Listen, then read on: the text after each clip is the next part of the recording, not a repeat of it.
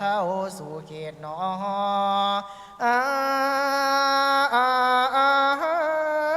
บายด้วยเตจากกุศลผลบุญตาเหล่านี้บอกเฮอใดตกหล่นโซนา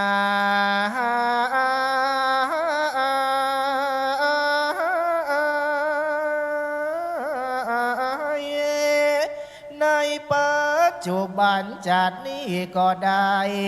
บอกเฮอใดอับจนยาการนะแม้นว่าจะก้าใครอันใดก็ขอมีกรรมให้บ่นอยขอเจริญหนอตีขาขออายุเยินเตียงเต้าร้อยสาวหนอวันนาสา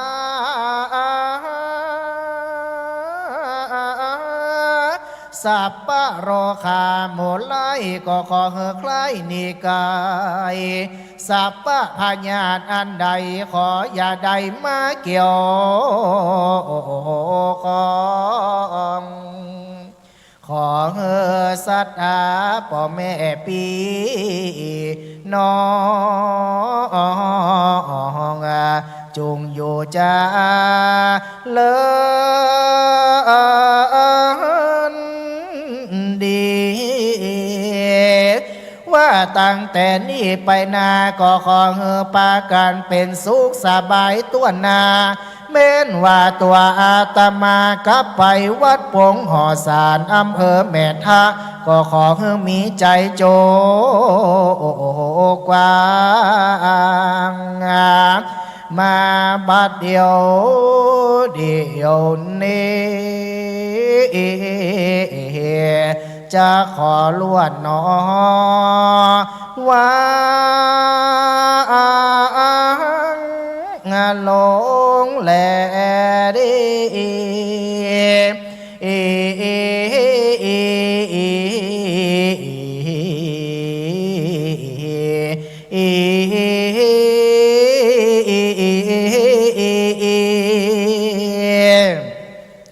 ทัสสะวาละคาธานิติตาขิญาสังวันนาวิเศษจาห้องเหตุทัสสะปอนกันเก้าอันมี10 เก้ากะถาก็บังคมสมเลสาละเดเสร็จแล้วเต่านี้ก็แล้วสาธุสาธุสาธุปฐมมาเลิกกันแรกทศพรพระนางพุทธดีมเหสีมขวานก่อนจะสิ้นชีพตัดใสพระนางได้รับเอาพรของพระอินทร์ไปและได้จุติลงมาเป็นเนื้อนาบุญกับพระเจ้าสัญชัยอภิเษกสมรสจนมีราชบุตรก็คือพระเวสสันดรท่านพระคุณเจ้าพระครูพิสารสุตพรศิษย์เก่ามจรพุทธศาสตร์บัณฑิตเจ้าอาวาสวัดปงห่อสารได้เตศกันทศพรเจ้าภาพเก้าเจ้าศรัทธาคณะหัวหน้าส่วนราชการชมรมกำนันผู้ใหญ่บ้านในเขตของอำเภอกอคาเป็นเก้าเป็นประธานภาวนาตนตัวเป็นเจ้าภาพในกันนี้ลำดับต่อจากนี้จะได้เข้าเทียบถวายกันเทศท่านพระคุณเจ้าขออนุญาตเรียนเชิญคุณสศิพรคำเขื่อนปลัดอาวุโสอำเภอเกาะคาได้เข้าเทียบถวายกันเทศท่านพระคุณเจ้าขณะนี้เราถ่ายทอดสดผ่านคลื่นไปยังสถานีวิทยุภาคีเครือข่ายคลื่นสีขาว8 จังหวัดภาคเหนือนะครับ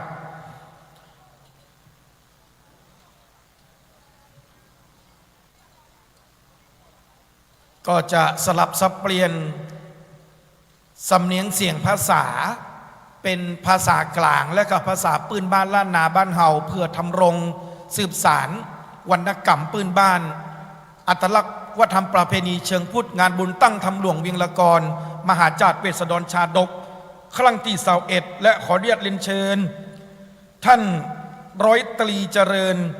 กงวงศาศาสดีอำเภอเกาะคาได้เข้าเทียบถวายกันเตศท่านพระคุณเจ้าขออนุญาตเรียนเชิญครับ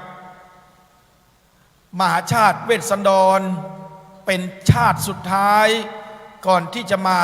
บรรลุเป็นพระอนุตตรสัมมาสัมพุทธเจ้าในภัทรกัปนี้เป็นชาติที่ใหญ่ที่สุดในชาติที่10ว่าด้วยการให้บารมีทานของพระเวสสันดร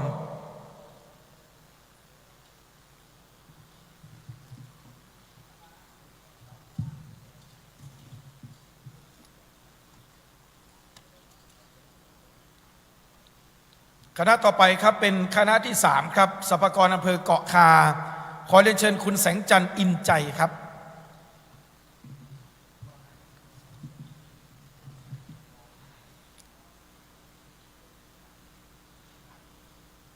ซึ่งเมื่อวานนี้เป็นวันเปิดงานบุญตั้มทางหลวงเวียงละกรครั้งที่21โดยท่านรองผู้ว่าราชการจังหวัดลำปางปฏิบัติหน้าที่แทนท่านผู้ว่าราชการจังหวัดลำปางหัวหน้าส่วนราชการตลอดจนถึงพี่น้องประชาชนพุทธศาสนิกชนพุทธบริษัทวันนี้เราเริ่มตั้งแต่ช่วงเช้านะครับสำนักงานพัฒนาชุมชนอำเภอเกาะคาขอเรียนเชิญครับคุณทองเพียรศรีนุชครับ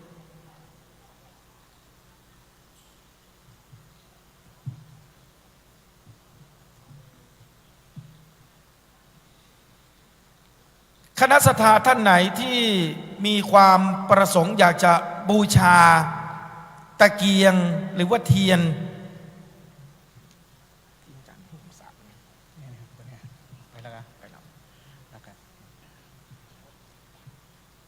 ขอเรียนเชิญท่านกำนันจิดาภาขัดเรือนครับประธานชมรมกำนันผู้ใหญ่บ้านอำเภอเกาะคาได้เข้าเทียบถวายกันเทศท่านพระคุณเจ้าองค์เทศครับการฟังเทศมหาชาติเวสสันดรนั้น13กัน 1,000 พระคาถาในแต่ละกันจะมีพระคาถาไม่เท่ากันนะครับอย่างเช่นทศพรกันนี้มีทั้งหมดอยู่19พระคาถาสำหรับคนที่เกิดปีชวดธรรมเนียมปฏิบัติแล้วคนที่เกิดปีชวดก็จะจุดเทียนบูชาเทียนบูชาผางประทีปประจำปีเกิดของตัวเองสำหรับท่านที่อยู่ในห้องนี้ถ้าท่านนะครับเกิดปีไหนอยากจะร่วมบูชาผางประทีปตอนนี้ทางมหาวิทยาลัยนะครับได้นำผางประทีปให้ท่านได้บูชาและจดชื่อเสียงเรียงนามนามสกุลตลอดจนถึงวันเดือนปีเกิดของท่านนะครับทางเจ้าหน้าที่จะได้นำเทียนไปจุดที่บริเวณด้านหน้าองค์พระมหาอุปคุตนะครับผางประทีปชุดละ99 บาทบัดนี้พร้อมแล้วเก้ากับผมขอกราบอาราธนาในเมตตาธรรมท่านพระครูพิสารสุตตาภรณ์องค์ปาถกได้เมตตาอนุโมทนาให้พรคณะสัตยาญาติโยมกราบนิมนต์ด้วยความเคารพอย่างสูงยิ่งยะถาวาริวหาปุราปาริปุเรนติสากลังเอวะเมวะอิโตทินังเปตานังอุปกปติอิจิตังปฏิตังตุมหังคิปะเมวะสมิจันตุสเพปุเรนตุสังกปาจันโทปนะละโสยถามณีโจติละโสยถาสปีติโยวิวัจจันตุสัพพะโลโกวินาสตุมะเตภวัตวันตารโยสุขีดิคาโยโกภวะอาภิวาทนาสีลิสานิจังวุฒาปัจจยโนจาตาโลธรรมาวะทันติอายุวันโนสุขังพลังใจญาสิทธิดานังละวังสุติปะกัญญังสุขังพลังสิริอายุจะวันโนจะโพคังวุฒิจญาสวาสตวาสาจะอายุจะชีวสิทธิภวันตุเตภวัตุสัพพมังกลัง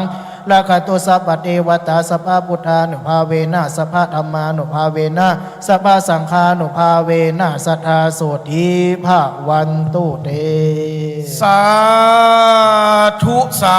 ธุสาธุ จบลงไปแล้วนะครับสำหรับกันนี้นะครับทศพรเป็นธรรมเนียมปฏิบัตินะครับในการฟังเทศน์ฟังธรรมมหาจาร์เมื่อเวลาการเทศน์จบลงแล้วก็จะมีการแห่เพื่อส่งสัญญาณให้รับทราบว่าการเทศน์ได้จบโบราณมวลลงไปแล้ว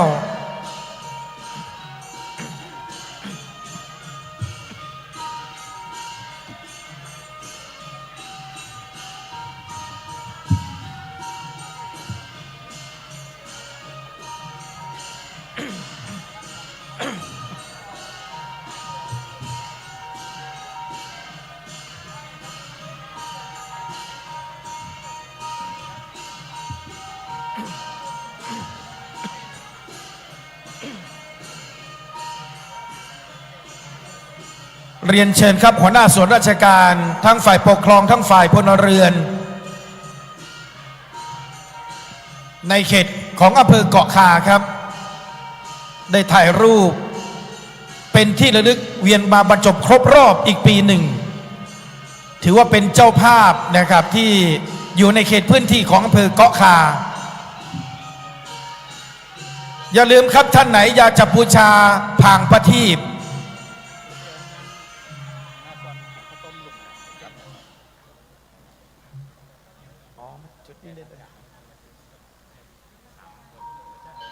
จุดสัก3 คนกันหน่อยจุดสัก3 คนกันหน่อย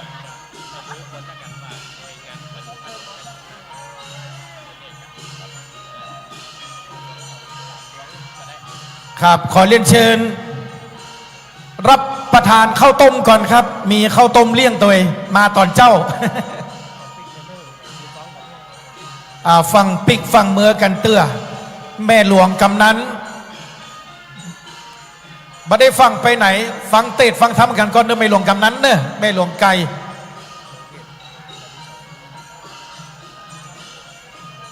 คณะผู้บริหารหัวหน้าส่วนราชการในเขตอำเภอเกาะคากำนันผู้ใหญ่บ้านท่านปลัดตะวานี่ก็ได้รับเกียรติจากท่านในอำเภอเกาะคามาร่วมพิธีเปิดวันนี้ชมรมกำนันผู้ใหญ่บ้านนะทั้งหมด10องค์กรปกครองส่วนท้องถิ่น9 ตำบล78 หมู่บ้าน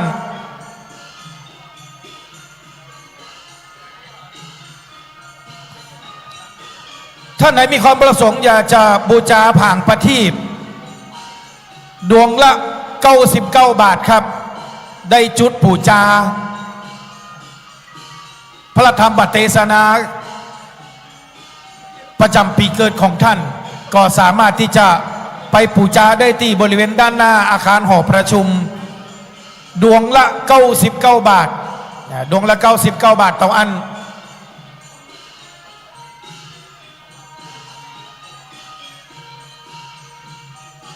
เล่มผมไปไหนเล่มมาจัดอยู่นี่เดี๋ยวผมจะจดอันนี้ก่อนอุ้ยไอ้จดอีกอ่ะ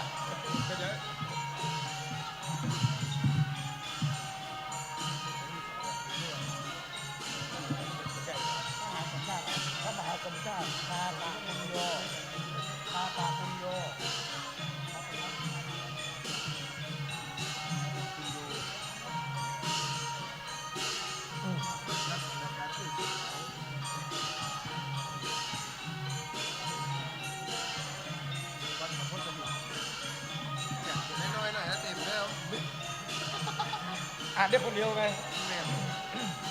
แล้วก็พี่อยู่คนเดียวอ่ะ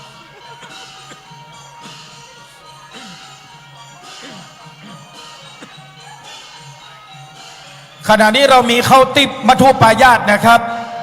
แอปละ10 บาทเดิมไม่หลงเนอะไม่หลงกำนันมากับปหลวงบ้านคนรอ ประธานชมรมอสม.เกาะคา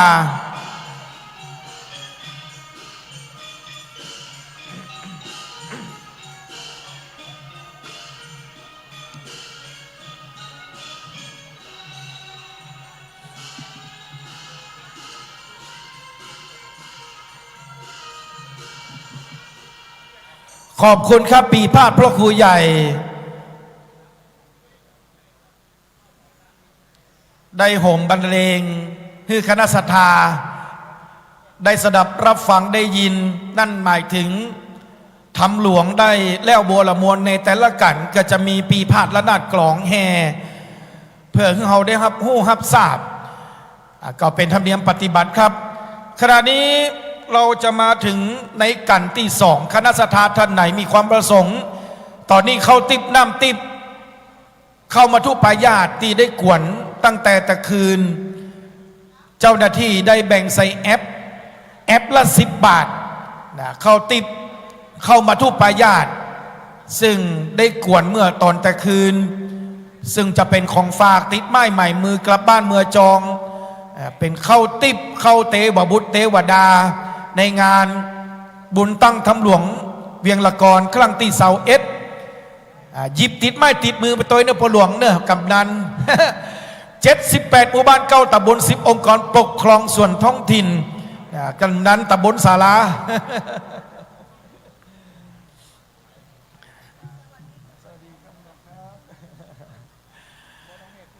นิมนต์องค์เทศนะครับกันที่สองอาจารย์พระมหาสมชาติชาตปุญโญนักจัดรายการคลื่นสีขาวแห่งสำนักวัดบรรพตสถิต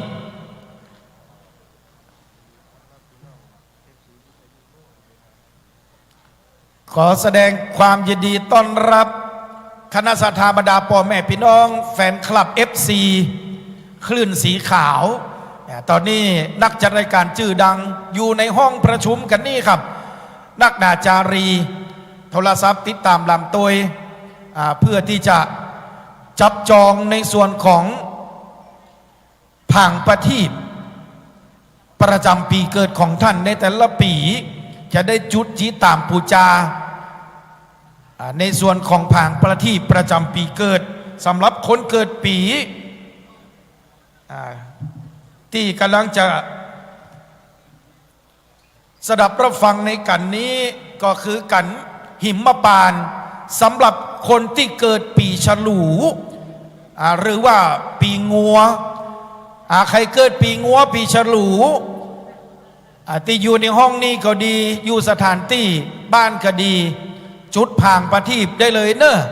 เฮาฮื้อปูจาผางประทีปผางละ99 บาทปูจาประจำปีเกิดของท่านปีฉลูครับจุดปูจาองค์พระบรมธาตุเจดีย์วัดพระธาตุลำปางหลวงซึ่งคณะกรรมการฝ่ายศาสนพิธีได้จัดเตรียมผางประทีปให้ท่านได้ปูจาผางละ99 บาทปูจาพระธาตุประจำปีเกิดของท่านนอกจากนี้ยังมีเข้าติบหรือว่าเข้ามาทุปายาตซึ่งได้กวนเมื่อตะคืนนี้แบ่งใส่แอปแบ่งใส่ตลับกลับบ้านเมื่อจองฮื้อปูจาแอปละ10 บาทถูกที่สุดครับหรือท่านอยากจะร่วมทำบุญตามช่องทางของทางวิเลยสงฆ์นครลำปางขณะนี้เรามีการถ่ายทอดสดผ่านคลื่นไปยัง FM 106.50 เมกะเฮิรตซ์วิทยุเพื่อการศึกษาพัฒนาชุมชนท้องถิ่นวิทยาลัยสงฆ์นครลำปางและสามารถติดตามลำตัวรายละเอียดการทำบุญทางช่องทางเพจของ Facebook วิทยาลัยสงฆ์นครลำปางท่านสามารถไปโหลดดาวน์โหลดรูปภาพของท่านได้นะครับในกิจกรรมงานบุญตั้งทำหลวงเวลากรครั้งที่21ตั้งแต่วันที่6 7 8วันนี้ก็เป็นวันที่8เรามีการเตะมาตั้งแต่7 โมงเจ้ากันทศพรมาถึงขนาดนี้เป็นกันที่2มีชื่อว่ากันหิมปานสำหรับคนที่เกิดปีฉลูเจ้าภาพเจ้าศรัทธาเป็นคณะของพี่น้องหัวหน้าส่วนราชการอำเภอห้างฉัดเจ้าภาพเจ้าศรัทธาในกันนี้ได้รับเมตตาธรรมจากพระเดชพระคุณหลวงพ่อท่านพระครูปริยัติพัฒนกิจเจ้าคณะอำเภอห้างฉัดและคณะสงฆ์อำเภอห้างฉัด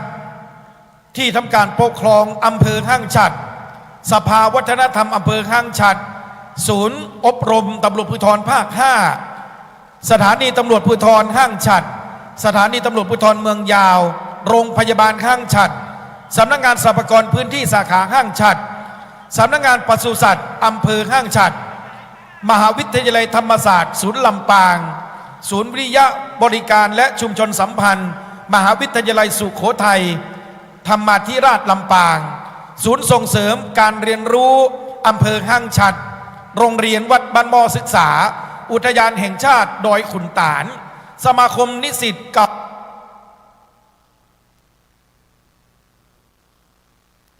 รถม้าจังหวัดลำปางชมรมกำนันผู้ใหญ่บ้านอำเภอห้างฉัตรสำนักงานที่ดินจังหวัดลำปางสาขาห้างฉัตรเทศบาลตำบลห้างฉัตรเทศบาลตำบลห้างฉัตรแม่ตาลเทศบาลตำบลปงยางครกเทศบาลตำบลเมืองยาวองค์การบริหารส่วนตำบลแม่สันองค์การบริหารส่วนตำบลวอแก้วองค์การบริหารส่วนตำบลเวียงตาลองค์การบริหารส่วนหนองลม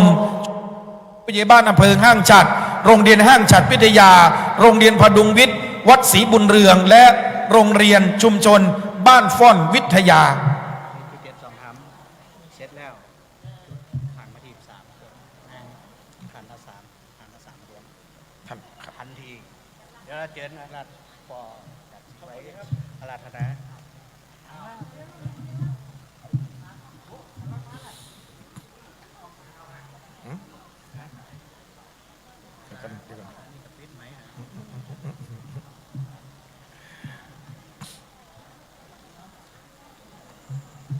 บัดนี้พร้อมแล้วที่จะได้สดับรับฟังพระธรรมเทศนาในกันที่2หิมพานต์กันใหญ่134พระคาถาสำหรับคนที่เกิดปีฉลูหรือว่าปีงัวท่านไหนเกิดปีฉลูยังบ่ได้ปูจาผางประทีปเพื่อจุดปูจาพระธรรมเทศนากันนี้สำหรับคนที่เกิดปีฉลูผางประทีปอยู่บริเวณด้านนอกเปิดโอกาสให้ท่านได้ปูจาผางละ99 บาทบัดนี้องค์เทศได้ขึ้นนั่งเทียบบนอาสนะแล้ว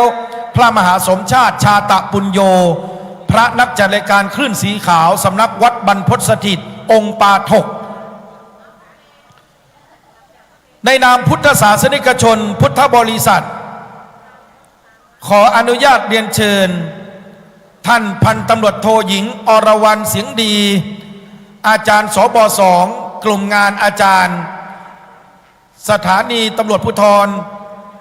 ภาค 5โรงเรียนตำรวจภูธรภาค 5นะครับศูนย์ฝึกอบรมตำรวจภูธรภาค 5ได้จุดเทียนบูชาพระธรรมเทศนากันนี้ขออนุญาตเรียนเชิญด้วยความเคารพยิ่งครับ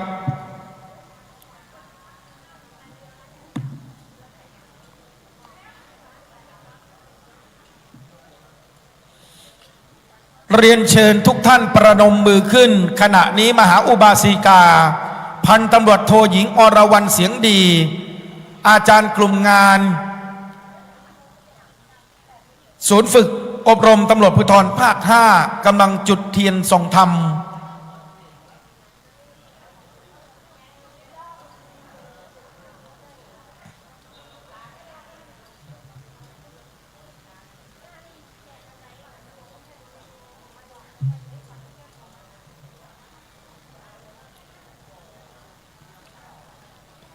และขออนุญาต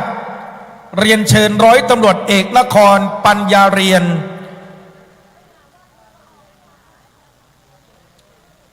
ศูนย์ฝึกอบรมตำรวจภูธรภาค 5จุด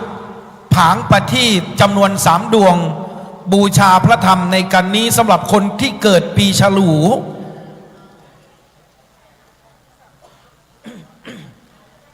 ผางประทีปอยู่ด้านนอกนะครับท่านที่มีความประสงค์อยากจะบูชา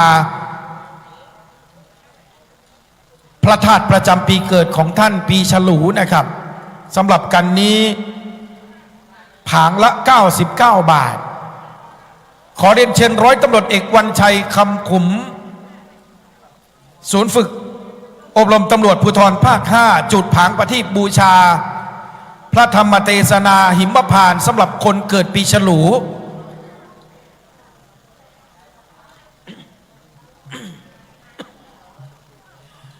เมื่อท่านบูชาผางประทีปแล้วเจ้าหน้าที่จะนำผางประทีปของท่านไปจุดที่บริเวณมณฑปของพระมหาอุปคุตด้านหน้าอาคารหอประชุมแห่งนี้นะครับ ขอเรียนเชิญดาบตำรวจกิตติพงศ์ศูนย์ฝึกตำรวจภูธรภาค 5ได้จุดผางประทีปบูชากันเทศหิมพานต์กันนี้สำหรับคนเกิดปีฉลูนะครับ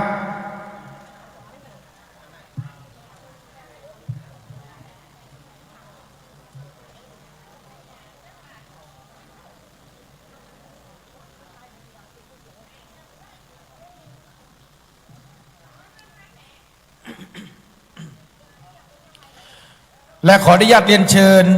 ท่านร้อยตำรวจตรีศรีวัยสมวรรณปราดล้านนาอดีตนักเทศชื่อดังหนเหนืออดีตข้าราชการบำนาญได้ให้เกียรติอาราธนาธรรมในการนี้กันหิมพานต์ขอเรียนเชิญท่านผู้หมวดครับ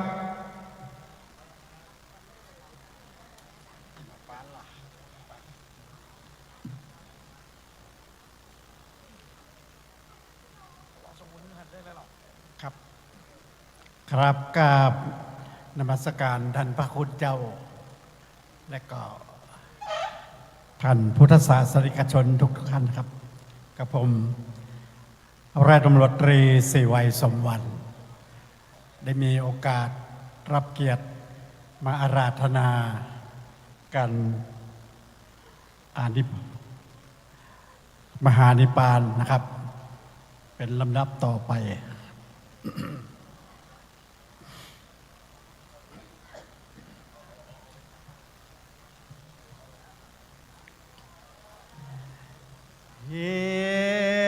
มาวันเนนาเลยไว้มาปานกันใหญ่เอกวางปางเมื่อนางแก้วกว้างพุทธสาเด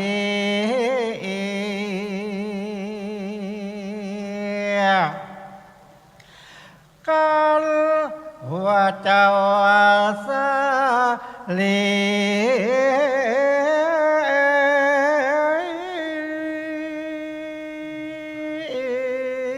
ครับเอาปอนมี10 ประการเลิศแล้วนางก็กากาดแก้วเข้า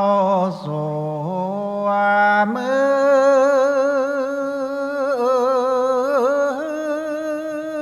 องคนได้เอาตนปฏิสนกำเนิดเกิดในต้องผู้ปราเสริฐจาญาสลีมาทีนอ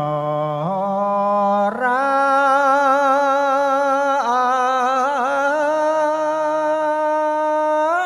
จา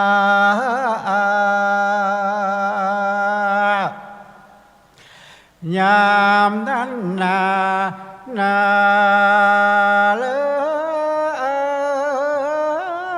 ยพระเจ้าจ้างเพื่อแก้วนำเอาลูกจ้างตัวเลิศแล้วมาใส่ในคอกมงคลฝูงหมู่ปะทูชนจึงปะกันใส่น้ำคุณจรเจ้าว่าปัจจัยใหญ่นา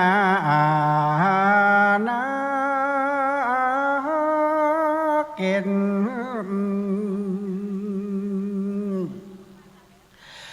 ก็ถ้าจำมาเป็น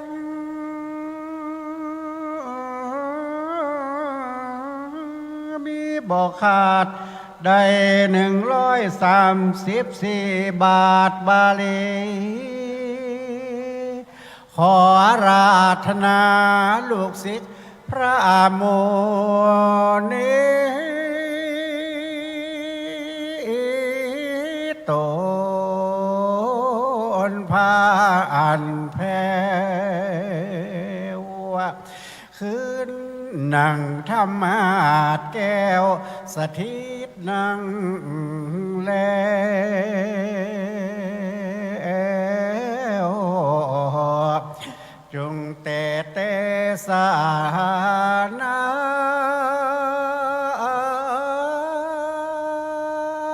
ธรรม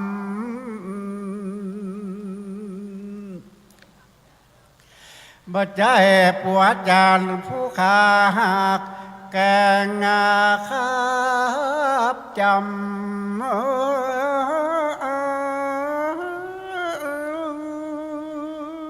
พอใส่ลำน้ำทำสัก2 3 4บังการว่าอิดในก็ยังจงเตสานาธรรมสาธุอนุกรรมปิมังประชังอาราชทานังกาโลมาอาเซ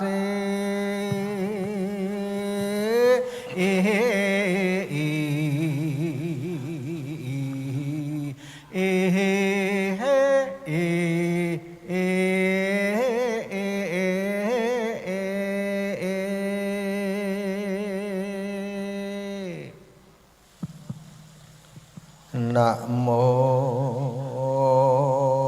ตัสสะภะคะวะโตอะระหะโตสัมมาสัมพุทธัสสะนะโมตัสสะภะคะวะโตอะระหะโตสัมมาสัมพุทธัสสะ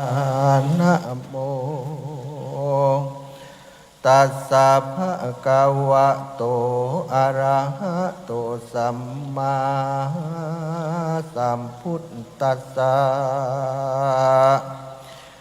อิติสาวะเรขาเหตวะตะโตจุตาจุตามัทธรัญโยอัคคะมะเหสิยากุชิมหินิพพัตติ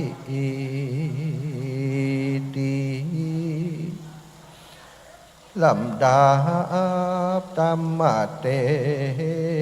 ศนาส่วนราชพุทธดีเตวีกันว่าเอาพรปวร10 ภาการนางแล้วก็จุติกรากราดจากปราสาทแก้วเวชยนต์ลงมาเอาปฏิโสนในวาระองค์ราชเทวีแห่งพญาสีมัทธาราชอยู่ทวนทศมา10 เดือนนางเกิดมามีเนื้อตนอันหอมมากนักเหมือนดังไหลลาโดยจวงจันทร์เหตุดังอ่านพระปิตามารดา2 จึงเบิกไว้ละไว้เรือสีใสชื่อว่าพุทธดีงามล้ำเลิศนางแก้วเกิดจำเริญใหญ่โดยยศบริวารอันมากนักดีลีเมื่อเทิงกาละอายุ16 ปีขวบเขาเจ้าก็ทะลงรูปโฉมนมพันวันนะอันงามประกอบด้วยปัญจกัลยาณีวิเศษเป็นต้น ว่างามด้วยพระเกศเก้าเกศีมีผมอันอย่างลงเถิงน่องเที่ยวมีปลายเกี่ยวขมวดขึ้นบนจุเส้นและอัฏฐาในกาลนานพระยาศรีวิราชก่อเหือไปนำเอามายังราชธิดาเหือมาอยู่กับสัญจยาราชกุมารก็กังกลางด้วยเตตาชาไว้ในที่อันเป็นอัคคมเหสีเป็นใหญ่แก่นารีนาถสนมตั้งหลาย16,000 นางจะแลเตนะวุตตังเหตุดังอันคาถาพันธนาอันมีนิชื่นจอยพระยอดซอยหากเทศนาในจาริยาปิตกะแก่พระมหาสารีปุตตะเถระเจ้าว่าสารีปุตตะโตจุตตาสาพุทธสติขัตติเยอุปัชฌทาเชตตะมารัมหินะคะเรสัญจเยนะสมาคามิดังนี้เป็นต้นโพสารีปุตตะตุราสารีปุตนางพุทธสดีศรีวิราชกันว่าจุติกากาจากเมืองบนก็ลงมาเอาปฏิสนธิในมนุษย์ชาติครบทวนทศมาศ10 เดือนอายุได้16 ขวบเจ้าก็ทะลงสุภลักษณะอันงามก็มาสมสู่อยู่โดยกับเจ้าสัญชัยราชกุมารถึงกาละเมื่อลาจะพิเศษวันนั้นแลนางพุทธดีเป็นที่ฮักจำเริญใจแก่เจ้าสนชัยราชกุมารและอาทาสโกในกาลานั้นเหล่าพญาอินตาลำเปิงดูว่าสัมพร10 ประการอันกูฮือแก่นางพุทธดีพรเก่าประการสมฤทธิแก่นางแล้วส่วนว่าพรอันหนึ่งคือพรฮือลูกใจผู้ผ่าเสดยังบ่เกิดแก่บ่ละโมวันแก่นางควรคู่เหือสมฤทธิตามกรรมกรรมวาธนาแห่งนางแด่เติดตาทาในกาลนานบ่ลมโพธิสัตว์เจ้าก่อสะเวยหลาดจะสมบัติอยู่ตาวาติงสาสะวันมีอายุอันจักไกลเสียงกันจูติกลากราดก็จักได้เมื่อเกิดในปราสาทเมืองคนพญาอินตาโตนหูเหตุดีแล้วโตนแก้วก็เข้าไปสู่ยังสำนักมหาสัตว์เจ้าแล้วกล่าวกำกวนว่ามาลิสาดุราเจ้าผู้หาทุกข์บ่ได้ในการะบัดนี้ใส่กวนเจ้าจักได้ลงไปเกิดในกำเนิดเมืองคนเอาปฏิสนในววรองค์อักกะมเหสีราชเทวีแห่งศรีวิราชมีนามมาจัดว่าพุทธดีปัมเป้งปาละมีไปใจเป็นติไกรตรัสปัญญาสัพปัญญูจึงควรจะแลพญาอินตาเอาปฏิญญาณแก่โพธิสัตว์เจ้าเต่านี้แล้วก็จริงเอาปฏิญญาณกับเทวบุตรทั้งหลาย60,000 ตนขอเฮือลงมาเกิดในเมืองคนแล้วก็เมื่อสู่เมืองแก้วแห่งตนส่วนมหาสัจเจ้าก็จุติกล้ากล้าจากปราสาทเวชยนต์ลงมาเอาปฏิสนในวละองค์แห่งราชพุทธดีแม้นว่าเทวดาทั้งหลาย 60,000 ตนก็ลงมาเอาปฏิสนในเรือนอามาตย์60,000 คนและในเวลานั้นมหาสัจเจ้าก็มาเกิดเอากำเนิดในท้องนางพุทธดีโทระหะรินีความผาถนาจักในใจไข่เฮือสร้างศาลากวนด้าน6 หลังคือแถบประตูเวียงตึงสีและตัดที่กลางเวียงกับที่ไกลคุ้มน้อยราชนิเวศมักใครคือคนตั้งหลายจ่ายเข้าของเป็นตานก็ประมาณวันละ600,000 คำเป็นขนาดส่วนสันใจยะลาดสามิกาใดทายินโทละหะลินีใจก็ในใจลาดจัดเพชวีดังอันจริงฮือหาพรามตั้งหลายฝูงผู้หูทำนายตัวเหตุคือหูแจงเจตจุประการปรามตั้งหลายจริงไว้พระบาทไทยสันใจว่าคาดแด่มหาราชเจ้ายังมีสัตว์ตัวหนึ่งวิเศษใจสัตว์เป็ดสาบานมีใจอันบ่อิ่มบ่ไก่ในอาหารแจกจ่ายเตตานร้อยว่ามาเกิดในวาระองค์ราชเทวีเจ้าก็มีเจแลเต้าสันใจได้ยินพรามตั้งหลายกล่าวแล้วใจก็ผ่านแผ่ใจชื่นเจยบานจิงโปร่งองค์การแก่คนตั้งหลาย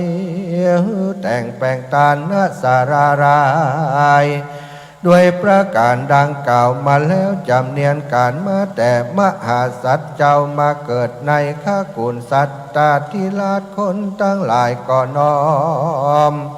ถ้าไหวอภิวาทฝากกรรมกรรมผาธนามักนักหนาขนานับบ่ได้โดยเตจาอานุภาพแก่นไทยตนบุญเต้าขนพญาต่างประเทศสลาดก็บ่อาจจักอยู่ใดก็น้อมมาถวายอย่างบรรณาการมากนักแลส่วนราชพุทธดีก็หากษาอย่างขับพาโดยยศบริวารนามพระมารได้10 เดือนบ่ละมวลกวนผาสูติมหาสัจเจ้าตนวิเศษนางก็ไข่ถอดพระเนตรอย่างเวียงวังจิ้งหมอกอย่างเต้าสันใจเต้าก็เหืออามาตประดับประดายังเวียงเหือวิเลศลาดจำเริญตาเหมือนดังเวียงในบนสวรรค์จันทร์ฟ้าเทวดาแล้วเหือนางน้องนอลาทรงราชรถเล่มผาเสดก็มีหมู่เสนาโยธาแวดล้อมเป็นปริวารโดยราชยานอันวิเศษเพื่อจักทอดพระเนตรเวียงใจเมื่อนางไปฮอดทำกลางทางพ่อกาล้มกรรมสวัสดิ์อันจักคือพระโพธิสัตว์เจ้ากากราดออกจากองค์ข้านางก็สำแดงอาการกิ้วต้องนางจริงบอกเหตุอันนั้นแก่เต้าสันใจที่นั้นเต้าสันใจติลาดก็เฮือเสนามาดแปลงเฮือนมงคลควรแก่ภาสุติการในการะนั้นแล้วจริงฮือคนเผาแห่นแห่รอบจุปายเมืองราชพุทธดีก็ได้บังเกิดลูกชายตนพระเสดอันเกิดแต่องค์ตนในเรือนมงคลนั้นแลมหาสัตว์เจ้าออกจากคัพพระราชเทวีมีตนอันบริสุทธิ์วิเศษไข่พระเนตรตั้งออกมาแล้วเหยียดมือขวาไปจากกับด้วยแม่ว่าอัมมาข้าแต่แม่ข้าคือใครเหือตันนักแลแก่ดีลีแต่ดีลีเข้าของแม่เป็นอย่าเจ้ายังมีซะหน่อยอันจะลือตีนานนางราชเทวีได้ฟังแล้วยังคำลูกแก้วพุทธานางดุราว่าดุราดุลาลูกเจ้าลูกฮักของแม่เข้าของมีนักแก่บอกเครื่องใจเจ้าจักเหือตานอันใด ก็เฮือตานตามอันกำมักกำไผ่เปิงใจเจ้าแดดเตอว่าอันแล้วก็ตั้งยังถุงอันเต็มไปด้วยคำปั้นนึ่งในที่ไกลมือพระโพธิสัตว์เจ้าอันเหยียดไปนั่นแลหีโดยมีแต่ดีลีส่วนว่ามหาสัตว์เจ้าเกิดมาก็หูจักกับตนแม่ก็มีสามชาติแต่ดีลีคือปางเป็นมโหสถที่หนึ่งและปางเป็นพระเวสสันตราชและปางเป็นสิทธารัฐกุมารเป็นปางสุดปางซอยในกาลนั้นคนต่างหลายจึงเบิกไรสีชื่อว่าเวสสันตกุมารเหตุเจ้าเกิดมาในท่ามกลางแห่งต่างป้อกาในวันมหาสัตว์เจ้าเกิดมาก็ยังมีแม่จางตัวหนึ่งมีปกติอันจรเดินไปในอากาศก็นำเอาลูกจ้างตัวหนึ่งมีตัวอันขาวสะอาดต่างมวลควรเป็นจ้างมงคลตัวพระเสด็จมาตั้งไว้ในโรง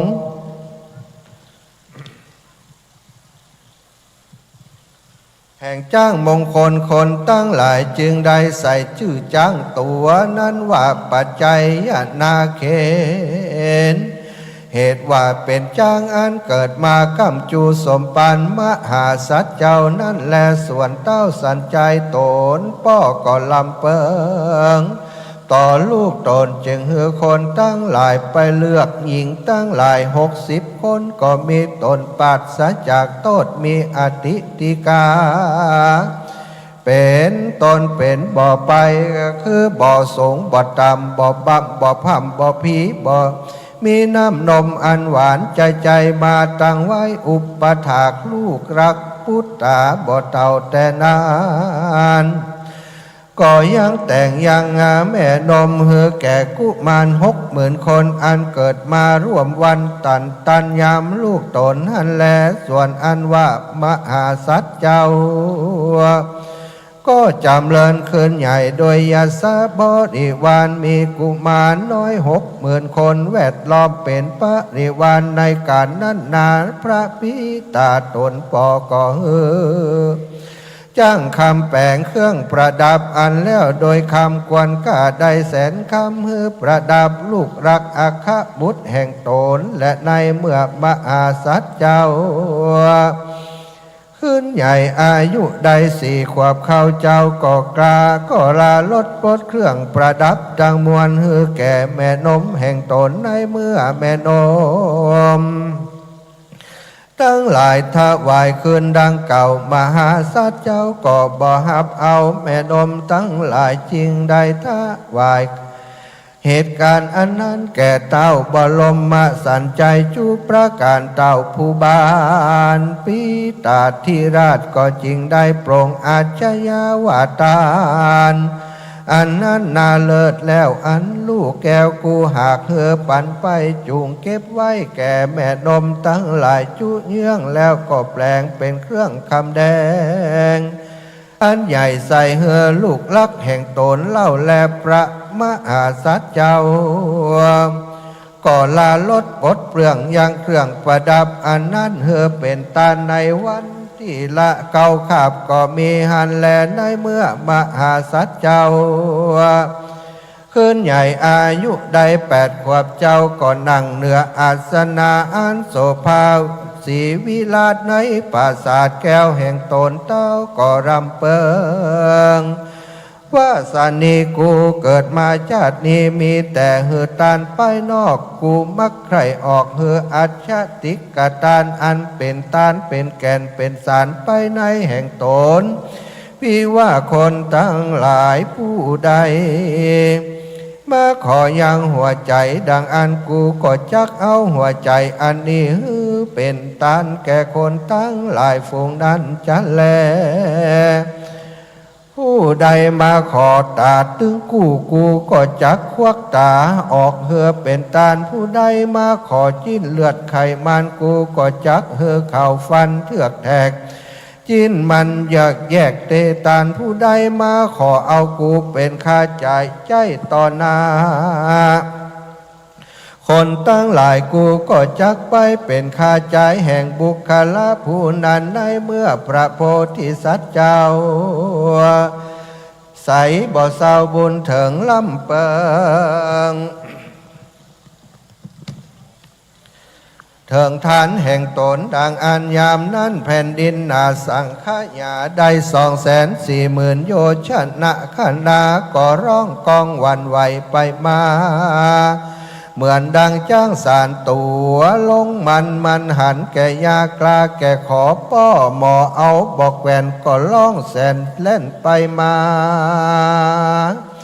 เขาสิเนลูปาพาตาอันเป็นพญาแก่ดอยตั้งหลายก็ไว้นาเฉพาะเสื่องเวียงเชตละนากรแล้วก็อ่อนน้อมก้อมไปมาเหมือนดังยอดหวายอันท่านหากมาโลนไฟไกวกวัดแกว่งไปมาหาฝนเมฆชลาก็หลั่งไหลทางตรงมาต่อนาอันว่าสายฟ้าบอกวันแมบก็แมบอยู่รายเรื่องอยู่จุกคร่ำจุกปลายแม่น้ำมหาสมุทรตั้งหลายก่อความเขือกยาวย่าเยือกตีฟองนองเต็มฝั่งไหลหลังทนไปมาพญาอินตาเจ้าฟ้าจมชื่อนาโมทนาพญาผมก็เฮเสียงสาธุการเสียงบันดาลคระคืนแต่แผ่นดินขึ้นเถิงโสลสะมหาพรหมก็มีแฉลกันว่าพระโพธิสัตว์เจ้าขึ้นใหญ่อายุได้16 ปีเจ้าตนบุญมีก็มีปัญญาอันวิเศษเรียนจบไตรเพศตึงมวลส่วนพระปิตาแห่งตนป่อลำเปิงต่อลูกตนมาใคร่เฮือสมบัติตึงมวลแก่ลูกจึงท่านถูกเย็นละจากกันโดยราชมาตาแห่งตนแม่เฮือใดนำราชธิดาแห่งข้ากุลพญาตนบุญมัทธราชอันเป็นเชื้อชาติราชวงศ์ตนชื่อว่ามัตสีงามวิราชเธอมาเป็นใหญ่แก่นางนาฏนมได้16,000 ปานนางแลก็อุตสาพิเศษลูกแก้วพุทธาเธอเป็นพญาบรมนาถในเชตละนักขระก็มีหันแลจำเนียนการมหาสัจเจ้าเวสสันดรใดเสวยราชสมบัตินครเมืองใหญ่เจ้าก็ได้จ่ายเข้าของเป็นตันและวันละ600,000 คำเป็นขนาดบ่ฮือขาดยังมหาทานส่วนนางมัทีนุชนาถก็พาสูตรพุทธลักษณ์ราชพุทธาส่วนญาติกาก็รับรองเอากุมารด้วยขายคำเหตุดังอ่านจิงใส่ชื่อกุมารผู้นั้นว่าจาลีใดเมื่อเจ้าจาลีลูกไทยบ่อยากได้ไปมาพระมะ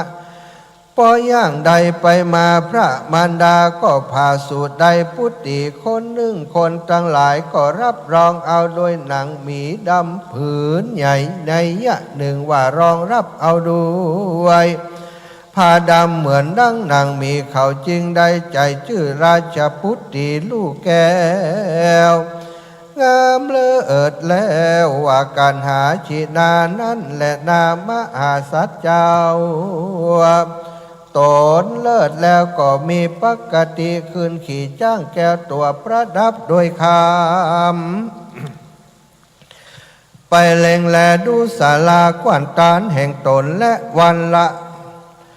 6 ที่ก็มีหันแลนในการะนันเมืองกะลิงคราชฟ้าฝนขาดบ่ตกเข้ากลามกเขียวแห้งก็บ่ได้เกี่ยวตามฤดูกาลความกันอยากอาหารมีมากเจ้าเมืองก็ช่วยกันกระทำบาปจนละกรรมกระทำการคบยิงเอาของท่านขั้วเขตนครแดนเมืองคนนั้นเนืองกะเขา ก็ไปรวมเล่าที่ขวางหลวงเขาบอกข้าวสารถ้าข้าวสารทั้งพวงแก่พญาเจ้าเข้าใจจุประการที่นานพระผู้บานกาลิงคราชจึงได้มีราชอาจญาวาดุราเปื้อนตั้งหลายเฮาจักเหือหาฝนไหลหลังทางลงมาจะแลว่าอันแล้วก็ส่งคือคนตั้งหลายเมื่อสู่ยังติอยู่แห่งตนก็สักมาทานอธิษฐานเอาศีล8ประการนาพระมาน7 วันบ่ขาดก็บ่อาจคือฝนตกลงมาตามกรรมกรรมผาธนาใดเต้าไทยจริงกล่าวแก่อำมาตย์ทั้งหลายว่าดุราเฮาจักกระทำสันใดอามาตย์ทั้งหลายจึงไว้ว่าข้าแด่พระยอดไทยราชาพี่ว่าเจ้าบ่ยัง ที่ว่าเจ้าบ่ยังเมฆราชาตกลงใดข้าขอพระเงาไทยยังหูดีหลีว่ายังมีพระราชบุตรตนบ่เศร้าชื่อว่าเจ้าเวสสันดรในนครเชตละราชลูกเต้าบรมนาถสันใจเจ้ามีใจใจบ่อิ่มนายโดยต่างตานเจ้ามีจางสารงามข่าวผ่องไปตั้งใดฝนก็ตกต้องบ่ขาดคราควรพระราชาเป็นเจ้าใจเฮืออมาตย์เสนาพระมนาไปขอควันจะแลนาเมื่อนันเต้าโต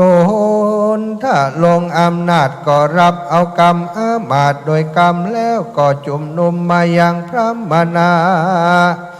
ผู้ฉลาดผู้องอาจด้วยโวหารโปร่งราชทานเป็นของใจแล้วใจไปด้วยกรรมดีว่าดูราตันทั้งหลายดูอย่าดีรอจ้าจงรีบไว้นาสู่เจตละนครแล้วขอเอาจ้างบวรเผือกวิเศษกับเจ้าพญาเวสสันตละกันได้แล้วฮือรีบจรอย่าจ้ารีบไว้นาสู่เมืองเฮานั่นเตอะเมื่อนั้นพระมนาทั้งหลายก็เดินจรเข้าสู่เจตนครบ่จ้าไว้นาสู่ศาลากว้านตานกินอาหารหลายหลากกินปลามากมวลมีแล้วไลลาทาไทยด้วยฝุ่นผงธุลีอาเพศเป็นยาจกเดินเทศไปมาเข้าสู่ศาลากว้านตานหนวันออกเพื่อจักเอาขอจ้างนอบปัจจัยซึ่งพระบุญไขเวสสันตละราชนั้นแลส่วนว่าพระมหาสัจเจ้าก็อาบองค์ทรงเกตเก่าซะเวยเข้าน้ำโภชนาอาหารมีรสหลายภาการแล้วตนแก้วก็เข้าเครื่องประดับตนทรงจ้างปัจจัยนาเข็นงามสะอาดก็เสด็จลีลาดเข้าสู่ศาลากว้านทางทิศตะวันออกพรามทั้งหลายก็ได้บ่ได้โอกาสบอกขอทานเชิงจางสารกับพญาเจ้าพรามตั้งหลายก็ปากันเข้าสู่เวียงใจโดยประตูหนไตแล้วยืนอยู่ที่สูงได้เมื่อมหาสัจเจ้าเล็งศาลากว้านตานหนตะวันออกแล้วเจ้าตนแก้วก็ไปสู่กว้านตานหนไตพรามตั้งหลายได้โอกาสจริงเก่ามาทุลาดว่าวาดกรรมดีว่าสีสวัสดีจงมีแก่ตันเจ้าความทุกข์โศกเศร้าอย่ามาผ่านแต่เติดที่นั้นมหาสัจเจ้าได้ยินพรามกล่าวเจียนละจ่าจริงสัญญาแก่จ้างแก้วตัวเลิศแล้วโดยปัจจัยคือเข้าไปสู่ที่ไกลที่พรามอยากไล่ขอวอนจึงทรงขอจ้างแก้วพระผ่านแผ่วกล่าวปฐมกถาว่าปรุณหากัจฉนะคโรปังกทันตาชลัดศิราปัจจยคหะทักขินังพาหุงกิงเมยาจันติพรามนาติดูราตันพรามตั้งหลายผู้มีข้าหนงออกแต่เก้าจากามีกาเล็บอันยาวมีฟันอันขาวมีฝนฝงทุลีในหัวเลิกคืน ยังแขนแห่งตนแล้วและขอวัตถุคำแดงแสงแก้วยังได้จ้าพระมานาตั้งหลายจริงไว้พระบาทไทยเวสสันดรว่ารัตนังเทวยาจามะสีวินังรัตถะวัตนังตถาหิปวรังนาคังอิสาทันตังอุรุณหะวรังดังนี้ข้าแต่พระมหาราชเจ้าโตนภาพเงาสีพีผู้ค้านี่เป็นคนอนาถาทุกไล่ไข่ดังมักกำไผ่ยังจ้างแก้วปัจจัยตัวงามวิสัยประเสริฐอันเกิดโดยราชสมภารมีงาเงยงามดังหัวราชลดอึดสงครามกองนาผงใหญ่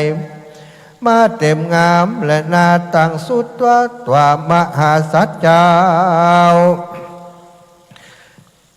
ได้ยินพระมณะกล่าวขอยังจ้างไปศาลเลิศแล้วเต้าตนแก้วจริงลำเพิงในใจว่ากูไข่โป่งอาชัดที่กระทานแก่คนหัวอกของกูจักยกเอาใจหือตานไปด้วยง่ายบัดนี้พระมณะทั้งหลายมาขอพรพิลาหกะตานสันนี้ก็จักเฮือความผาถนาในใจพรามทั้งหลายพงนี้ก็บ่ละมวนแดดเตอะว่าอันแล้วก็ทรงจ้างแก้วปัจจัยนาเขนก็กล่าวคาถาว่าทาทามินะวิกัมปามียังยะจันติพรามนา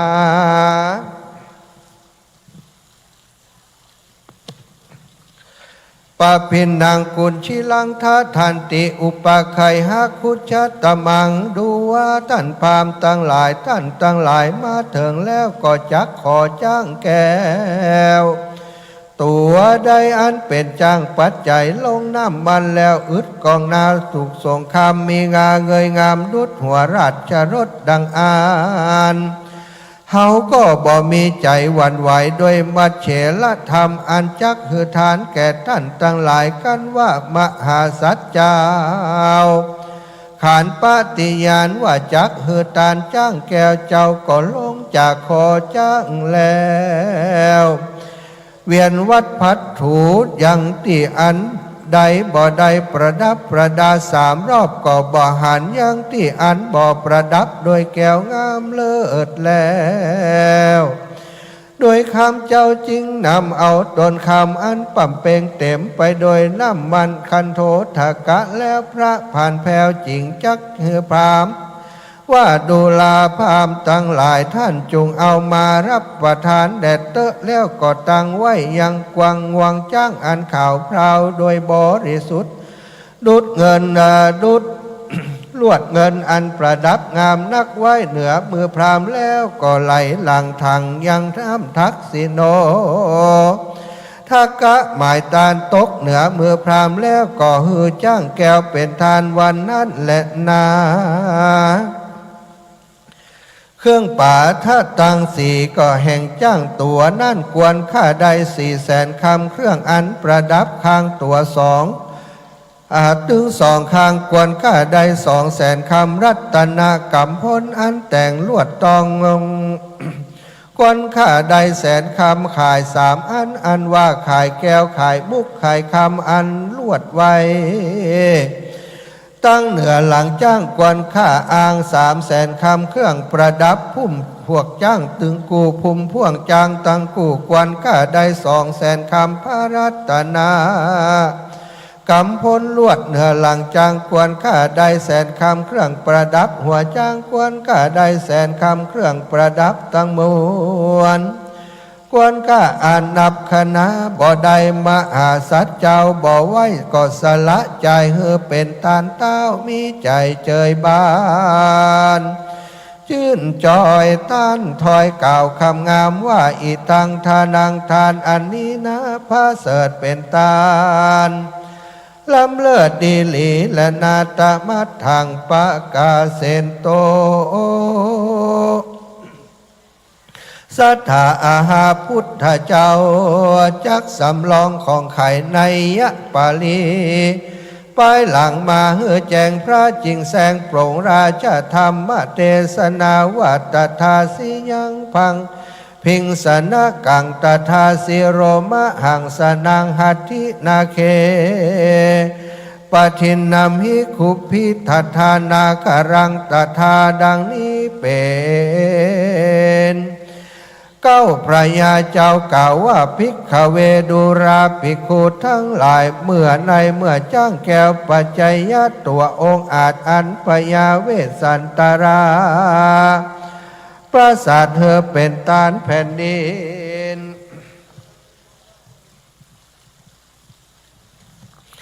แผ่นดินดันไหวหวันสะนันกองไปมาอัศจรรย์อันนั้นนา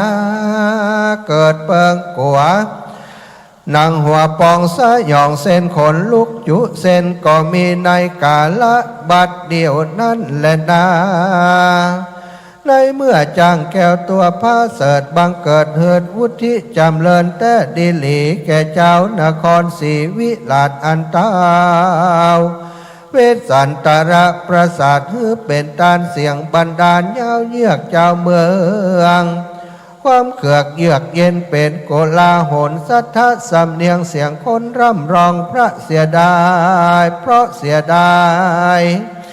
จ้างตัวนั้นใส่เป็นแดนก็มีวันนั้นและนาส่วนว่าพระมนาตั้งหลายได้จ้างตนแก้วแล้วก็คืนจ้างแก้วมงคลมีคนตั้งหลายแวดล้อมแหนแห่หอมเป็นบริวารพาไปไหนท่ามกลางเสียงคนตั้งหลายอึ้งมีว่าท่านขี่จ้างตูดตั้งหลายจักนำไปที่สันใดนี้ท่านใดแต่ที่ใดจ้าพรามตั้งหลายจริงกล่าวว่าจ้างตัวนี้นาพญาเวสสันตละราชหักประสาทถือเป็นตานท่านตั้งหลายดังหรือป้อยมาว่ากล่าวคำด่าแก่ตุคาตั้งหลายนั่นจ้าว่าอันแล้วก็ปัดลัดมือฮือแก่คนตั้งหลายก็ขึ้นไปขี่จ้างพาออกไปโดยประตูหนเหนือวันนั้นแลนาเจ้าเมืองสีพีมวลมากเทวดาหากบันดลหัวใจคนตั้งหลายเครื่องเขียดมหาสัตว์เจ้าก็ป้ากันเขาพระสมจุมนุมกันที่คุ้มน้อยเป็นกุลาหนคนตั้งหลายความเกือกยาวเยือกโกธานาเนคณะตั้งเจ้าเมืองตั้งหลายนอกตั้งขอกเมือกขอกขันทสีมาลูกเต้าพญาและปอกกาทุกทวนนาจตุลงคาเสมาเขาก็ป้ากันไปร้องตีไกพระเงาไทยสีสันใจยะลาดว่าวิธมังเทวเตระถังพุทโตเวสสันตโลเตวะกะถังโนหัตถินังทัจจานาคังรัตถสาปูชิตังดังนี้เตวะข้าแต่เท้ามหาราชเจ้าพญาเวสสันดรลูกเจ้ากระทำพิษแบบเบาโบราณเพราะเหือตานจ้างสารอันลำเลิศเหือบังเกิดสัตสดีแก่เจ้าสีพี่มวลหมู่เป็นจ้างกูกวนเมืองมีตนขาวเหลืองอันสะอาดดังไกลลาดปัพพะตาจักหาที่ไหนบ่ได้ไต่ลุ่มฟ้าเมืองโคนตาเวสสันดรตนใจบ่บ่ได้คืดต่อไปไก่เฮือตานไปแก่พระมณกาลิงข้าราชเจ้าเชื่อจาดขอตานกันพระองค์การบอกกระทำตามคำว่าสีพีดังอ่านเขาฝูงนั้นก็จะกำจัดมหาราชเจ้าฮือเข้าสู่เงื่อมมือแห่งเขานั่นแลนาเตียนั้นพญาสินใจเจ้าได้ยินเจ้าเมืองสนจอต่อเต้าตนพ่อโกธาว่าดังเรือจะเจ้าเมืองในนอกตังคาขอกสีพีลูกกู้นี่หนาบุญแผ่อันเกิดมาแต่อกเฮาก็จักฮือเอาของไปจักฮือเอาไปเข็นคาเป็นกรรมหยับจ้าทาลุน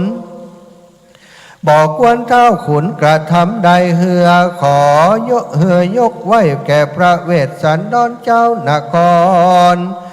มวลมากจริงออกปากทูลสารว่าควรแต่บุตรบุตรีเข็นคาโดยมีดพระและหอกดาบเล่นเหลาก็บอกควรเอา เฮาจักกระทำแก่พระเวสสันดรลาดขอหือดาวบรมนาถสีพีหือครับนี่เสียจากเมืองไปอยู่ยังเขาวงกฏคู่ปูดอยแดดเตอต่างสุดตัวราชาอาหาเทวะบรมมาสันใจเจ้าก็ได้ยินคำเจ้าสีปีตั้งหลายกล่าวก็จริงไขว่าที่ข่าวกำนี้ว่าดูราเจ้าสีปีตั้งหลายมวลมากคำมาขอสู่เจ้าหากจักสมหมายด้วยมีแต่เราจะขอเชิญท่านทั้งหลายป้อเหือลูกใจเฮาเจ้าเวสสันตละอยู่เสวยปัญจกามคุณตั้งหาในปราสาทราชมนเทียนเฮือเสียงคืนนึ่งก่อนแดดเตอะเจ้าวันผูกเจ้าท่านจงคับลูกเตาของเฮาไปแดดเตอะแต่สิวิโยอันว่าเจ้าสีปีตั้งหลายก็รับคำเอาคำของเต้าสันใจตนป้อว่าเจ้ามักไข่เฮอลูกเต้าหนอพุทธาสะเวยยังกามมาคุณเสียงคืนนึ่งก่อนผู้ค้าก็ผ่อนตามใจนั่นแลตามัดทางปากาเซนโตสัตตาอุตเตหิกเตตระมโนคันตัวเวสันตรังวัฏาสิวิโยเทวะเตกุธามาเมฆมาจะสะมาคาตาดังนี้เป็นเก่าพระเจ้าว่าภิกขเวดุราภิกขุทั้งหลายปยาสัญชัยลาจริงจากับโดยอมาตย์ผู้ฉลาดโดยโวหารวาดุรานายนักการผู้แกว่นท่านจุงลุกแล่นไปปันไข่บอกข่าวสารอันเกิดแก่ลูกของข้าแก่ลูกกูเจ้าเวสสันดรว่าเจ้านครน้อยใหญ่ทุกผู้ภัยโกธาจักขับราชาเจลาจากเหือพระผากเวียงใจเหือใดไปในวันพรุ่งนี้สู่เจ้าจุงไปบอกแก่ลูกกูวันนี้แดดเตอตี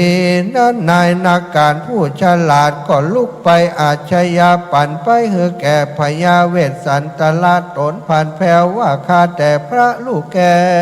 วราชบุตรข้าจักขอบอกข่าวสารอันสมเสียดว่าอันสมเสียดขออย่าได้โกรธเกลียดโกธา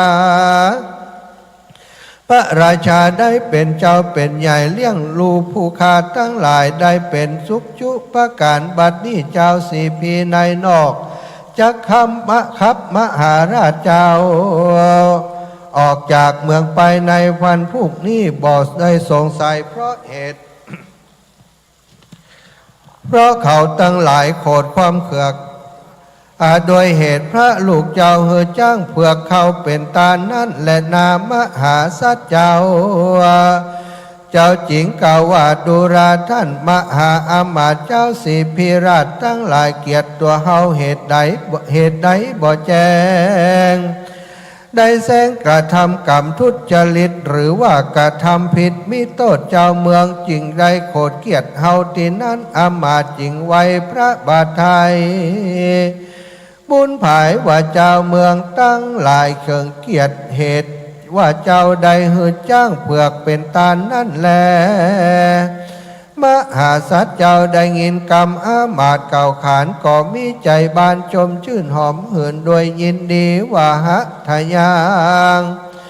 จักขุขีปังทัจจะกิงเมพาหิละกังทะนางดังนี้เป็นต้นโดราอามาตย์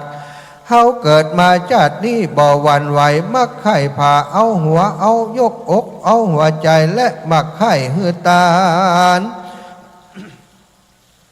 ตาตึงสองปองเหือเป็นตาลแต่และนาตาลอันมีไปนอกคือเขาของสัมปติคือจ้างมา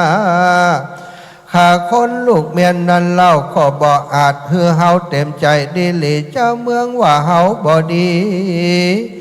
หยาบจ้าก็จักฟันจักขาเฮาเหือเป็นเจ็ดบางเจ็ดต้อนเฮาก็จักผ่อนตามใจเฮา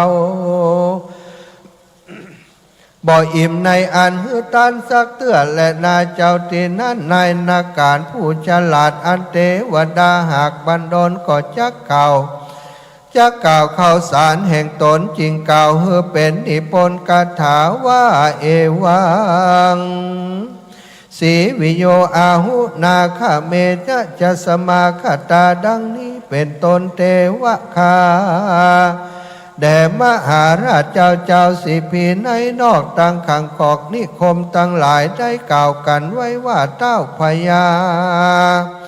เมื่อก่อนเจ้าเมืองสอนบอกว่าดีปากันควีขับไล่ย่อมไปสู่ฝั่งน้ำชื่อว่าโกนติมาราอาสะไหลดอย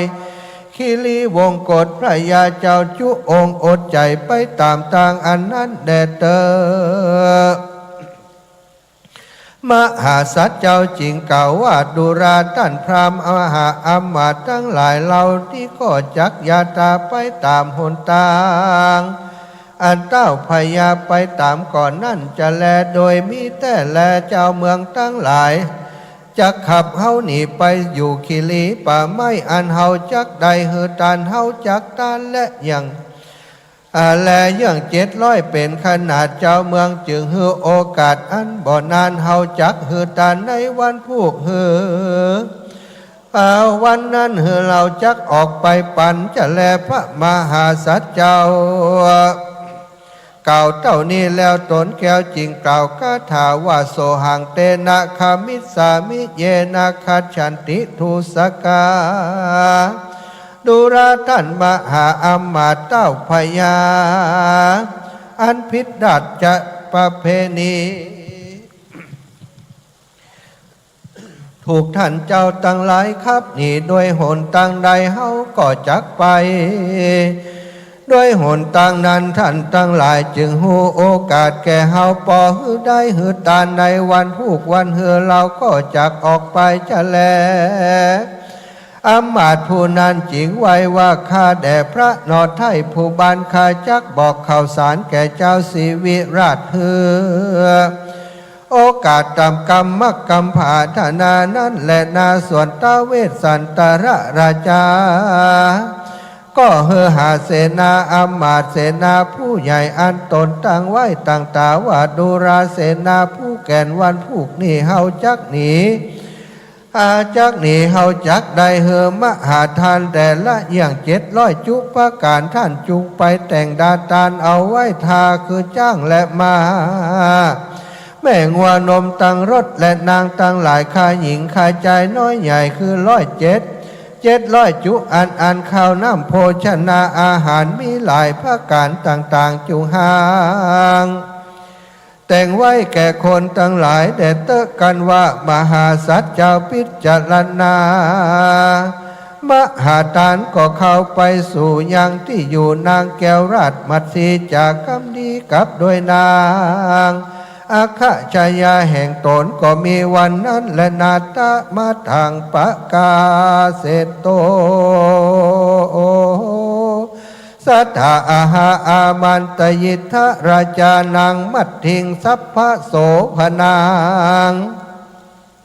ยังแต่กินจีมายาทินังธนาทานนายัญญวิชาติดังนี้เป็นตนดุราภิกขุตั้งหลายพญาเวสสันตละก็เข้าไปสู่ยังปราสาทของนางราชมาสีผู้ประกอบด้วยอิทธิลักษณางามจุแห่งเต้าก็แต่งคำจาว่าดุรามาสีเฮเจ้าปีเข้าของที่เฮามีอันใดดีบ่เลือกตั้งเข้าเปลือกและเข้าสารตั้งเงินคำและแก้วแหวนแสนสิ่งจางมามิ่งหัวควายข้าวของตั้งหลายเรือแลกับตั้งที่นางได้แต่ป่อและแม่ไปหลังนางจุงฟังเขาของนั้นไว้ในที่มั่นใจแก่นางเตอเมื่อนั้นนางมาทีจริงไว้พระบาทไทยบุญนาว่าข้าแด่มหาราชเจ้าจักเหือเขาข้าเอาเขาของไปฝังไว้ในที่ใดจาพญาเวสันตละจิงกาวาศีละวันเตสุทัเช หิตานังมัตถิยธาระหังดาหิตานังปรังอธิปติทิตาสัพพปานินางดังนี้เป็นกาวดูรานังนอนาวมัตสีนางจงหืดานแก่ผู้มีสินใสสละอาจตามพระราชศรัทธาที่เปิ่งแห่งสัตว์ทั้งหลายเหล่านี้แหละนาในโลกาอันยังบ่ได้พ้นจากโอคาสงสารเหมือนดังหืดานนี้บ่มีนาจะแลนางมัตสีจึงรับเอาคำแห่งมหาสัจเจ้าพระยาเวสสันตราชรัตจึงให้โอกาสคำสอนยิ่งกว่านั้นไปเมื่อนาจิงกล่าวเป็นคาถาว่าปุตเตสุมัทธิทะเยสิยัสสุยะสาสัสสุรัมหิจาดูรานางบัดสีนางจงมีใจอินดูคุณนาจะจอยแก่ลูกน้อยสองหาวคือกันหาจาลีกันหางามแง่กับดังพ่อแม่ผัวตนคนใจใดรักใครมักใจมักใส่ใจใครเป็นผัวนางจุงปัดผัวอุปถากอย่าละพรากนี่ไก่นางอย่าได้มนมองใจสักเถื่อแดดเตอในการะนั้นนางราชมัตสีนุชนาถจิงลำเปิงว่าพญาเวสสันตระราชามีกาก่อนแต่ก่อนมาบอกเคยกล่าวคำร้อนรายข่าวควันเคิงวันนี้เปิงอันใดเป็นเหตุเก่าจริงเจ้าจริงเก่ากรรมบดีนางมัตสีจริงกล่าวว่าเทวะข้าแด่มหาราชเจ้ากรรมอันนี้บอกควรกล่าวแต่ดีลีเจ้ามีเหตุสันใดจ้าจริงกล่าวข้าขอหูข่าวคำเคิงกรรมเคิงนั่นเตอพญาเวสสันตราราชจริงโอกาสกรรมจาวาดุรามัตสีเฮยน้องลาใต้ลุ่มฟ้าบ่มีที่ไหนเจ้าสิพีตั้งในและนอกบ้านน้อยขอกกัดสิมาเขามีโกธาเครื่องเกียรติเหตุที่ปีกูหือจ้างเผือกเป็นตานเขาบันดาลทุกทีหือขับปีนี้ไก่พรากเมืองไปอยู่วันพรุ่งนี้ปีจักเก่าไปสู่ดงดานจักเหือมหาดานและสิ่งของหลายร้อยก่อนข้าค่อยจักพรากเมืองไปดูแลนางใส่ใจน้องแก้ววันพรุ่งนี้แล้วผู้หนึ่งตนเดียวพี่ผู้หนึ่งตนเดียวจักเตียวดงเขียวป่าไม้ทุกยากไรและเปิงกลัวตัวคนเดียวเข้าป่าเนื้อหลายลาไปมาชีวิตแห่งกูปีนินาลำบากเป็นไปกับโดยสังกามากนักหนาบลางจักได้หันนาโสปาน้องปีลอยจักตายที่ในดงและนานางมัตสีจิงกล่าวกับพระยาพระบาทเจ้าผัวตนว่าข้าแด่นอทศพลพี่เจ้าพี่คำอันนี้บ่จำเลินใจเจ็บเสียบใจแห่งข้าพระเจ้าฟ้าจากละลูกเต่าและเมียตนเข้าดอยดงป่าไม้บ่ใจจารีตประเพณีแม้นเจ้าจักหนีไปในที่ใดดังอันข้าน้องจันก็ขอโดยไปในที่นั้นแลขียาอันข้าตายโดยกับบาดเจ้าแควนดีกว่าร้อยเต่าพันตีอันมีชีวิตที่ได้พลัดพรากจากพระบาทเจ้าบุญฝ่ายข้าจักเขาดังไฟตั้งหลายกองใหญ่จักเป่าตกใส่กองไฟแม้นว่าจ้างเผือกตัวอยู่ในป่าเตี้ยนยอมได้ ไปเป็นเปื้อนลาโดยจ้างสารสันใดขาจักเอาลูกแก้วถึงสองไปเป็นเปื้อนข่าวดันดนเถื่อนตัวไปพระบัวไข่จักเลี้ยงตนบ่อยากบ่ลำบากกับคาดีลีนางมาดสีกล่าวคำต่อนั้นแล้วนางแก้วจริงปานนาป่าหิมมาปานโดยประการเหมือนดังตนได้หันเมื่อก่อนเจ้าจริงพรคาถาว่าอิเมกุมาเลปาจันโตมัดชุดเกปิยาภานิเนดังนี้เป็นต้นข้าแด่มหาราชเจ้ากันได้หันลูกเต่าราชทั้งสองอันทัดทรงดอกไม้ฟ้อนขับเล่นเข้าไปสู่ศาลายามนั่นนาพระราชาจักหายทุกโศกอันวิปโยคพรากเมืองไปจากได้หันจ้างสารตัวพระเสดอันได้เกิดมาดีแต่องค์ข้าตัวแม่ก็มีอายุแก่ได้60 กว่าคราวจิงถอยเท้าโรยรานเดินไปมาตนเดียวในไพรเขียวป่าไม้อันร้องแสนสะเกียนเหมือนดังเสียงนกแขกเขียนดังมีกองดงดอนตั้งกินนาลีร้อนเล่นลงมาถาดน้ำอันชื่อว่าปัญจมาลีจักได้หันนาทีหลายแม่อันไหลมาแต่ต้องดอยเราจักได้ยินเสียงนกเขาและนกเขาแยกอันร้องแขกหากการจักได้ยินเสียงมีนานแห่งราชสีและเสือโค้งร้องเสียงทรงและจ้างกระทิงพระองค์จักได้หันยังหมู่ไม้ทุกด้วยลายอันเป็นดอกชอบเลือดูจักได้หันนกยูงอันมีปีกหางประจิตด้วยลายวิแววคออันเขียวงามฟ้อนในท่ามกลางแม่นกทั้งหลายจักได้หันยางบัวบกและบัวน้ำอันบานงามสะพูตั้งต้นอยู่ในป่าหิมปานยามนั้นพระผู้บานเป็นเจ้าก็จักหายโศกเจ้าจะเติงบ่อล่ำเปิงเทิงราชสมบัติอันกาอันเก่าพระราชเจ้าก็จักสบายดีก็มีด้วยประการดังกล่าวมานี่และนาหิมวันตะวันนาทิทิตาขีญาอันสังวันนาหิมปานปาริเชตจากห้องเหบหิมปานประดับโดยคาถาว่าได้134 คาถาก็มีเท่านี้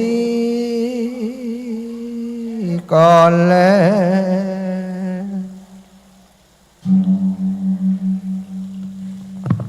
สาธุสาธุสาธุบัดนี้พระธรรมเทศนากันที่2หิมปานสำหรับคนเกิดปีฉลูแสดงพระธรรมเทศนาโดยองค์ปาฐกพระมหาสมชาติชาตะปัญโยนักจัดรายการคลื่นสีขาวนักเทศคนเหนือชื่อดังสำนักวัดบรรพตสถิตได้แล้วบัวละมวลเจ้าภาพเก้าเจ้าศรัทธาหัวหน้าส่วนราชการในเขตปกครองของอำเภอห้างชัดทั้งคณะสงฆ์สมณสถาคณะสถาได้ภาวนาตนตัวเป็นเจ้าภาพในกันนี้ลำดับต่อไปเจ้าภาพจะได้เข้าเทียบถวายกันเตศท่านพระคุณเจ้าขอเรียนเชิญพันตำรวจเอกหญิงอรวรรณเสียงดีศูนย์ฝึกอบรมตำรวจภูธรภาค 5กลุ่มงานอาจารย์ได้เข้าเทียบถวายกันเตศท่านพระคุณเจ้าขออนุญาตเรียนเชิญครับ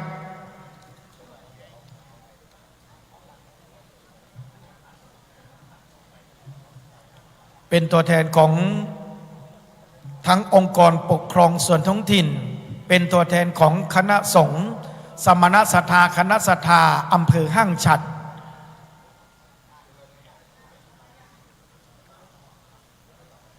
กันหิมพานต์ถือว่าเป็นกันใหญ่นะครับมีพระคาถาถึง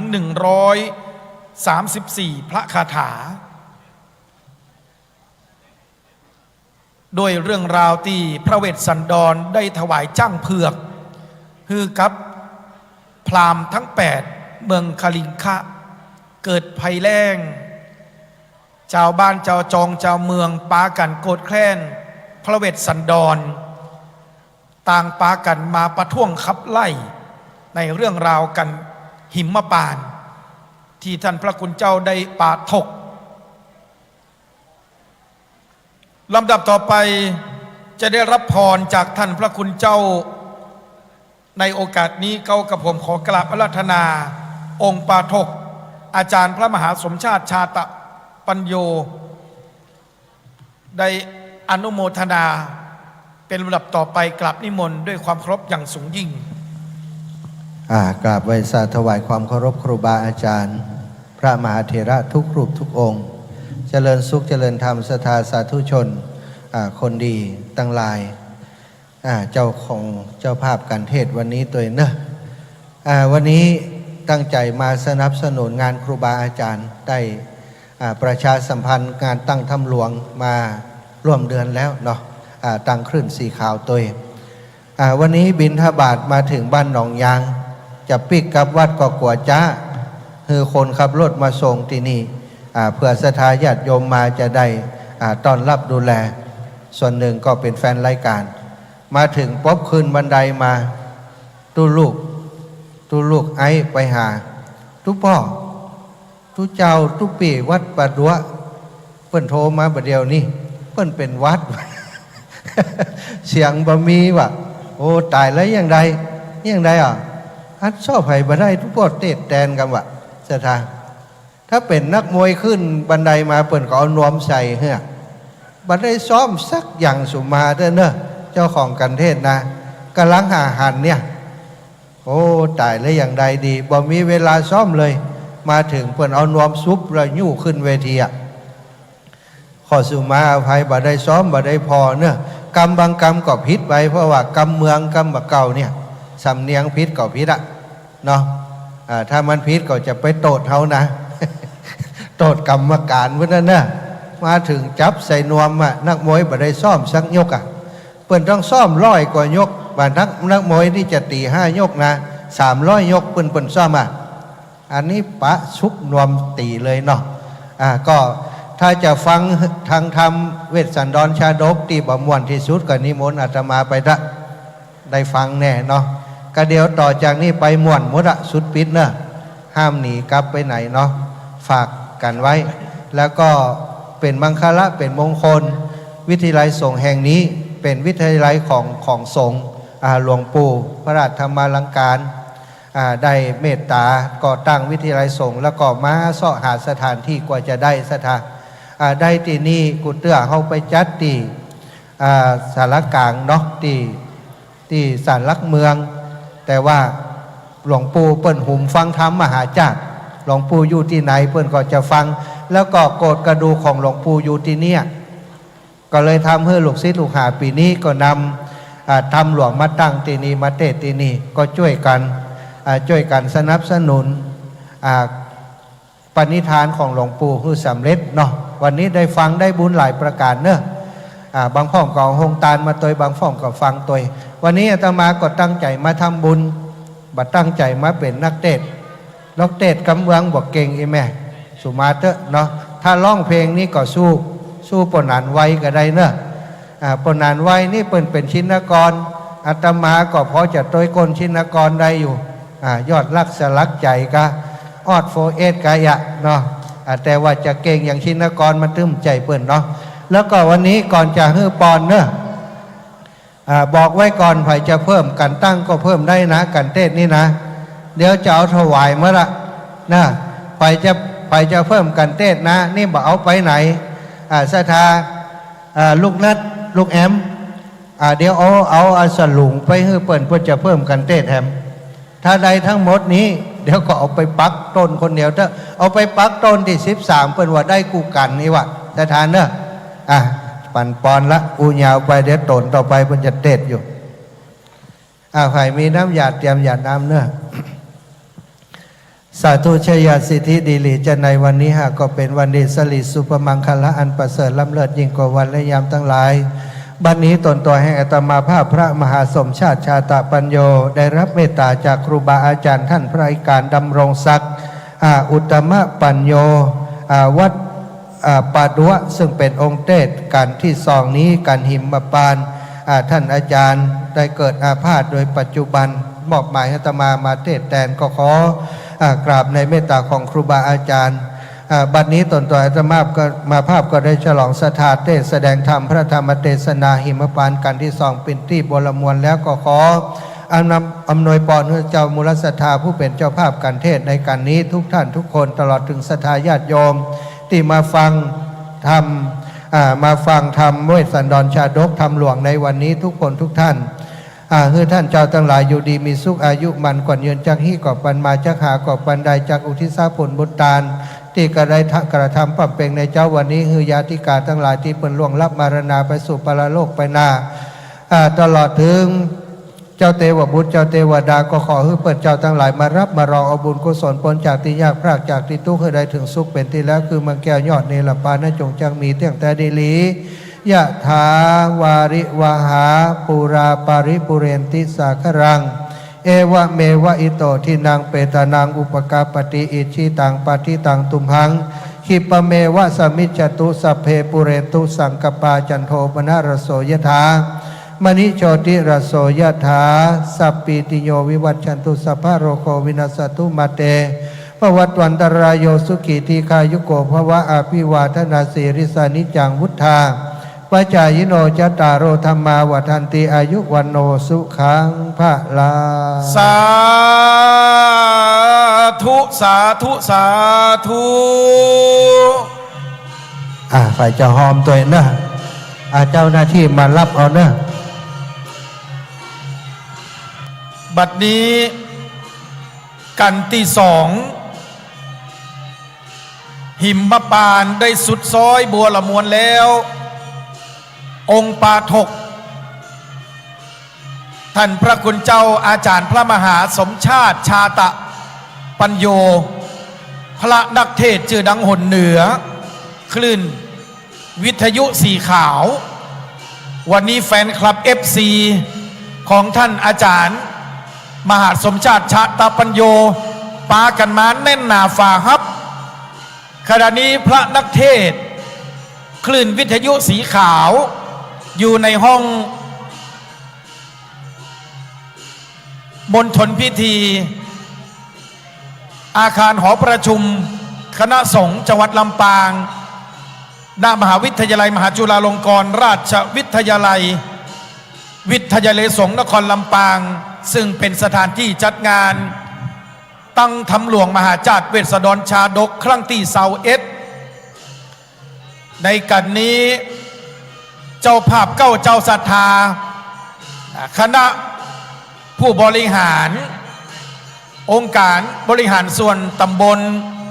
ต่างเทศบาลหน่วยงานราชการของอำเภอห้างฉัตรภายใต้การนำของหลวงพ่อท่านพระครูปริยัติพัฒนกิจเจ้าคณะอำเภอห้างฉัตรพร้อมด้วยกับสมณศรัทธาคณะศรัทธาพี่น้องอำเภอห้างฉัตรเป็นเจ้าภาพเก้าเจ้าศรัทธาในพระธรรมเทศนากันนี้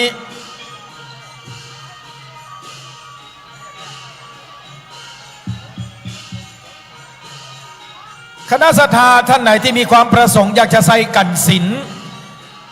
อยากจะใส่ลวงดอกข้าวตอกดอกไม้ขันแก้วตั้ง3ขันศิลของเก่าแล้วเก็บมาคัดสีใจเป็นของดีสืบไว้ไปหน้าศีลธรรมนั่นเล่าจุมเนื้อเย็นใจมันร่ำเพิงไปเป็นสุขเตียงมันคณะศรัทธาได้นำลงดอกข้าวตอกดอกไม้ลำเตียนปัจจัย ใส่ได้กันสินตั้งหน้าฮันเดอร์แมนเนอะตอนนี้เจ้าหน้าที่ผู้ช่วยศาสตราจารย์ณรงค์ปัดแก้วซึ่งเป็นผู้รับผิดชอบโครงการได้นำขันแก้วตั้ง3และขันศิลที่พี่น้องจะได้บูชาศิล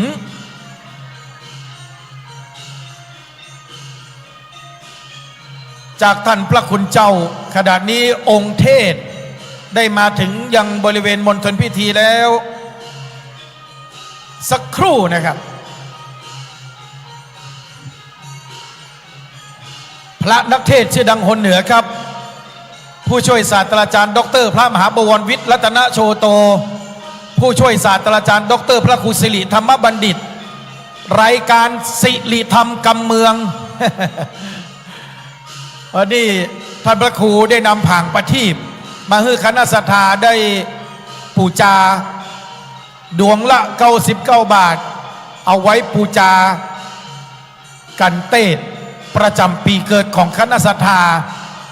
ดวงละ99 บาทต่ออันครับ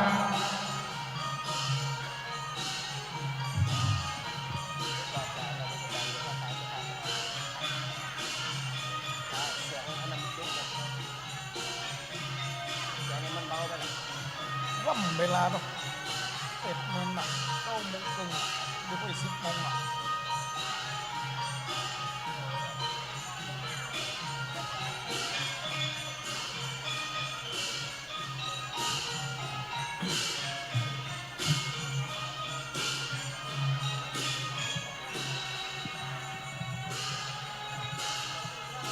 นี่มันอยู่ในมันอยู่ใกล้นี่มันไม่มีหนอกเลย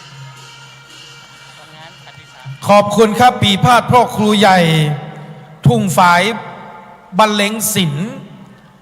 ที่ได้โหมโรงเป็นการบอกกล่าวคณะศรัทธาว่าพระธรรมเทศนาได้แล้วบัวระมวลทุกกันทุกผูกขณะนี้เจ้าหน้าที่ได้นำขันแก้วตั้ง3และขันศิลป์คณะศรัทธาท่านไหนอยากจะร่วมทำบุญก็น้อมเชิญได้เลยนะครับตอนนี้ต่างมหาวิทยาลัยมหาจุฬาลงกรณราชวิทยาลัยได้เตรียมของให้กับท่านโดยเฉพาะผางประทีปสำหรับคนที่เกิดประจำปีในแต่ละผูกในแต่ละกันจะได้จดเอารายใหม่เอาชื่อและวันเดือนปีเกิดไปจุดผางประทีปบริเวณด้านหน้าหอของพระมหาอุปคุตในโอกาสนี้คณะศรัทธาสาธุชนนักเทศชื่อดังหนเหนือครับหลายรูปหลายตนอยู่ในห้องประชุมนี้แล้วในโอกาสนี้กับผมขอกราบอาราธนาผู้ช่วยศาสตราจารย์ดร.พระมหาบวรวิทย์รัตนโชโตครับรองผู้อำนวยการฝ่ายบริหารได้พบปะคณะศรัทธาสาธุชนตลอดจนถึง FC ของท่านพระคุณเจ้ากราบนิมนต์ด้วยความเคารพอย่างสูงยิ่งครับขอแทรกรายการกำหนึ่งนะสถานเนอหลายคนหลายท่านมาจากต่างบ้านต่างจองหลายคนบ่เคยหันพระอาจารย์เดินหาบุญนะว่าอันอยู่ตัดใดนะไปพดไปหาวัดกับอยู่วัดเหียเพราะนั้นวันนี้ได้มาพบกันแล้วก็ชงบายก็จะมีศรัทธามาแหมจัดหนักเลยทีเดียวในช่วงบ่ายนี่นะเดี๋ยวพระอาจารย์จะเอาป้ายแขวนไว้ดีอันหน้าอกเนาะเผื่อศรัทธาจะได้หูจักหรือไม่ก็เขียนศรัทธาก็เขียนติดหน้าผากตัวเก่าก็ได้ว่าอันศรัทธาจื่ออย่างมาจากไหนนี่นะวันที่พระอาจารย์ก็จำมาได้นะหลายคนโทรเข้าในรายการแล้วก็เดี๋ยวหูจักมาคุ้นกันในช่วงบัดตอนก็เสาะหาเอาเนื้อว่าอันไอแม่นี่จื่อนี่โทรศัพท์เขาจีนะจะได้หูจักมาคุ้นกันเนี่ยเขาก็ไปว่ากันทำกรรมเอาละเดี๋ยวจะเมินไปแล้วก็ขอมอบเวทีตรงนี้คือครับในส่วนของพิธีกรพระอาจารย์ติดสอนเดี๋ยวขึ้นไปสอนสักกรรมหนึ่งในสถานหนึ่งสักกรรมจะลงมา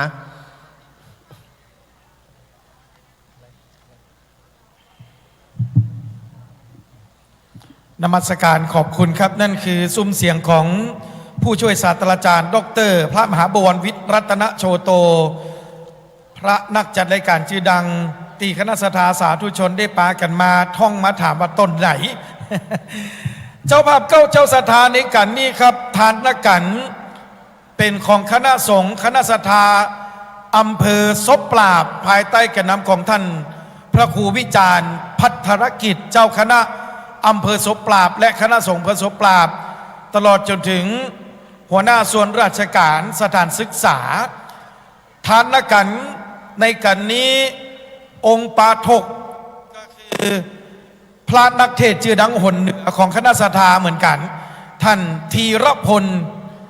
ธีรายโนพระนิสิตหลักสูตรพุทธศาสตร์บัณฑิตชั้นปีที่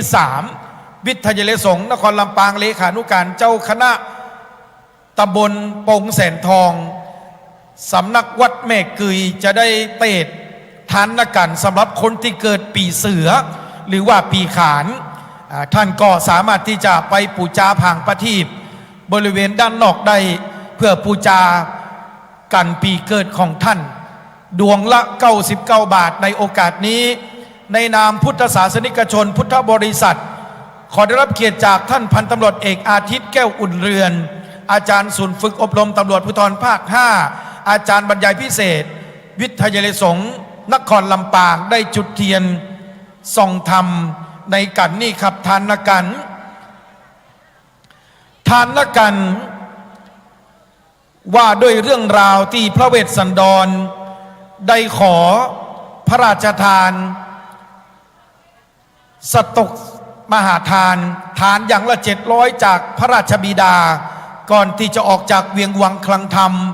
เปิดประตูเมืองทั้งจตุรทิศเพื่อแจกทานครั้งใหญ่ที่สุดห้องว่าสตกมหาทานคือทานอย่างละ700งัวม้าจ้างทุกสิ่งทุกอย่างละ700ทั่วทุกมุมเมืองจตุรทิศทั้ง4ประตูแม้นกระทั่งพระองค์ได้ปาครอบครัวพระนางมัตสีกันหาชาลีออกจากเวียงวังก็ยังมี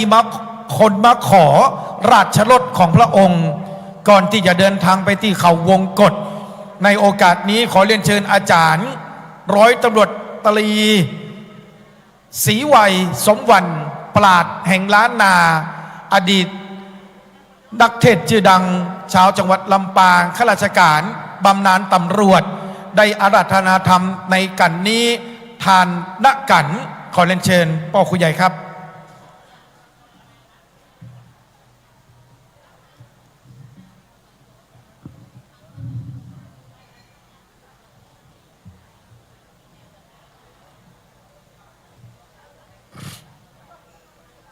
สาธุตานากันตังนินานาเลิก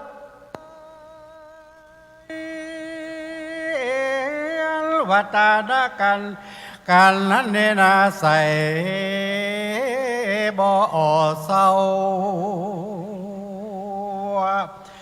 ปางเมื่อนอพระเจ้าเฮือทุกสิ่งนอเป็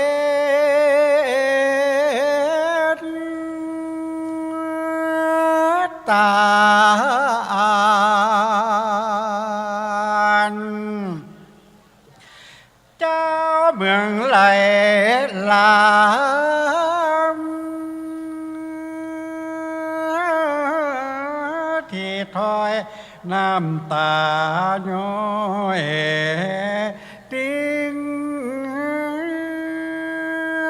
ตัว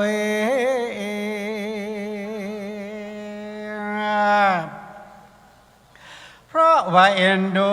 เจ้ายอดซอยเจ้าเวทสันตลาดบ่ได้ตำก้อยจึงขอโอ้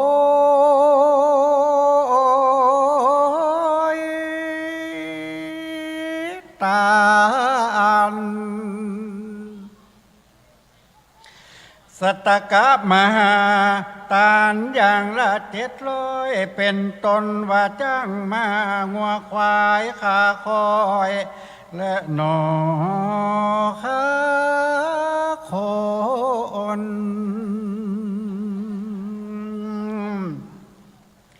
ก ตลาบต่อเต่าถึงแม่งัวงามหลา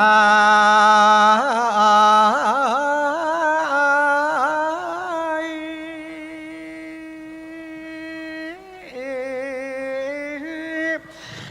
สมดังใจพระองค์ใจเวสสันตาละลาเจ้าคาถามีบ่เศร้านับว่าได้200ปลายเก้าปู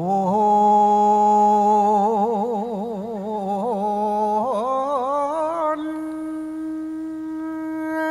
ดี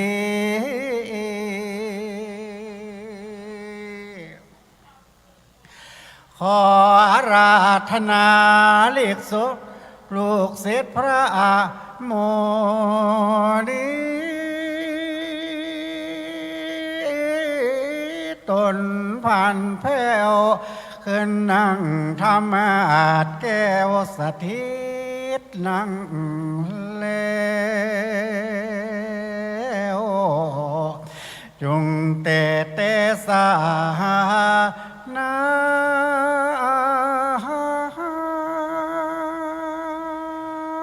ธรรม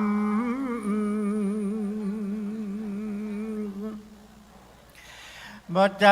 ผู้ขาแกงกับจำ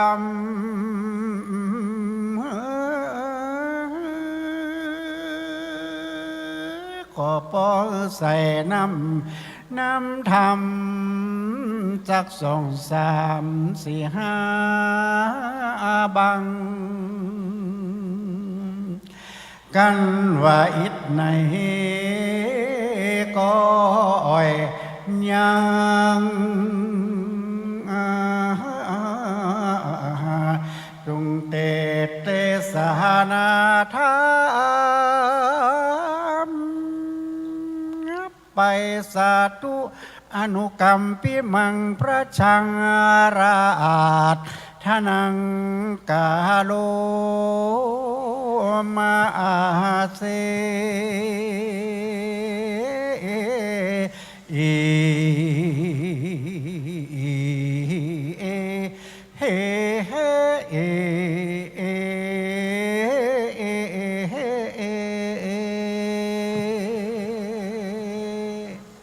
นะโม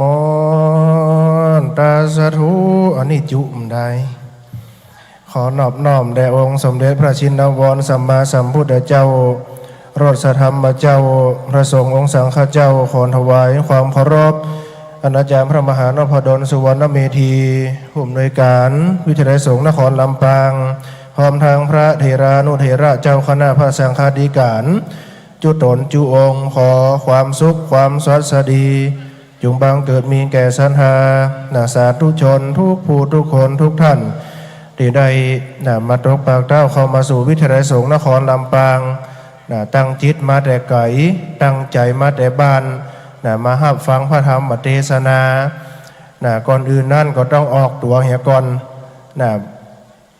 เป็นนักเทศสมัครเล่น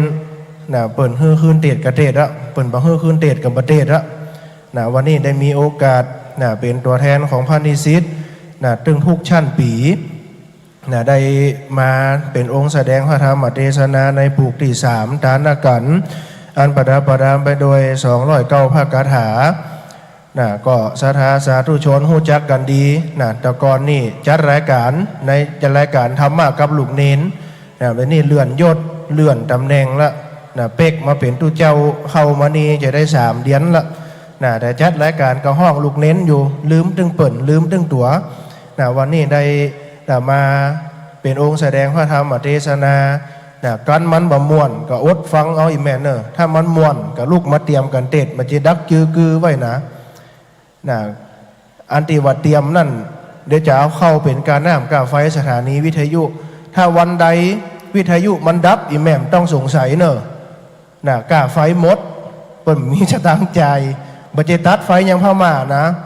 แต่มีสตังใจเพื่อเปิ่นก็ต้องอาศัยสถาอีพ่ออีแม่เขาเนี่ยร่วมกันวันนี้ได้มาที่วิทยาลัยสงฆ์นครลำปางแล้วตัวเจ้าบ่หลงสถาหามปิกตัวลูกบ่ปิก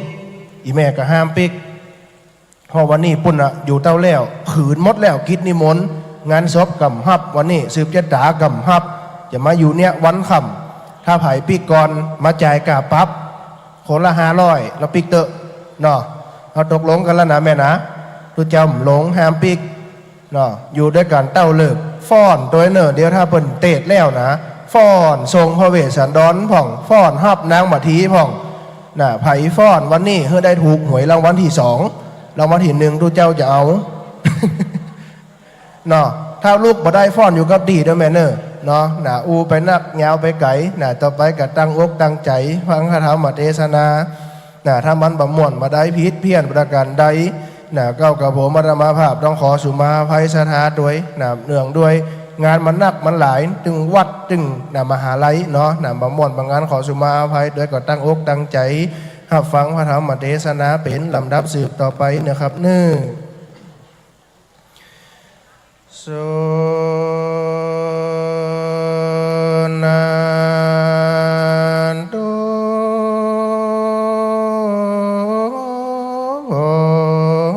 นโตฟังละฟั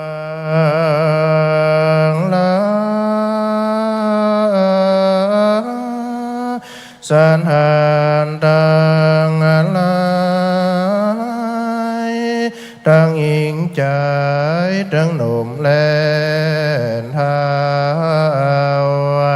ที่ปางการมานั่งฟังธรรมในวันนี้เล่า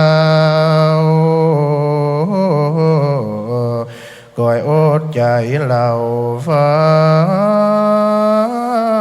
งไปอันธรรมะหมอนน้อยจักเล่าจะขายมหันจารเวสันตรานดวงใสหกทวนสามอันประดับประดาพังกันหาวันใด209พรังการหาอันเป็นธรรมมันจะตามผู้เกิดปีขานปีเสือนานใสอันธรรมาจากได้เล่าเตสหานานธรรมก็มีวันนั้นแลนดี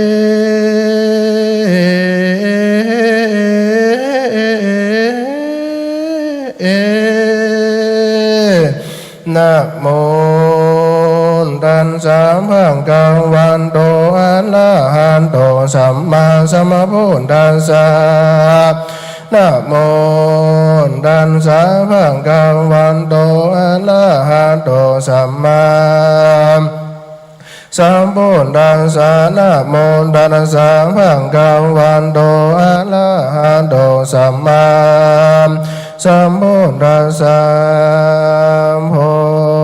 สันเดมเบงโขเดมเวมปุตตะสะเมกาตะกันสาสนังอากันตังกินโนกงกันโลติอาหังกันดวสานิสามีเทมปันติจันนาเยเขนะกันดวสิลิสายนาคามภาราเรโตเทตานเตสังลาละปังสุดดวงกาโลนังปาลิเทวังปาลิเทวินเตล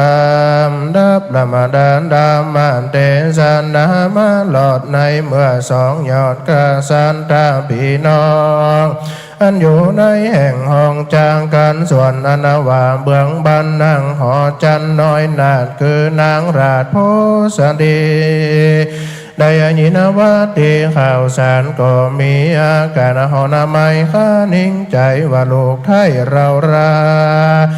จากมีดังเขาวานจาอันเหตุดังอันเราควรไปพอแล้วนางน้อยหนอบุญภายรีบขี่สีวิกายยันแล้วอันกลางดินแล้วไปสู่ถึ ถึงที่อยู่ประตูคำก็ได้ยินคำตั้นเล่าแห่งสองดอนเนาเวทสนาดอนและสีบังอ้อนนอนลางามเงินฟ้ามัดทีกวนขุนนามีบ่อน้อยนางให้ซาซ้อยเจ็ดน้ำตาบริเวณตนานามากนางก็มีแลนตามาดังปากาเซนโตสันทาอนาวาสันทาอนาวาสามปัญญูยอดซอยหานาโบสบานหอยบานลีโบสหลังมีไปแจงพระจิงแสงเทศนาว่าเตสังลาลาปีนต่างสุดตัวดังอนิพิกเวดูราภิกขุทั้งหลายอนาเป็นสายอริยะจัดอนาวานางน้อยนาถโพสดีก็นาได้ยินว่าดีบอกเล่าเรื่องแห่งสองเต้าพุทธาคือเจ้าบุญนาเวนสันตะละลาดกามตังนางน้อยนาดมาเทแม่เทวีก็สุขไมหลวดล่องให้ไปมาปาลิเวทนาละมันห้อยว่าเสยโยวิสังเมขาญีตังดังอันนี้เป็นตอนวิสังอนาวาญาปิดงวนเหมือนดินก่อจากสิ้นเสียงไข่ฮือปันใดมรณาหรือได้ไก่กาก้อยกาดเป้าโตผ้าศาสตร์เป็นอภิหรือผูกคอตายนี้ด้วยเจือกลูกกูตันจ้างเผือกฮัดหาเจ้าปาลาหาดสวกไม่ปากันครับไล่ไทยครับไล่ลูกไทยกูนี้อันเป็นลูกกูหากดีเสียงตีหาความท่านี่บ่ได้หากเป็นที่เขาไก่ค้นผ่านใส่วงอาวานพ่อแม่ตั้งเท่าแก่วงซาเป็นใหญ่กว่าพระญาและพี่น้องบ่อพิษพองของอันได้เจ้าเวียงใจหนุ่มเท้าสั่งมาข้าบลูกเต้ากูนีโตนบ่มีสังกัดป้อยขับเพื่อหนีจากเมืองไปนี่จ้านางพญาร้องไห้รีรมาไลดังอันนี้แล้วก็ไปหาหัวแก้วเต้าสนใจแล้วจางกำไขโอกาสอันเป็นบทบานกันหามว่ามาทุเนว่าปาติตานีดังอันนี้ว่างคาเดมหาลาจะเจ้าอันเป็นเก้าแก่บุรีอนาวาหลวงเพิงมีหลายแหล่หากบ่มีแม่อยู่แห่กันฝูงคนเขาหานาใสย่อมปาดเอาไปย่อมปาดเอาไปใดอันหนึ่งบากม่วงตนใดการบ่มีลูกบ่มีคนผูกหักษาคนย่อมมาเตมั่งนำไปกินบ่ข้างสนาใดก็อุปมาดังอันนี้แล้วเหมือนดังเมืองเต้าเจ้าผู้บ้านจากเป็นสถานแก่เต้าอนาโยดาวประเทศก็เป็นด้วยเหตุดันเจ้าครับลูกเต้าตนนี้อันโตดบ่อันโตดลูกบ่มีสากาศไผ่ฟ้าเขาหากนินตาอ่านว่ามหาลาเจ้าก็เพียบดังหงเท่าปีกหางอยู่เหนือปักค้อนตมนั่นแลบาดนี้นามหาลาเจ้าได้ครับลูกเต้าตัวนั้นนี้เหตุฟังกำเจ้า4 ปีสนสอเต้าสังบ่พอเย้าไปขอใส่ใจหัวเจ้าอย่าข้าบลูกเต้าเล่าหนีแดดเติมเบื่อนั่นพระญาเจ้าสนใจก็จะกำไปตอบถอยวันดุรานนางอัญญรซอยผู้สันดีอนาวาเต้าภูลีตนใดปฏิบัติตนไปบ่จอบหลวงอลำขอบจารีตโบราณเจ้าเมืองใจบานจมจืนครับลูกครับลูกกินกูเราหนีเราเต้าปัวเลียมภูมิเป็นป่อหากลักลูกน้อยหน่อใส่ใจหากบ่ครับลูกหากบ่ครับลูกไก่ไปแล้วเอาเขาจักเอาลูกแก้วเมื่อมอนจริงเฮอนางไปอยู่ดงดอนเป็นข้าวก่อนและนางเอ๋ยเมื่อนั้นนางราชาผู้สันดีได้ยินเต้าผู้ มีกาวถอยก็มีใจตะมาก้อยมองขีน้ำตามีบ่อขาดให้ฟ้าฟาดไปมาว่าจุมเสนาเจ้าน้อยย่อมย้ายอย่าดาถอยไปก่อนนาจุมหมู่ม่านอันคำรุ่งเรืองรามน้ำดอกกันนิกา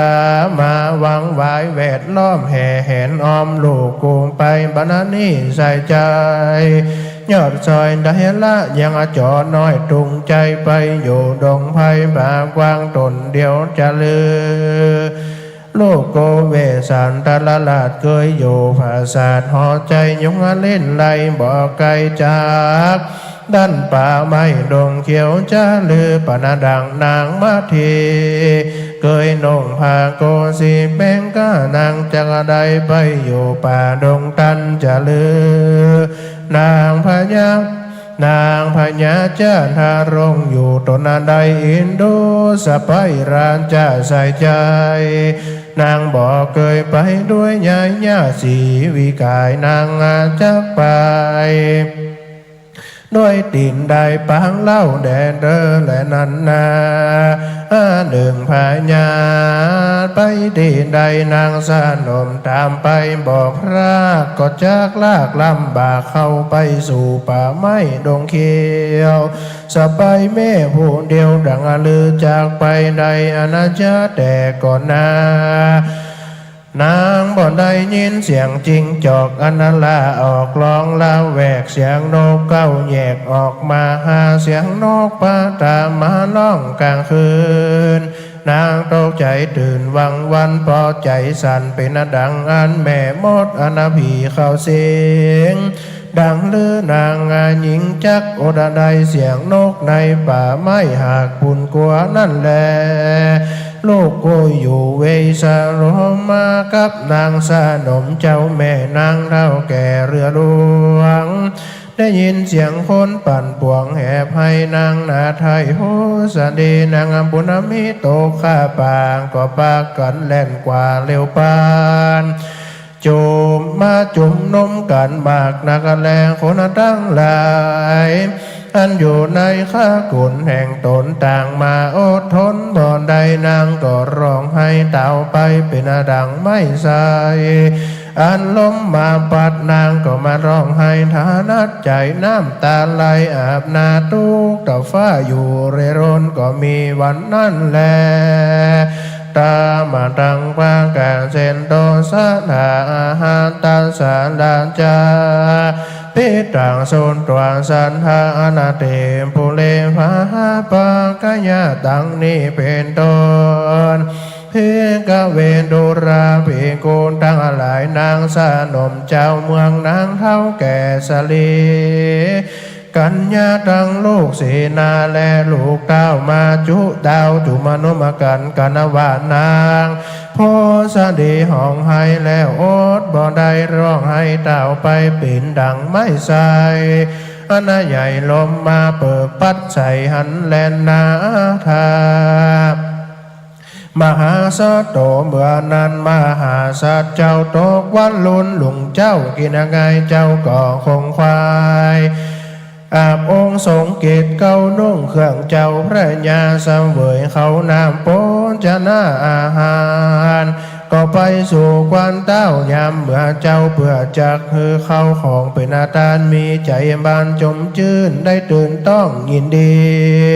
จึงกล่าวด้วยบาลีบทบาทว่าวันตาตานีวันตากามานังเห็นทาวาโลนีโปจะดังอันนี้ดูรามานตั้งได้ผุงยิงใจผุงไผ่มักไข่ได้เสื่อมหาหารต้านจงต้านอย่าขาดอย่าได้พระบาทดาจะโจกตั้งลายเต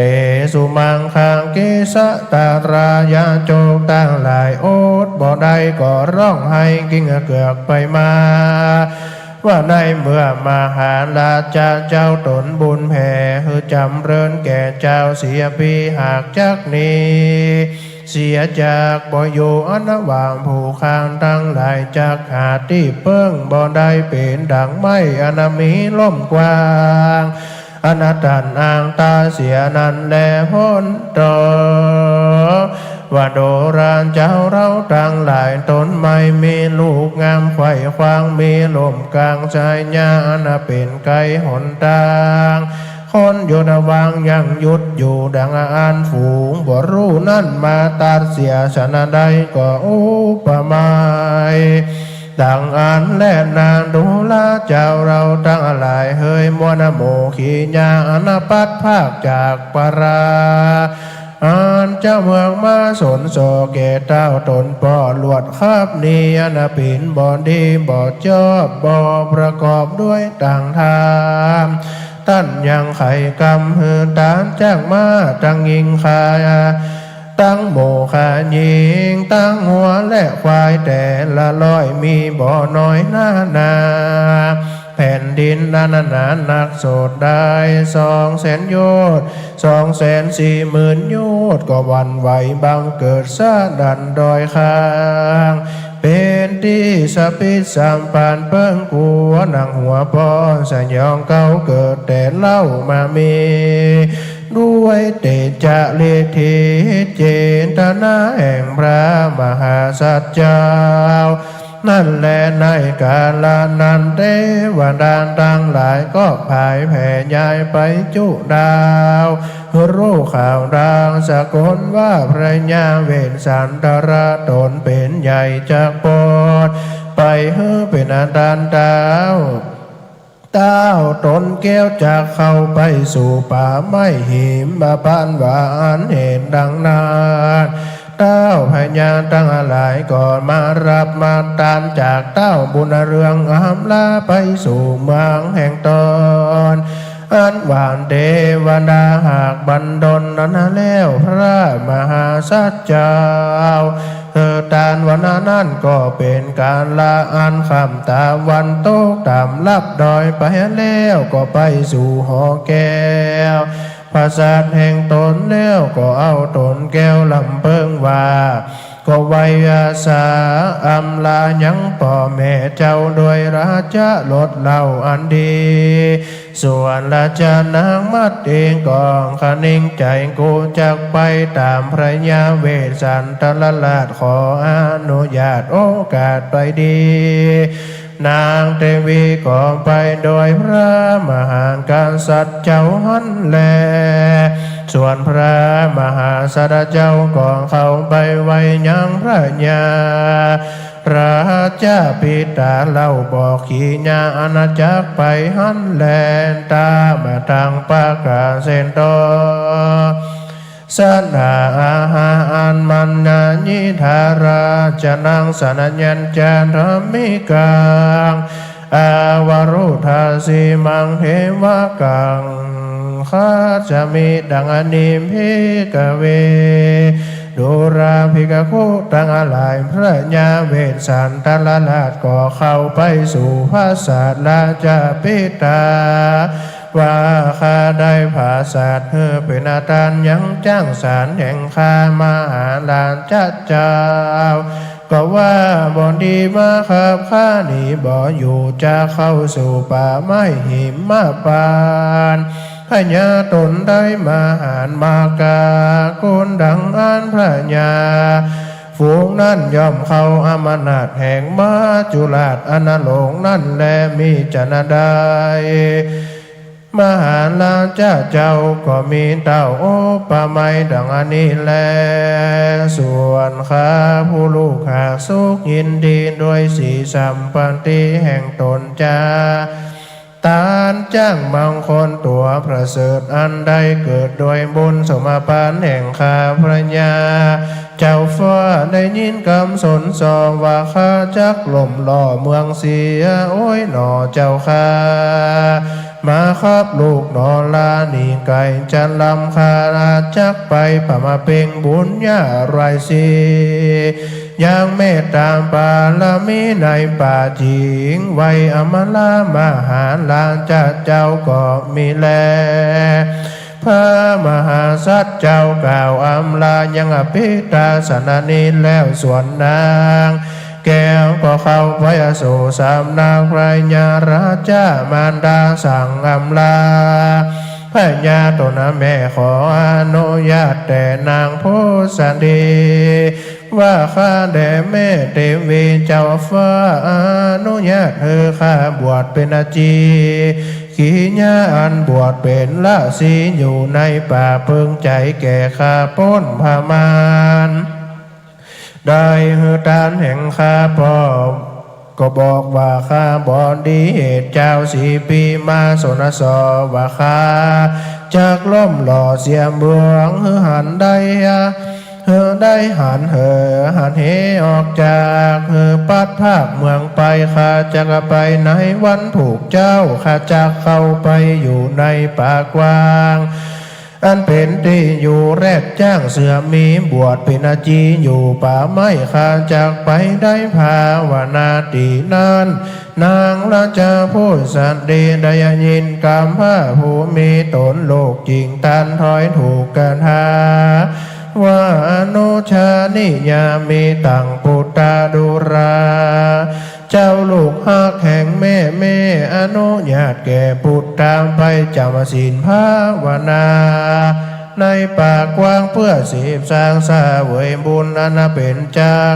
อันจากเป็นกุลแก่เจ้าดาราบต่อเต้ายาวาจีรังโดยมิเตดังนางมาเทงามบ่อเศร้าจุงอยู่กับตนลูกเต่าทั้งสองดังจากปองดังรือใดในป่าไม้มาปานนั่นจาเมื่อพญานันเวทเมื่อนั่นพญาเวทสันตรราชตนาบุญกว้างจริงเอาอ้างแก่ราชามารดาว่าข้าแด่แม่พระญาณเป็นเจ้าข้าจักจวนผู้อื่นเล่าโดยไปแม่นข้ายิงในช่วยใจข้าก็อดบ่ได้เอาไปแม่นางมาราธีมีใจมากใฝ่ติดตามใจข้าไปกว่าพี่นางว่าบ่ไข่ไปโดยนางก็จริงอยู่ด้วยพระแม่เจ้าว่าและลูกเต้าทั้งสองแด่เติดตาโตราชาเมื่อนั้นพระญาสนใจตนปู่ขอไปขอลูกสาไปอยู่กับหลานจีกล่าวกำหวานอ่อนอ้อยจ๋าถ้อยทีกำงามวดุรานงรามาทีสีสะไปนางเกยได้ลานตนจวนจันตุกต่ำเจ้าบัดนี่เจ้าบอกว่าจากได้ดานลงเหงื่อไหลลงอาบนาอันหนึ่งนางเคยนุ่งผ้าสีแป้งเจ้าว่าจักเข้าสู่ป่าไม้นางจักอยู่ใดผ้าเปลือกไม้และกุงก้อนดังลือนางจ้าดังลือจานางจักอดใดตุกในป่าไม้เตียงจักมีเจริญเจ้ามาราธีอดอยู่เลี้ยงหลานปู่อยู่ในหลวงแดนเตอดีนันนางมาทีจึงกล่าวไว้ว่าพระบาทไทยปิตาว่าข้าแต่นางราชเจ้ากันข้าโลกเต่าใดพระภาคป้อนเสียจากพระเวสสันดรแม่นว่าได้อยู่นอนบนพระศาสตร์แก้วอ่านประดาเลี้ยวโดยคำนางสะดมนำแวดล้อมแห่แหนอ้อมเป็นปริวารหาความสมรันบ่อนใดขาดจะเข้าไปป่าไม้ดงนาเป็นไปเพื่อนสามีกาผัวเจ้าจ้าและนาเมื่อนานพระญาสันใจจริงกาวดุรานางราชมัดเฮในคีรีป่าใหญ่อันป่าใหญ่ดงนาลำบากหนักหนากันนะลำบากหนักหนากันอยากเป็นที่ลำบากดีหลีส่วนในดงผู้ลีปุ่นกัวคือแมงบุงมายันโยงเต้นไต่โคบเจ็บมีตังจะเข็บและแมงป่องยุงบินย้อนย่องใหญ่แมงเพิ่งไต่ตอมตมมีทรัพย์สนนาในป่าใหญ่งูเหลือมล่าลายตัวใหญ่ปิดบ่อไร่อยู่ในดงสัตว์ตัวได้ลงเข้าสู่มันก็ลู่จะกินเต็มมีเท่าผายผินปินขึ้นต้นไม้กันลูกสัตว์เขา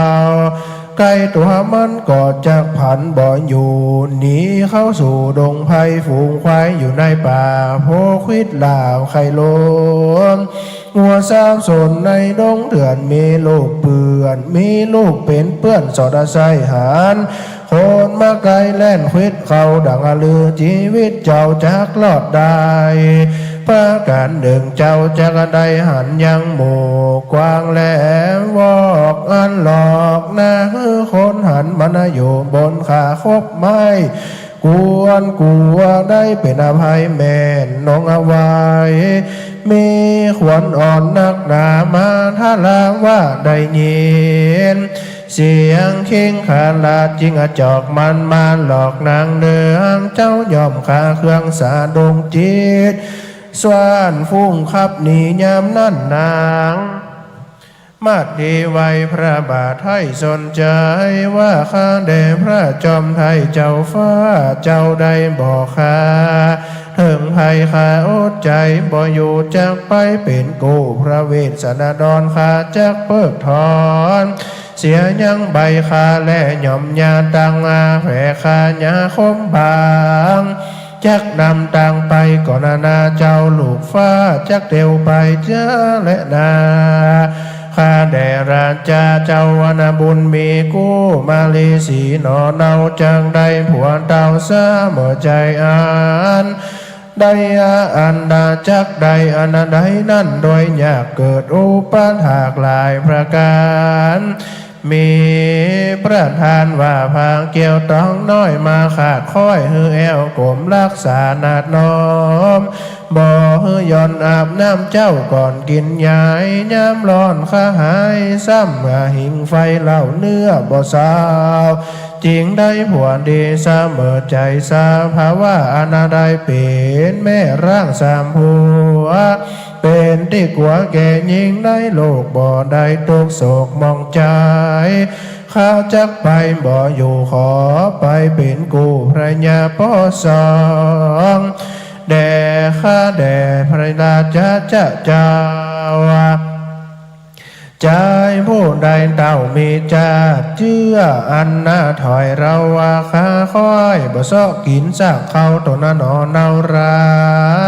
จะไปโลนเขาโลแล้วนางละจะมาเทเป็นแม่ล่างโตกปากอ่างจริงกันจานถอยมาผ่านเป็นอาจูแม่นบ่อยู่สู่กุมกอดเล่าลากเอาไปมันตกในใจแก่ผู้ยิ่งในโลกและนาเกสหานามาขานานที่อาการต่างแม่น้ำต่างใดหาน้ำบ่ได้โลกกว้างโลกกล่าวไว้ว่าแม่น้ำนั่นเปล่าได้บ้านเมืองทั้งหลายหาเจ้าบ่อใดเมืองนั้นไส้บ่มีสีอันนั้นแลมีสันใดยิงคนใดหาผัวบ่ได้พี่น้องเหนือตายมากล่าวนินทาอันหนึ่งนะเจ้าน้อยและตรงใจย่อใหญ่บนหัวรถเฮือผาโกดมาแต่ให้มีไฟในที่ใดก็มีควรติหานฝูงพระยาเต้าพญาก่อผาโกดแก่บ้านเมืองคือหลุงเรืองใดลอดใจใดนั่นสายเป็นผัวยิงย่อมกัวก่าวอ้างจากไรสืบสร้างข้องเฮือนเทวดาสักเยือนเยิดย่อผู้หญิงนั้นนอกระตามบุญกระทำบาปอันยากยามผัวทุกข์ลำบากบ่ละเสียใดเหตุนั้นสายข้าขอลาลอดโปดพากาสีไปเป็นจีในป่าเป็นแม่ไม้ล่างบ่อนทานัดใจแก่ยิงคนใดในโลกโลกาการผูกคากาพระพญาเจ้าฟ้าเป็นใหญ่แก่แผ่นดินมีสายน้ำสินสามนทอนที่เป็นแดนมีแก้วแหวนแนมของใหญ่ก็หาสุกบ่ได้สักอันยิงคนยิงใดนั่นมีผัวแอมข้างยามเมื่อได้ร่างสมบัติมีฐานะใจบ่เอื้อไปอยู่เพื่อคนอื่น มันมักเดินหานาโซแก่ตัวข้ามากัวแม่ยิงฝูงนั้นเป็นดังเรือดันหยาบนักหนาข้าจักมาคบตาเขาจะแลนาตามาตังปากาเซนโตสาธาปารวิราชพุทธิมันดีสาภาคาโสธานาดังอันนี้เป็นเก้าพระญาเจ้าพระพุทธเจ้าเตสนาวาเพกเวโดราภิกขุทั้งหลายส่วนว่านางมันที่ตนเป็นลูกสาวสีพระญามาทาราชมียศอาจลือจางามโสภาเรียบล้วนสุขุมบานกันลาพระภูมิบาลป้อผัวตนแล้วก็เอาลูกแก้ว2 คนไปขึ้นขี่บนลานจารถก่อนนาล้อก้อยทามหาสัจเจ้าหัวโตนั้นเล่าส่วนพระญาเวสสันดรผู้ทารงยศก่อสเดชขึ้นรถดาไปคนในคนไปตีใดต่างหลายมีมากเจ้าก็หากสัญญาขอมาขอสั่งลาหวานดูลาเท่าแก่พ่อแม่ยิ่งใจญาติกาตูทั้งหลายนาพ่อแม่และลูกแล้วเข้าไป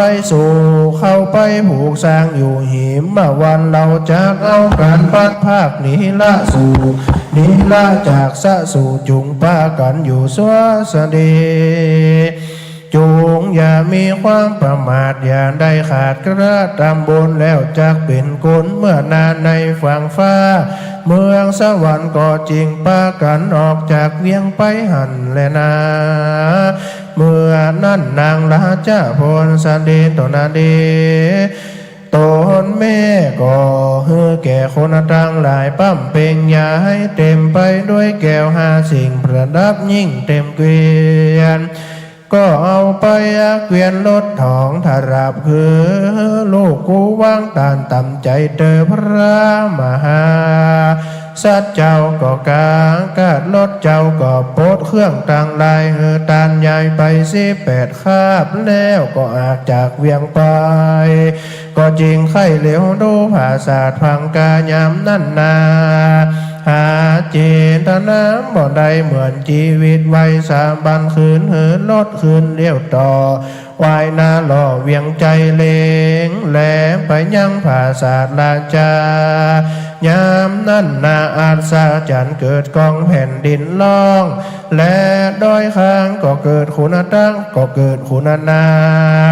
อินดูพระญาจะพากจากเมืองหนีออกจากบ้านไปวันนั้นแลเองข้านางราชมาเทสามิเส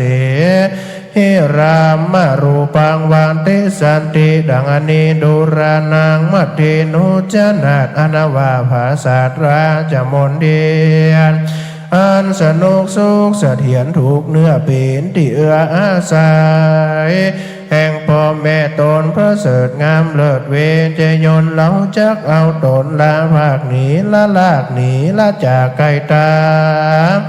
ยามนั้นมหาสัจเจ้าสั่งยังอามาตย์อันเกิดสหจักเรียงตนมี60,000 คนเป็นบ่ขาดจึงฮือเขาว่าจึงฮือเขาลีลาดคืนเมืองแล้วทวนตนแก้วก็ขับลานจะลดกันไปแล้วใครจะกับน้องเราว่าดูรานางมาทีพีว่ามีญาติเจ้าคนใดยังมีใจขอราชาดังอันแก่ญาโจกฝูงนั้นเฮอจักแบ่งตานไปนางมัททีสายใจก็หันพราม4 คนตามมาลุ้นนางลานจ้าตนบนหันพรามจริงเข้าไกลนางพญาพระนางก็บอกพระแก่นไทยว่าราชาส่วนว่าพระญาก็เอารถทายังญาโจกมาไปตันแล้วก็เอามาแก้วตั้ง4 ปันเฮือตีพรามขอก็มีวันนั้นแลนตามาตังปากาเซนโตสันหาพระมานานว่าขามุงตังเส ญาจิงสุดังนี้พิกเวนโดราภิกขุทั้งหลายยามนั้นก็มีเทวบุตรสีตนมาเนระมิดแถมหนนาตั้งเหมือนดังละจะมั่งสีตัวหันเอาหัวมาสอดเอกลากจรไปพระบัวไข่กับมาจากกับนางลามัทเทวาดุราเตวีน้องพี่จุงเล็งเดือจุงเล็งดูที่ยังละมั่งสีตัวดีอันมีรูปร่างดังคำก็นำเอารถลากไปเหมือนดังมาอาจะไหนลากไปดังอันยามนานพระญาทวนหาตกมาจารุนมาหันเต้าคุณตนทารองก็ขอยังลดแห่งเจ้าฮือพระญาก็เอาลูกเต้าและนางแก้ว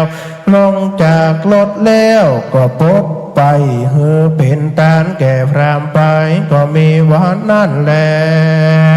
ตามาตังปากาเซนโตสัทธา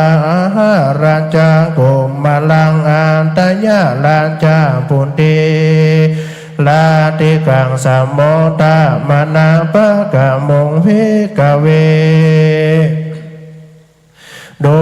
ราภิกขุทั้งหลายกันวามพระญาเวสสันตาละลาดได้เฮินลดอาจเป็นตานแล้วเต้าตนแก้วเวสสันดรก็เอาสายสมอนน้องลางามเงินฟ้าจือจารีส่วนนางมัททียอดซอยก็เอาลูกตนน้อยจือกันหาต่างมีใจมนัสสาจมจื่นปิติตื่นเจยบานก่อนเทียวเข้าป่าหิมมาปานป่าไม้ก็มีด้วยพรางการดังกล่าวมานี้แล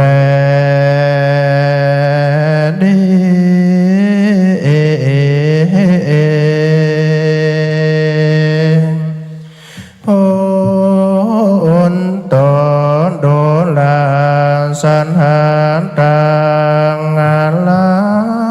ยต่างยิงใจโน้มเท้าที่มานั่งฟังธรรมตั้งแต่ตาเจ้าเพื่อได้กุศลเล่าต่างบุ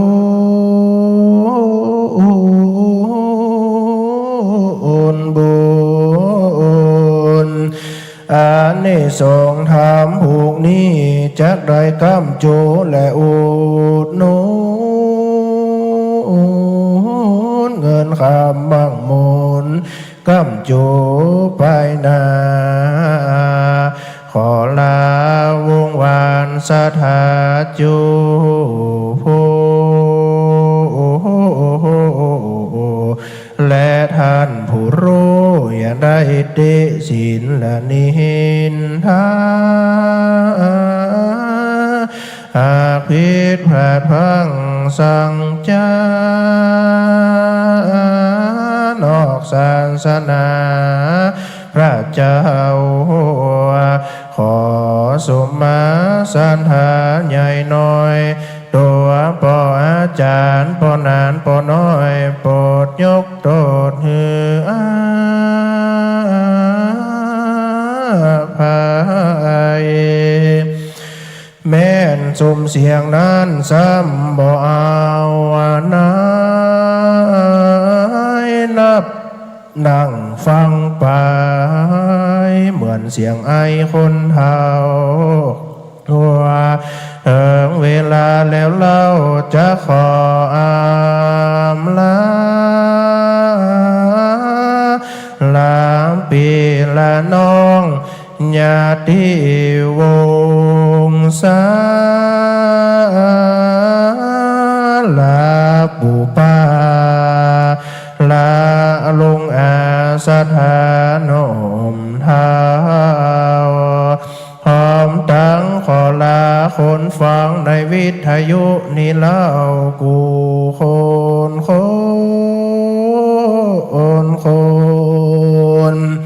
จุงอยู่สูงสวบายดี มีความสุขีอยู่ดีกินดีตลาบกุมทา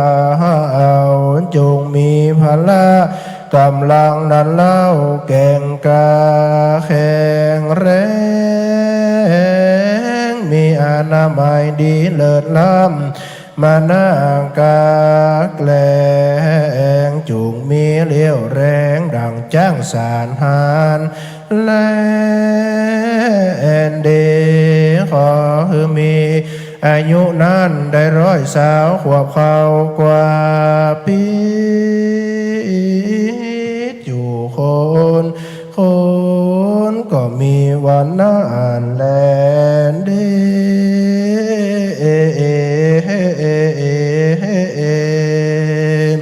ตานากันทิมปังบังเน้นเทนตังขีญาสังวัลนาวินเศษจาเดิมห้องเหตุยังตาหน้ากันผูกสามอ่านประดับประดับไปด้วยพระการทางวันใด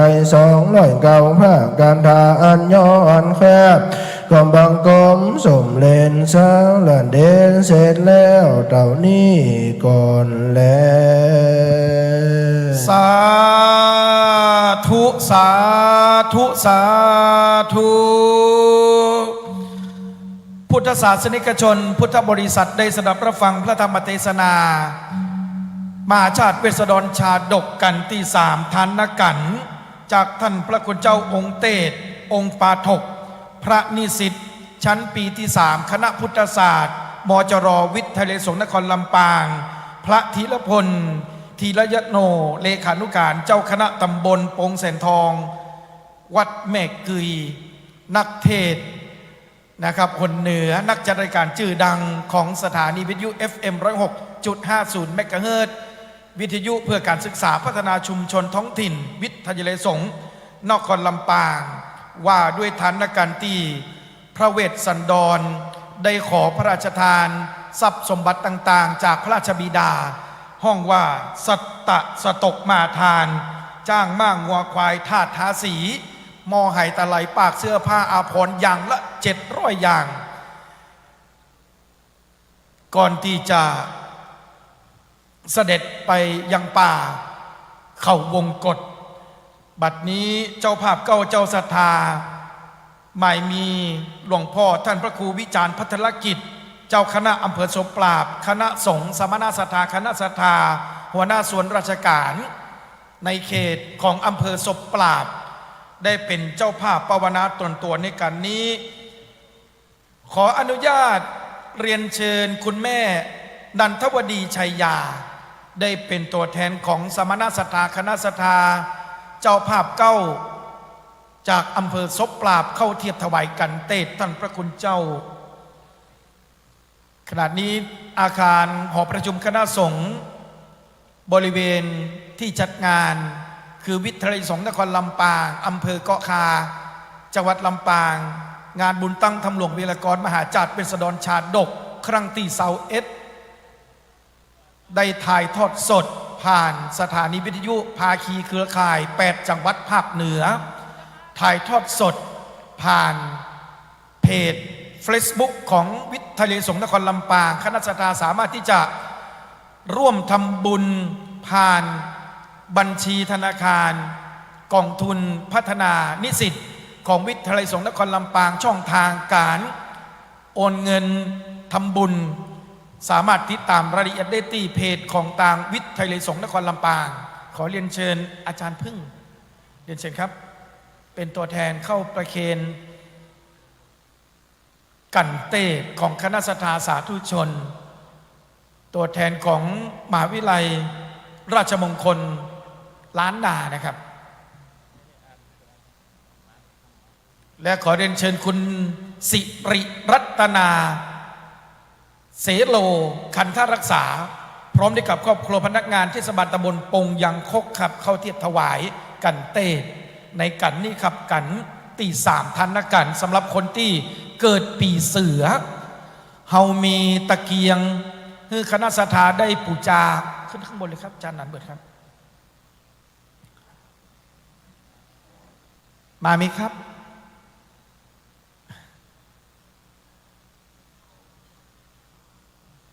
ขอเรียนเชิญคุณแม่ครับ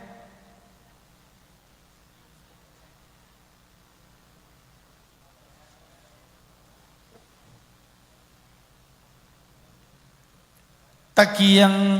ชุดละ99 บาทปูจาพระธรรมประจำปีเกิดของท่านบริเวณด้านหน้าท่านจะได้รับตะเกียง1 ดวงจดเอาลายใหม่เอาชื่อพร้อมวันเดือนปีเกิดแล้วไปจุดที่บริเวณหอของพระมหาอุปคุตเถระด้านหน้านี่เขาก็ยังมีลวงดอกข้าวตอกดอกไม้ที่ชื่อคณะสัทธาได้ใส่ขันแก้วทั้ง3ใครจะปูจากันเต้เขาก็มีพานกันเต้แล้วก็มีขันสิงนำลวงดอกข้าวตอกดอกไม้ลำเตียนปัจจัยใส่ในพานบริเวณด้านหน้าพร้อมกับลวงดอกข้าวตอกดอกไม้เป็นกันปูจากันเต้และก็ขันสิงขันแก้วทั้ง3ปูจาด้วยเครื่องหอมบัดนี้ท่านพระคุณเจ้าองค์ปาฐกพระธีรพลธีรยาโนเลขานุการเจ้าคณะตำบลปงแสนทองวัดแม่กรีชัยพระนิสิตจันทร์ปีที่3คณะพุทธศาสตร์มจร.และในห้องประชุมอาคารที่จัดงานบุญตั้งธรรมหลวงขณะนี้พระนักเทศชื่อดังหนเหนือนักจัดรายการสถานีวิทยุภาคีเครือข่ายคลื่นสีขาวยืนในห้องประชุมนี้กันหลายรูปหลายตนครับบัดนี้พร้อมแล้วเก้ากระผมขอกราบอาราธนาท่านพระคุณเจ้าได้อนุโมทนาด้วยความเคารพอย่างสูงยิ่งครับยะถาวาลิวะหาปุราปะเลปุเรนเตสังขลังเอวะเมวะอิโตดินังเปดานังอุปกาปฏิชิตังบริตังตุมหังขิปะเมวะสมิสันโตสะเพปุเรนโตสังฆปาจันโทปนะระโสยันธามณิโชติละโสยันธาสัพพิติโยวิวัสสันโตสัมภะโลโกวินาสันตุมาเตภวัตวันตรโยสุขีติขายุโกภวะอภิวันตานาสีลิสนิจังวุธาปัญจายิโนจัตตโรธรรมาวทันติอายุวันโนสุขังพลังใจญาสิทธิฐานังลาภังโสถีภะเกยังสุขังพลังสิริอายุจาวโนจะภูขังวุดีเจญาสตาวสาจะยุจะชีวะสิทธิภวันตุเตภวตุสัพพมังคารังราคันตุสัพพเทวันตาสัพพพุทธานุภาเวนะสัพพธรรมานุภาเวนะสัพพสังฆานุภาเวนะสัทธาโสถีภวันตุเตสาธุสาธุสาธุได้เป็นแก้วได้เป็นคุณเป็นบุญเป็นกุศลอนุโมทนาสาธุก่อนกับคณะสัทธาสาธุชนสมณสัทธาคณะสัทธาจากอำเภอศพปราบภายใต้การนำของท่านพระครูพิจารณ์พุทธลกิจครับเจ้าคณะอำเภอศพปราบและชมรมกำนันผู้ใหญ่บ้านที่การปกครองอำเภอศพปราบท่านพระครูปลัดบุญยวัฒน์หรือว่าครูบาเกมสภาวัฒนธรรมอำเภอศพปราบสถานีตำรวจภูธรอำเภอศพปราบโรงพยาบาลอำเภอศพปราบสำนักงานที่ดินจังหวัดลำปางสาขาศพปราบสำนักงานสรรพากรพื้นที่สาขาศพปราบโรงเรียนกีฬาจังหวัดลำปางโรงเรียนศพปราบวิทยาการไฟฟ้าส่วนภูมิภาคจังหวัดลำปางสมาคมเครื่องปั้นดินเผาจังหวัดลำปางสหกรณ์การเกษตรศพปราบธนาคารเพื่อการเกษตรและสหกรณ์สาขาศพปราบศูนย์ส่งเสริมการเรียนร่วมอำเภอศพปราบที่ทำการไปรษณีย์ศพปราบสำนักงานปศุสัตว์อำเภอศพปราบหมวดการต่างศพปราบเทศบาลตำบลศพปราบอบตศพปราบอบตนายางอบตเมฆกัวอบตสมัยมหาวิทยาลัยการกีฬาแห่งชาติวิทยาเขตลำปางโรงเรียนอนุบาลศพปราบโรงเรียนชุมชนบ้านทุ่งคลังน้ำมันนครลำปางบริษัทขนส่งน้ำมันทางท่อจำกัดสำนักงานส่งเสริมสวัสดิการและสวัสดิภาพครูบุคลากรในการศึกษาจังหวัดลำปางโรงเรียนลำปางวิทยาครับ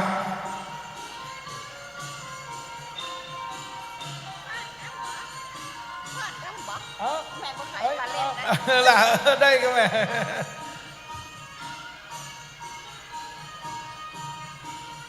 ขอบคุณพ่อครูใหญ่นะครับทุ่งฝายบันเทิงศิลป์ได้ห่มโรงในขณะที่พระสงฆ์องค์เจ้าได้เตศ แล้วบวนละมวนเขาก็จะได้สิงเสียงปีพาดระดาดกองห่มโรงคือเขาได้รับศัพท์เขาพูดว่ากันเตดในแต่ละผูกนั้นแล้วบัวละมวนลงโดยเฉพาะเพลงที่ห่มโรงนั้นก็คือเพลงมอนลำปางต่อท้ายด้วยเพลงปีพาด95เพลง95นี่หมายถึงทรงเจ้าป่อนายแม่เจ้าป่อเจ้าแม่ที่เพิ่นได้มาลงขอนได้มาฟ้อนเจิงฟ้อนลาย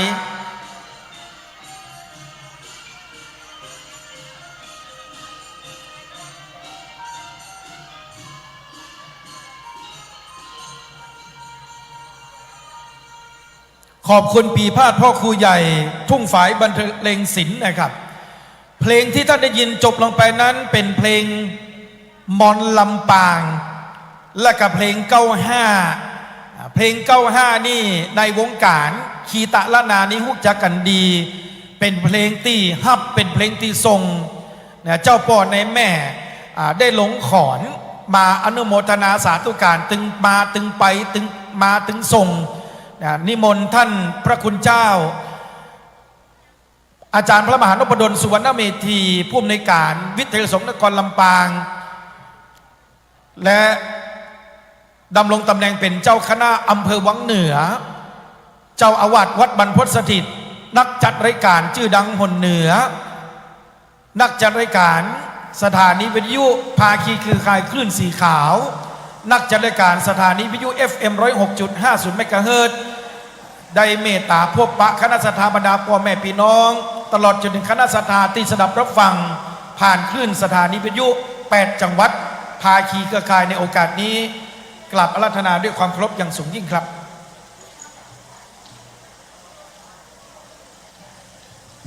ก็ขอโอกาสพระเถรานุเถระกับศรัทธาสาธุชนทุกท่านเรากำลังฟังเทศน์มหาจารย์กันตี3จบลงไปเนาะก็อาตมาภาพพระอาจารย์ก็อยากจะถือโอกาสที่เราฟังได้อรรถรสแห่งแบบหนึ่งแต่เพื่อเนื้อหาเพื่อเขาเข้าใจตัวเองเนาะเข้าใจบางทีติดปุ่นมันตัวหนังสือมันน้อยนะสำหรับกันที่3ก่อนจะเข้ากันที่4วัณประเวทเนี่ยคือพระเวสสันดรกับครอบครัว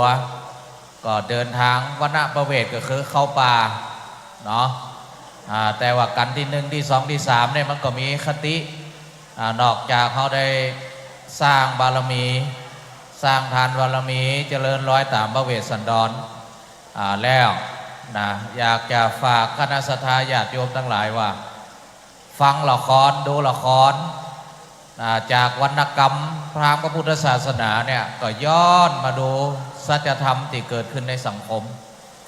กันที่3นี่ก็คือพระเวสสันดรได้ปรารภได้บำเพ็ญบารมีเนื่องจากว่าชาวเมืองกลิงคราชเดือดร้อนเรื่องภัยแล้งเนาะก็มาขอจ้างปัจจัยเขนนี่นะช่างเป็นมงคลกู่บารมีของพระเวสสันดรพระเวสสันดรก็บ่ได้เกิดอย่างนั้นก็คือนึกเอาความทุกข์ยากของเพื่อนมนุษย์มาเป็นหลักเนาะก็บ่ได้เกิดถึงรายละเอียดอื่นๆนะเปิดกระตัดสินใจบริจาคมอบจ้างมงคลปัจจัยเขนคือชาวกลิงคราชเพื่อตามฤทธานุภาพของจ้างนี่ไปอยู่ที่ไหนก็เกิดความอุดมสมบูรณ์เนาะพอพระเวสสันดรได้บริจาคไปก็เกิดประเด็นขึ้นมาศรัทธาญาติโยมทั้งหลายก็คือว่าชาวเมืองแล้วก็ตลอดถึงชาวเมืองก็ไปล่องเลี้ยนเนาะล่องเลี้ยนพระเจ้าสนชัยซึ่งเป็นพระราชบิดาเนี่ยตรงเนี้ยศรัทธาญาติโยมทั้งหลายอยากเฮาได้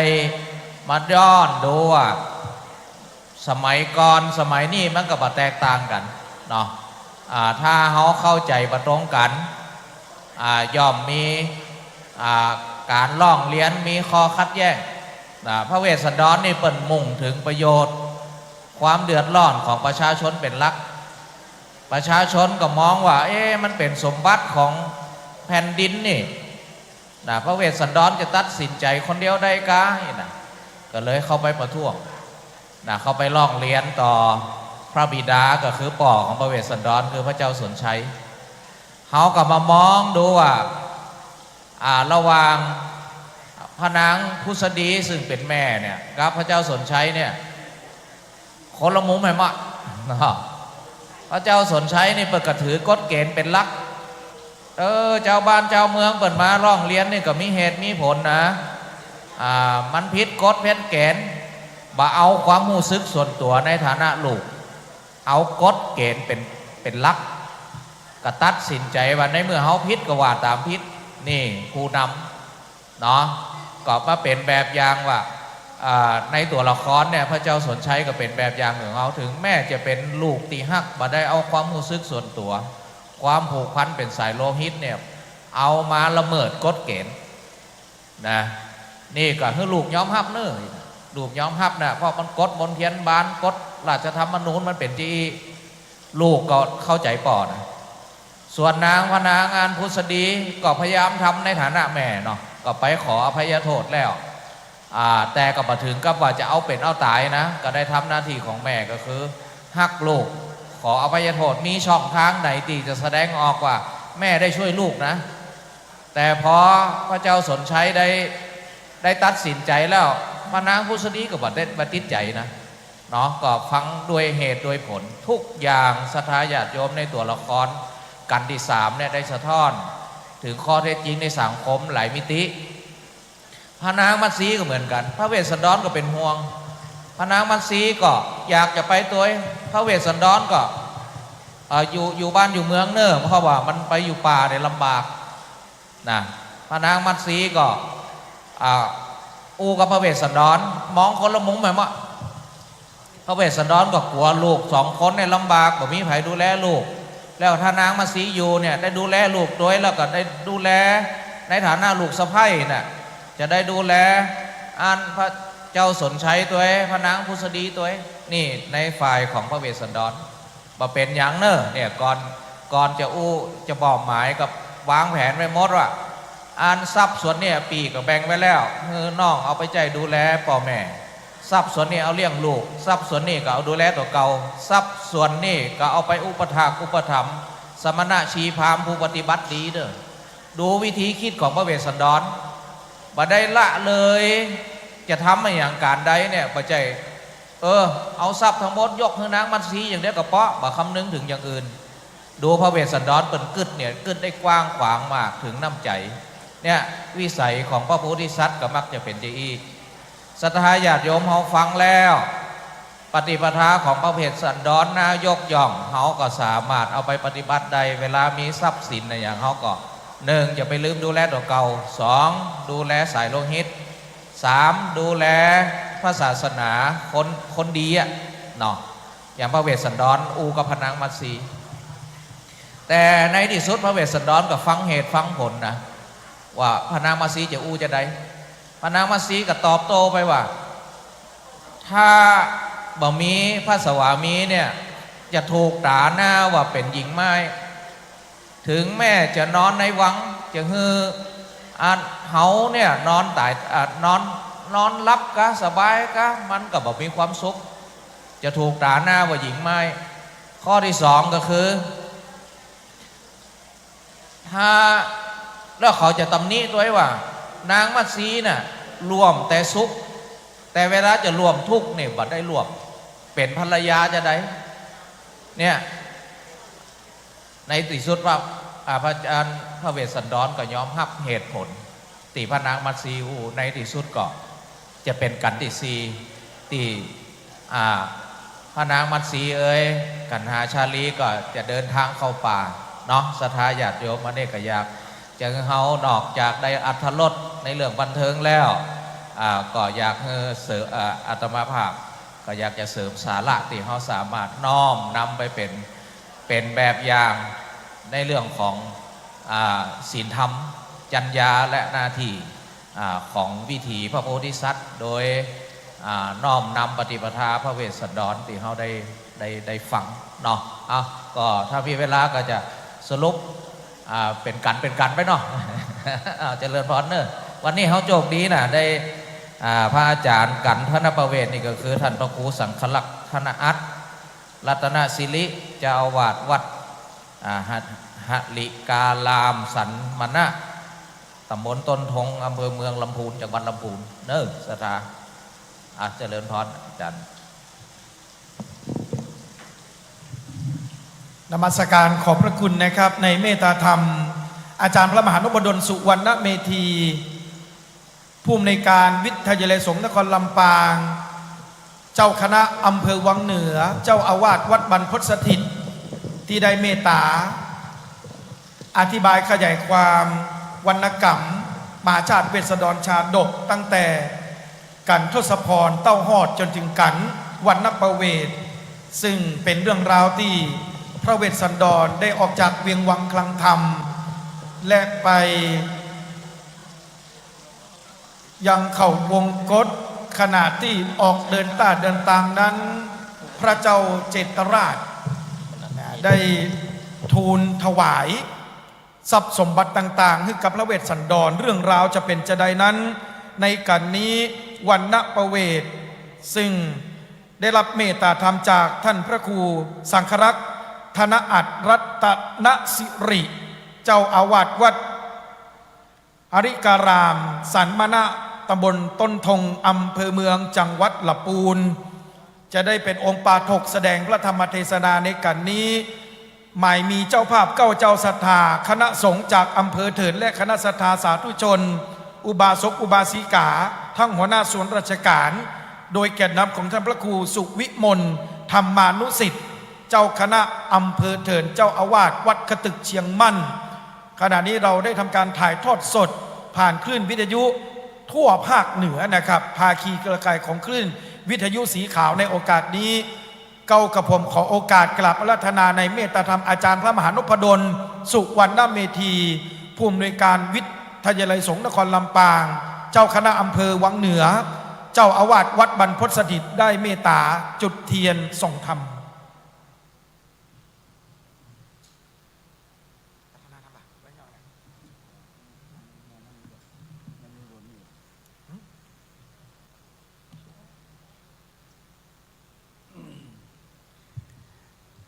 ครับก็ขอต้อนรับนะครับเนอขึ้นสีขาวตลอดถึงอีปอยแม่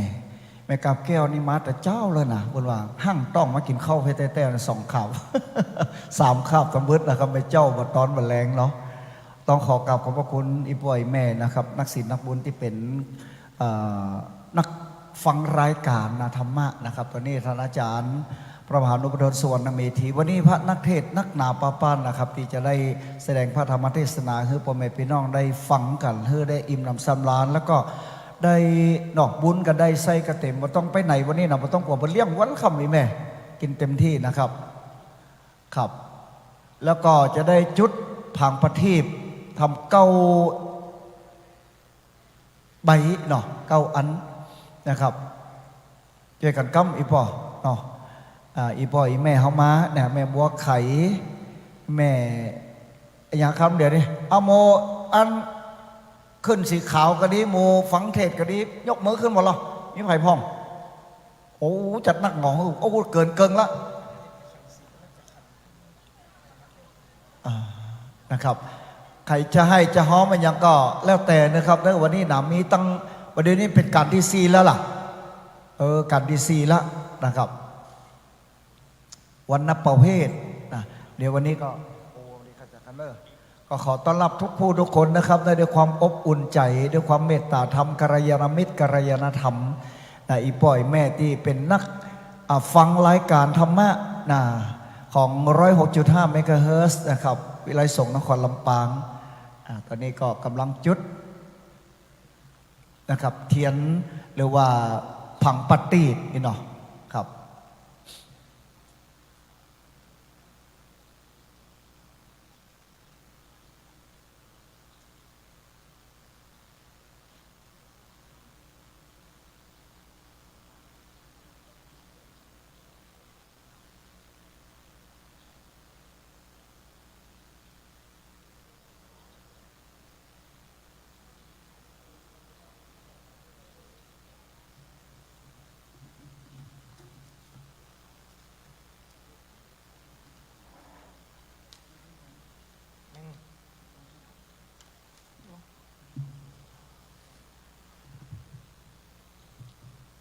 งประทีปคือคณะสัทธาสาธุชนได้มีโอกาสได้ปูจาดวงละ99 บาท ปูจาเป็นเนื้อนาบุญกันเตศประจำปีเกิดของตกเก่าบริเวณด้านนอกจะมีนิสิตคอยอำนวยความสะดวกให้กับท่านไปจุดที่บริเวณหอพระอุปคุตในโอกาสนี้ขอได้รับเมตตาธรรมจากอาจารย์พระมหานฤดลมหาปัญโยเลขานุการเจ้าคณะตำบลบ้านเอื้อม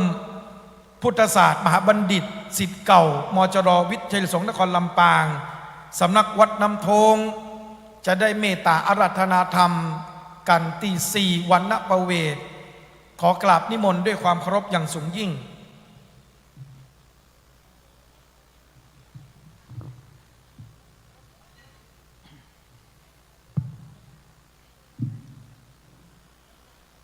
โสริญา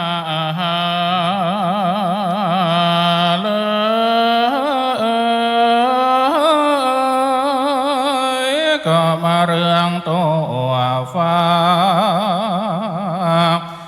พ้นจากกีบเมฆฟ้า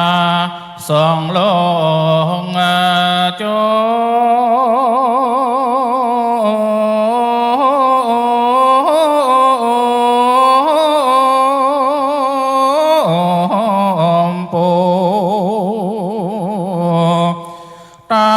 ก็มาปองทลาดพญาสัพพานายุมาหลายชาติได้แต่งไว้แล้วหลายหลากภาการยังสัตตมหาทานมีมวลมากแล้วปางเมื่อเต้าขี่ลาดรถแก้วออกจากเวียงไปถึงพานาลัยตวนที่ยังเหลือแต่ราชรถที่เต้าขี่อวยตานกัดหาบานองค์อาจมี57บ่ขาดปุณนาฟ้าดียกมือ10 นิ้วขออาราธนาโลกศิษย์พระโมนีตนผ่านแผ่วได้ขึ้นนั่งธรรมาสแก้วสาธิตนั่งแล้วจุงได้เตสานาธา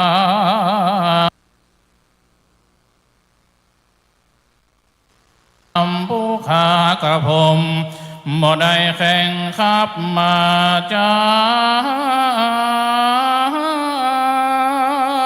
ขอพระคุณเจ้าได้น้ำสัก2 3 4 5บางกันว่าอิดไหนก็ยังแล้วก็ว่านาโมไปแล้วแลดีสวัสดุอานุกัมปิมังปัจจังอาราธนังกะโลมาสิ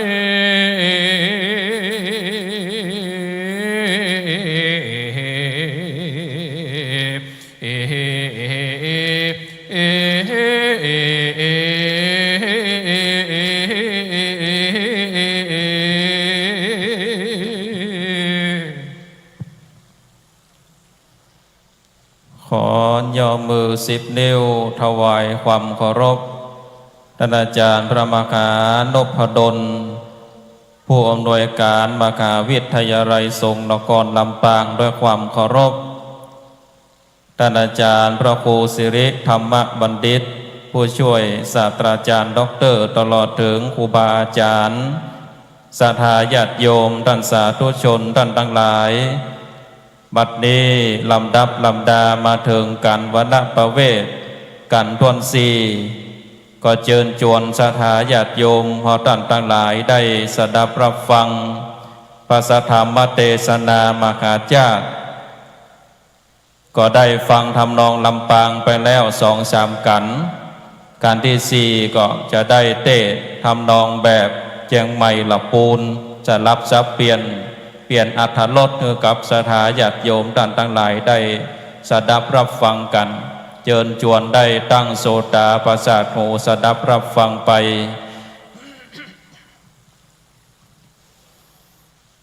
โส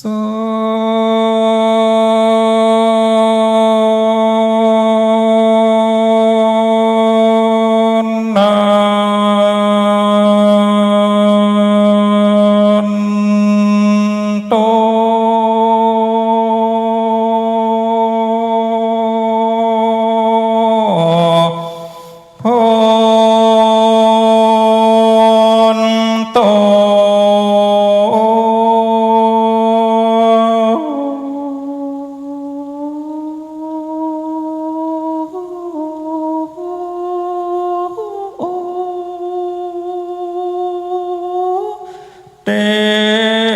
วสังขารโยฟังลาฟ้า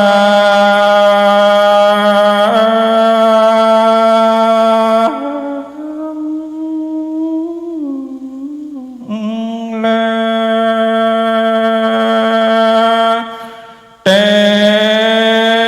วันดา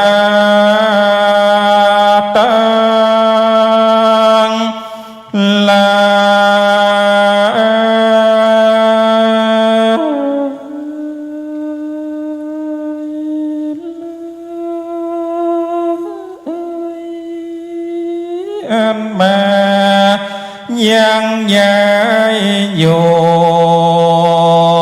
เฝ้าหักษามณฑลมจลวิทยาลัย2 นครลำปางพิธีนี้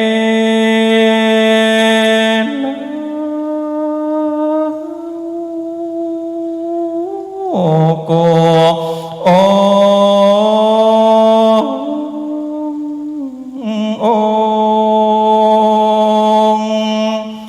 หักษายังจันฟ้าแข่งของพายส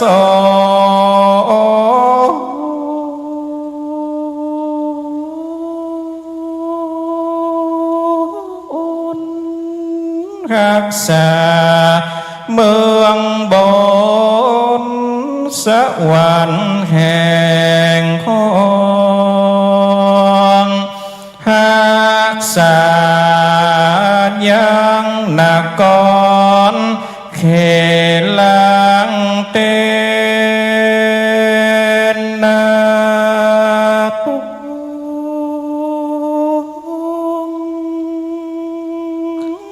และตัวของกู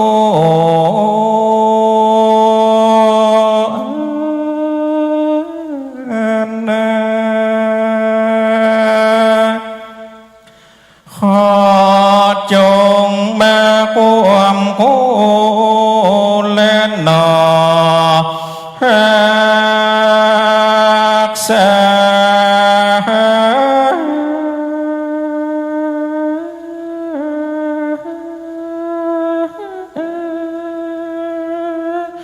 งานตั้งทำหลวงโมจลนิแน่ฟังธรรมหาญาติแก้วเวสันดรนิ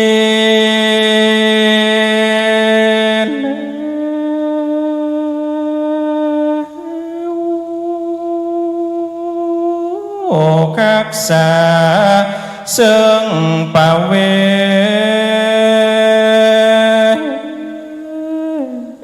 นีเตดมักหาญาติครั้งที่21เดเล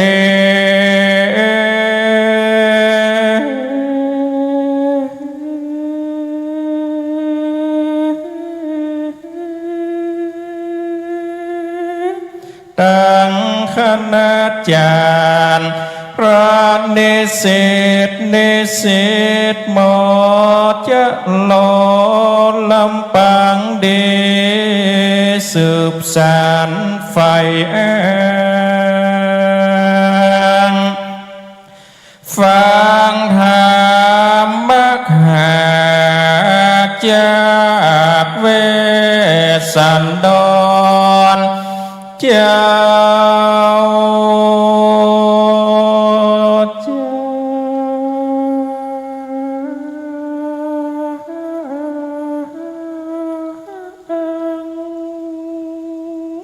อานิสงส์มากกว้างหนอมวลเมการว่าผู้ใดฟัง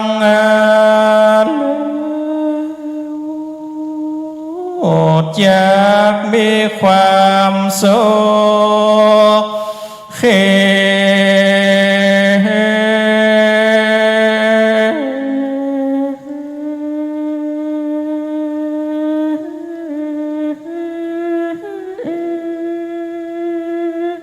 หน้าที่การงานมีสมกำไฟแองบ่มีกาดนา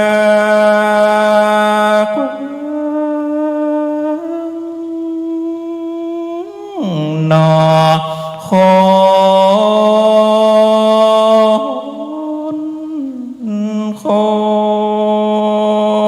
นผู้ใดฟัง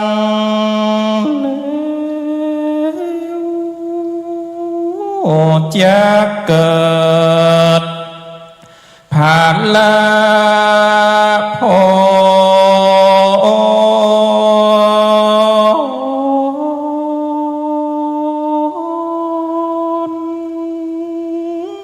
ปานละเมบันดอ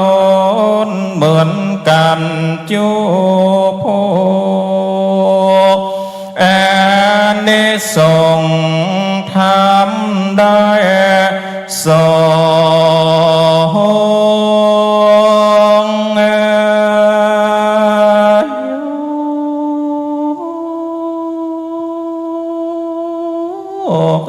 ได้ถึงสุขโยจะเลิ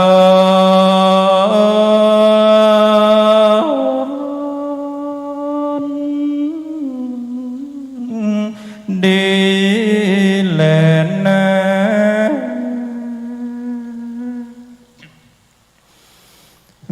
นะโมตัสสะภะคะวะโตอะระหะโตสัมมาสัมพุทธัสสะเตปันเตปันเทขจันเตมโนเสติสวาโกเก่งวังกันตามปามปะตนเตโปชันเต้นเตลำดำธรรมะเตสันนามาส่วนว่ามะคามการสันตาตั้งเส้นตนก็เอากันจากพระเมืองไปกันคนตั้งหลายไปนาจริงทำวานดุรา เปื้อนตั้งหลาย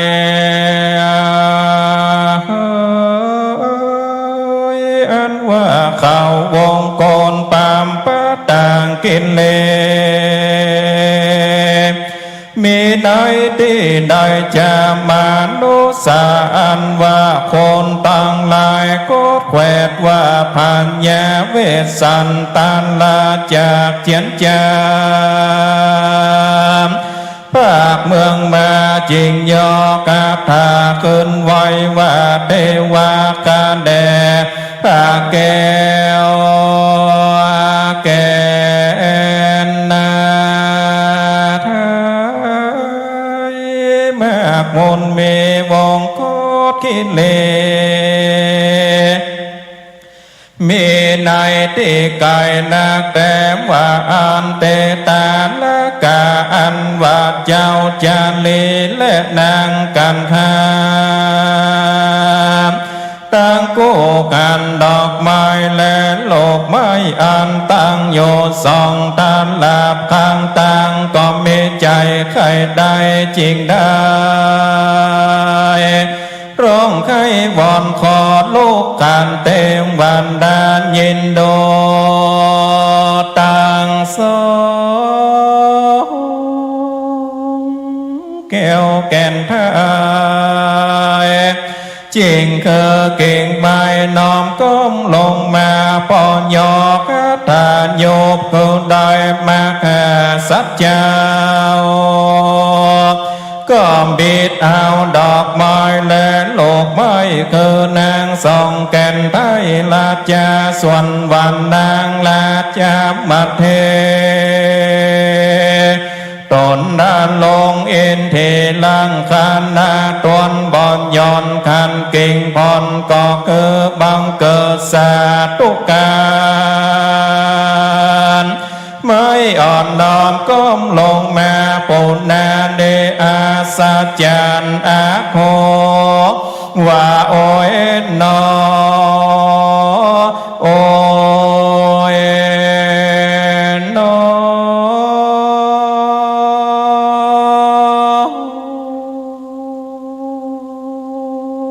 อันว่า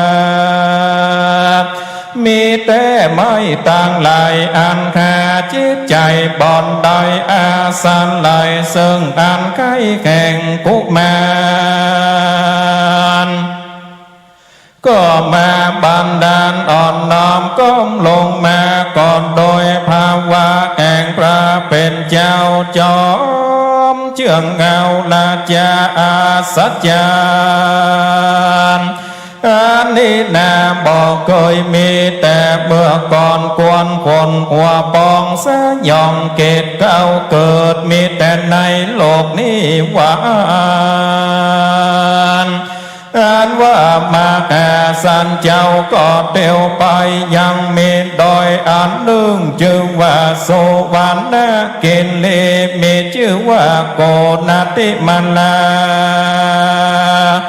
ไปนาได้แค่โยจนาการนายังมีบันธรรมชื่อว่านาลาตันตังกามเป็นสถานที่ยังนั้นสายมาตาวันได้30 โยจนาการนาเทวันดาก็มาโยคนตังคือสันเขตดังอันว่ามาคากาสัตตังเสโต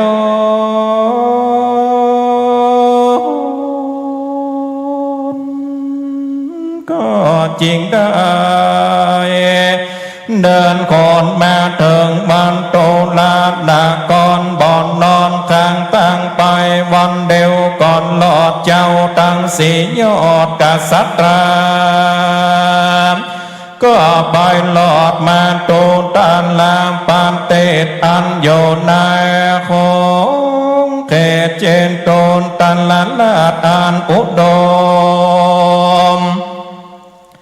สมเล่นเด่นโดยโมอันว่าคนมวลมากเต็มลันดาเต็มไปโดยบ้านน้อยใหญ่เรือพมาน มัวละมวนโดยจีนป่าอาการและเขาเหล่ามาคาสันเจ้ากอมบอกเข้าสู่เวียงใจยังอยู่นายศาลาที่ไกลปานตูเวียงและส่วนวันนางและจะบันเทก็พัดฝนฟงต้นเลอันติปานตาเต็นตั้งโปแก่งปราณโยและเนื้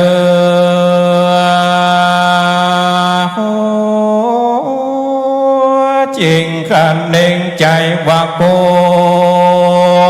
จะคือคนต่างหลายผู้เกตอันปัญญาเวสันตันลาเก่าแม่นั่งก็ไปยืนไกลประตูสันลา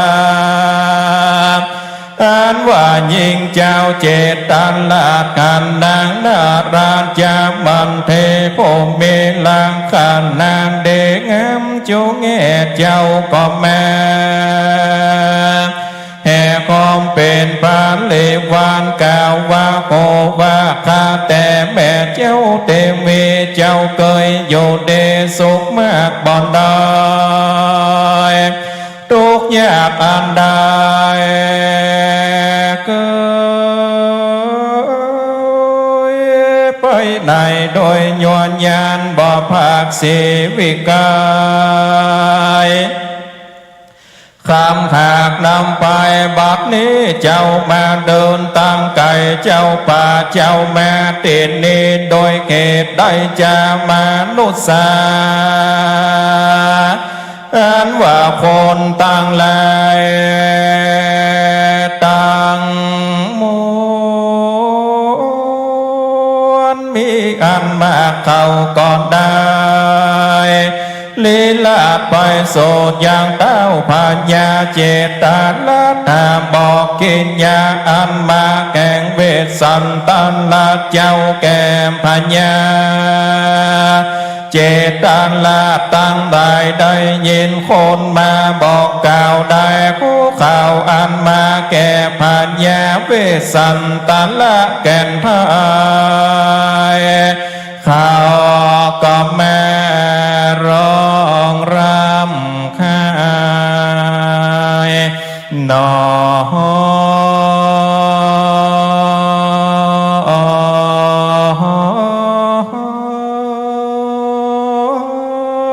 กูคน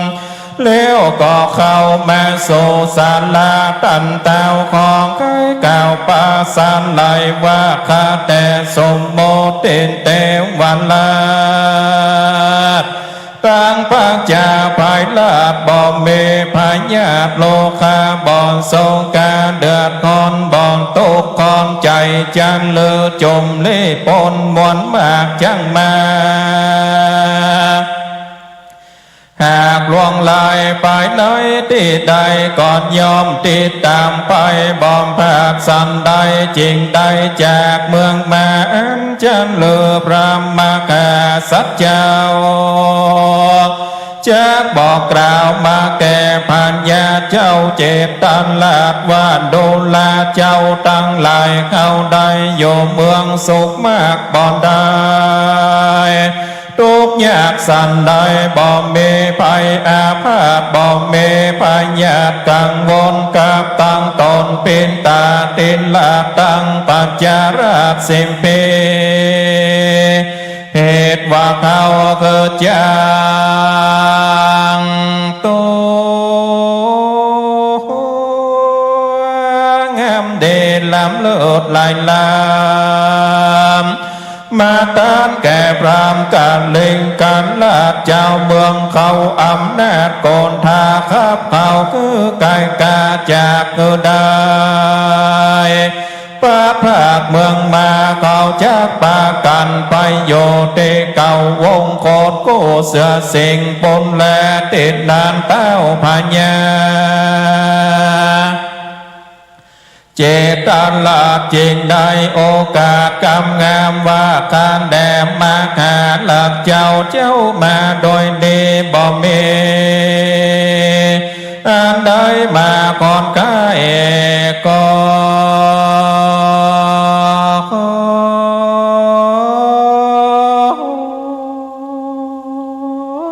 เจ้าในค่ายในกายจงโยในเมืองเจตันลาดได้เสวยเมืองมูลเป็นเต้าคน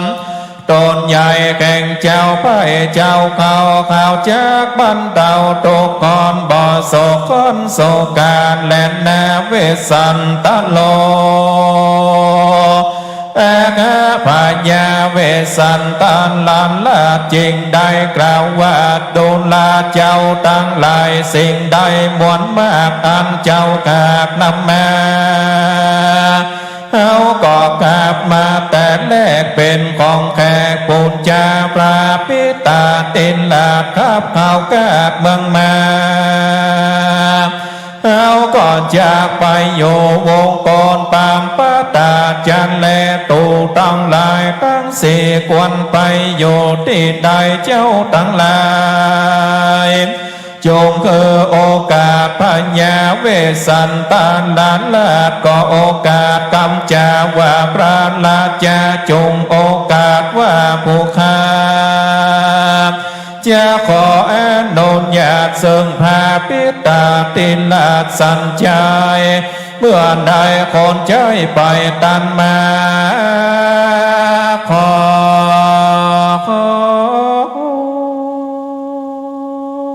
พระราชาอย่าได้ไปโสติเอิญเต้าเจตันลาจากจมจุดมานาศาสเจ้าก่อนได้จากจรไปโศกเมืองเจโตตันลานลาเป็นเจ้าอาวาสสิพิและนามคาสัตโต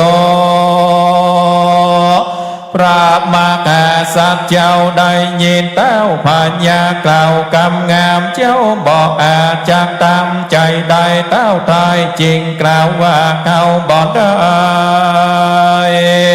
กวงควายเป็นเจ้าเป็นใหญ่แก่พายปัญจาเป็นเต้าพญาสอนปัญจาลาเจ้าสิมพีเขาขับกาจากเมืองมาเจ้าเมืองจากใดที่เตียนเต้นตามมาเกียรติไงจากใดพิเตียงการกำเดือดจากมีมากกำอันนานก็ขาดจากเพิ่งใจเขาและนาพญาเจตันลาดกันว่าได้โอจะพาสลายกันแล้วก่อนได้กล่าวว่าคนต่างและอานากรายมาตามวันใดสิบโยจันนาแก่มาแก่สันเจ้าเขาก่อนได้ลำเปิงในใจว่าข้าศึกโปได้อย่าได้โอกาสการตำค่ายแก่เจ้าราชสินตนขออยากเธอเป็นทุกโศกเศร้าว่าโดราพานเจตามบนนา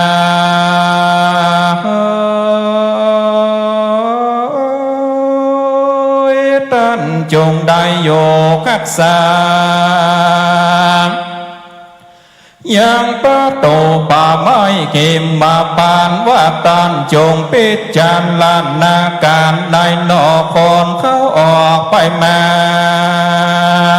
ท่านจงเฝ้ารักษาแก่ปัญญาเวสันตาลานแดนเตอก็เกินโซนยังติโยแก่งตนกันว่าพญาเวสันตาลากันไปลอดเขาคันทะมาตันนาแล้วตนแก้วก็ไปโยกันเสียงเกินดึงวันปงเจ้าก็เข้าสัมพอโสคนเนื้อไปด้วยเขาวิปุลาตินั่นก็ไปเถิงยังแม่น้ำเหตุมะวันเดยามเมื่อโซนเลญาลังสีแดดกาเจ้าก็ปากันมานั่งตีไก่ฟังดังตีก็มิใจ ยินดียิ่งล้อมก็สาวเวยข้าวน้ำโปจานาอาคารเมลดหวานดันผ่านป่ากาเกิดแล้วเจ้าก่อนได้เพื่อเป็นคำแก่ผ่านป่าก็อาปองสะลงเกตดื่มน้ำอิ่มเพียงใจความพ้นกากายดับกว่าเจ้าก่อนได้เข้าเถิงป่าไม้เถิงเก้าไม้เนโคตรใหญ่อันตั้งอยู่จอมดอยตาสะเม่งกันเนหยาบนั้นพญาอินตาก็ได้เคเวสุกรรมเทวาโบตนวิเศษจงได้มาเนลามิเปตมาโศคงเกตเมืองโคนก็มาเนลามิตอาสะลมบติโยอันกวนโยสนงใจแล้วก่อนได้มาเขียนหนังสือไว้ว่าคนโบได้ไข่บวชตรงพระหนวดเป็นลาสีจงได้เอาบริขารฝูงนี้ออกบวชจงได้สร้างพระหนวดสร้างแหวงบุญแดนเตเวสุกรรมเทวาโบตนองค์อาจก่อนได้ข้าพิวิสัตไล่เกินได้หลีกย้ายหลีกกายเนื้อและนกทั้งหลายสั่งสรรเลือดอันมีเสียงเปิดปึงกลัวก็คือเอาตัวได้หลีกฝีกในไก่ปิกคืนไปโซยังที่อยู่แก่งต้นที่นั้นเต้ามากาสัตเจ้าก่อนได้อาสาไหลเพศแข่งนักบวชสั่งพระนวดภาวันนาก่อนได้ไข่ปันโตสานาเข้าโซนายที่แก้วโกไปนายก่อนโลดแลนเด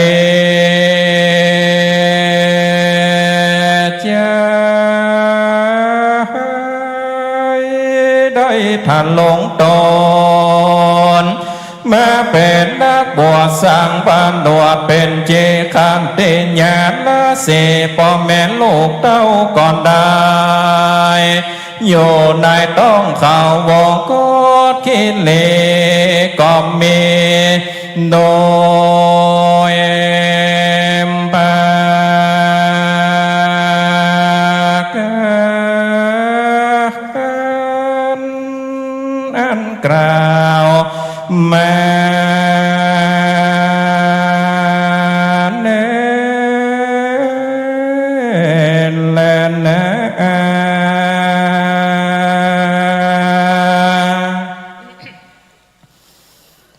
โอ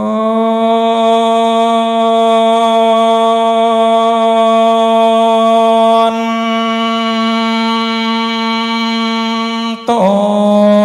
นดุลาตันตัง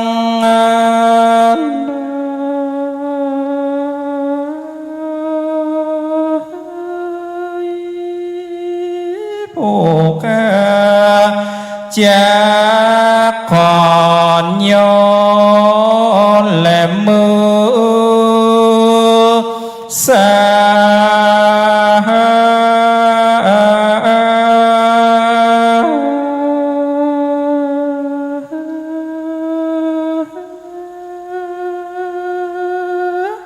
จากขออำลาพระทันไหลแก้วอันใสพองแผ้วเลิศและเลือ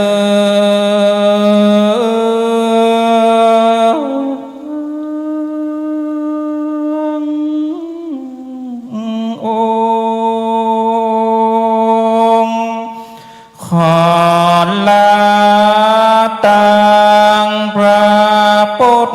พระธรรมพระส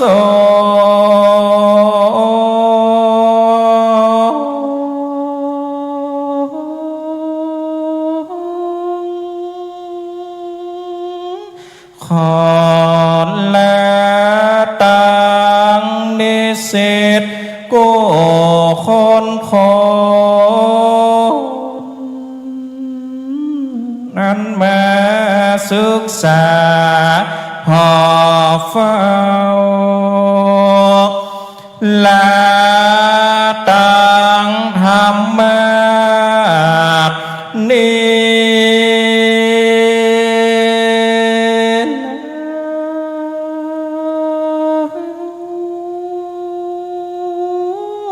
ขอลา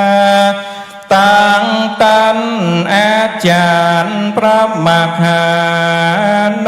พดลตลอดเถิงคณาจารย์สัทธาโก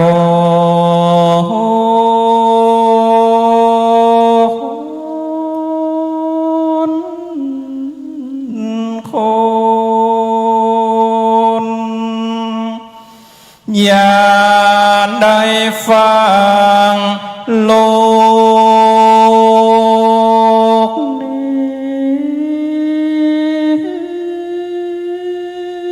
้สุ่มเสียงอาตมาบอดดีบอดใจเป็นป้อยส้มเสียงอาตมาบอนโยด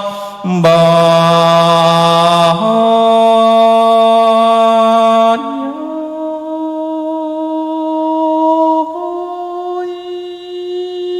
เมื่อเตสนาธรรมหาว่าเป็นภาพโปรดได้อาโหสิกา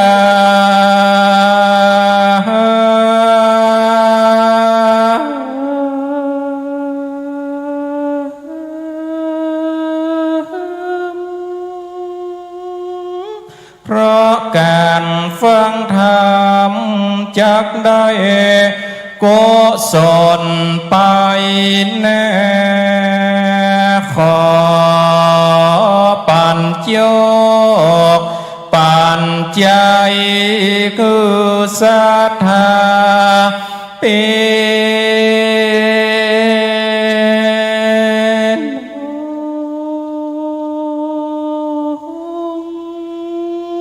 จงได้มีเงินมีทองมากนักนา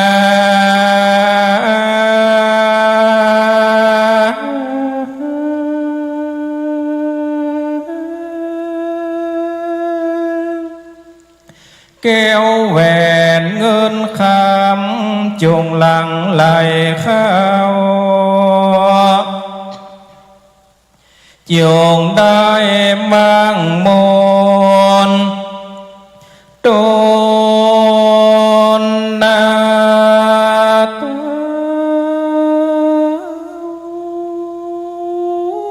กินตา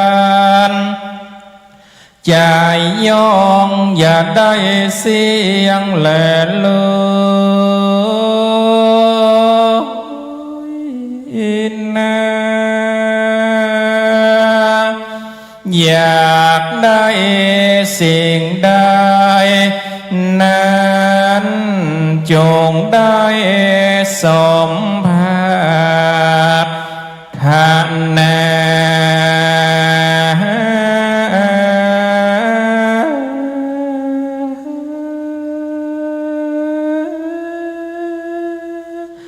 มีลูกหลานนั้นแน่จงได้ฟังกรรมโยธอย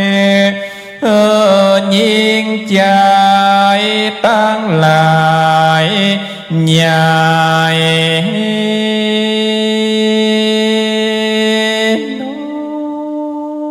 น จงได้อยู่ดีมีสุขเหมือน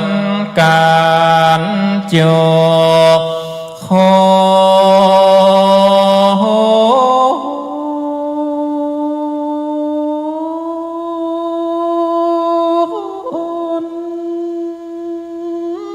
แลนเด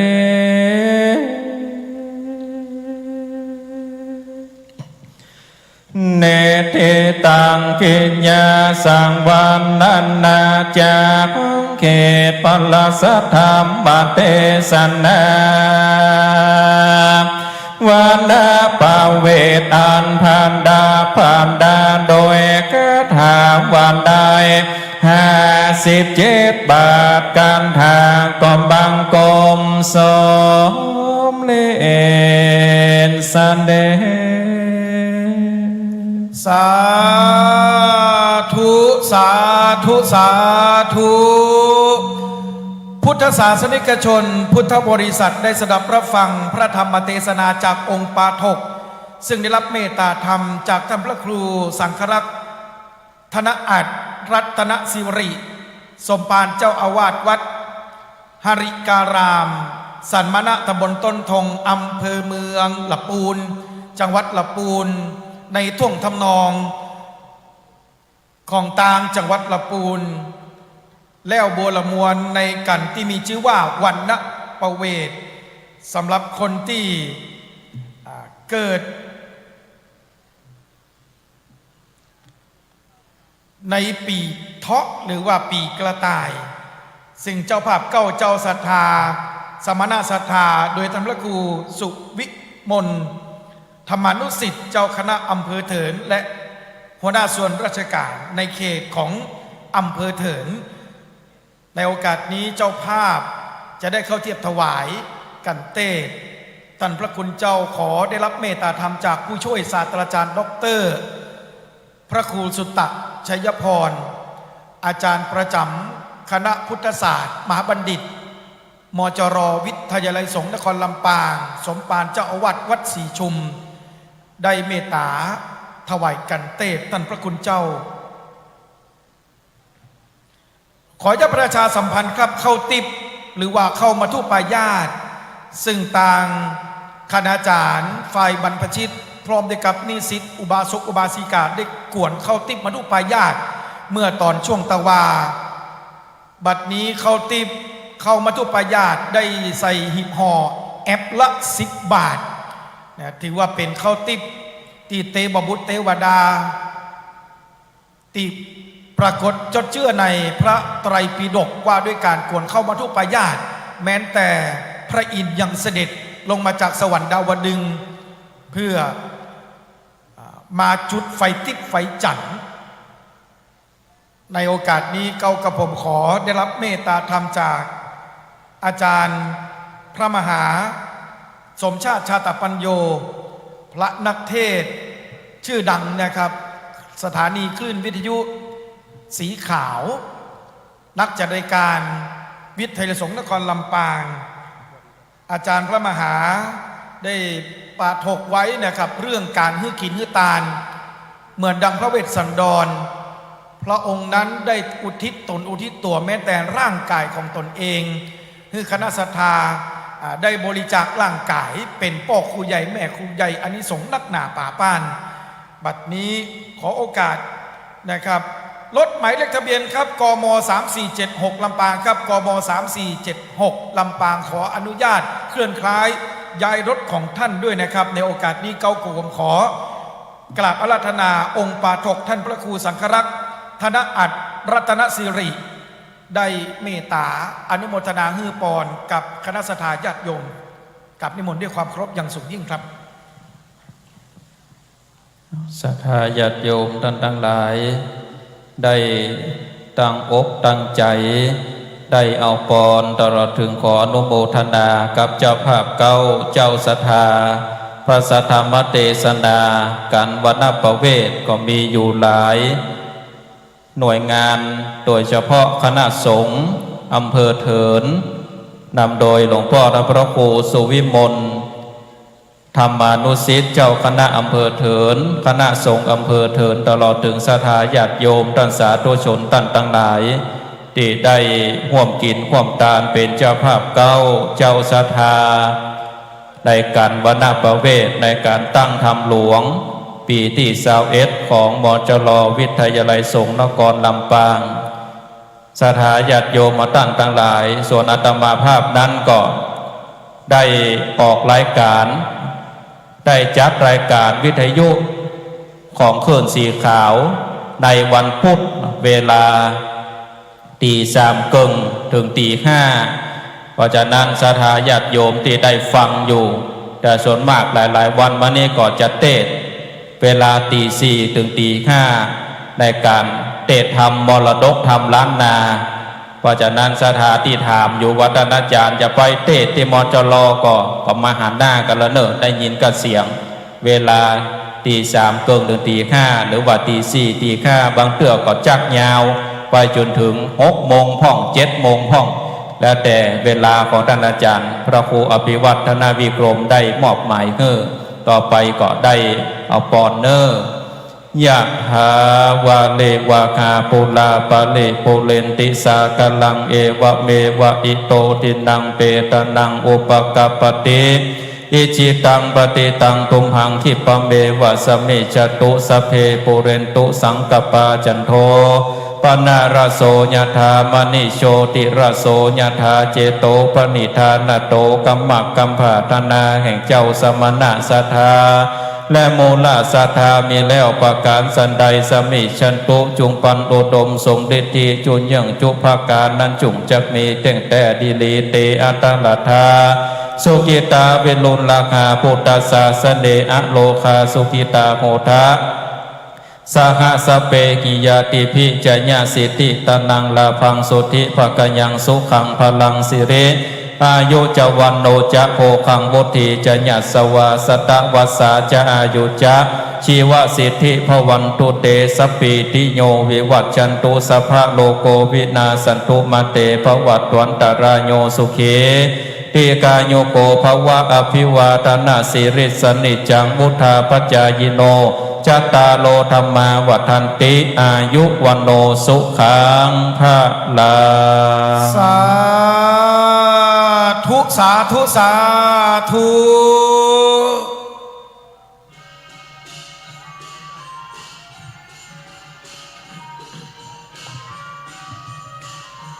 บัดนี้พระธรรมเทศนามหาจารย์เวสสันดรชาดกกันที่4วันณประเวทได้แล้วบวรมวลซึ่งได้รับเมตตาธรรมจากท่านพระครูสังฆรักษ์ธนอัฏฐรัตนสิริสมปานเจ้าอาวาสวัดหิริการามสันมณะจังหวัดลำพูนได้ปาฐกโบหารแบบท่วงทำนองของจังหวัดลำพูนให้คณะศรัทธาได้สดับรับฟังแน่นอกหนาใจไพเราะสนอหูซึ่งขณะนี้ท่านพระคุณเจ้านักเทศน์คนเหนือนักจัดรายการคลื่นสีขาวได้อยู่ในห้องหอประชุมคณะสงฆ์จังหวัดลำปางณสถานที่ตั้งจัดงานทำหลวงเวียงละกรครั้งที่21บ่ว่าจะเป็นท่านพระมหานพดลสุวรรณเมธีอาจารย์พระมหาสมชาติชาตปัญโยอาจารย์พระมหาบวรวิทย์รัตนโชโตและนักเทศชื่อดังครับของสถานีวิทยุภาคีเครือข่ายคลื่นสีขาวทั่วภาคเหนือได้อยู่บริเวณด้านในอาคารหอประชุมคณะศรัทธาครับตอนนี้โรงทานหลายๆโรงทานด้วยกันครับได้เปิดให้บริการคณะศรัทธาได้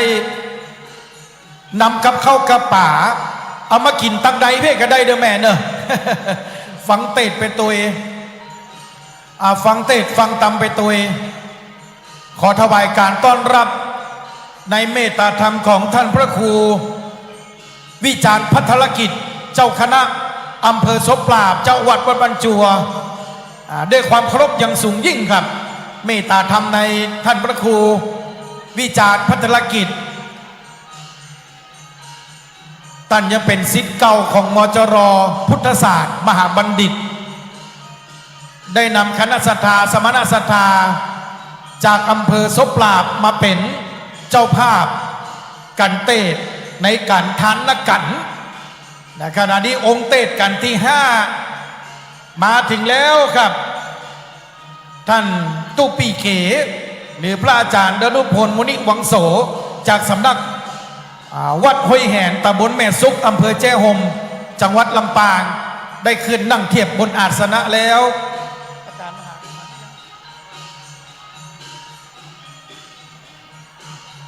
คณะศรัทธาสาธุชนครับขณะนี้เรามีผางประทีปคือคณะศรัทธาได้ปูจาผางประทีปประจำปีเกิดเพื่อที่จะได้บรรจุจีตาม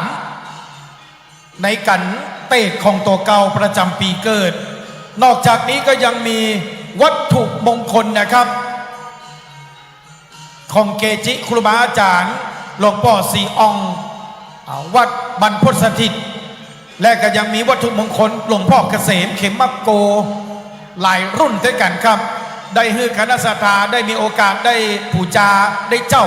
วัตถุมงคลบริเวณด้านหน้าอาคารหอประชุม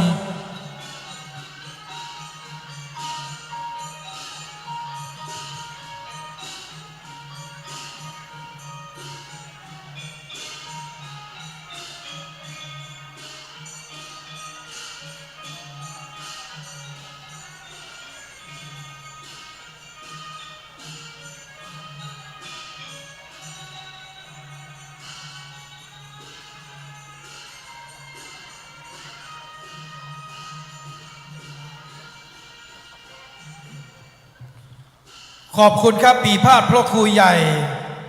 ทุ่งฝายบันเทิงศิลป์ได้ห่มโรงเพลงมอนและก็ห่มโรง95ภาษาคีตะล้านนาจะพูดกันดีคือเป็นการแห่ต้อนรับเจ้าพ่อในแม่เทบุตรเทวดาตลอดจนถึงแห่เปิ้นทรงกลับในโอกาสนี้ท่านพระคุณเจ้านักเทศชื่อดังหนเหนือศิษย์เก่ามจรพระอาจารย์ดนุพลมุนิวังโสนามที่หัวจักกันดีกันทั่วล่าก็คือตุปีเก๋สำนักวัดห้วยแหนตำบลแม่ซุกอำเภอเจ้าห่มจังหวัดลำปางตีนังตังบาลังทำหลวงโดยเฉพาะกันจูจกะพามหรือว่าเช่าชูชกนะเป็นกันตีตลกที่สุดอะครับคณะศรัทธาปากันเข้ามาตั้งไหนเพี่เนอครับเนออาจจะได้มาฟังเทศเรื่องจูจกะพรามหรือว่าเท่าชูชกซึ่งสำหรับคนเกิดปีมะโรงทำหลวงมหาจารย์เวสสันดรกันที่5ได้รับเมตตาธรรมจากหลวงพ่อท่านพระครูอนุสาวรธรรมเจ้าคณะอำเภอเมืองลำปางพร้อมกับสมณศรัทธาคณะศรัทธาข้าราชการฝ่ายปกครองฝ่ายพลเรือนหัวหน้าส่วนราชการป.ก้าประชาชนผู้อำนวยการสถานศึกษาและหน่วยงานในเขตของอำเภอเมืองลำปางเป็นเจ้าภาพกันนี้คณะศรัทธาอนุโมทนาบุญกิริยาวัตถุทาน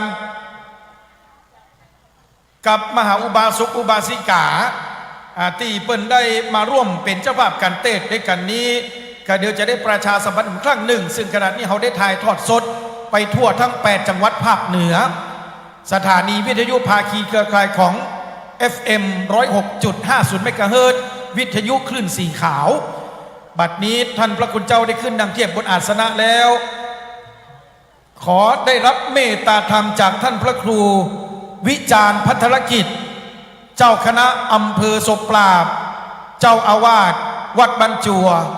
ได้เป็นตัวแทนของสมณศรัทธาคณะศรัทธาสาธุชนจุดเทียนส่องธรรมเก้ากระผมขอโอกาสกราบอาราธนาด้วยความเคารพอย่างสูงยิ่ง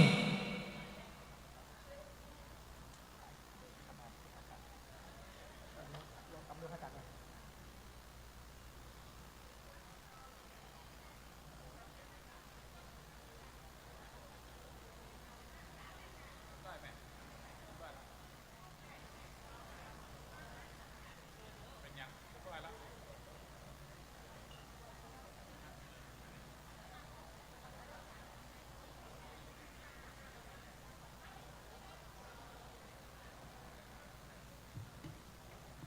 สำหรับการชูชกหรือตู้จกการที่5เป็นน้องสถาที่อยู่ตั้งนอกตั้งปังนะครับเด้อเดี๋ยวปีเข้ามาแล้วเก้าอี้หายหมดด้วยนะปีเข้ามาเด้อตอนนี้นักเตะพระอาจารย์ดานุพลมุนีหวังโสวัดห้วยแหนอำเภอแจ้ห่มหรือที่เขาได้ยินกันคือตู้ปีเก๋เตือนหนึ่งตู้เจ้าได้ยินเน้นมันแซวกันว่าพระอาจารย์มาเบิดตู้เจ้าประสาทมาเลยแต่เปิ่นแปลงประสาทมันว่ากอมตู้เจ้าประสาทแต่เปิ่นจะเป็นสักอย่างฉะนั้นก็ตั้งจิตตั้งใจสดับหาฟังอยู่ตั้งนอกกลางป่านก็เข้ามานั่งเลยครับเด้อกินตัวฟังตัวใดตู้ปีเพิ่มเจว่าอย่างแต่ระวังนะจะไปปากเหมือนเดี๋ยวมันซบเขาขอกันยุ่งนะโอกาสต่อจากนี้ไปจะได้อาราธนาธรรม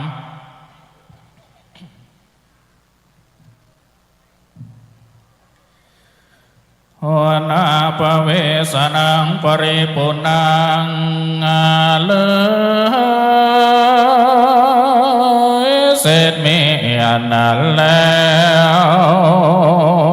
ลำดับลำดาปัญจมาการดังโจจักกันวันหาปังเมื่อมหากษัตริย์นาทา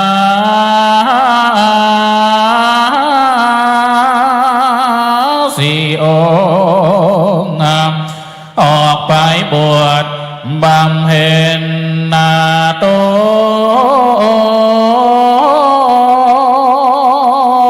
อยู่ในป่ากว้างเมื่อด้านพรามเขาว่าล้านอันยอมเป็นขาดใจนอมี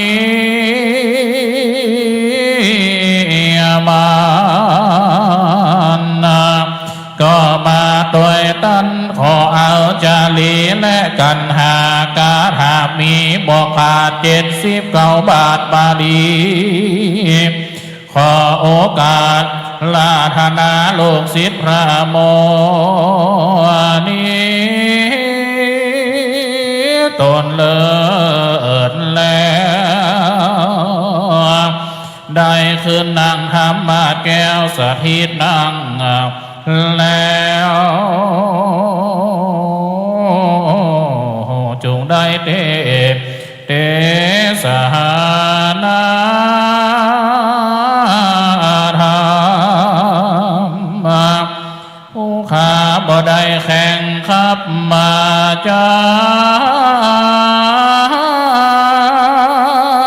ขอได้น้ำนำสัก2 3 4 5 6 7 8 9 10บังแล้วก้อยว่านาโมปายสวาโตอนุกัมปิมัง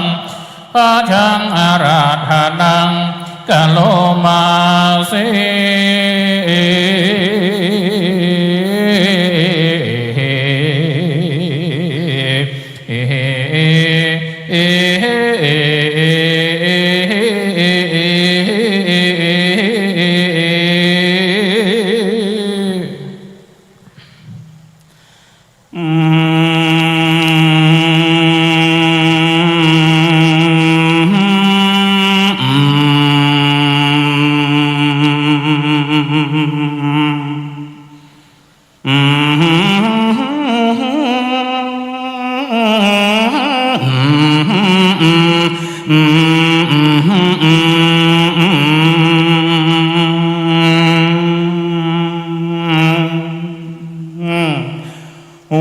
วันนาปเวทกันตา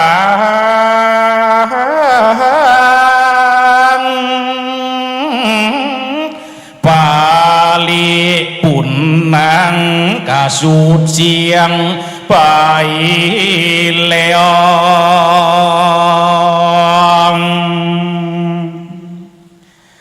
บัดนี้ก็มาถึงระมาตึง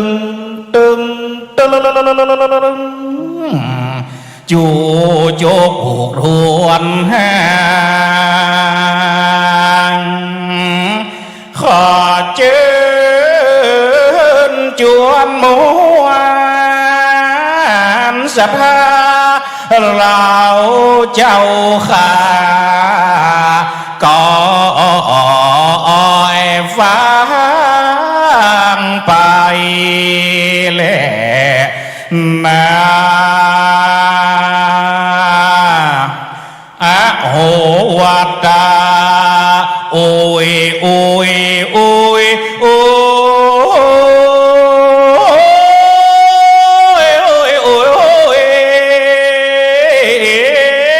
บ่ได้อวยอยากนำบ่ได้อวยอยากเข้าเฮาหากโอ้ยได้กึดยากตีศาสนาธรรมพระเจ้าตั้งแต่บาปเก่าวนาโมไปซ้ำเสียงเฮากับปอชายบาปมวนบอนใหญ่อย่างตุปีตะเกียแชมว่าเสียงเฮานี่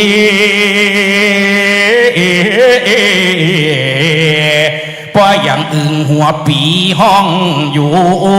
ในหมอ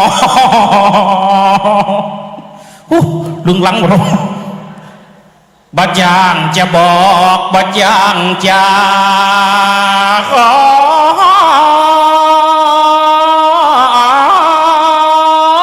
เสียงเฮากะซ้ำว่าพอบ่พอจะสู้ได้ก็พอดีก็ขอได้รับใจตั้งมหาไรที่เปิ้นได้ไว้ใจนอนิมนต์มาเสียงแหบในคอแหบนักแหบนะตัวตุปีคูบาดิปุ่นติดไปตะกี้กะตักเสียงปุ่นนี้เพราะยังสลอพันนอลิว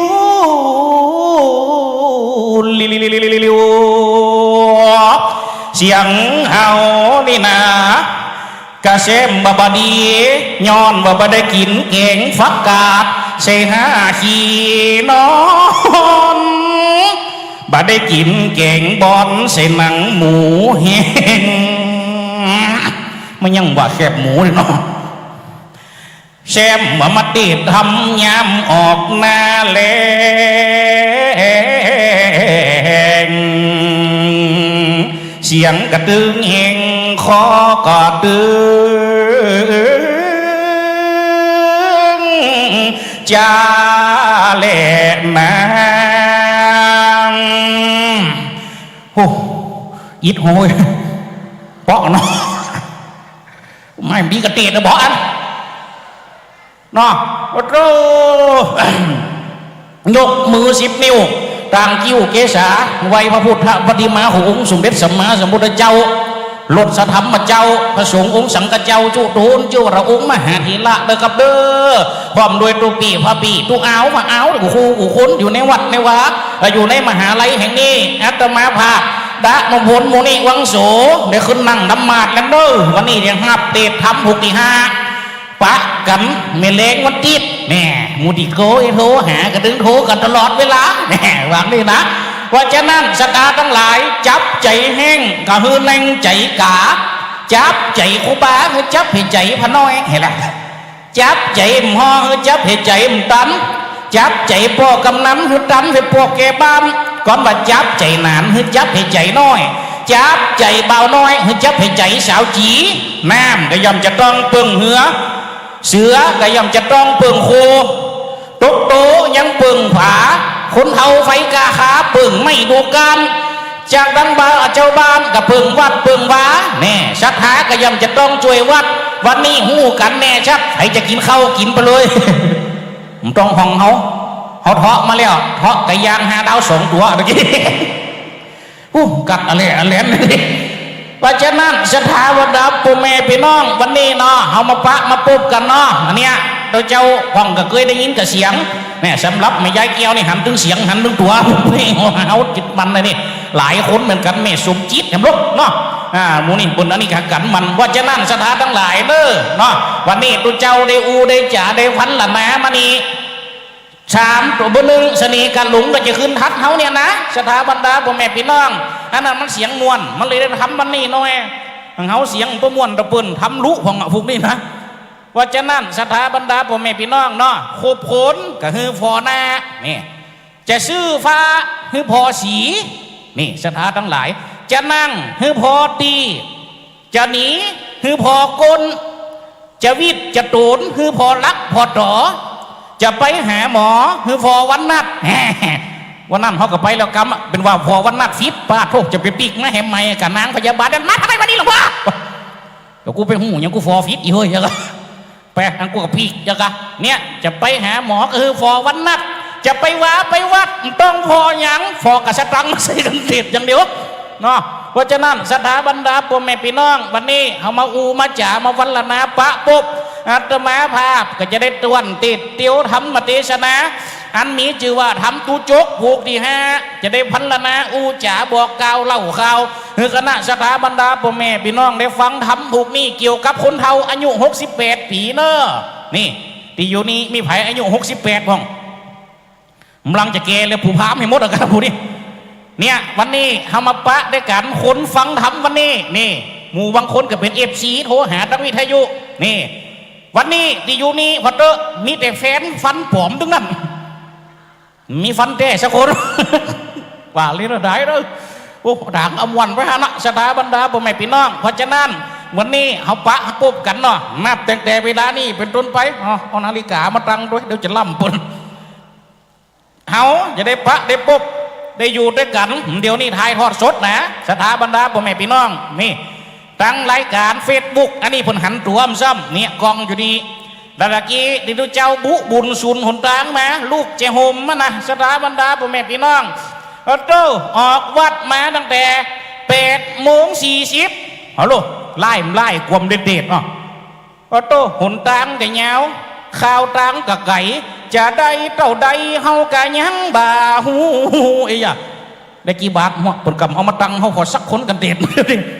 กูเตี้ยเขาไปติดไปเจ้ากันติดมาตั้งไกลๆนี่เขาก็จะอุ่นใจในหูอันนี้เขาเหลียวพอหากำหันอยู่ในหูว่าจะนั่นเนอะสถาบรรดาพ่อแม่พี่น้องจับเวลาคืนติดนะโอกาสนี้นะต่อไปนี้แหมประมาณเกือบชั่วโมงเขาจะได้อูได้จ๋าได้ฟันละนะฟังติดเพราะจะนั่นตอนนี้เนอะสถาบรรดาอีปออีเมสาธุชนคนชาวพุทธเฮากูคูกูคนไฟที่จะฟังธรรมตอนนี้เตรียมตัวเด้อตุเจ้าจะติดแล้วนะเตรียมยกมือไวเตรียมไปมือสาเด้อเด้อจ่อคอให้น้อยงามไปพุทธังธรรมังสังฆังถ้าศรัทธาจะฟังเอาสตังเสกันตีพี่ลูกอยู่ในเฮียกับหูพุทธังธรรมังสังฆังถ้าศรัทธาจะฟังเอาสตังเสกันติดกันนี้เป็นกันพิเศษหัวยอดถ้าจะเต่ากันหมดพลุกันนี้เป็นกันพิเศษเพราะมันมีตึงติดเล็กก็มีตึงโซโตเอาแล้วเนอเตรียมยกมือไว้เด้อจะเตะแล้วเนอจะเตะแล้วเนอกลัวไฟมันเจียนะโมตัสสะภะคะวะโตอะระหะโตสัมมาสัมพุทธัสสะนะโมตัสสะภะคะวะโตอะระหะโตสัมมาสัมพุทธัสสะนะโมตัสสะภะคะวะโตอะระหะโตสัมมาสัมพุทธัสสะตาธานะตะรัง กะลิงกาลาเทตุนนะวิจาคามาวาสีจูจาโกนะมาพลัมมาโนพิงขาจาลิญาญากาหานาสะตังลาพินตัวอลัมภากะเทสิกันติดมาเลียวใบแดงตึงนั้นกองปนถามหากะมาอุ่นใจน้อยแดงปลื้มโอ้ยนาดาลิงกามาหารสองเลยมั้งอย่าไปว่าจะนั่นเขาใจมันดีนะตาธานาตาลังกาลิงการาเทตุนนาวิจาคามมาวาสิจูจาโกนามาลัมมานุพิงคาจาลิญาญากาหานาสตังราพินตัวลัมภากาเทสิชาตาโวอันมาถึงแล้วโลธรรมติดปาริเชตผูกทวนหาปางเมื่อพระบุญกากาชัดดาราตั้งสี่คนพ่อแม่ลูกหยวดมาได้บวชอยู่ในกีรีป่าไม้ยะถามีในเมียใดดังอันตาธาในกาลานั้นใช้พระดีไว้สัมปันอยู่หากใดจูอยู่เราคือปาลีวงศาเฝ้าได้ฟังว่าในขณะนั้นใช้ยังมีพามบูหนึ่งชื่อมันว่าจูจากาพามอยู่บ้านตุนนาวิตตะกามห้องเขตเด่นป่าเทศการิงกาลาตุกไม่มาดอาณาธามานโอ้ยอายุหาเนี่ยกันเด็ดเลยแม่เนอะเนี่ยเอาใส่หันเลยหน่อยแม่เนอะโอ้อยู่ดีมีสุขหน่อยแม่เนอะยันหนังสือเก่งๆด้วยแม่เนอะอายุมันยืนยาวด้วยแม่โต้ตานมาลอยของใดไปลาดเลยแม่เนอะโต้ขอคือไปนักเรียกเก่าเหม็นน้ำออกบ่อจิ้มสายเนี่ยได้ลอยเต่าพันปุ่นบนแม่เนอะโอ้ดูโอ้ยนะมูดีอยู่ตั้งรุมกาฟออย่างเงี้ยพวกเนี้ยจะได้ว่าเล่นได้จะมาว่าเขาจุลุจุให้หมดกะเฮียลมเฮียไหลห้อยพัดลมกระตึงมาฟดเอาสักนิ้วโคตรของมันอีกหน่อยมาอยู่ตั้งเวห่อนก็ห่อนเราไปเตะเขาให้เดี๋ยวนี้ตาธาในขานะนั่นใส่อันว่าปูพามบาปใบปาราไปอยู่บ้านตุนนาวิตตะกามห้องเขตเด่นป่าเทศการิงการาดตุกไม่มาดอาณาธาเอี่ยวขอมาเลี้ยงใส่เดิมทีแต่ก่อนเก่าตามที่เล่าเก่ามีมาเขาว่าอันว่าพามจูโจกมีหน้าเดิมทีมันเป็นผีอยู่ในมองนาโฮพุทธมาจากมออะเวจีหนีมาเป็นผีป่าหิวเกี่ยวมาต่างเมืองกุดเมืองนาคกาดไปขอเกิดกับไผ่ในเมียงคนกาบ่ได้ไปเกิดกับลุงอายก็บ่เอาลุงเมาก็บ่ปั่นลุงจันก็บ่ฮือลุงตือก็บ่ได้ลุงอายก็บ่เอา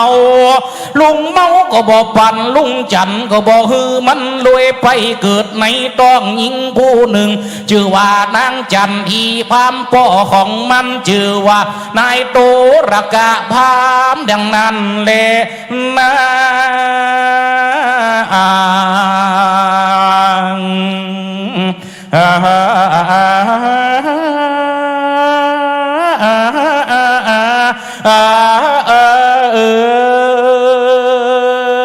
เราเก้ามาถึงตอนที่ปูพามเท่าไปขอเกิดในเมืองในเมืองพราณสีสถานทั้งหลายเดิมทีจูโจกคนเท่าปัจจัยคนนี้นะเกิดแต่เมืองพราณสีเนอะไปเกิดกับไผ่แม่ของมันชื่อนางจันทรีพามดู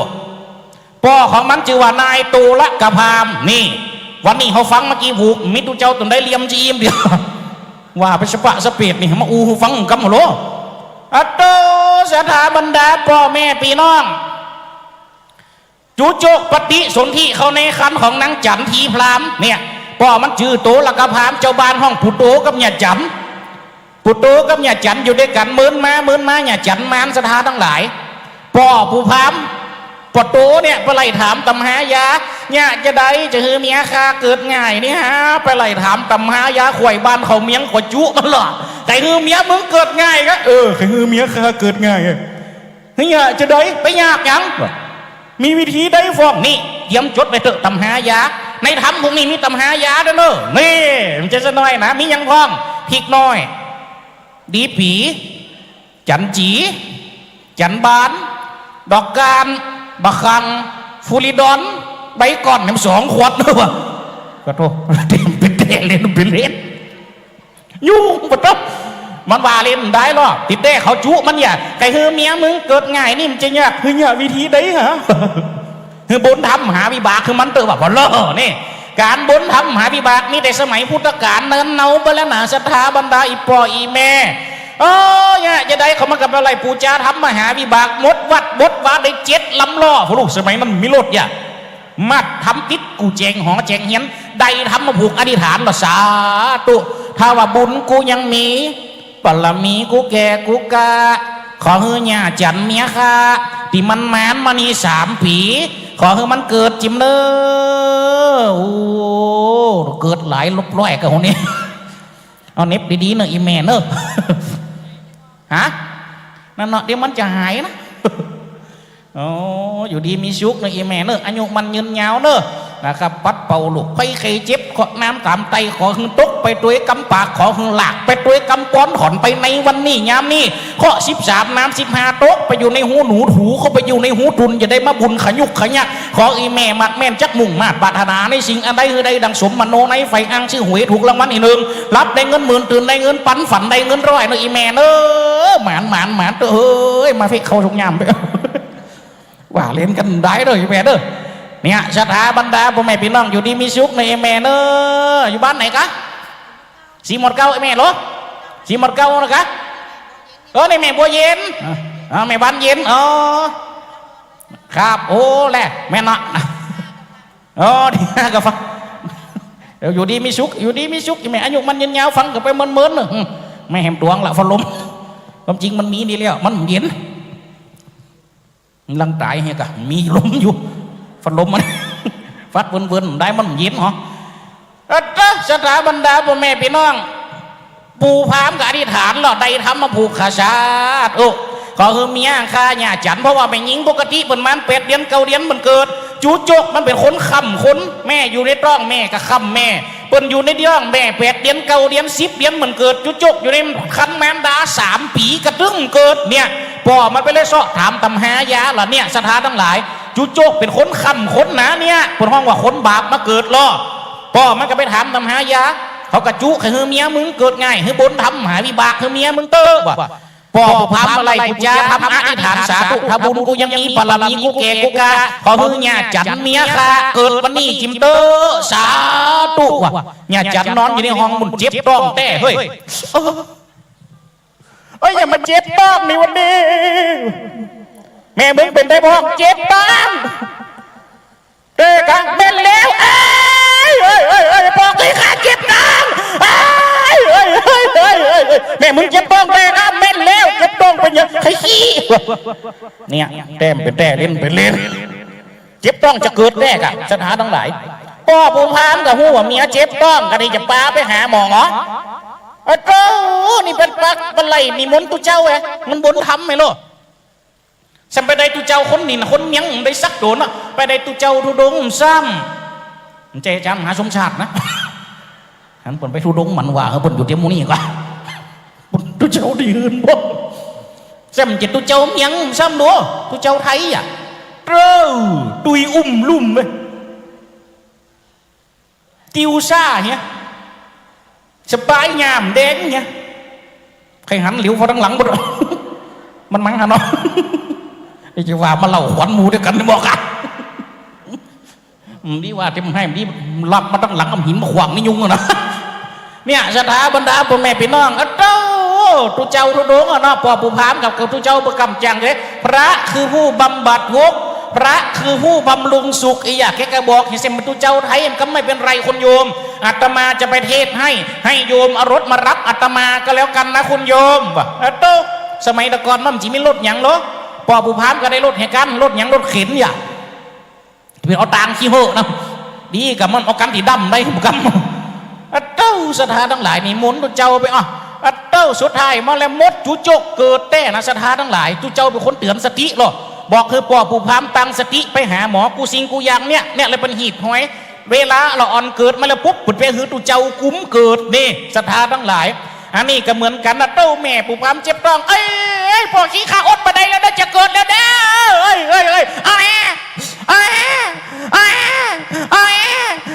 แม่จ๋าเล็กตะซอยเกิดมาถามเอาจะกินเนาะมันก็บอกนมแม่กินนมไก่หมอตำเยกับปอผู้พามกับมาคัดสีอาบน้ำจำละทำกายาเอาไปทำนายคือตูเจ้าพันใส่ปุ๊บตูเจ้าเป็นคนเฮียนมาลูกตกใจแล้วนะโอ้โหโยมเด็กคนนี้แปลกยังได้ครับหลวงพ่อดูสิเกิดมาง่อนมีข้างหลังนุ่นหน้าผากมีข้างหน้าเลี้ยงดูให้ดีโตมามันจะได้พึ่งพ่อพึ่งแม่มันวะมาที่พ่อแม่ได้ปึงเจเดียได้ปึงพ่อปึงแม่เพราะลักษณะของจูโจกเป็นอาภัพปะบุคคลมีลักษณะติโกด5ตีก่อนนี่อาภัพ18แห่งนะมีติโกด5ตีดู1ขอกด2แขนกด3เอวกดเนี่ย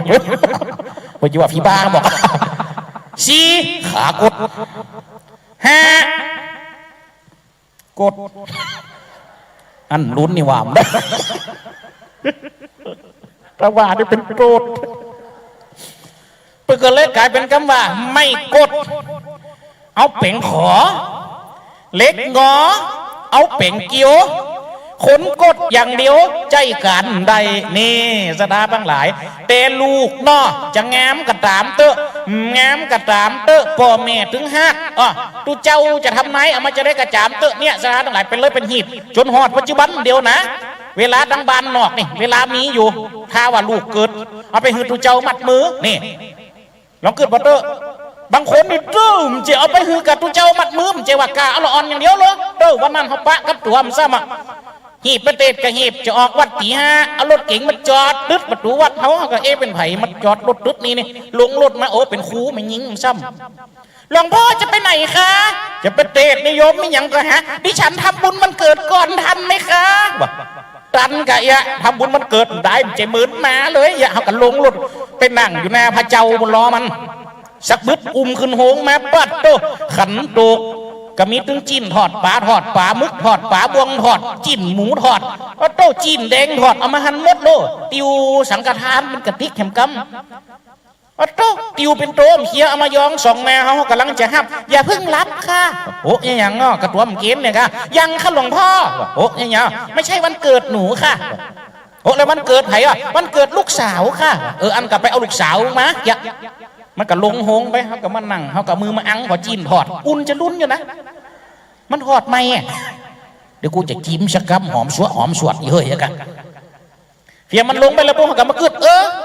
กะญานี่มันสาวเท่ามันจะกะมาเอาลูกในมามีกระแตกะสักบึดขึ้นหงมาขนปุ๊ซุยหุยไปเป็นว่ามันเอาหมาเป่งลูกหมามายอง2แม่เขาบอกคือหมาปุกกี้ประเคนสังฆทานหลวงพ่อสิลูกสั่งหมาเกณฑ์ขันตูกเขาแล้วหมามันจะไปหูอย่างก็บะเกณฑ์ไม่อย่างใดกุมก็จะเลี้ยปลาบวงถอดเด็กๆเมียลิ้นจีซ้ำปลาบวงถอดห่อนขายใส่ทำน้ำลำไหลตกเสร็จด้วยป้าโตเมียอีเว้ยเดี๋ยวกูให้ได้กินจีนกินเนี่ยไอ้กันสุดท้ายเพียงหมาเกณฑ์เลยแห้งเนี่ยจะได้กำตีนนาหมานะอยู่ขันโตกของเขาก็จะเป็นหับหอบดึงขันโตกหอบดึงหมาหับแล้วมดเขากับปั่นป้อนเนาะจะปั่นป้อนแล้วหลวงพ่ออย่าเพิ่งลุกค่ะโอ้ยยังไงมั่มัดมือให้ลูกสาวก่อนค่ะวะป้าถูกสั่งเขาไปมัดมือคือหมากูกำเฮียนกับเปียนเฮ้ยกำมัดมือหมาเกิดใหม่เนี่ย อันนี้มันจะเกิดไหมนี่ขนปะเงาไป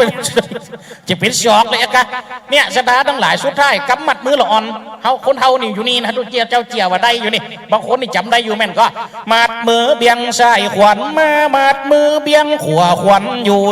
32ขวัญบอกไปตามใดพ่อของเจ้าจะเลี้ยงฮือเหลียแม่ของเจ้าจากเกียฮืออิ่มมือเจ้าปั้นใหญ่ปั้นมาบันไดเป็นพระเป็นเจ้าเข้าวัดเข้าว่าหักษาสืบสัตว์ชนะจุนหัวงอกเหมียมดาวจุนหัวขาวเหมียมไฟ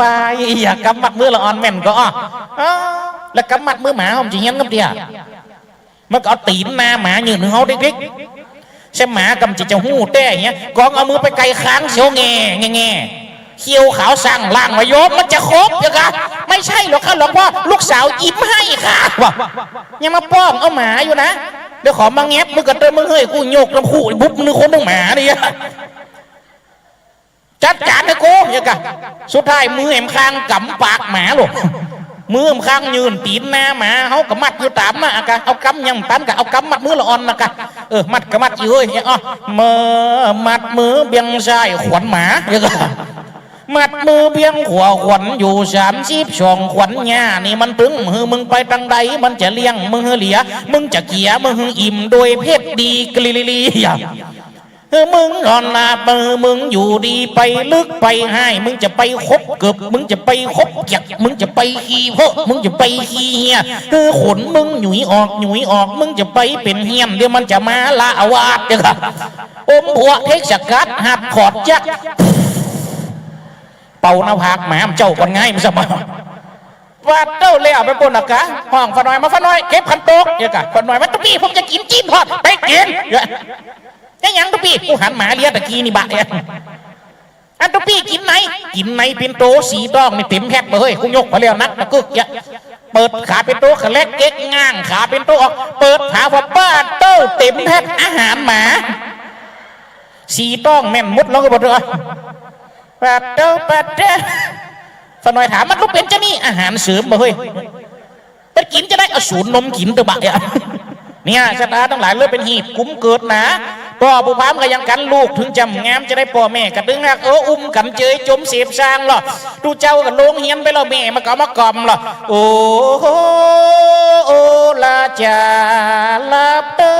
สองตาถ้าพ่อขิงมาหือมื่นตาอย่าแก่พ่อมันดีร้อนไปวาดไปเลยข้างหนึ่งรับข้างหนึ่งหมื่นไปได้อย่างมานี่เดี๋ยวข้าจะกล่อมลูก2คนผัวเมียลูกกันกล่อมลูกอ่ะพ่อมากับค่ะแม่เอาไปกล่อมมากะโอ้ลาจาลับเตอสองตาถ้าแม่ขิงมาเอาตีนตั้งหน้าผากเนี่ยสอนลูกสวกตั้งแต่น้อยหรอเนี่ยสถาบรรดาพ่อแม่พี่น้องแต่จะฉลาดได้ก็ตามพ่อแม่ก็ดึงหักอยู่นะเนี่ยในธรรมเทศนากันเล่าไปหรอ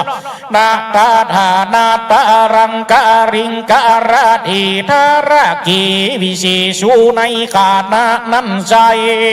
สองผัวเมียพันลีญาอันเป็นพ่อแม่แห่งเจ้าก่อปนนิบัติลูกเต้าแห่งตนจุนใหญ่มาแล้วอายุงามผ่องเพียวได้ว่า6 ปีก็มีวานนานแลนะนี่ตะกี้กำลังหักเกิดนะเดี๋ยวนี้อายุได้6 ขวบแล้ว6 ปีผ่านไปไม่เหมือนโกหกอายุ6 ขวบแล้วส่งเขาไปเรียนหนังสือนี่ตามกฎหมายโลสมัยตะกอนก็ยังกันนะ6 ขวบต้องไปเรียนหนังสือประเทศไทยก็ยังกันนะ6 ขวบก็ต้องเรียนหนังสือแล้วเข้าโรงเรียนมันแหลกครูถึงสอนหรอก็ก็ไก่ขอไข่ในเล่าขอขวดของเล่าไม่ดึงว่าเป็นยังหรอกครูสอนแต่สมัยตะกอนมีก็ไก่ขอไข่เข้าโรงเรียนมันแหลกครูถึงสอนเลยนักเรียนวันนี้คุณครูจะมาสอนเรื่องกตัญญูกตเวทีนะบิดาคือใครมารดาคือใครนักเรียนรู้ไหมเราอ่อนสาวไปกันไหมรู้ไหมตะอูครับผู้หญิงล่ะมาลูกเจ้าให้เวลา20 นาทีกลับไปบ้านไปถามพ่อแม่เธอมาบิดาคือใครมารดาคือใครพ่อปู่จุจกผุดโตนี่หับจางขุดน้ำบ่อจุจกเตียวไปสอหาขับปิดขับไหวก็จะมดเวลาแล้วเขาบอกมันพ่อมึงขุดน้ำบ่อปุ่นวะจุจกกลมอยู่ปากน้ำบ่อไปอีป้า ว่าได้ครูบอกบ้างมาถามยังมึงบิดาเป็นไผ่มารดาเป็นไผ่ป้ามึงพูดว่าบิดาเป็นไผ่มารดาเป็นไผ่โคตรคือลูกหูจักกับว่าบิดากับมารดาพดได้จีพอนี่บิดาปอเฮงนี่แล้วมารดาแล้วปอกับเมียหาเนี่ยกะอีที่อยู่บ้านนั่นแม่มึงนั่นจุจกกระจำอะกะหล่นไปโรงเรียนมาแล้วเข้าโรงเรียนเป็นคนสุดท้ายพอดีหมดเวลาพอดีครูประกาศยังว่านะแปลงใจดีชูหรออ้าวชูชกหมดเวลาแล้วนะความจริงอะมาเป็นคนสุดท้ายนะแต่ว่ายังไงก็ตามครูไม่ว่าไงหรอกแต่ครูขอถามก่อนบิดาคือใครมารดาคือใครไหนตอบให้คุณครูได้ชื่นใจหน่อยสิชูชกมาตอบให้ครูฟังหน่อยลูกเอายังปอมันสอนครูยังกับบิดาก็ครับใช่ลูกบอกมาก่อนบิดาคือใครบิดาก็ครับบิดากะหาเนี่ยกะปอที่นี่วะจีนามันหมดคือครูฝอหรอแต่มารดาหรอมารดากับเมียหาแต่กับแม่มึงอีที่อยู่บ้านนั่นวะเนี่ยสุดท้ายเขาโรงเรียนในวันเดียวให้แต่ครูไล่ออกดูไปอยู่ด้วยไผ่ใดจูจกเลยจบยังจบ10ประกุลมนยำกาถาอูจ๋าว่ามวนนี่จากตู้เจ้านะสถานทั้งหลายแต่มันกำบวชอายุได้17 ปีก็หนีออกวัดไปอยู่ในปอดด้วยแม่เนี่ยสถาบรรดาพ่อแม่พี่น้องในขณะนั้นใส่ผู้พามบาปใบปาลาก็ได้ลาใส่ขาจากพระสงฆ์องค์เจ้าลาครูบาอาจารย์ท่านเจ้าไปอยู่ฟอเฝ้าปิดามารดาก็มีวันนั้นแหละนะ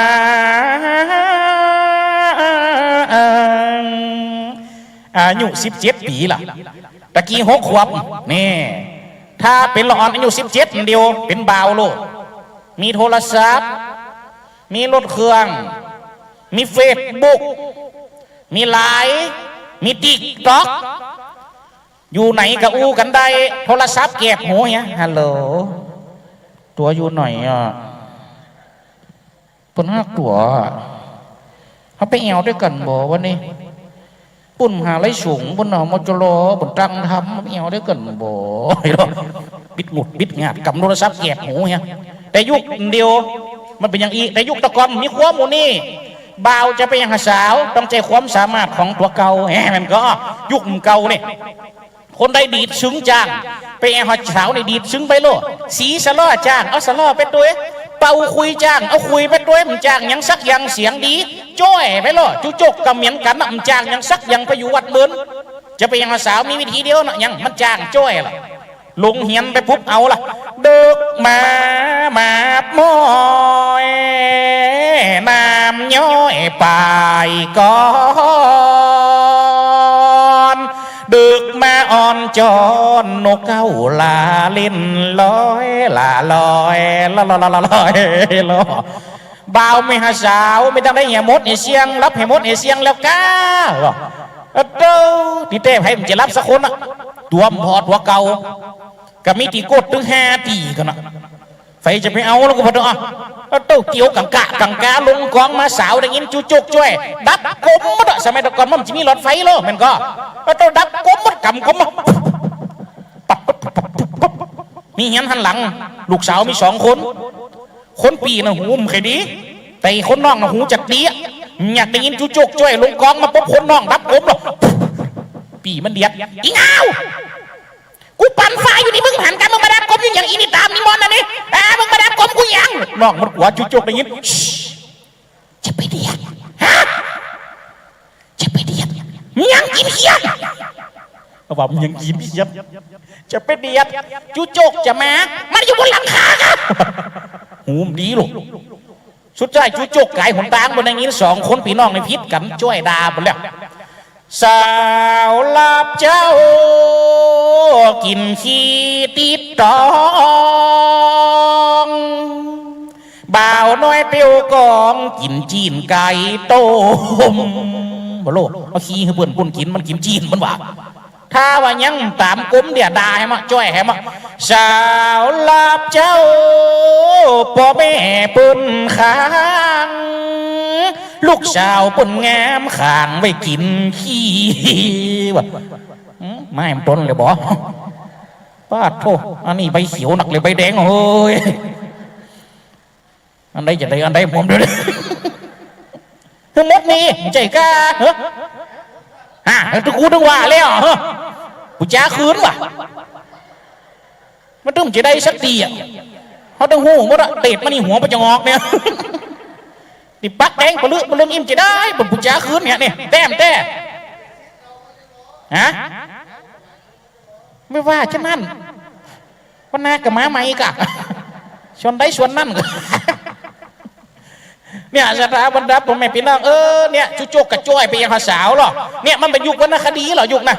แต่ยังว่าน่ะจุจกมันเป็นคนดิ่มงามอยู่ในไหนปากกำดีให้เหมาะรวยมันได้ไผ่สักคนสุดท้ายมาละมดก็มาทำลงยังมาอยู่ด้วยพ่อด้วยแม่จนพ่อแม่ก็ตายละมดกำเจวตายยังตายเท่าทั้งนั้นน่ะพ่อก็ตายแม่ก็ตายเหลือจุจกอยู่บ้านคนเดียวหรอ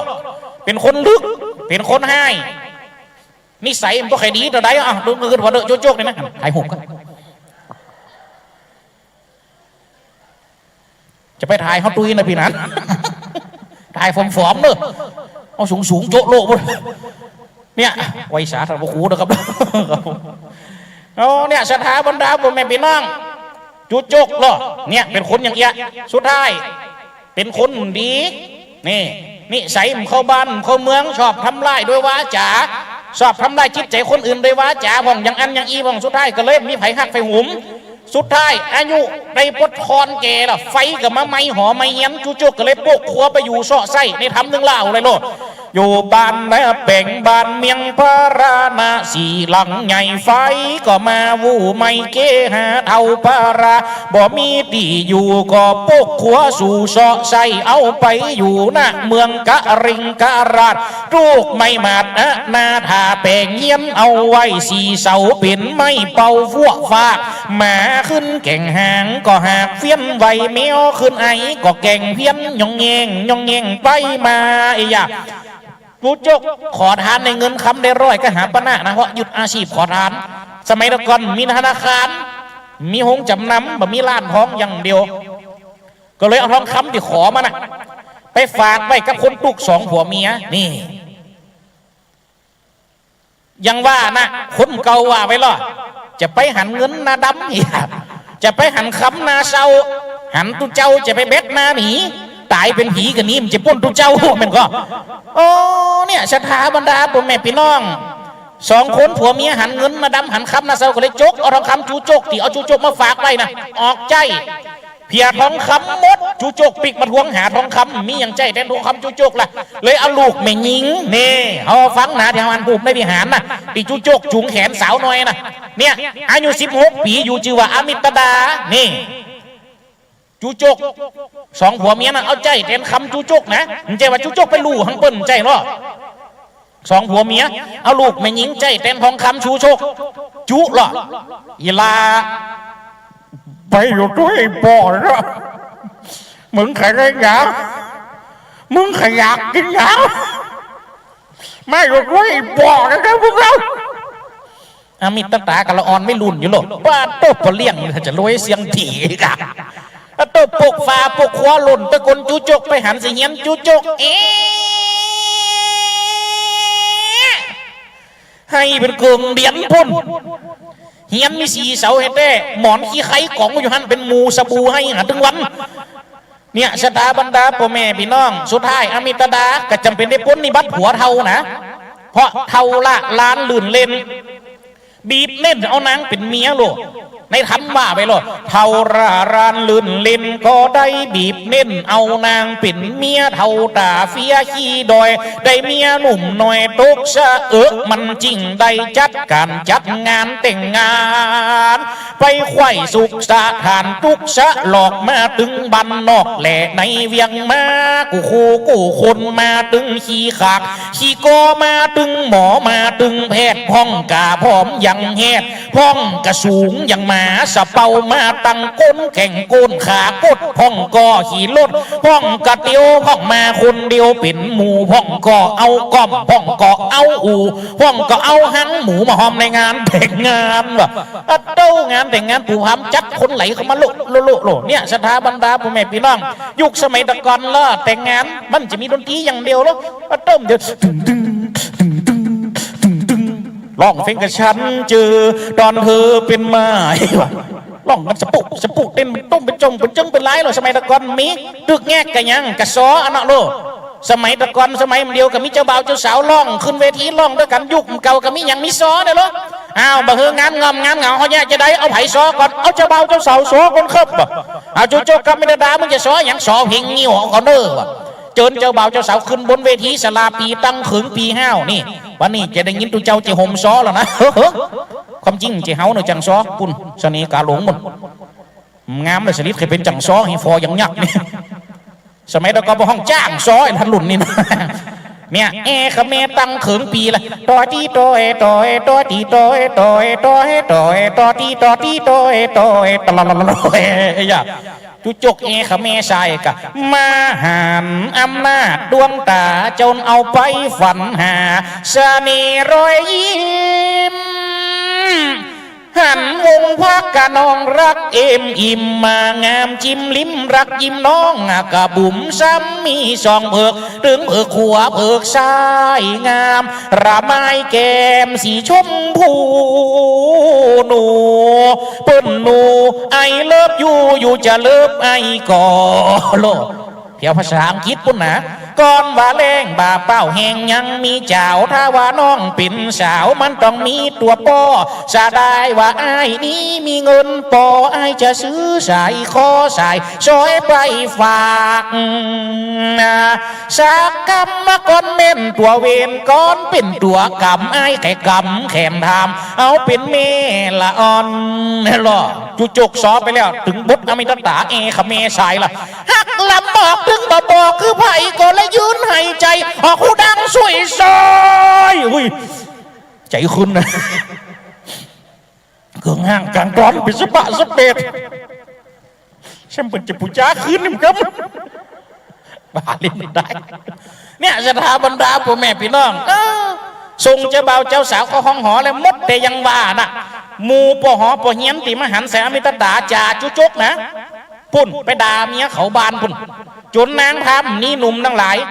ป้ากับมาลุ้มด่าอมิตรดาโลยุคตั้นจะอมิตรดาในจ่าจุจกนะเนี่ยจนตุเจ้าเจียเตอะมดห้องประชุมเลยมีไผ่จ่าจุจกมีไผ่จ่าผัวดีต่ออมิตรดาสักคนเจียมอ่ะอมิตรดานี่ก่อนจะรับกาปีนหัวโดมดไม่มีไผ่กาปีนหัวก่อนนอนนี่เหรอยกมือขึ้นดูสักคนกุมกับแข็งหัวมได้มีอยู่หรอยกมือนะป้าโดเนี่ยรุ่นเนี่ยเกี่ยวหางลึงเนี่ย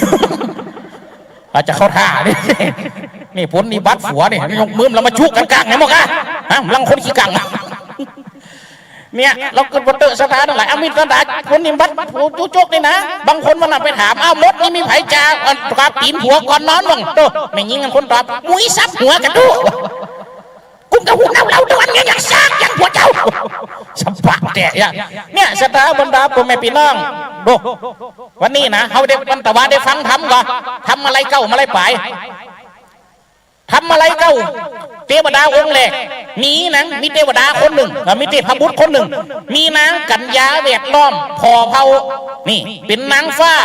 500 ตน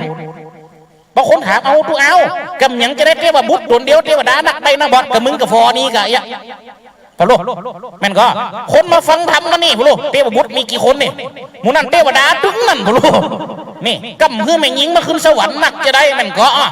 เนี่ยปัจจัยคนเดียวแม่ยิง500พะโลกากพวกแรกนะคนที่2มันจะได้เทวบุตรคนนางกัญญาเวทล้อม700พะโลเนี่ยลองกระบอกเอาลองพอเนี่ยกันนี่กระตึ้งหันนี่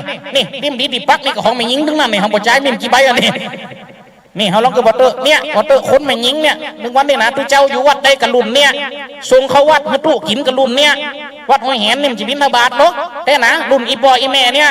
ลองกระบอกไปตัวหาคำวัดปุ่นรุ่นเนี่ยเอาตังไปหอมกระลุนเนี่ยเอาโต้ส่งเขาวัดสมัยมันจะมีเพิ่มเนาะมีล้าไว้โตวันฝูกแม่ไปได้มาเด้อไปไหนแฮมหมอนัดเจาะเลี้ยงกระฟอมกันอีแม่เฮ้ยกูก็ได้เจาะเขาเนี่ยสถาบรรดาพ่อแม่พี่น้องรุ่นนี้ทั้งนั้นนะเสิร์ฟงามเสิร์ฟไปป่วยหลวงกำโคตรแห่โคตรเดินดูเจ้ากันรุ่นเนี่ยปุ่นนุ่มๆจิแม่ไปงานอย่างงานอื่นปุ่นฟังทำจีฟังหมูนะดัดโตวันนั้นไปเตะทำงานศพบ้านหนึ่งโตตั้งหลังนี่ขึงฟ้าซากหรอกดูเจ้ากำลังขึ้นนะโมฟองบกขลามหลัง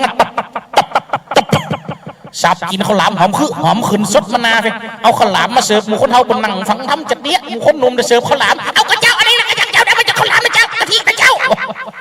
จกมาหันจกบุญไว้สักบึ้ดหนึ่งฟองกันได้หันยินฟองกันได้ยินเขาเตะไข่หันแน่หรอ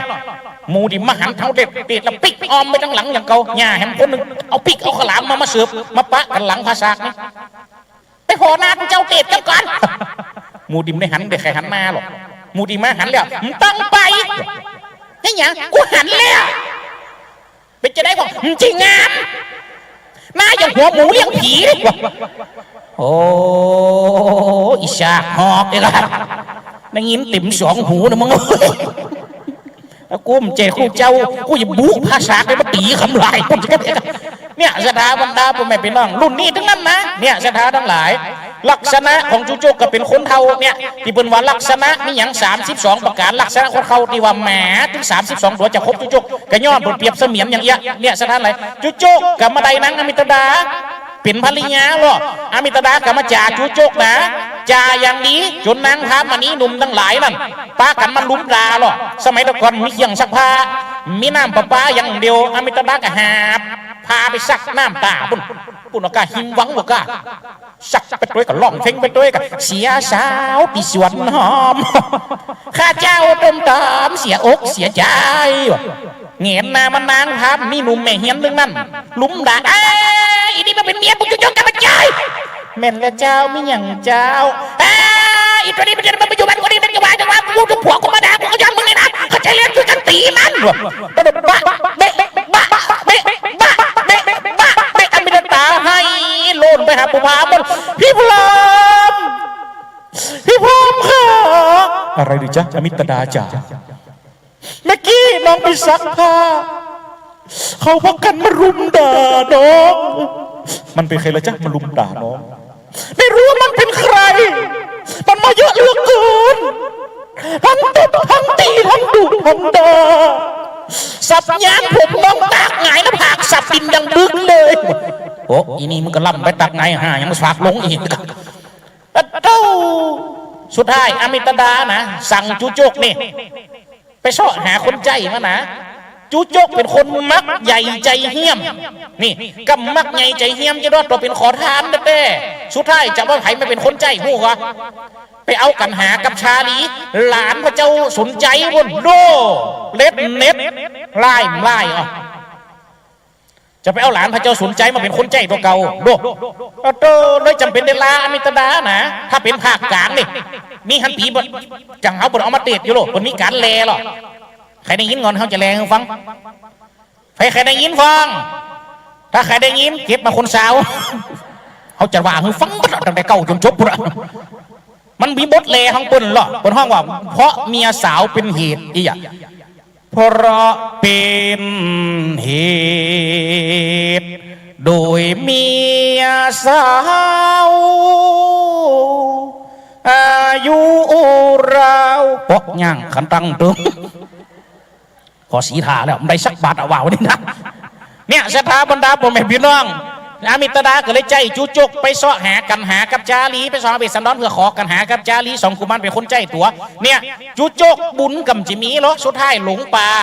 สดไปเมืองเจตุตระนครเจ้าเมืองเจตุตระนครไล่แหมหัวลูกเมียงกะลิงขรัดมาโล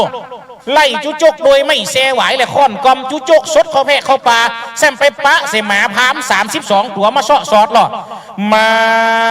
ตัวหนึ่งชื่อว่าหมาแม่เต้ามันเป็นหมาเก่าแต่เดิมทีมาตัวหนึ่งชื่อว่าขมยี่จอมจอมันจ้างหุ่มรอคบเสือตัวหนึ่งชื่อว่าอีคำเครือคบหยาบก้องใดกั้นกับดึงบะซัวบะวังเอารถแม่โคง่างกลางจิงจักออกใดตัวหนึ่งชื่อว่าไฟเดินหาตั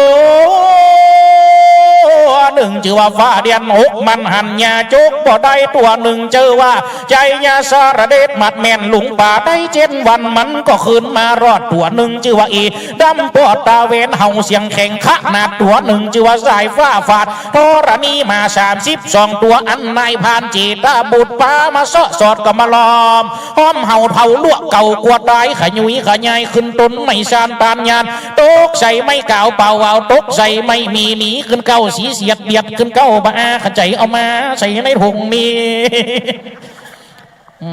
มาโอ้เดี๋ยวก่อนเพิ่นสั่งเขาใส่นี่มันจะสั่งเขาหนีมาทางจุกันดีจังเนี่ยโอ้อันนั้นให้มันเศร้าเลยครับผมโอ้ปันลำปันรวยถูกหวยรางวัลที่ 1เนอะรับได้เงิน10,000ตื่นได้เงินปันฝันได้เงิน100รางวัลที่ 1ที่2ที่3ที่4ทดไปที่5พุ่นเอาให้กูรางวัลนะเนอะอยู่ดีมีสุขกูคนมันนะเป้ยงูนั่นผมไว้ปูนลูกมันจะมาฟดห้องฟดหม่อมเลยเนี่ยนะเนี่ยสถาบรรดาพ่อแม่พี่น้องมา32ตัวให้เฮานั่นเนาะว่าเป็นสะบะสะเปดแล้วนะเบาหวานขึ้นแล้วกะเฮาหอมจุจกขึ้นอยู่บนก็ไม่ให้ยกเลยเอ้ยเป็นไฟมาเลี้ยงหมานักใบนักเงาเอ้ยมันอยู่ในแฟกแล้วคนนั้นมาเจียแตกเจียว่าเอ้ยปอกกูแม่กูอยู่ได้มาเปิงบุญกูยิ้มเตอะว่ะลูกยังมาอูมิงอยู่นะสุดท้ายนายพันจิตบุตรได้ยินเสียงหมาเฮาหรอกนี่หมาหันตัวม้านลูกเต็มต้องไปจือว่าหมาแม่กุ้งโตโล่นอยู่สวกขนาดม้านลูกเต็มต้องอ่ะปูพามจิตบุตรอดได้อินดูหมากลัวหมาไปเต่าเนาะห้องตะโกนอะกะโอ้กงหมากระดักแซบกระตึ้งตอบโอ้กงสุดท้ายหมาแม่กงได้ยินแต่กัดมูแหมมูเป็นหมาอย่างกะเห่าตั้งนานายพานจิตบุตรกับห้องตะโกนก็ยังว่าน่ะห่วงแม่พระวงหลังนี่คนเฮาหนาจิตใจติดคลองล่อห่วงแม่เขาวงหลังล่อผลเลยบอกว่าคนเฮาถ้าได้ตัดถ้าได้ไปกับไปถ้าได้อยู่ก็อยู่จะไปเนี่ยจะอีหมาแม่กงอย่างกันน่ะย้อนห่วงแม่พระวงหลังตั้งหน้ากับเปลี่ยนห้องตั้งหลังกับคนห้องหล่นเหลียวด้วยเอาหัวไปจนเสียก็ไม่อย่าลูกสดมดอ่ะ3ตัวดูเป็นปู่2แม่2อ๋อแล้วคือพอตัวกระ2ตั้งแม่มันนะกะแม่มันก็มาเห็นมันตรงไงแล้วนะมันก็เต้าขนาดตามตั้นเตกเนี่ยเห่าหอมงักแงะเนี่ยลองขึ้นพอตัวเต้าเพียรผู้พานเจตบุตรไปหันเสร็จจุจกขึ้นอยู่บนก็ไม่ขึ้นกงดานูถึงจะกะยิงก็คือตายแล้วนะใครหัวจะจุจกหรอ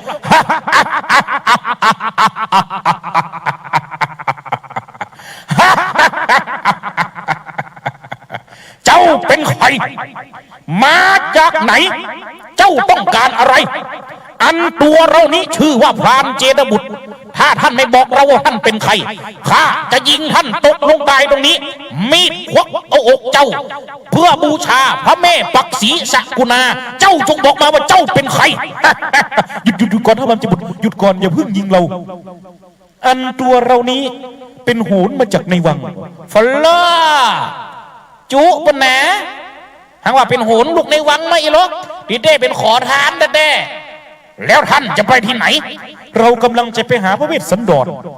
ไปทำไมตอนนี้พระเจ้าสนชัยไม่สบายอยู่โรงพยาบาลศูนย์ลำปางเป็นมะเร็งคีโมผมหล่นหมดเลยสายสุกดังวักวุ่นวาย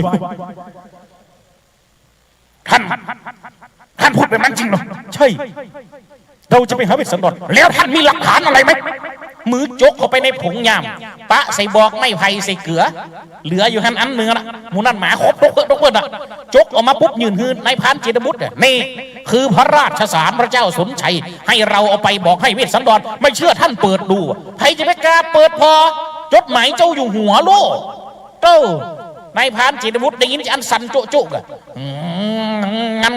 นิมนต์ท่านลงจากต้นไม้ก่อนเถิดเดี๋ยวเราจะบอกให้ท่านว่าทางไปหาเวสสันดรไปทางไหนนะลงมาก่อนเถิดได้เราจะลงโอ้เดี๋ยวกันละยังไงมั้งมึงเอาหมามึงไปมัดให้ก่อนตะกี้เห่ากูหิมตายนี่วะเนี่ยนายพานเจตวุฒิจำเป็นได้จุงหมาไปได้ตัวนะมาตัวหนึ่งมัดไว้ตีเก้าไม่ต้องมาตัวที่2มัดไว้ตีเก้าว่าขามมาตัวที่3มัดไว้ตีเก้าไม่จีตัวที่4มัดไว้ตีเก้าบ่าตัวที่5มัดไว้ตีเก้าข้างกตัวที่6มัดไว้ตีเก้าไม่เก็ดตัวที่7มัดไว้ตีเก้ากาแกดตัวที่8มัดไว้ตีเก้าสะเราตัวที่9มัดไว้ตีเก้าพักจิกตัวที่10มัดไว้ตีเก้าไม่เมียงมัดจนหมดจนเสียง32ตัวถ้าว่ามัดหมาแล้วอันนั้นเอาตังมาปักตังเฟเนอเอาตังมาปักแหละมาเพ่บนเวทีเพ่อัดเตอร์จูจกสั่งในพานเจตบุตรเอาหมาตั้ง32ตัวไปมัดแล้วหมดนี่ แล้วก็เรียกจูจกลงจากต้นไม้เลี้ยงกินก็กินอันเข้ากินอย่างได้กันแล้วปุ๊บนอนด้วยกันผูกเจ้าทั้งดีในพันเจ็ดบุตรฮับปากนะว่าจำบอกของตางอยู่ไหเมียหลำบอกเนี้ยลูกแจงเจ้ามัดท่านอยากไปหาพระเวสสันดรใช่ไหมใช่แล้วเราจะไปหาพระเวสสันดร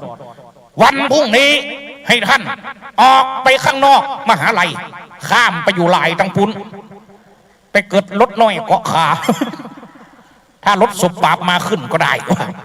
ปุ่นเขาไปลงในเวียงบุตรไปขนส่งบุตรมึงจะไปไหนก็บอกคันเนี่ยเพราะฉะนั้นทำมาเทศนาเลี้ยงจูจกก็เลยจบลงตรงนี้ใครหันจูจกจะไปไหนใครหันจูจกไปทางใดนี่กระตุ้ยคนจูจกเขาเฟะเขาป่ามาด้วยเขามาส่งได้ตึกเนี้ยผมถูกต่อไปกระทันสนีกาหลงจะเป็นคนขึ้นต่อเพราะฉะนั้นบัดเดี๋ยวนี้ทำของบรรทุเจ้าดินเล่ามาจนถึงกาละเวลาบัดเดี๋ยวนี้ก็สมควรแก่เวลานาฬิกากับปุ๊กวันนี้เพราะฉะนั้นสถาบรรดาพ่อแม่พี่น้องทำมาเทศนาเรื่องที่ชื่อว่าจูจกของประวัติคนเท่าตีได้น้ำว่าจูจกกระจบลงตรงนี้เพราะฉะนั้นทำพวกนี้จูจกคนเท่าคนนี้จะไปตายนะสถานทั้งหลายสุดท้ายมันจะได้ปีกบานปีกจองสักกำนะจูจกคนนี้จะไปตายในธรรมหาราชจะไปตายจะได้นั่งนี่รอฟังเราถ้าว่าลูกเต้ามาหับคำได้เพราะฉะนั้นสถาบรรดาพ่อแม่พี่น้องทำมาเทศนาผูกนี่อันจีว่าจูจกประดับประดาด้วยพระคาถาว่าได้79พระคาถาของพระเจ้าได้เล่ามาก็ถึงแก่เวลาละเนอติวุตราปะการณากามีโดยประการดังกล่าวมานี้แล้วนิติตังขีญาสังวัน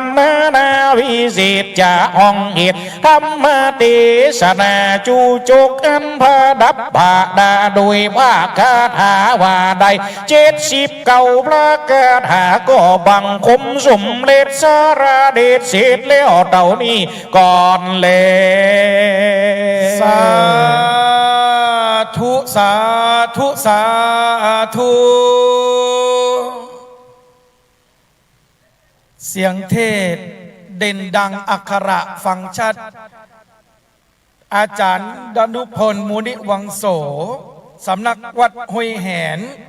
อำเภอแจ้ห่มหนอสะปะสะเปดกล้วยเตดมะละกอต้ารอจุ่มแจแต่หนอได้สดับรับฟังเรื่องเตดชูชกม่วนแน่นดังมุนขลังจื้อเสียงกระดงดังตุเอาเก๋วัดห้วยแหนลำปางครับขณะนี้เราได้สดับรับฟังพระธรรมเทศนาจากองค์ปาฐกพันธนาถึงเรื่องราวชูชกงานบุญตั้งธรรมหลวงมหาจักรเวียงละกรครั้งที่21ซึ่งขณะนี้เราได้ทำการถ่ายทอดสดผ่านสถานีวิทยุภาคีเครือข่ายขึ้นสีขาวไปทั่วภาคเหนือ8จังหวัดในโอกาสเดียวกันนี้กับผมค่อยขอโอกาสกราบอาราธนาในเมตตาธรรมท่านพระครู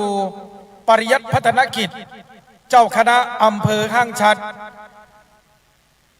เจ้าอาวาสวัดปันงาวได้เป็นตัวแทนสมณศรัทธาคณะศรัทธาสาธุชนที่ได้ภาวนาตนตัวเป็นเจ้าภาพในกันนี้จูจกะผามได้เมตตาถวายกันเตศกราบอาราธนาในเมตตาธรรมอาจารย์ท่านพระครูด้วยความเคารพอย่างสูงยิ่งครับ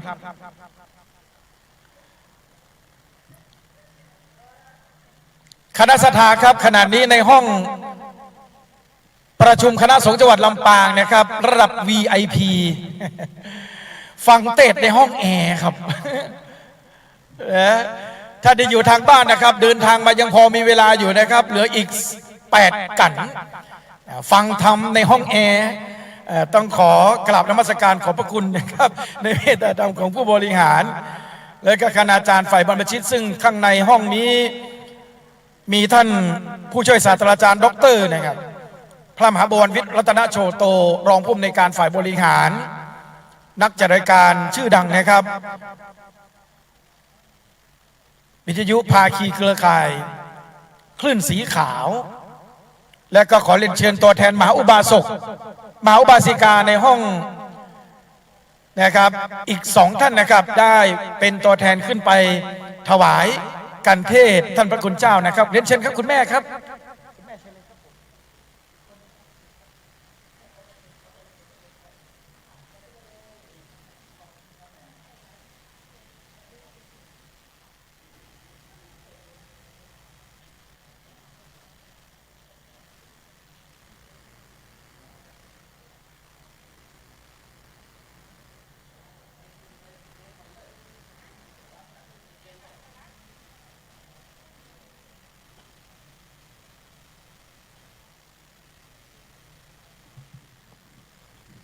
ก็ได้มี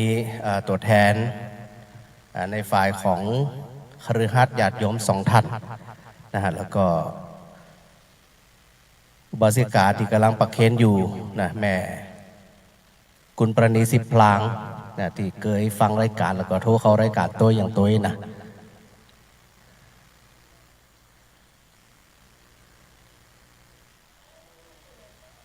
ขออภัยแม่อ่านปวลีขออภัยแม่ปวลีพระอาจารย์จำพิษ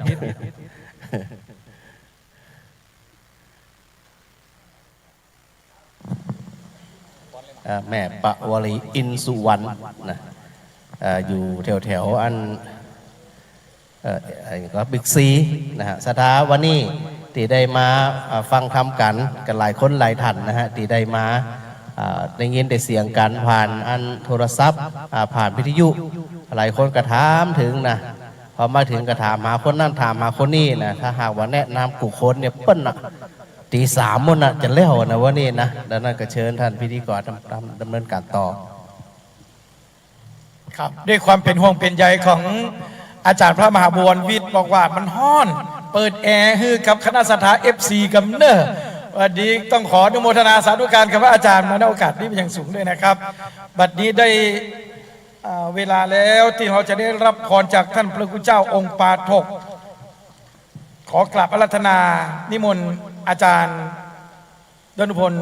มุนีวงศ์โสด้วยความเคารพอย่างสูงยิ่งครับครับขอบคุณพระอาจารย์ที่เปิดแอร์เนอะศรัทธากระจุ่มใจแต่ตัวเจ้านี่จุ่มจึกกันเดียวนั่งนี่นะศรัทธาตั้งหลายเอาปอนพัมกันเนยะถาวาลีวาหาปุลาปริปุเรนติสาขลังเอวะเมวะอิโตทินังเปตานังอุปกาปติเอจิตังปาทิตังตุมหังคิปะเมวะสัมมิจันตุสเปปุเรนตุสังกปาจันโทปนรโสยะถามานิโจติรโสยะถาสัพพะทานังธรรมะทานังชีนาติอิตังโกโภจานาภิสาภิสาสัทธารณะโลกิญาโลกุตตละสุขสัมปตินังญาวะอรหันตาอรหันติมากายานังตินังนิพพานะปัจเจโยหุนตุสลีสวดสดีอาจารย์ในวันนี้ก็เป็นวันดีสลีสุภาใจยามังกาลอันผาสุดลำเลิศยิ่งกว่าวันและยามทั้งหลายบาดนี้ได้ไม่มี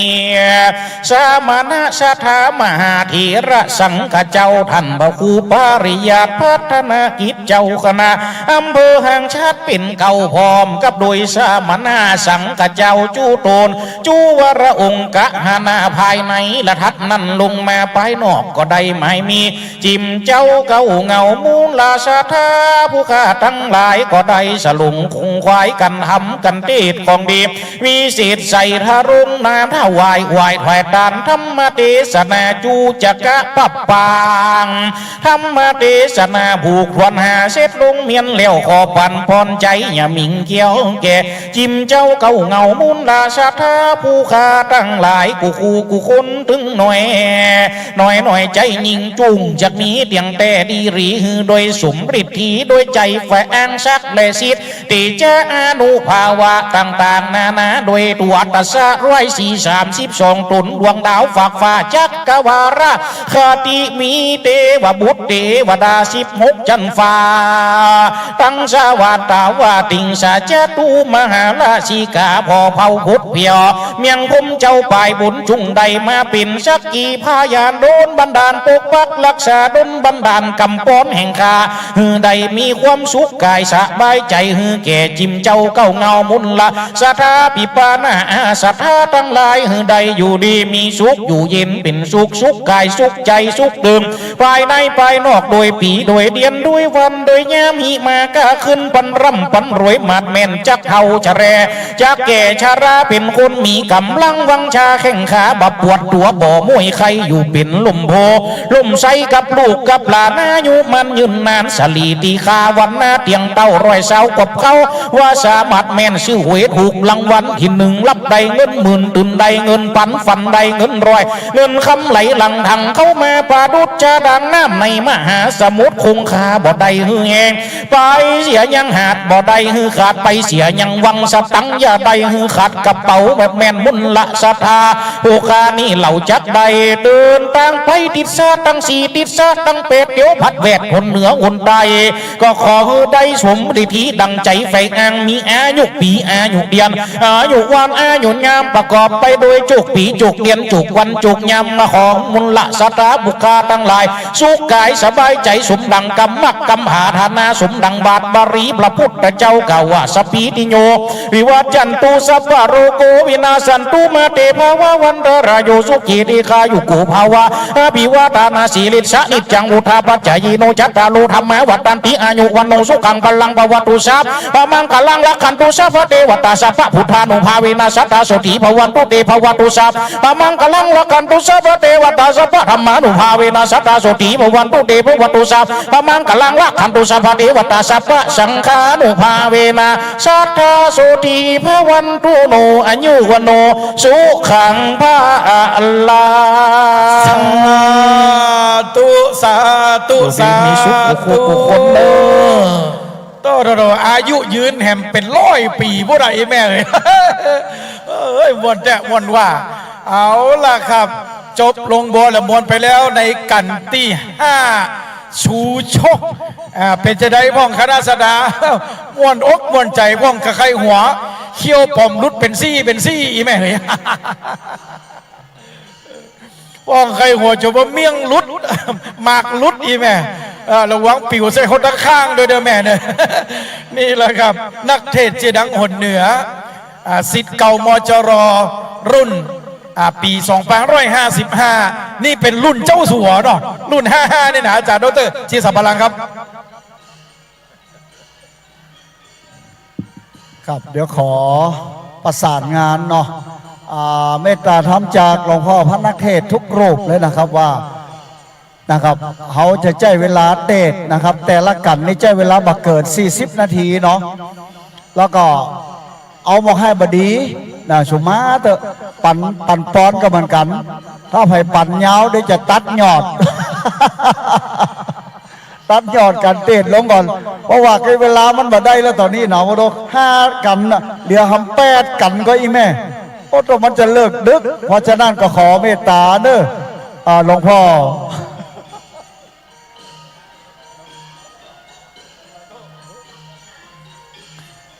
ท่านทเนกะหลง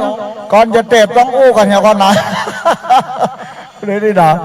ครับก็จะได้เมตตาธรรมจากหลวงพ่อพระนักเทศทุกรูปนะครับเนาะเอาหมอกให้บดีเพื่อเป็นหอยหีดประเพณีเนื่องจากว่าวันนี้เวลามันกระชับลงมานักแล้วนะครับเหลือเวลาแค่ทำประมาณ5 ชั่วโมงนะครับเขาเตะมาทั้งหมดประเดี๋ยวนี้ใจเวลาทั้งหมด5 ชั่วโมงป่ายใจเวลา5 ปุก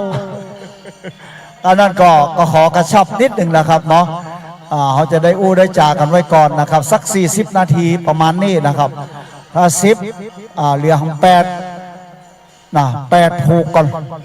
นักหนาป้าป้านเนาะก็ขอบคุณนี่บ่อยแม่เฮาเด้อนะครับวันนี้นักหนาป้าป้านมากันมาฟังกันรักษาไว้ซึ่งขนบธรรมเนียมประเพณีอันดีงามแล้วก็เป็น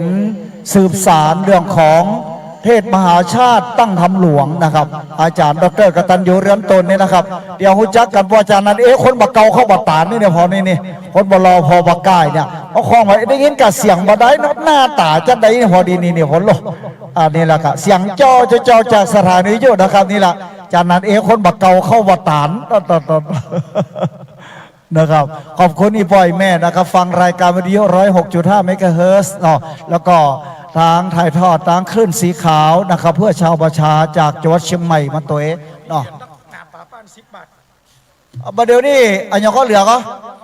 เขาทิปล่ะโอ้มันอยู่ทางไหนเปิดปูจ้ากันที่ไหนหน้าฮันแหละกองระหือดิอ๋อเปิดบอกว่าปูจ้าบัตรจะได้ซื้อบัตรจะได้ขายไหนแม่ก๊อกละ10 บาทแถมทำ1 ก๊อกโปรโมชั่นเลยบอกขอบคุณอาจารย์ครับขอบคุณครับอาจารย์ดร.จิรศักดิ์ปัลลัมนะครับหรือว่าอาจารย์นันพันธ์อาจารย์ประจำคณะพุทธศาสตร์มจร.วิทยาลัยสงฆ์นครลำปางเอาละครับนักเทศแห่มรูปหนึ่งน้ำติงหูจักกันควายบ้านควายเมืองคือท่านเสน่ห์กาหลงตะกี้โดนพาดพิงไปแล้วนะ โดนพาดพิงไปจากองค์เตศนะครับคือตู้ปีตู้เอาเก๋ปกติแล้ว2 รูป 2 องค์นี้จะปะทบกัน2 ธรรมาสแต่วันนี้แยกธรรมาสกันนะครับตะกี้ก็ได้อู้ถึงเรื่องราวที่ชูชกได้นางอมิตดาเอาเงินคำแก้วไปฝากพ่อแม่ของนางอมิตดาเอาไปใจแห่มดเหี่ยเสี่ยงครบรอบ10 ปีปิกมาทวงสตังบะหมี่เอาไปใจเหี่ยมดเหี่ยตกเหี่ยเสี่ยงก็เลยเอาลูกสาวนางอมิตดาแตนเงินคำแก้วชูโชคกะได้เมียสาวแล้วเขากะอิจฉาตาร้อนนะครับทำให้นางอมิตดานั้นถูกตำหนิและก็ได้บอกให้ชูโชคไปขอกันหากับชาลีลูกของพระเวสสันดรข้าพนางมัตสีตีในแพะในป่าเพราะฉะนั้นแล้ว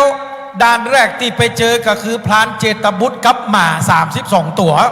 ซึ่งท่านพระคุณเจ้าพระอาจารย์ดนุพลตุเอาเก๋ได้บอกจื่อหมดแล้วครับมาจื่ออย่างห้อง เอาละครับตอนนี้เจ้าภาพในกันนี้นะครับเทศบาลเมืองเขลางนครท่านนายกไพฑูรย์โพทอง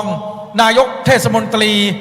เมืองเขลางนครเป็นเจ้าภาพเจ้าสถานในกันนี้ชื่อว่ากันจุลพลสำหรับคนที่เกิดปีมะเสงสำหรับคนที่เกิดปีมะเสงหรือว่างูน้อยนะเพราะฉะนั้นครับหลวงดอกก็ตอกดอกไม้ลำเตียนขันแก้วทั้ง3แล้วใครจะมาปูจากันเตศใครจะมาทำบุญกันเตศและก็ขันศีลอยู่ตั้งหน้าหันเนอะครับเนอะในโอกาสเดียวกันนี้กับผมขอโอกาสเจ้าภาพท่านพระครูโสพลวิทยาการเจ้าคณะอำเภอเสริมงามพร้อมกับคณะสัทธาบรรดาพ่อแม่พี่น้องเจ้าอำเภอเสริมงามทั้ง4 ตำบลตึงมดตึงเสียงพร้อมกับเทศบาลเมืองเขลางนครในโอกาสนี้ขอได้รับเกียรติจากคุณชัยรัตน์วิเชียรสารหัวหน้าฝ่ายส่งเสริมและพัฒนาบุคลากรได้เป็นประธานเก้าเจ้าศรัทธาในกันนี้จุดเทียนส่องธรรมได้แปลมหรือยังท่านจะบูชากันเทศขันศีลเชิญข้างหน้าเลยนะครับ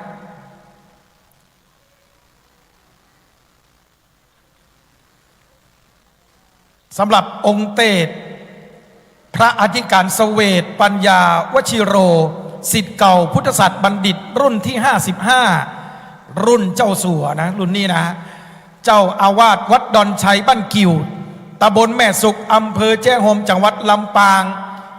นักเทศชื่อดังนั่งตังบัลลังก์คำกันที่6มีชื่อว่าจุลพลว่าด้วยเรื่องราวที่ชูชกไปปะใส่พรานเจตบุตรกับหมา32 ตัวจุไลลี่บ่าเอาสารจากพระเจ้าสัญชัยเพื่อมาอัญเชิญพระเวสสันดรพร้อมด้วยกับครอบครัวกลับยังเวียงวังคลังธรรมเรื่องราวจะเป็นจะใดมา32 ตัวตีตู้เอาเก๋บอกว่าขนาดต้องใจรถแมคโครมาง่างออกเวลาครบเนี่ย ได้แฮมตึง32ตัวอาจจะเป็นจะใดพ่องครับก็จะได้สดับรับฟังในห้องประชุมคณะสงฆ์จังหวัดลำปางณสถานที่ตั้งทำหลวงวีรกรครั้งที่21ในโอกาสนี้ขอเรียนเชิญท่านร้อยตำรวจตรีศรีวัยสมวรรณครับปราชญ์ล้านนาอดีตนักเทศนั่งตังบาลังคำกันที่9ข้าราชการบำนาญตำรวจจะได้มาอาราธนาธรรมในกันนี้จุลพลขอเรียนเชิญพ่ออาจารย์ครับ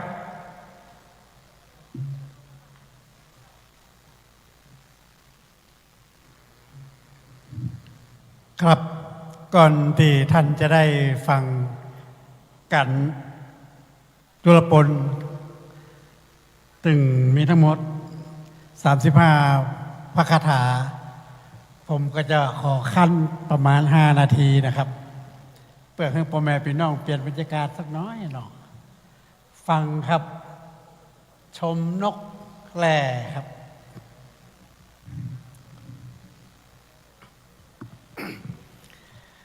เชิญชมปักษาทิศชาติล้วนนางนา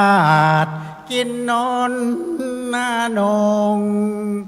บังบินเล่นนะละเลิงลงล้วนอานงสั่งกูนีนนดกแก้วจับโกงกลางบนต้นมาสั่งก่อนละแลนกอินทรีนกแสงแซวงาจับสีสุกแสงแซวสุกน้ำเขาเสียดสีแสงแซวสนสักกุลีแสงแซวนิ่งเขารังนอนนกนางนวลนักก็จับไข่เน่านกกาวเอาร้องเสียงหวานละกระตูมกองกังวานแววเสียงหวานกะวาวอนเบนนะเจ้าวันนักก็จับกิ่งว่านนนกกระทาจับต้นกระท้อนนกกระทุงงาจับต้นทอนใต้ต้นกระท้อนนั้นมีแต่นกกระทาแก้วกะลิงจับกิ่งแกแลที่ต้นแกแลนาศาลากะลิงเลี้ยวแลกะลิงลาไม่แลเลยนกกะลิง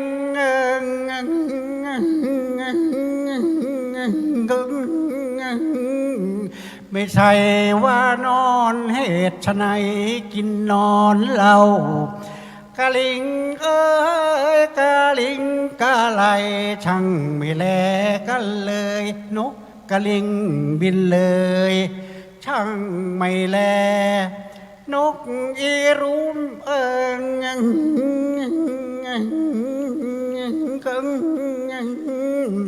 มันบินทลาโนนไก่นาหากินแหนนกไก่นาโดนาเนบกินแต่แนงเชียวโนไก่นาร้องชมนกก็มาเสียเพลินเวลาจะเกินเสียแล้วแฟนจ้าผมร้องเป็นแหล่ชมสกุณาแอ่นลมทลามสู่รวงรังโนนนกเอียง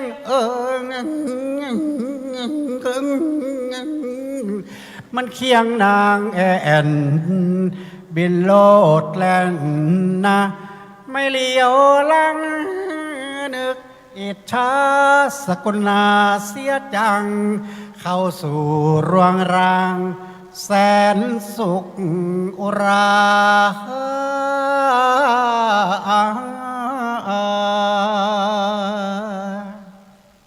ครับน้ำย่อย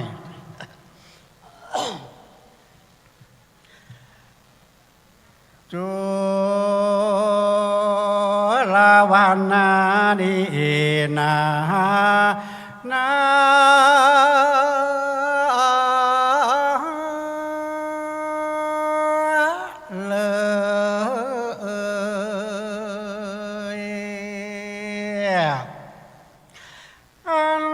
ว่าจุลปนป่าน้อยกันใจ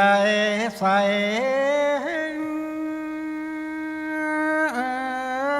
บ่เศร้าบางเมื่อพรามผู้เฒ่าสวกไม่เต้าออกเต้วตาอังมันแล้วก็ยังงกงกเงินเงินหนหนควางควางเพื่อเสาะหาหนทางไปหาพระเวสสันดรตาอันเจ้าไก่ก็มาไก่หนทางนี้เราเข้าป่าไม่ดานนาโด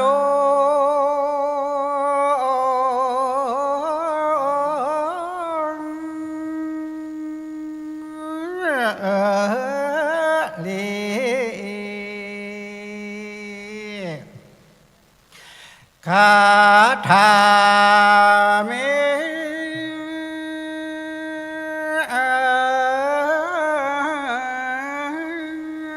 องค์อาจ35 บาทบาลีขออาราธนาลูกศิษย์พระมัวนี้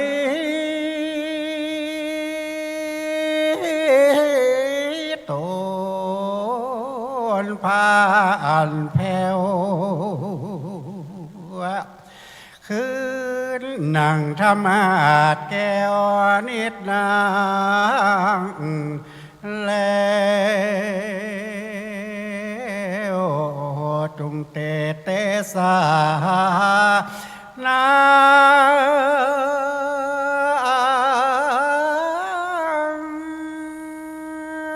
ทาม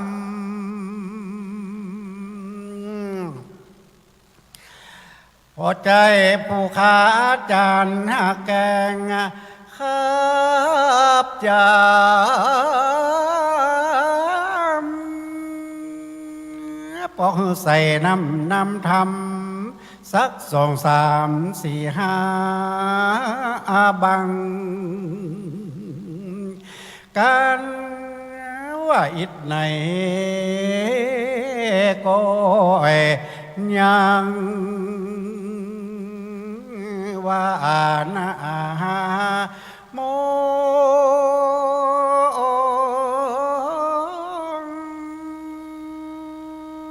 ไปก่อนแล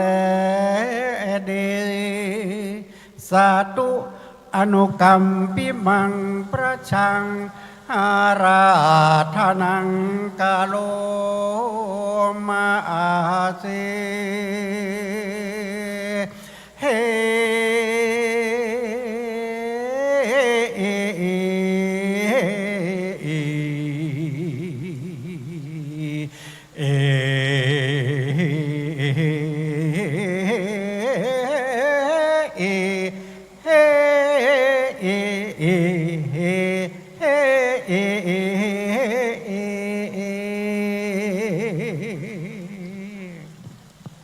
ขอนอบน้อมในสารูปพิมพ์พระเจ้าขอถวายความเคารพพระครูบาอาจารย์พระเถรานุเถระ ที่ได้อยู่ในมณฑลพิธีในการฟังธรรมเทศนามหาจัดวันนี้ขอเจริญพรคณะสถาบรรดาอีป่อยแม่นักศีลนักบุญคนฟังรายการวิทยุคลื่น106.50ก็ดีคลื่นสีขาวในคณะนี้ก็ดี Facebook ไล่ในการไล่สดก็ดีต่อไปนี่อาตมาภาพอธิการสเวทปัญญาวชีโลหรือเสน่ห์การหลงที่อีป่อยแม่ได้ฟังในรายการวิทยุวันนี้จะได้มาเทศนาธรรมในกันที่6และอีป่อยแม่เนอะในบรรดา13กันนี่น้อยละเปิ่นมดมีแค่35พระคาถาต่ออันละจะกล่าวถึงแค่นกมิตรกัน4หมู่ตีปู่พามจูจกมันเดินเข้าในป่าพันนาไฟ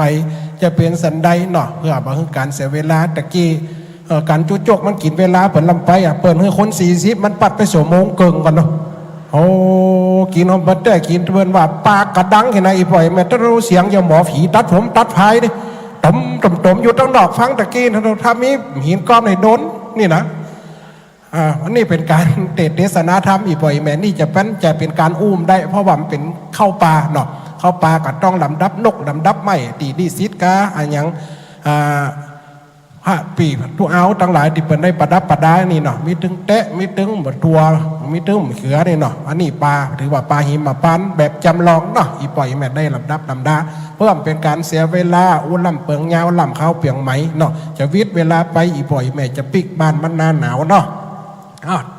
กับเก้ากับกลางกับปลายอีป่อยแม่ฟังไปเนอะนก4หมู่มีนกอย่างของเนอะวันนี้นะ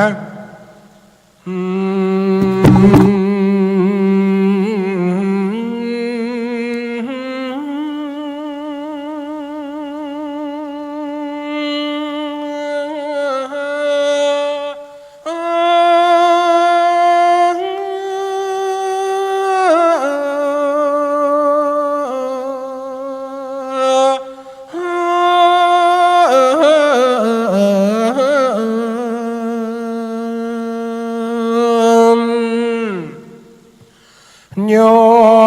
โตสะ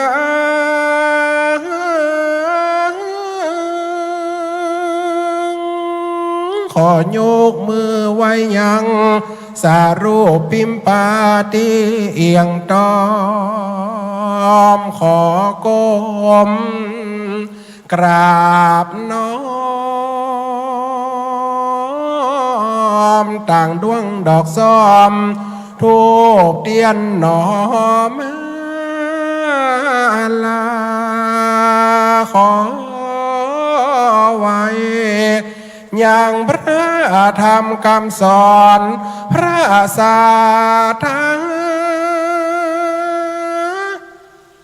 ที่สั่งสอนโพธิสัตว์ในญาลุ่มไตผู้ข้าขอกราบไหว้ยืนย่อยงขอเคารพพระเจ้าพาสงตนดำรงเป็นหน่อเนื้อตัวนาบัดนี้ผู้ข้าขอไว้กราบโยกุลสถาปีน้องบ่ลาหายสูญได้มาร่วมทำบุญด้วยกันใจเพื่อหวังอานิสงส์สร้างไว้เป็นมคตา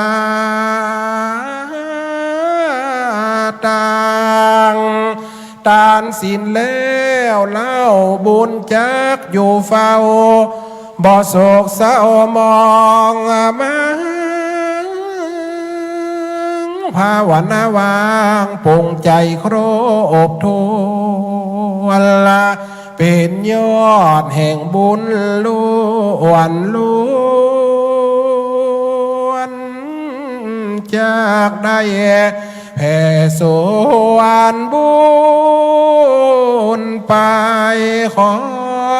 ทานแล้วสะอาดหมดสายภาธนาใดสมใจไฟอ้าง เกิดยอดแห่งตานมาเป็นสิ่งสวยล้างบ่อเห่อของข้างติดหลุมห้อง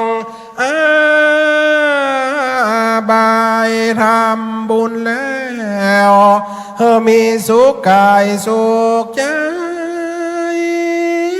สมดังมโนนา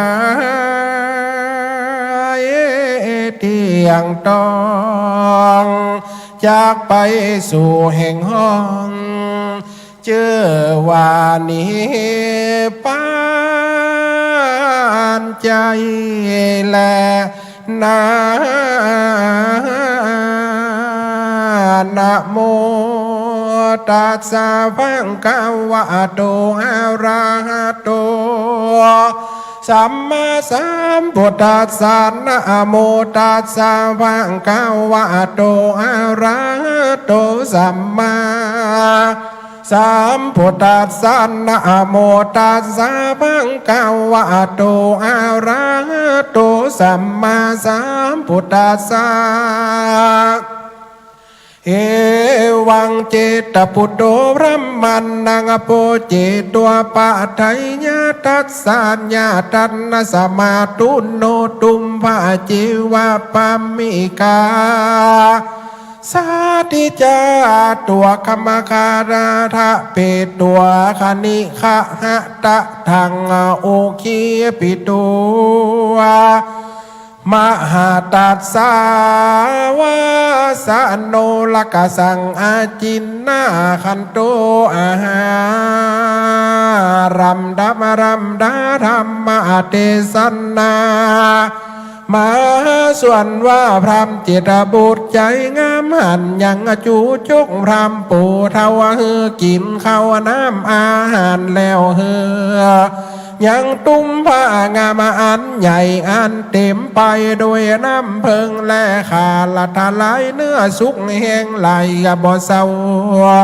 เพื่อจักเฮอเป็นเข้าไตเข้าถงพรำผู้ใจจงใจกว้างจักบอกยังติอยู่พระเจ้าจ้างกษัตรา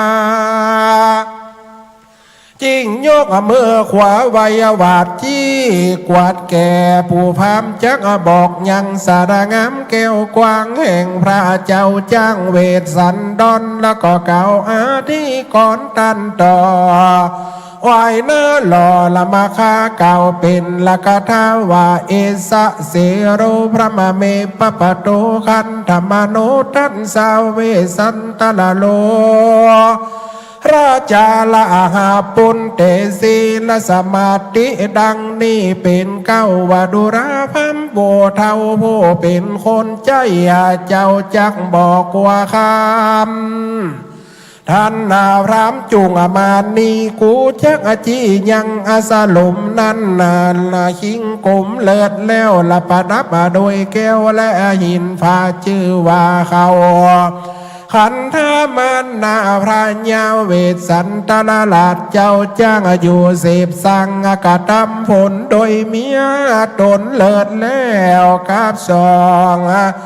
ลูกแก้วหนอละอุดมในอาละสลมตีได้ตานาพระมันละก็ไปก่อจักหันตานาจุงฝันเข้ากว่าตามต่างนี้ว่านี่เตอ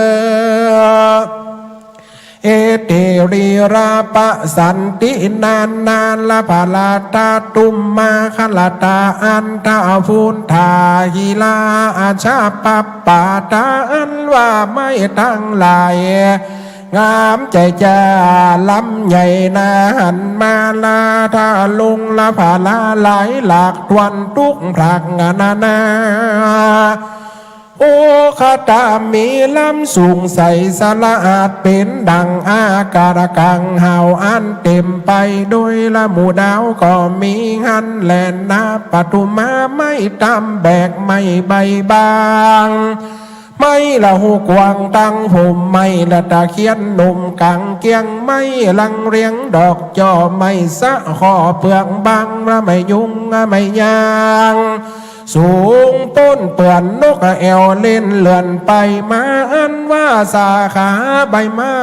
อันนาติไกกวัดไกวลมปัดไหวอ่อนเอือกน้อมนาเหนือกไปมาเป็นดังนาวาผู้ยังเท่ากินเหล้าเก่าเสียงสายหันว่านกตั้งหลายงามเหลียบล่องเสียงมีกองพือปลดกห้องเสียงเบานกละเตาเว้าเสียงสว่างนกล่องกลางเสียงใสบินไปไกลและไกลเหนือหมู่ไม่งานาคันถึงยามมาล่องแสงสว่าล่องเสียงกว่ามีกองมันเมาเขามีใจจมเจือนปีที่ตื่นหลายแสนมาทุกเด่นถูกดาวจับไปเป้าและไปตานมีเสียงหวานใจจ้าดังเสียงคาบดิบแห่งนางฟ้าอันอยู่แหล่งรักเมืองสวรรค์นั่นแลพรำเมดุราดันพรำอันว่าป่าตีนั่นดูใสผายฟองเต็มไปโดยดอกไม้ยองเรียงรายแม่นคนได้ไปหลอดหันในป่านั้นก็ได้ยินดีเป็นตีระสนุกงาแสนเต่าแม่นคนอยู่เก่าก็เฮออยู่สุขใจอาสาโมอันว่าสโรมโตนบาไทยอินตาหากแต่งไว้ก็ดูงามละบอกว่าค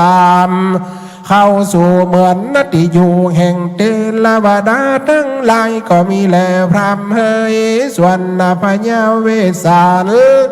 ถ้าละลาดแก่นไทยอยู่ป่าไม่เข้าวงกฏมีใจอดละกะตำเพียนคำเจ้าเนื้อบ่เศร้าส่องใสงามตันพามฮือสู่ไปหลอดหันนาตีตันนั่นจักหันตันนาทาลงธรรมโดนสักสวดอันอยู่กับโดยนังนาดนาเทวีกับตังจารีและกันหาลูกเต้ากลางดันดาวดงรีพระฤาษีบุญกว้างศีลบ่มั่งภาวนาทะเรนโตก็ทรงพันนาวิเศษเอาเป็ดปิ่นละสีถือขอเร็วรีเย้าเยือนหมวดเก้าเจือนเป็นนาจดาจมมาวาสีท่านนุ่งนางเสือลายยะยนนอนเหนือฝุ่นดินได้ย่อมือถวายจุ่มจอบไว้นบนอบกองไฟเปียวเสียงใสบอดเศร้าทุกคำเจ้าแห่งวัดลาสีนั่นแลนายกาละยำนั้นพรำจิตบุตรผู้ใจขานจักบอกที่สำรันแห่งเจ้าเต้าตนเงาเวสันดอนแล้วก็เก่าอธิกรยิ่งกว่าเก่าย่อยุกเหล่าวันนาวดุราธนาพามปู่หัวงอกกูจักบอกโดยตั้งดีมะม่วงมีหลายหมู่ตนตั้งอยู่หิมมาปานใน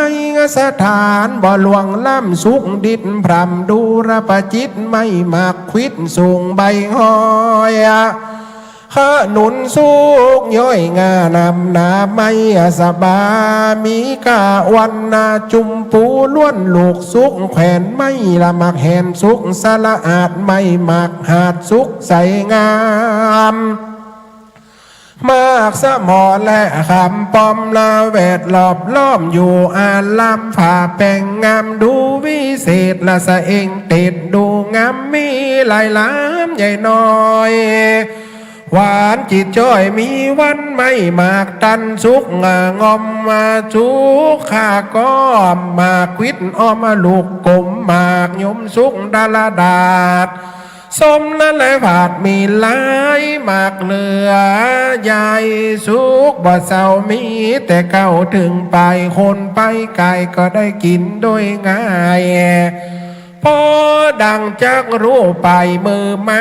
ที่นั่นนาดงใหญ่มีไม่องค์ไก่ตั้งอยู่ใหญ่กันตั้งละพานาวานไผ่พอก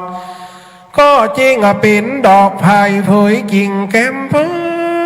ย อยจูกามมีละตังไม่กลุ่มน้ำดอกปันปวงไม่หมกหลวงดอกทีทวนไม่หมกน้อยดอกล้วนแก้มใบสางบงใสหวานจืนจอยมีลูกหน่อยงพอดีไม่นี่โคตรมีหลายสามมาลูกแก่พรำกวนกินโลนตกดินเรื่องเลือไม่มักเดือมีหลายลูกมันย้ายแต่เก่าละทลาบต่อเต้าถึงไปมีหลายใจน้อยเป็นดังจังหอยหากตาลีตองนั่นแหละนาอันว่านกบินไปมาซาสอดบินก็กอดกันไปก็มีในไพรหันแลพรามเฮยว่าหน้าเขาคงในดงป่าไม้เหมือนจะไกลพอสุดเย็นละตาล้วนหมูนกวิหกปักษาฝงสกุณาบินป่าสอดซอยมันจับกูกันขันอยู่จ้อยจ้อยห้องวอยวอยกิ่งไม้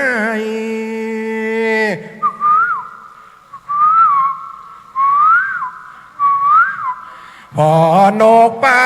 ตามาจะลองไว้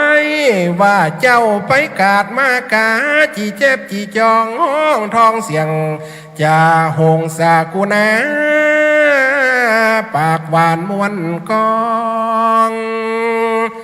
นกเอิดเฮ้ยบินเสยลำกองว่าตุยกองเพ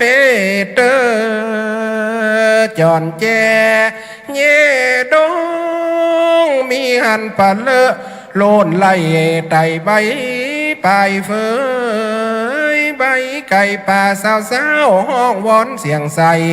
จับก้อนบินไปขัดแดกขาดแดโปพรามเดินดงมันขาแม่แบกถงเดินเสต้องเต้าแลนาวัตนาอันว่าในป่านั้นนาหอมโดยนากินรสสำเร็จนาโดยหมู่ไม่แลใบนกบินไปเป็นหมู่เอิญสะผู้สกุณาว่าปูเท่าซากหมาบินส่วนนาอันนาปากมวนจาดจาตักธรรมโดยคำงาม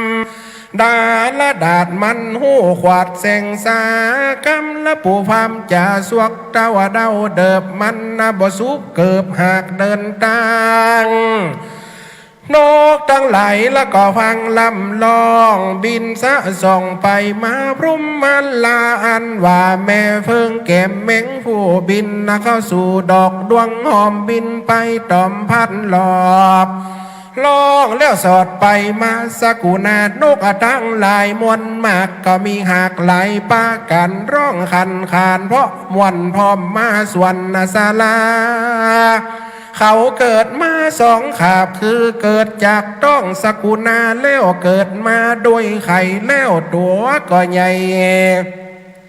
เสมอกันมีวันหน้าสีสันหลายหลากเป็นดังตันหากหันมาป้ากันมาเกิดกองเสียงมีทองลองซึ่งกันหน้าโมลธนาตีจุมเจือนนันซาสูละก็ลู่โดยกู้ผัวเมียตวนบินซาสนซาสอดบินล่องกอดมีกองนารามไปเตอละผู้พามนั่นเฮยจิตปุโตอันพระพรามจิตบุญผู้ชาราชอัน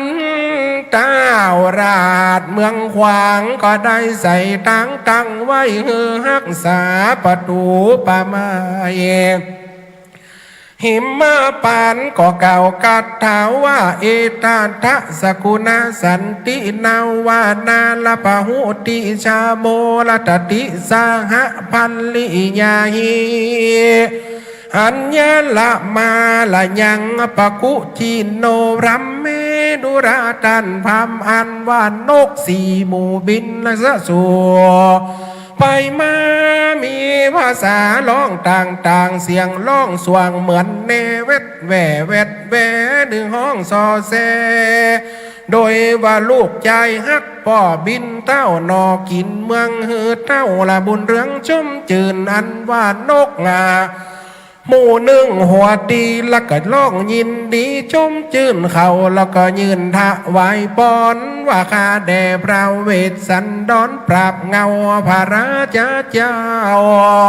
หากยินดีด้วยกับสองสาลีลูกเต้านางนกหนุ่มเท่าเมียตนก็ได้ลองสะสนบ่เศร้าทุกคำเจ้าว่าเจ้าภาวนาเจ้าภาวนานั่นแหละนาตติยะสกุณานกปักษาหลายหมู่บินซาสู่ไปมาจับกิ่งสาขากิ่งไม้ว่าพระนอไทยเป็นเจ้าฮักลูกเต่าสุดใจร้องอยู่ในประเทศตาตั้งจิมข้างอาสาโลมถวายบังคมกับไหวพระนอไทยทำมีการาศีว่าโดยพระบุญมีโดนวิเศษหมวดเก้าเกตปิ่นจีตาติยะสกุณานกตวนสองกบินมาเป็นหมู่ว่าปิญญาพุทธารำร้องเสียงมีกองในป่าหิมมาปานแล้วก็มานำมัดสาการโบราณใสสว่างเขียนจ่าจางถวายพรว่าเทวะข้าแด่พระผู้ทอนเจ้าจ้างจุงเสพสร้างตั้งบุญอย่าใดละทารุณกรรมเกียรติจุงหักษาลูกน้อยเนตรใจร้องเสียงใสทาลิงละทาลิงเสียงเมียมิ่งเจยบานเจ้าสุขสำลานปากวังแลนาจาตุตาสะกุณาส่วนละวนกทั้งหลายพรำพ่อหมู่ตวนสีน้อมละถวายป้อนว่าเทวะข้าแด่พระเวสสันดรเท่าไทยอันอยู่ป่าไม้หิมมาวันเจ้าอย่ากึดผ่านโศกเศร้าอันเป็นเจ้าด้วยกันหาจาลีนางจายามีแห่งเจ้า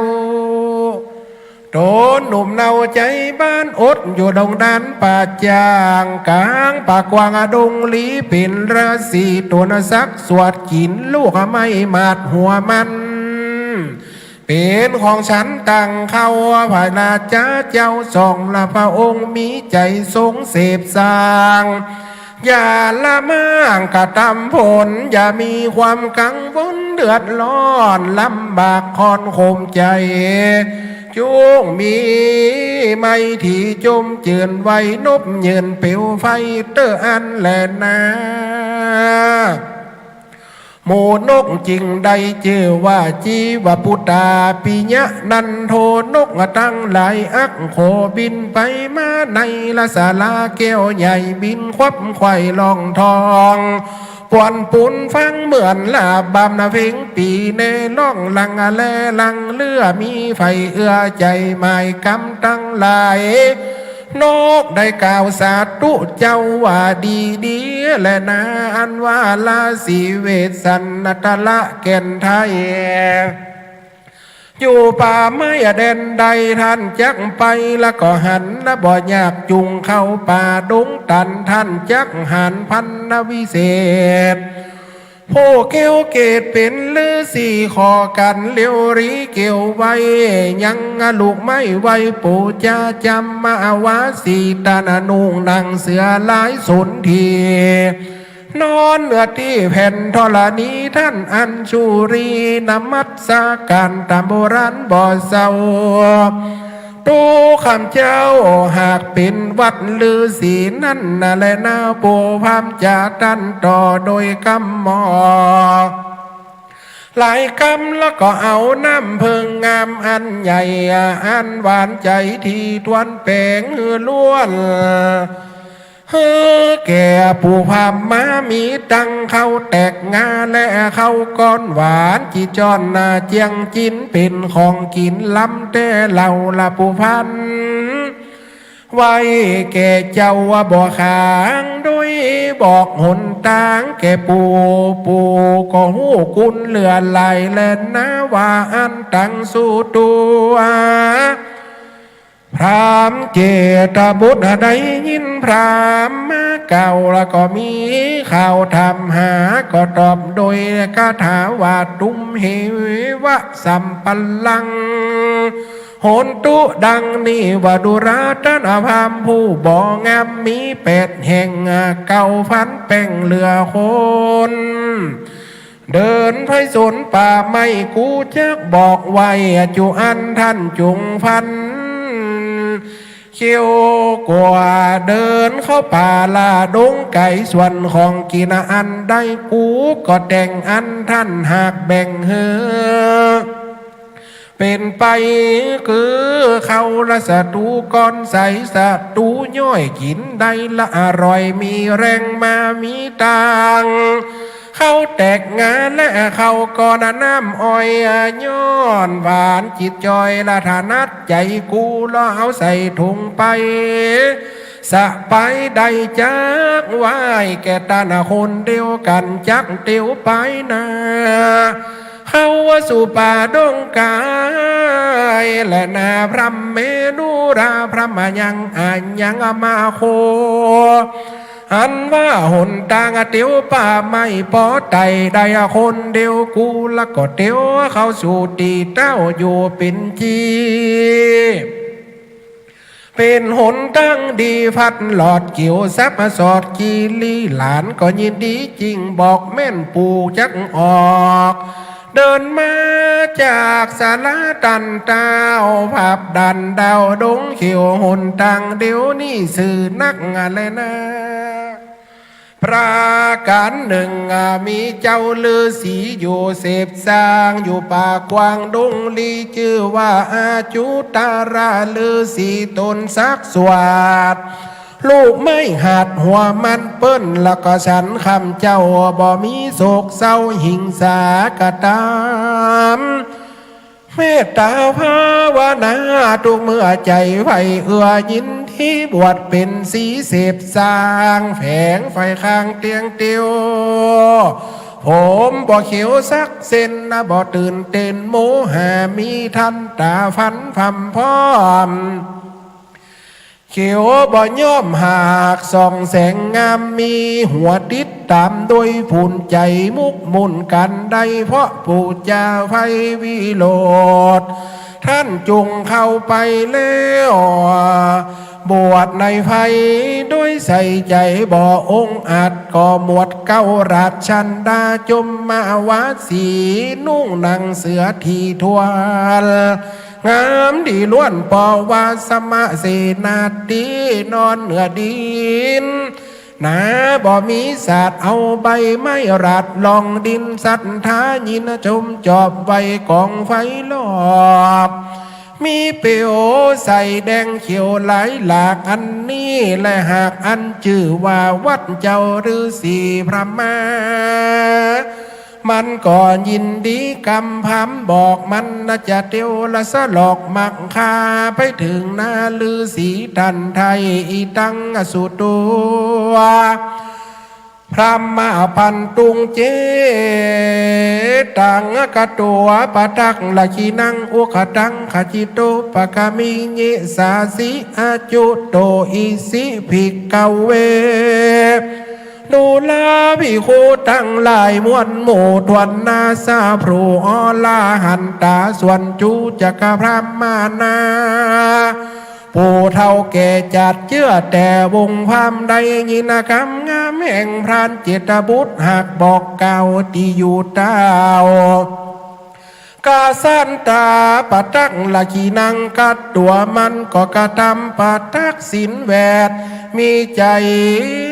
โกดแขดจมจืนนบมือยืนอันนจุลี เจ้าจะดูราหรือสีบุญกว้างอยู่เสพสร้างตั้งใดมันก็เข้าไปฐานะที่นั่นก็มีหันแหละนะ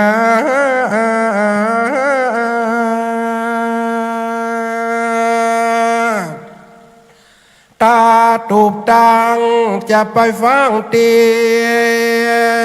ก็สิ่งตุ้มมองจะไปฟังลั่นก้องอึดถึงตีกองหลวงตึงจ้างจู้ใจตู้พี่สะดุ้งเกือบจะพุ่งลงธรรมาดเป็นกามยังกาปายแหบน้อยจะไปฟังที่ถอยนาน้ำเป็นบาดเจิงระบำที่ได้น้ำเล่นบ่ได้พิษแผกเว้นไปตามเส้นและหนอกองต่างอนุรักษ์ไว้ของเก่าของล้างศรัทธาคนฟังหายไขลับตื่นตองคณะศรัทธาเอาอาปีอินน้องนั่งฟังอยู่จ้องน้อมวันตายกมือ10 นิ้วต่างดวงบัวพาได้พัฒนากับธรรมพระเจ้าอานิสงส์ฟังธรรมมหาญาติเวสสันดรนี้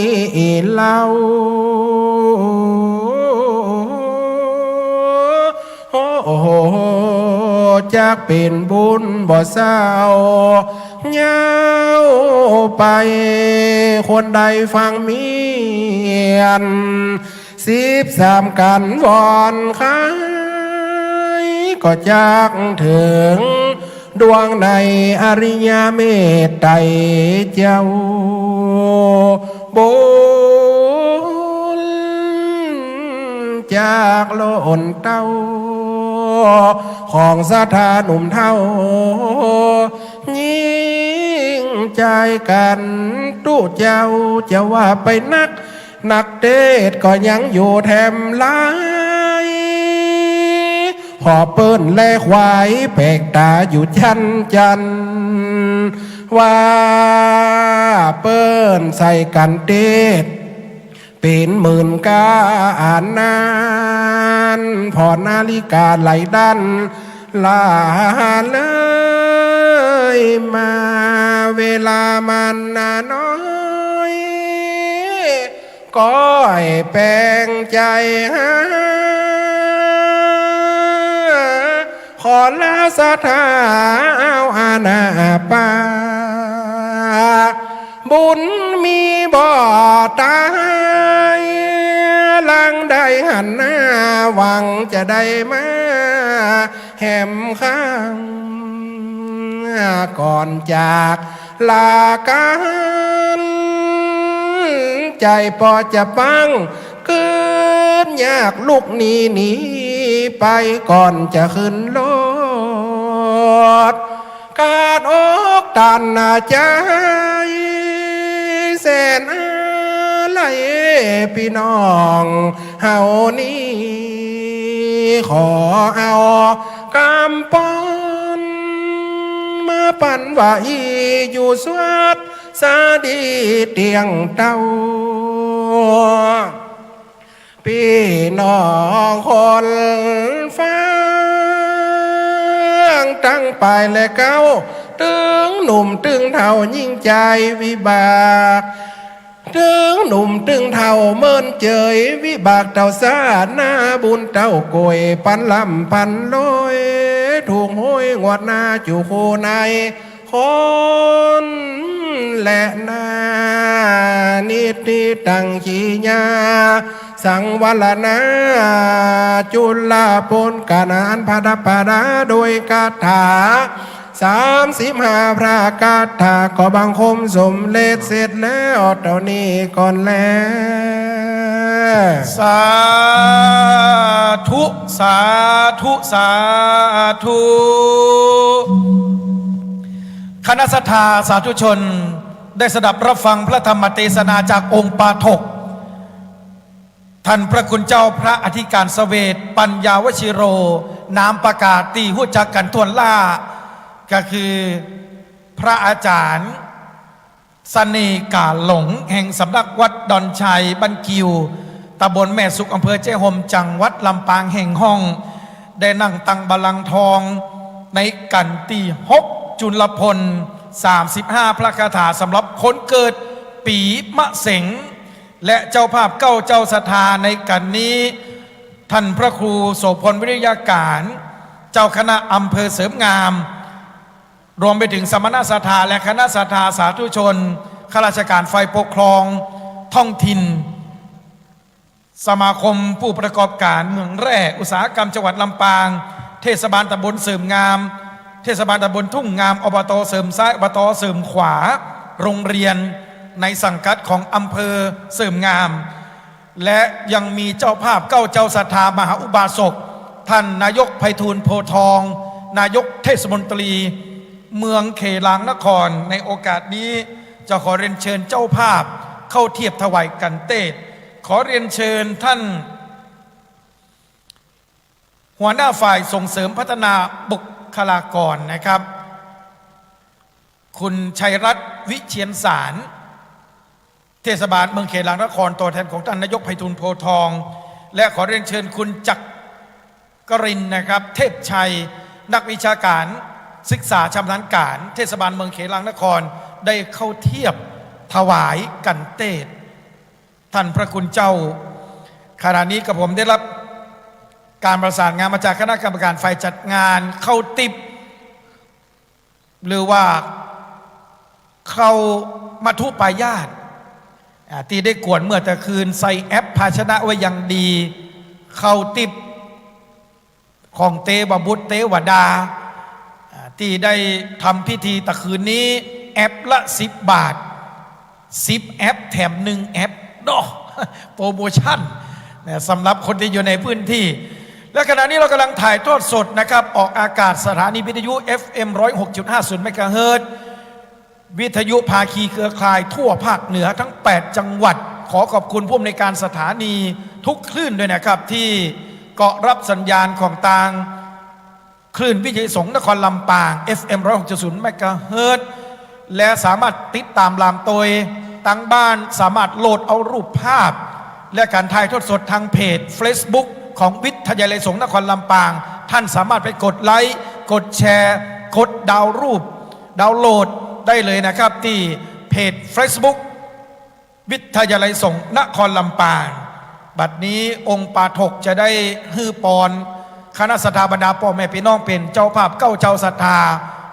ที่มีน้ำยาดกะตะเตรียมเกมห้างดังดาวไว้เลยเนอะกราบอารัธนาด้วยความเคารพอย่างสูงยิ่งครับเอาปอนเนอร์แบบกระทัดรัดเนาะตะกี้คนได้เตะล่ำเปิดฮักอยู่นำเดียวนี่เฮาไก่เช้าเก่านาทีแสดงว่าได้เพิ่มเนาะดูพี่เก๋ฮักไว้ได้นะตะกี้อาจารย์ปันว่าคนได้เตะเกินฮักคนได้เตะกระชับเวลาใดผมนี่เช้าเก่านาทีทำเวลาเอาปอนเนอร์อีพออีแมนเนอร์เฮากะหัวใจมันเนาะยะถาวะเรวะหาโพลาปะลิปุเรนติสากะลังเอวะเมวะอิโตทินังเปตนังอุปกาปติอิสิตังปฏิตังตุมังคิปะเมวะจะมีจโตสัพเพปุเรนตุสังกปาจันโทปนาลโสยะถามณีจุติลโสยะถาสพิติโยวิวัสันตุสัพพะโลโกวินาสันตุมาเตภวะวันตะละโยสุขีติคายุโกภวะอภิวาทนาสีริสานิจังวุธาปัญญายิโนจัตตาโลธรรมวัฏตันติอายุวันโนสุขังวันลังวันตุสัพพมังกลังละกันตุสัพพเทวตาสัพพพุทธาสัพพธรรมาสัพพสังฆานุภาเวนะสัทธาสุติภวันตุเตสาธุสาธุสาธุบัดนี้ได้ว่ามากันตี6จุลพลได้สุดซอยแล้วโบละมวล ก็ขอเจริญพรกับศรัทธาญาติโยมพุทธศาสนิกชนท่านทั้งหลายซึ่งขณะนี้ในการตั้งถ้ำหลวงเวียงละกรเตดมหาจารย์ครั้งที่21ระหว่างวันที่6 ถึง 8 กุมภาพันธ์ 2568 นั่นหน้าหอประชุมคณะสงฆ์จังหวัดลำปางและสงฆ์นครลำปางได้ดำเนินมาถึงในกันที่6เสร็จสิ้นลงไปแล้วตอนนี้จะเข้าสู่กันที่7คือการมหาปนประกอบโดย80พระคาถาโดยพระอาจารย์ธนพลพิมพสิริศิษย์เก่าครุศาสตร์บัณฑิตสาขาวิชาการสอนพระพุทธศาสนาและจิตวิทยาแนะแนววัดศรีดอนมูลซึ่งเป็นศิษย์เก่าของวิทยาสงฆ์นครลำปางจะได้เป็นองค์เทศซึ่งการดำเนินกิจกรรมในการเทศมหาจารย์ก็ดำเนินต่างมาถึงกึ่งละเนาะกึ่งคอนต่างละซึ่งการที่7นี่ก็เป็นมหาปนจะประกอบไปด้วย80พระคาถาซึ่งก็จะกล่าวถึงในเรื่องของป่าใหญ่ซึ่งพี่น้องศรัทธาท่านผู้ฟังที่ฟังอยู่ตั้งบ้านตั้งจองหรือไล่สดก็ดีก็ได้ปากันตั้งจิตตั้งใจในการสดับรับฟังตั้งถ้ำหลวงเวียงละกรเตดมหาจารย์ครั้งที่21ซึ่งอยู่เป็นกู่เป็นกิ้มกันในสถานที่นี้ก็คือหอประชุมและสงฆ์นครลำปางก็ส่วนหนึ่ง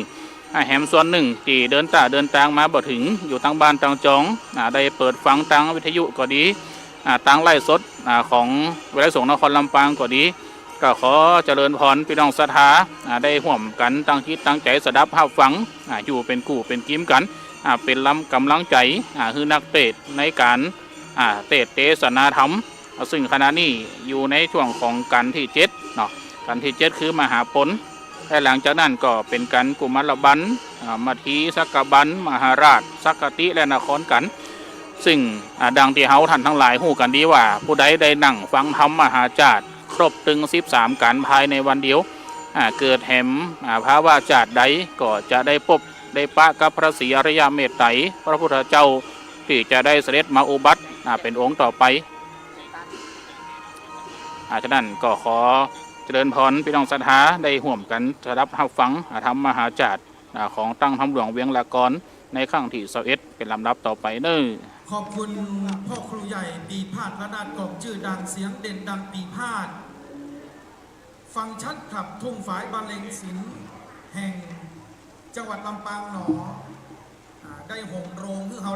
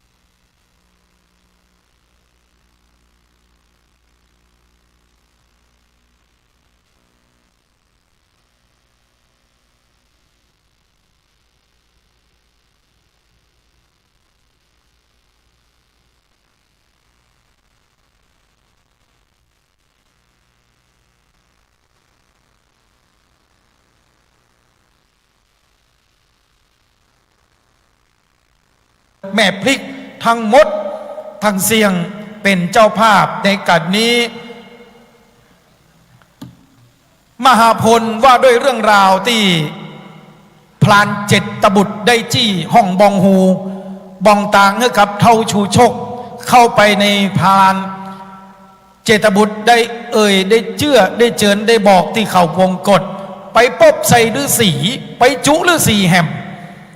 จี้ห้องบองฮูตางไปหาอาสมของพระเวสสันดรและต้องเลือกเวลาไปตอนเจ้าที่จะไปขอลูกเต้าเข้าปันของเปิ่นเพราะว่าแม่จะต้องข่างลูก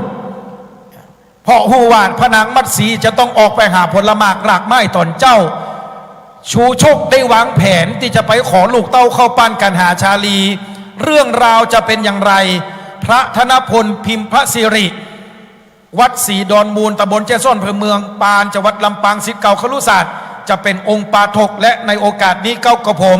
ขอกราบอาราธนาในเมตตาธรรมท่านด็อกเตอร์พระครูบรรณนกิจปรีชาเจ้าคณะอำเภอแม่เมาะวัดทุ่งกล้วยได้เป็นตัวแทนสมณศรัทธาคณะศรัทธาจุดเทียนส่งธรรมในโอกาสนี้กราบนมัสการด้วยความเคารพอย่างสูงยิ่งท่านเป็นพระนักการศึกษาสำเร็จปริญญาตรีโทเอกจากประเทศอินเดียนะครับปัจจุบันดำรงตำแหน่งเป็นเจ้าคณะอำเภอแม่เมาะและพระลูกวัดทั้งหมดเรียนอยู่ที่วิทยาลัยสงฆ์นครลำปางนะครับเป็นพระนักการศึกษาทั้งปฏิบัติปริยัติปฏิเวทสมแล้วนะครับที่เป็นสมณะศักยบุตรภิกษุมงคลต้นแบบผู้ฝักใฝ่ด้านการศึกษาเรียนเชิญทุกท่านประนมมือขึ้นขณะนี้เราทำการถ่ายทอดสดนะครับไปทั่วภาคเหนือ8จังหวัดสถานีวิทยุภาคีเครือข่ายของคลื่นสีขาวกราบนมัสการขอบพระคุณในเมตตาธรรมดร.พระครูมนูนกิจปรีชาเจ้าคณะอำเภอแม่เมาะมาณโอกาสนี้เป็นอย่างสูงครับและในโอกาสนี้จะขอรับเกียรติจากอาจารย์ดร.จิรศักดิ์ปัลลำอาจารย์ประจำคณะพุทธศาสตร์มจร.วิทยาลัยสงฆ์นครลำปางจะได้อาราธนาธรรมในการนี้เรียนเชิญท่านอาจารย์ครับ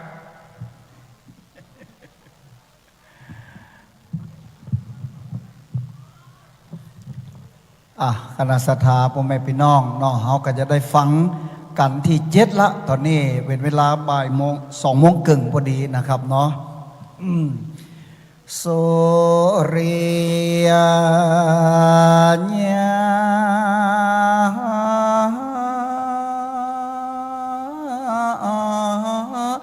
ก็มาเตียวจอละอาสดอนเตียงบ่มันก็บิดเบียงง่ายทั้งใดลำดับลำดามาถึงเจ้าตาภาษาลือเสียสาย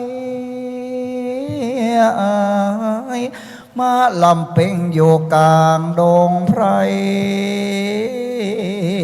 ป่าเศร้ามานั่งภาวนาเมื่อคำเมื่อเจ้าเจ้าก็บ่ได้กินข้าวน้ำข้าว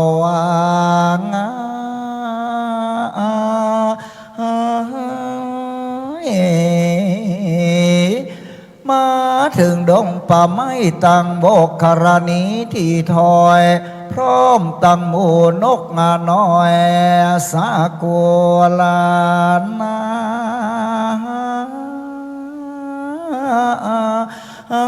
ยามเมื่อนันนาเจ้าตาภาษาก็มาห้ามปลูพามเทา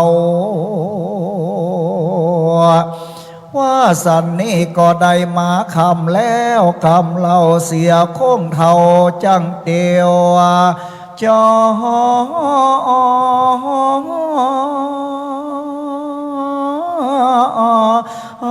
นพระอาบัณสาราผู้ทอนก็บ่ได้มาอยู่ไกล ขามลัดดงป่าไม้คาถาว่าได้80ขนาดเป็นคาถา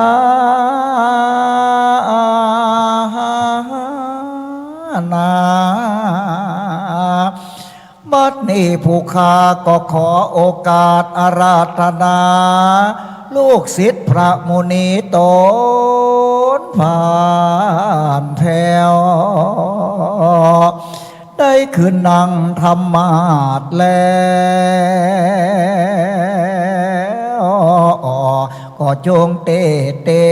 สานา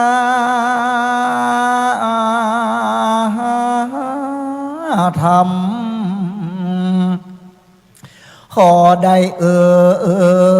น้ำธรรมสัก2-3 กำกันว่าพระคุณเจ้าอีทในก้อยญาแล้วก้อยตั้งนะโมแลเด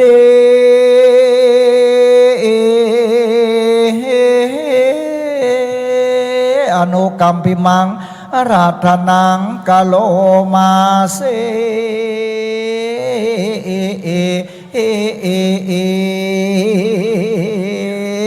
เสียงบอกแค่เดียว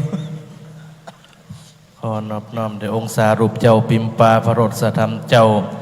ขอถวายความเคารพพระสงฆ์เทรานุเทระเจ้าทุกรูปทุกตนขอเจริญพรไปยังคณะศรัทธาประออกไม่ออกต่างๆไหลให้ตั้งจิตมาแต่เฮียนเปลี่ยนใจมาแต่บ้าน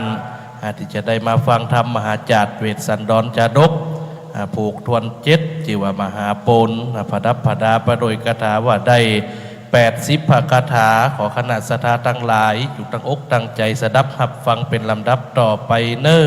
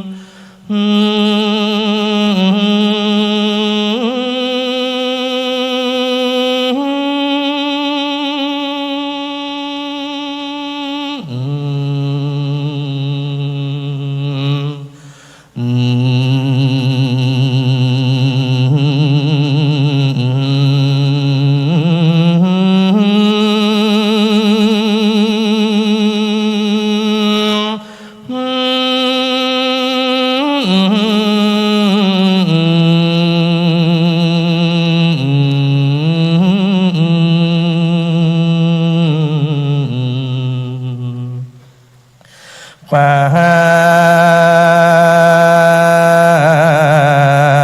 นจะมาเล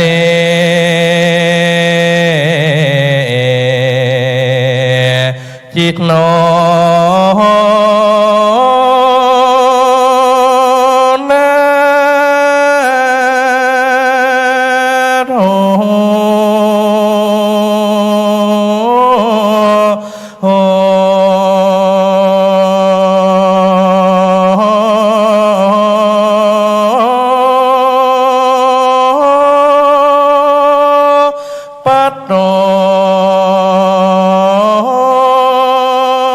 สัมโพ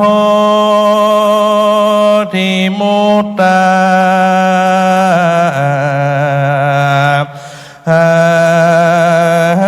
มัง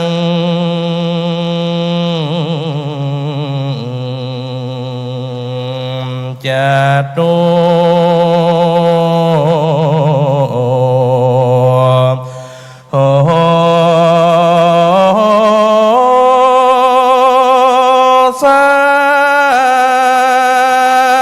จัง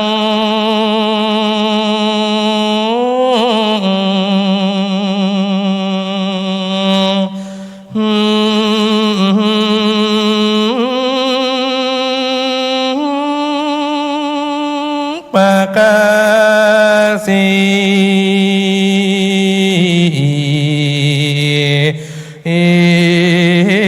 สี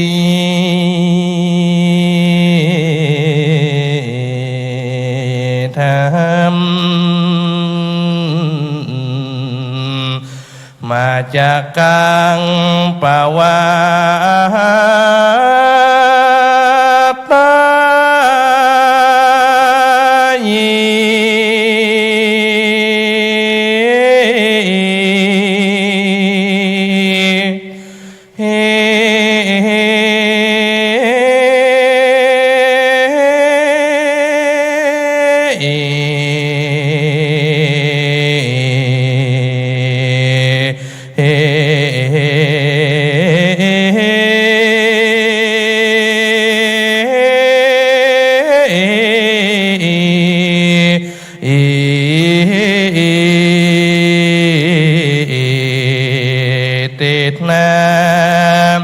สั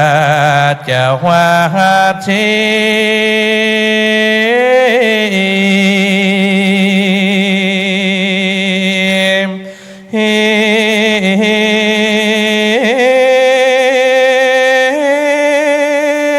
นะโหนตุเมใจญะมังคาลัง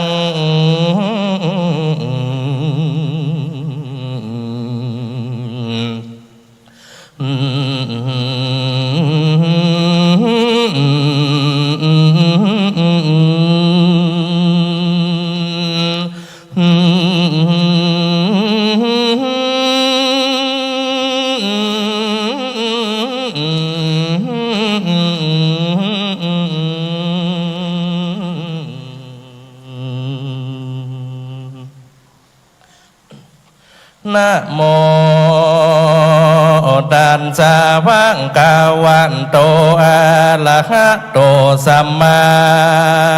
สัมพุทธัสสะกั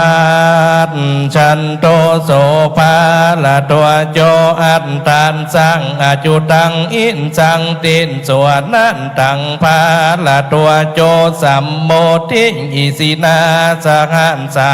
ทาวนุราสัมโพนิสันตังหลายตังหญิงใจหน่อยใหญ่ผู้มักไฟตังธรรมใดได้จำติดต่อบอกาตะโคลำดับมา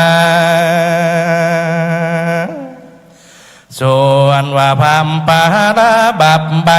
ก็ลัดป่าไม่ดงดันอนาตามพันเจตบุตรจี้บอกนะก็เตี้ยวตามขอกหินผาก็ไปหอดสาราตันเจ้าบุญนะบ่เจ้าอาจุตาลันสีมานานีนาดีเจินเย้าจิงอาฟังอาเฝ้าไปหาแล้วย่อมือสากลมเก่าไว้เสืองเจ้า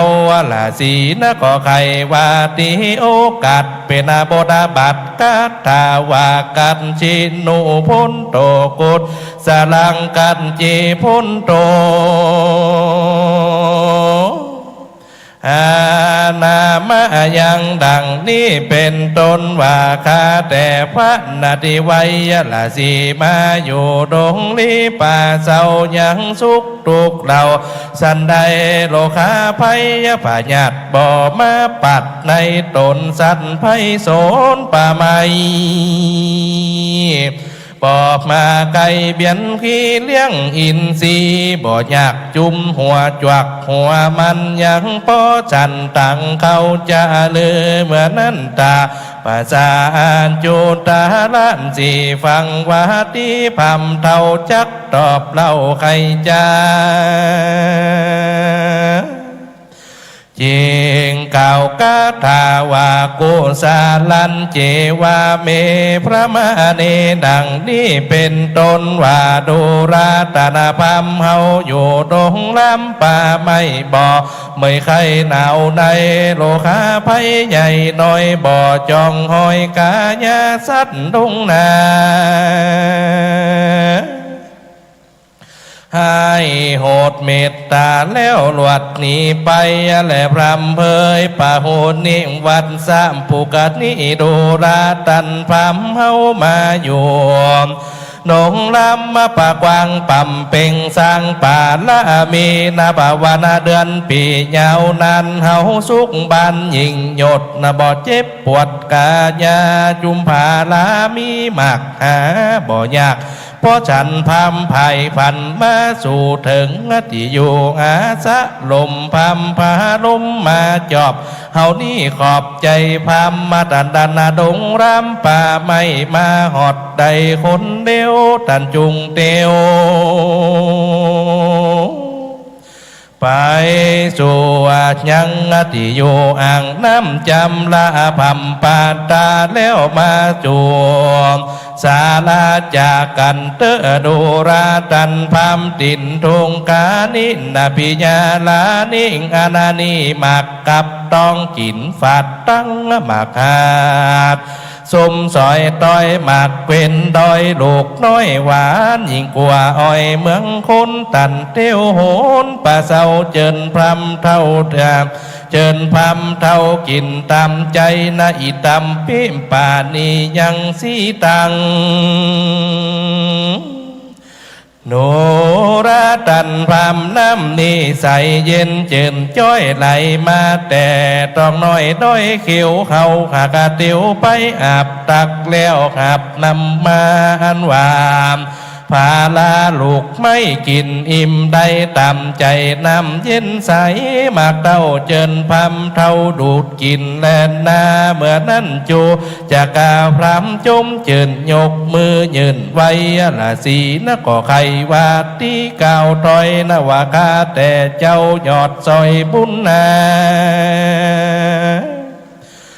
เขียงปูจาแขกแก้วคาทับเอาแล้วจำเลินใจนวากาศนี่มาไกล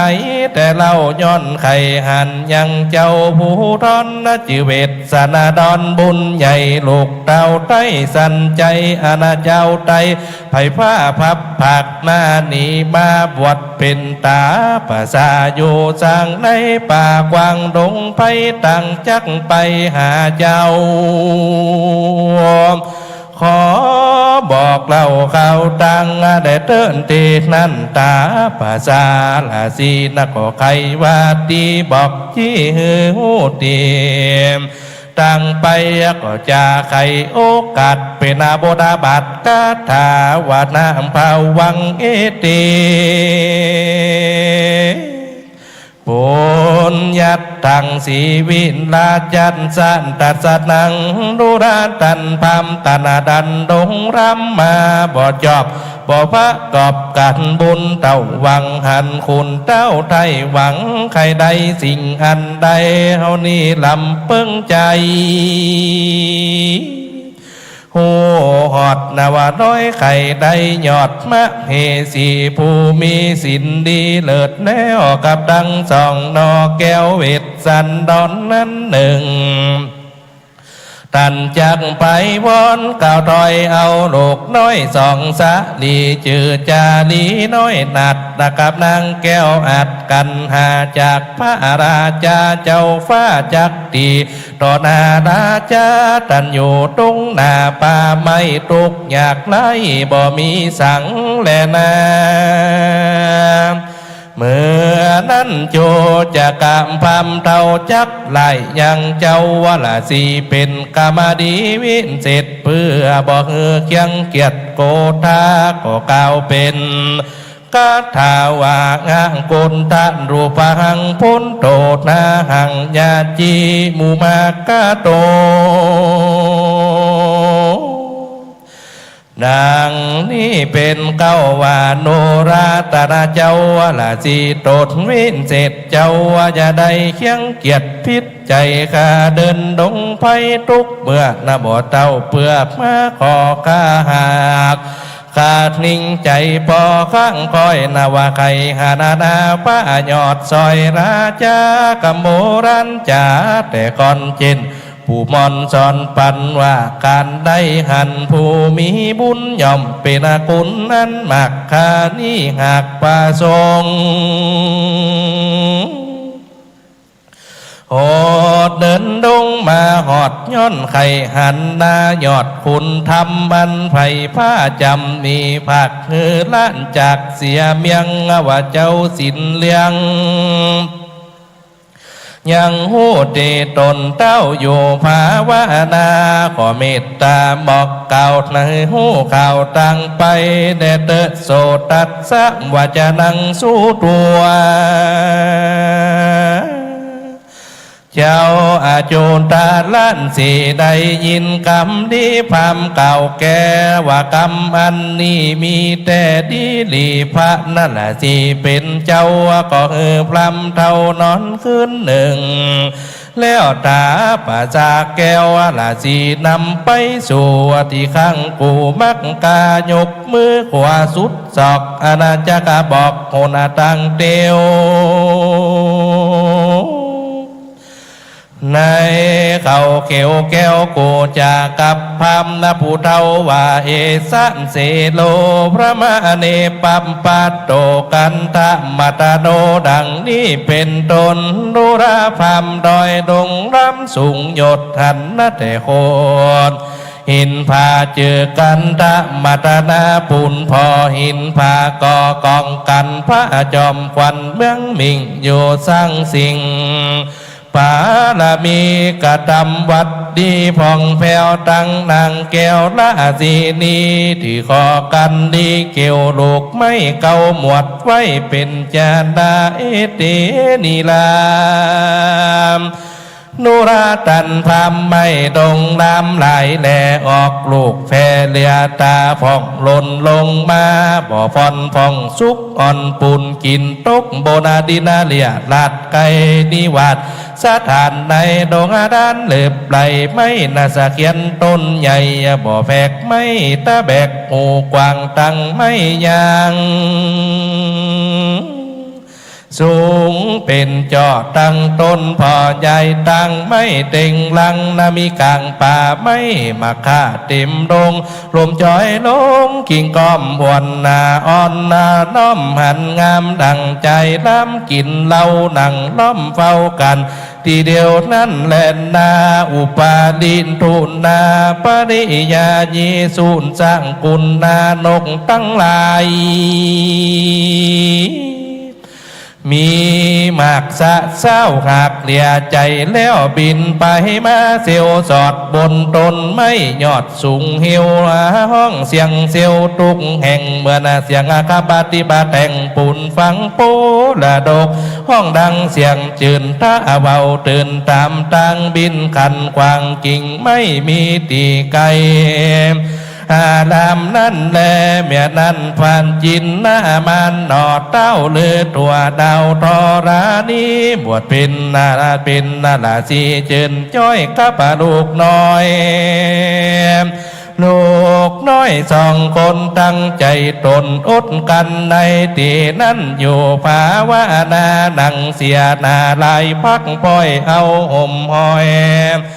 กาญาอยู่ปูจาไฟบอกขาดใจมุ่งมาดผาธนาเอาสะบันอยู่เล้าเลือดฟ้าและพรำเผยอัมพาจำปูปฏิตานิเจปักกาไม่หวังงาวินเศษจุมผู้ติดไหลหลักหมักพิษหักยาจานหมักเดียวันแต่เรามีลูกแต่เก้าถึงไปในดงหลายทุกกรรมมีแม่น้ำกินหวานใส่เงาบานเลิศแล้วเหมือนดังแก้ววิตูลมีป่าสูนฝูงเต่าลอยเล่นเหล่าไปมาอันว่าโบกคาลานีทาราใหญ่กว้างมีตีข้างอาสะลมมาโนลมเลี้ยงหลับตากว้างอาบ เย็นใจจังก่อนเต็มไปตุงขอบนาอุบลดอกเขียวงามเหมือนอาลามแต่ฟ้าทวนนาจิวานันทวานุญญาณนั่นแลโคมาวาทานตันตามปตุมาเสตะโสกันติเยดังนี้ดูราพรามมาบัวขาวงามตังหาขาวดังพาโคมาหันเหลือตาแต่การตั้งดอกป้านเปื่อนจังก้อนพักตบสอนพักขับดูเดียงดาบเลียตาในดงนาจุกำคังนาแม่น้ำมุดจาดินกลุ่มพีลาจานจังแค่และป่าขามังก่อนลาไปมามีตั้งป่าดุกและเต่าน้ำตาข้างคำเล่นตามกันดูราพามดอกบัวขาวงามพุ่งกี่หาในที่สุดบ่อใดซ้ำในข้างกำตุกไปแม่พึ่งยายบินมาจอดต่อเต้าหอดในดงมีตุพงป่ากว้างแดนแต่ข้าง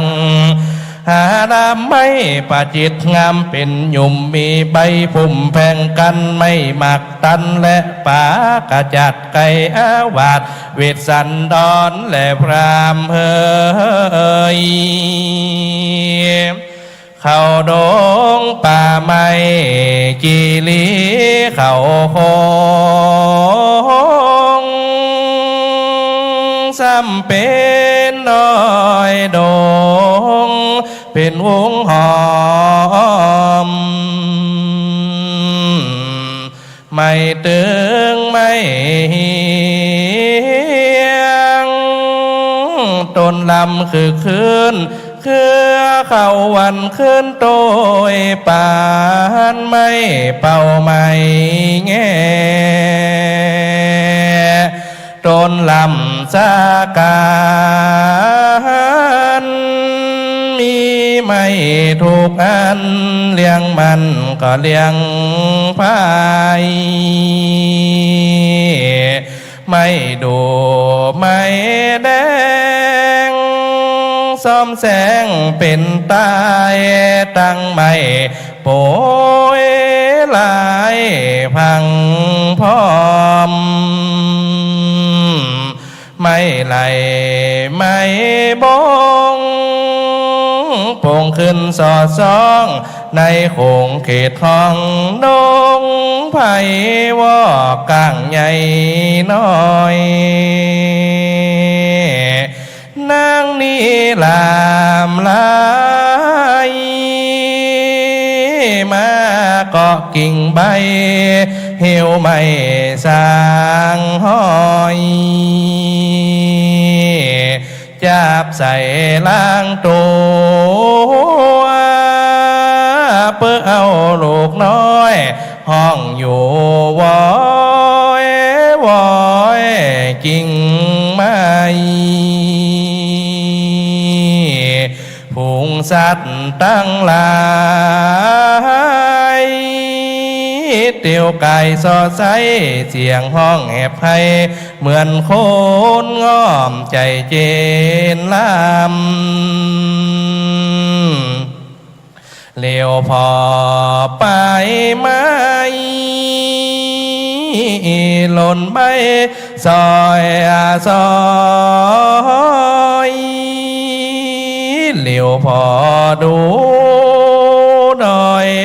เต้าเมยหมอกหอมเสียงนกเสียงหนูมันมาลำทองเสียงวิ่งวอนป่าไม้เสียงนกกาโทมาหนัวสอดใสห้องตามเดิมดอยนกตัวนี้เป็นนกของคอยห้องตามเดิมดอยห้องคอยคอดคอง เสียงนกตั้งล้อมาจะลำทองเสียงวิงวอนมวลนาคเสียงนกปาตามาจะปักตักวันกันไตไปมานกคุมนกเก้าแขกเต่าและลัวทั้งนกปาตาอีลูและอินนกแซวกินปีและนกเขามินบินไก่จอยวอยขอบฟ้าเฮตาอุตตากัสสะมิงโดราพามในดงรำมามีโจกำแตบน้ำฝั่งทุกไปดอกบัวใหญ่งามสะผู้ปักบุงอยู่เป็นกองทัวตาเสียรอและทัวกั้งอยู่ตามข้างอาลำพักตบงามเป็นดอกผิวเหลืองหมอกซอยต้อยตามเฮาดอยสาระอาดน้ำเหมือนอากาศใสงามฝูงคนลามตัดดอกไม้หอมหอดใด7 เดือนกลิ่นหอมเจียนไปทุกขอกลมพัดหอดพับดงและนาตีนี้กะกาลุนจาตานี่ดูราตันพามหมักฟักงามมี3 สิ่งใหญ่แต่ยิ่งกินหวานคือสันฐานหิมแห่งหันตีนั่นเจอมุดนาจาลินมีเหนือดินปั่นไฟมีลูกใหญ่แต่เต่าให้ตานมีพระมานไหลเผาใหญ่แต่เต่าให้ห้ามมีหลายลำหลายซ้ำใหญ่แต่พำปอยวนมีตั้งส่วนพักกาดไก่อาวาดเวทสนาดอนหอมเตรียมซ้อนหอมบัวมีตัวเจ้าเขาไผ่ปอปิดใส่ถงปลาและพรำเฮยนุราพามยาห่างจ้างดูวินเศษนาสะเอ็มเต็ดหอมไก่มีในไผ่ตุกกอกตั้งดอกซ่อนหอหอมไก่เกี่ยวลำไปเกาะกอดเลียนมุงยอดถึงปลายกวาวเครือใหญ่ก็กอดไม่เกี่ยวแต่ลมไตไปบนนาแลปุ่มป่านี่จ้านดอกไม้อันกู้ว่ามีในป่าหิมมาปานมาตูจาพระการหนึ่งเราเต่ามีหังเพิ่งกินหวานนักแก่อันตัวแม่จางบินหนีสัตว์ตาบุตรมีตุกสิ่งรสหอมยิ่งกินหวานสาละปีบานดวงใหญ่ทัดกันไข่เจือจันนสมุนละเพชรหวานตุกสิ่งกินนักยิ่งเป็นยาเดียมพันสีนาคะหมอกกดสอดอกเดียงลายดอกคำนายมีเหลือแหล่นอดน้ำแก่กลางดงขมินคำลงลำหอระดันงามตุงแง่กำคุ้นแผ่เต็มไพ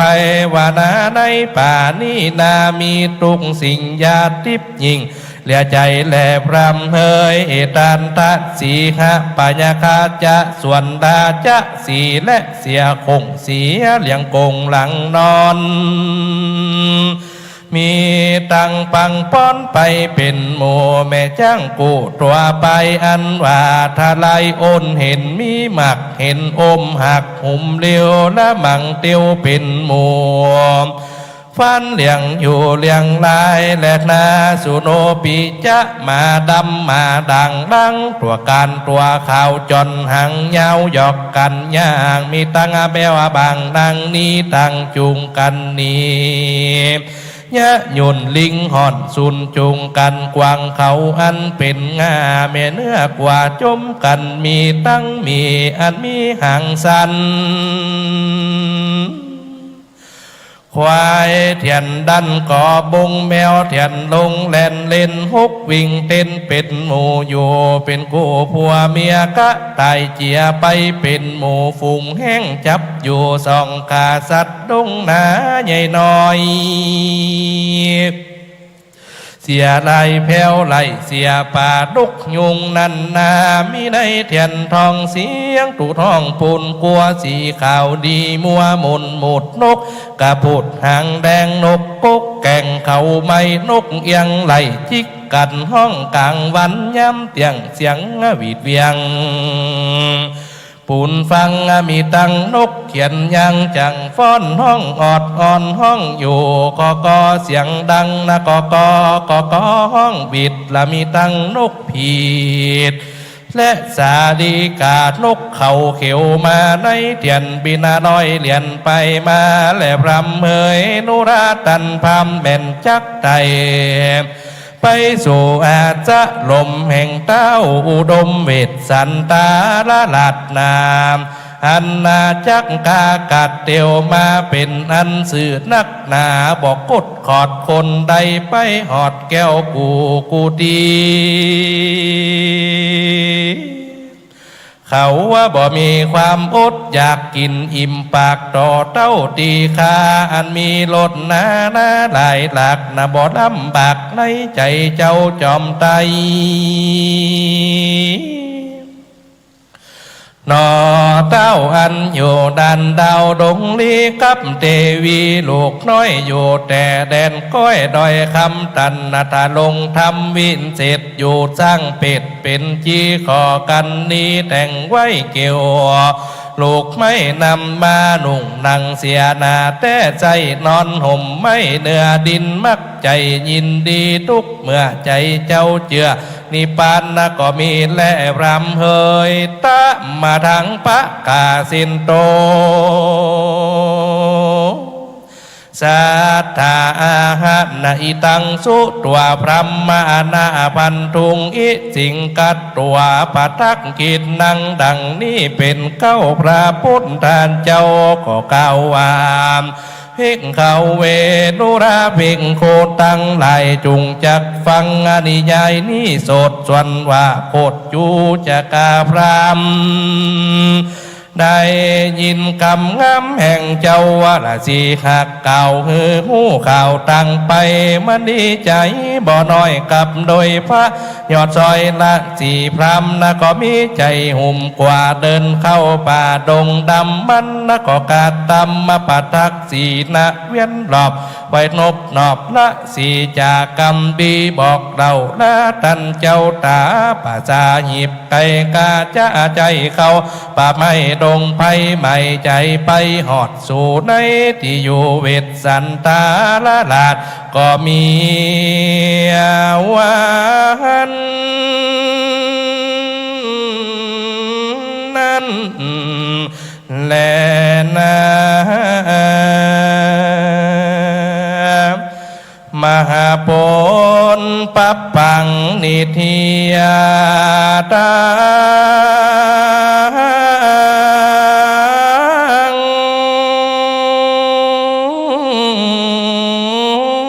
ก็ปาลี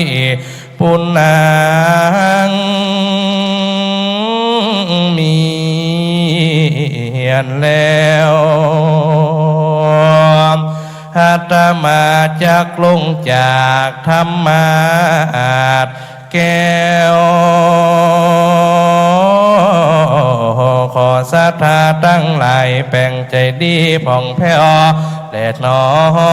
ย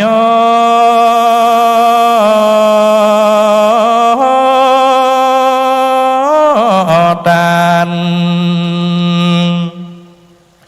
ยกมือน้อมขึ้นกราบสา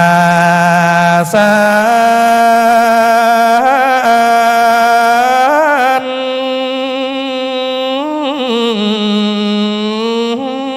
กับธรรมมาตานเวทสันดรเจ้าขอหน้าบุญตั้งหลายติสัทธาหนุ่มเท้าป้ากันปามเป็นมาขอพ้น จากพญาโล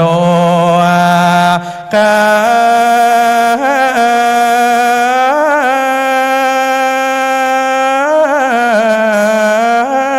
สปาพญาอย่าได้มาแวดไกลกึดหยังหวังหยังขอฮือได้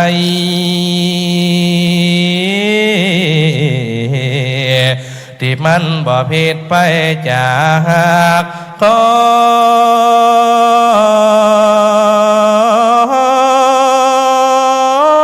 องธรรมเมื่อที่ทรงพาลามุนา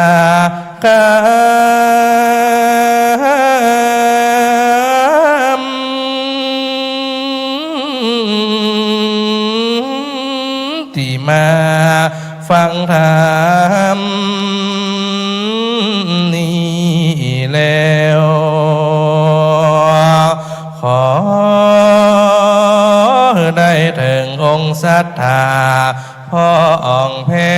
วงามดีเลิศแล้วนี่ไป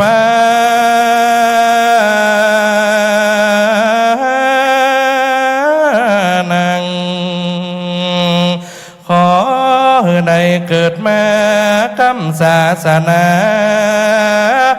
เสียงจีลากานคือพระผู้มานตนตีแหอาดิยะเมตไตรนอลา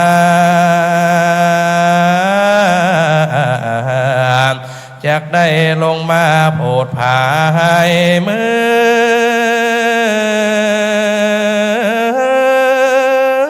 องคนแลดีลมปาดไปไหมใจสั่นนะเววาจะได้อำลาสะทาหนุ่มเท่าธรรมาสาลาตั้งสารูปเจ้าข้าขอลาไปก่อนแล้ววันหน้าวันตาบอกกากัดแก้วจะได้มานีแถมกำกันบุญลูกนาคหลังได้หันการขอจาลามผ่านน้ำลาเจ้าบ้านต่อสากไฟปะเสียสักสามอย่าลาบตาจังลูกไทยเวลามันยัดมาสัดจำนี้เวลาบ่มีจักปิกเมื่อบ้านกว่าแต่ลมหนาวเงาสะตานเย็นตัวขิงโคนลูกซ้ำหนตั้งกายมีแต่ฝุ่นมุกกายผ่านปากกว้างดงไผ่ข้าวตั้งไก่ลำป่อบ่อหันนายกึดยากจะไปอะไรบ่อน้อยลีลำเปิงอยู่ข้าคอยตัวข้าหมอนน้อยลาไปถึงเวลาแล้ว ศรัทธาตั้งหลายขอลายิ่งใจตั้งหนุ่มแลเท้าสะบันงายมบ้านลำไปใบหอยตัวขมอนน้อยจะขอลาไปก่อนแล้วมหาวันนานินทิตังกิญาสังบันลานาวินเศษจาห้องเหตุยังมหาปุณอัลลพดับพันดาไปโดยคาถาวาได้80 พระคาถาก็บังคมสมเด็จเสร็จแล้วเท่านี้ก่อนแล้วสาธุสาธุสาธุบัดนี้พระธรรมเทศนากันที่6กันที่7ได้บัวรมวลมหาพลโดยองค์ปาฐกคือพระอาจารย์ธนพลพิมพศิริศิษย์เก่าครุศาสตร์มจร.วิทยาลัยสงฆ์นครลำปางวัดศรีดอนมูลตำบลแจ้ซ้อนอำเภอเมืองปานจังหวัดลำปางเป็นองค์ปาฐกแสดงพระธรรมเทศนาในกันนี้มหาพลว่าด้วยเรื่องราวที่เท่าชูชกได้ถูกจี้ห่องบองหูจากฤาษีไปสู่ยังอาสมรอตอนเจ้าคือผนังมัดสีออกไปเก็บผลหมากรากไม้จึงจะเข้าไปขอกันหากับชาลีผ่านเรื่องราววรรณกรรมเวสสันดรทีปณีจากปลายประกาของนักปราชญ์เจ้าล้านนาซึ่งถูกบันทึกเอาไว้ในปี 2060 ในยุคของพระยาแก้วกษัตริย์องค์ที่ 11 ราชวงศ์มังรายของล้านนานั่นก็คือพระสิริมังคลาจารย์ปราชญ์แห่งล้านนาอดีตสมภารเจ้าอาวาสวัดเจ็ดยอดพระอารามหลวงเกาะร่วม500 กว่าปีละนะครับเจ้าภาพเก้าเจ้าศรัทธาหมายมีท่านพระครูปัญญาวโรโดมเจ้าคณะอำเภอแม่พริกและสมณศรัทธาคณะศรัทธาอำเภอแม่พริกเป็นเจ้าภาพเก้าเจ้าศรัทธาในกันนี้จะได้เคี่ยวเทียบถวาย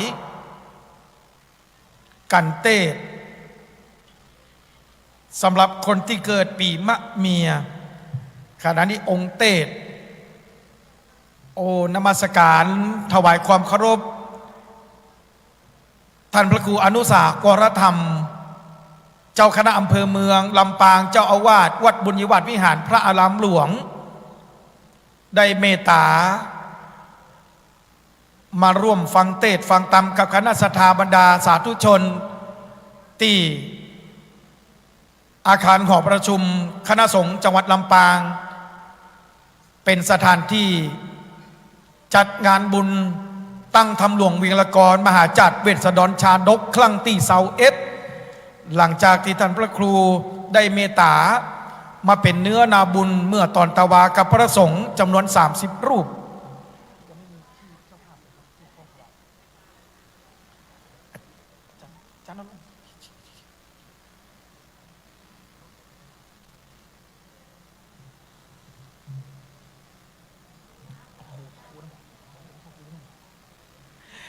กราบอาราธนาท่านผู้ช่วยศาสตราจารย์ดร.พระครูสิริธรรมบัณฑิตรองผู้อำนวยการฝ่ายวิชาการวิเลยสงฆ์นครลำปางได้เป็นตัวแทนสมณศรัทธาคณะศรัทธาสาธุชนเข้าเทียบถวายกันเทศกราบนมัสการด้วยความเคารพอย่างสูงยิ่งครับ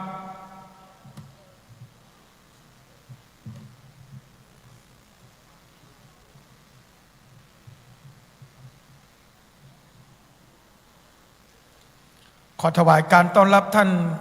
พระครูวิสุทธิศรีละประสิทธิ์เจ้าคณะตำบลเสด็จเจ้าอาวาสวัดปงออมพร้อมกับคณะสงฆ์ทรงสมณศักดิ์เจ้าคณะพระสังฆาธิการที่ได้เมตตาเดินทางมาถึงและเป็นกำลังอกกำลังใจให้กับคณะศรัทธาสาธุชนที่ได้มาร่วมฟังเทศน์ฟังธรรมมหาจารย์วิงละกรครั้งที่21 ขณะนี้องค์ปาถกจะได้ฮือพรคณะสัทธาบรรดาสาธุชนเจ้าภาพเก้าเจ้าสัทธาที่มีน้ำหยาดตระเตรียมเกียมน้ำหยาดเลยครับกราบนิมนต์ด้วยความเคารพอย่างสูงยิ่ง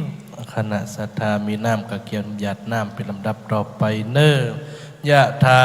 วะลิวะหาภูราปาลิโพเรนติสาขลังเอวะเมวะอิโตเทนังเปตานังอุปกปติอิจิตังปฏิตังตุมหังคิปะเมวะสมิจันตุสเพโพเรนตุสังกปาจันโทปนาละโสยถามณีโชติละโสยถาเอวะสปิติโยวิวัตสันตุสปะโรโกวินาสันตุมัตเตภวันตุนตรายโยสุขีติคาโยโกภวะอภิวาทานาสีลิสานิจังวุธาปจายโนจัตตาโลธรรมาวัฏันติอายุวโนสุขังปะลัง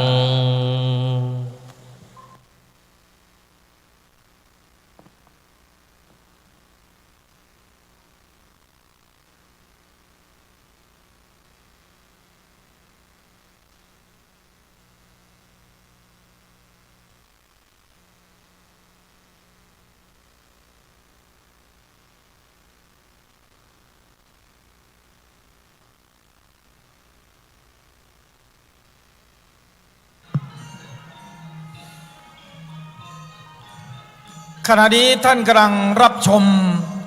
รับฟังเสียงจากสถานีวิทยุ FM 106.50 เมกะเฮิรตซ์และสถานีวิทยุภาคีเครือข่ายทั้ง 8 จังหวัดภาคเหนือถ่ายทอดสดเสียงงานบุญตั้งธรรมหลวงมหาจารย์เวสดรชาดกครั้งที่21ซึ่งจัดอยู่ที่วิทยาลัยสงฆ์นครลำปางตำบลศาลาอำเภอเกาะคาจังหวัดลำปางโดยมหาวิทยาลัยมหาจุฬาลงกรณราชวิทยาลัยวิทยาลัยสงฆ์นครลำปางได้ร่วมกับภาคีเครือข่ายสถานีวิทยุคลื่นสีขาวภาคเหนือทั้ง 8 จังหวัดได้ถ่ายทอดสดผ่านคลื่นไปยัง FM 106.50 เมกะเฮิรตซ์วัดบุญนิวาสวิหารพระอารามหลวงขณะนี้กำลังเดินทางมาถึงในกันที่8กุมารบันเจ้าภาพเก้าเจ้าศรัทธาหมายมีคณะสงฆ์อำเภอเมืองปานโดยแก่นนำของท่านพระครูวิจารณ์วรการเจ้าคณะอำเภอเมืองปานและคณะสงฆ์ที่ทำการปกครองอำเภอเมืองปานชมรมกำนันผู้ใหญ่บ้านเมืองปานสถานีตำรวจภูธรเมืองปานสถานีตำรวจภูธรแจ้ซ่อนโรงพยาบาลเมืองปานสำนักงานปศุสัตว์อำเภอเมืองปานศูนย์ส่งเสริมการเฮียนหู้อำเภอเมืองปานโครงการพัฒนาพื้นที่รอยต่ออำเภอเมืองลำปางเทศบาลตำบลเมืองปานองค์การบริหารส่วนตำบลแจ้ซ่อนองค์การบริหารส่วนตำบลบ้านขอองค์การบริหารส่วนตำบลทุ่งกวาวองค์การบริหารส่วนตำบลหัวเมืององค์การอุตสาหกรรมป่าไม้ภาคเหนือตอนบนโรงเรียนบ้านปงสนุกโรงเรียนเทศบาล1โรงเรียนเทศบาล5โรงเรียนเทศบาล6โรงเรียนเทศบาล7โรงเรียนวิสุทธิวิทยากรโรงเรียนอนุดาวไทยลำปางโรงเรียนเมืองปานวิทยาโรงเรียนทุ่งกวาววิทยาคมนิสิตหลักสูตรพุทธศาสตร์มหาบัณฑิตมจรทุกรูปชั้นปีนิสิตหลักสูตรพุทธศาสตร์บัณฑิตสาขาวิชาพระพุทธศาสนาทุกรูปชั้นปีนิสิตหลักสูตรประกาศนียบัตรภาษาล้านนาศิษย์เก่าพุทธศาสตร์มหาบัณฑิตและศิษย์เก่าพุทธศาสตร์บัณฑิตทุกรุ่นชั้นปีของวิทยาลัยสงฆ์นครลำปางได้ภาวนาตัวเป็นเจ้าภาพเก้าเจ้าศรัทธากันที่8กุมารบันว่าด้วยพระนางมัตสีได้ฝันหันยักษ์ทัดดอกไม้สีแดงสองข้างควกเอาแกนตาควกเอาหัวใจสะดุ้งตื่นทูลถามพระเวสสันดรพระองค์จึงรู้ทันทีว่าพลุกนี้จะต้องมีคนมาขอกันหากับชาลีเรื่องราวจะเป็นจะใดนั้นองค์ปาถกได้ขึ้นนั่งเทียบบนอาสนะแล้วท่านพระครูอุดมศิริทัตเจ้าคณะตำบลทุ่งฝายสมปานเจ้าอาวาสวัดศรีภูมาท่าน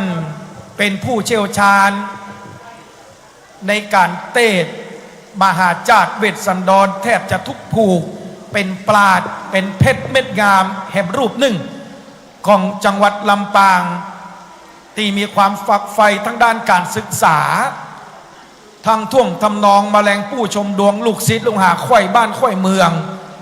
วันนี้บุญได้นำพาหลวงพ่อได้มาเป็นองค์ปาทก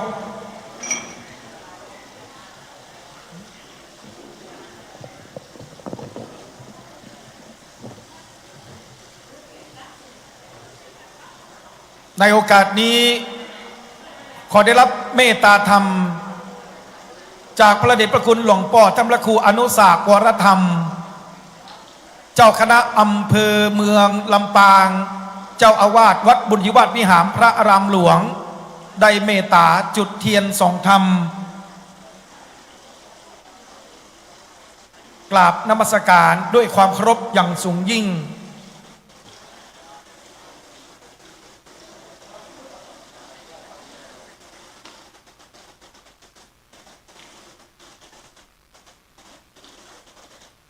หลวงพ่อได้เมตตาเดินทางมาเป็นกำลังอกกำลังใจคือกับคณะสงฆ์และคณะศรัทธาสาธุชนที่ได้มาร่วมงานบุญตั้งคำหลวงวีรกรมหาจาตุจังหวัดลำปางครั้งที่21ร่มโพใบใหญ่ร่มไทรใบหนาเรียนเชิญสาธุชนทุกคนทุกท่านประนมมือขึ้นขณะนี้หลวงพ่อท่านพระครูอนุสาวรธรรมเจ้าคณะอำเภอเมืองลำปางเจ้าอาวาสบุญยวาสวิหารพระอารามหลวงกำลังจุดเทียนส่องธรรมและขออนุญาตเรียนเชิญมหาอุบาสิกาศาสตราจารย์กิตติคุณแพทย์หญิงสยมพรสิรินาวินคณะกรรมการผู้ทรงคุณวุฒิมหาวิทยาลัยมหาจุฬาลงกรณราชวิทยาลัยวิทยาลัยสงฆ์นครลำปางได้จุดผ่างประทีปปูจากันเตศกันที่8กุมารบันซึ่งมหาวิทยาลัยมหาจุฬาลงกรณ์ได้จัดเตรียมในส่วนของผ่างประทีปเพื่อคณะศรัทธาได้มาปูจากันเตศประจำปีเกิดผ่างละ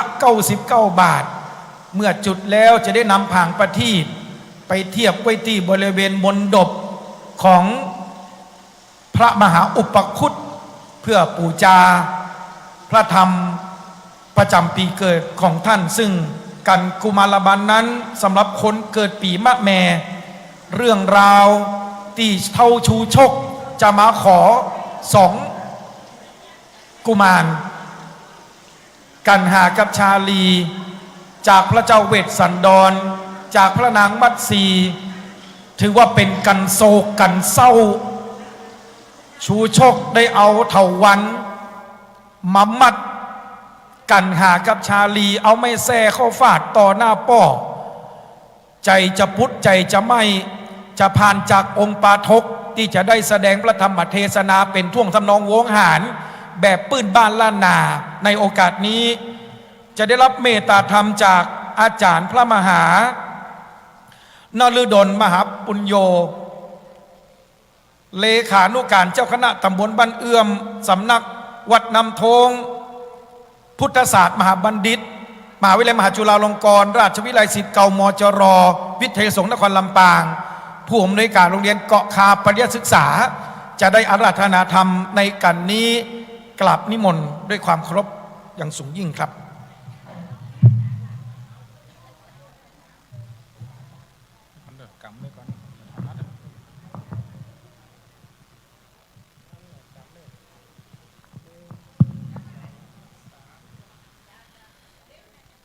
โส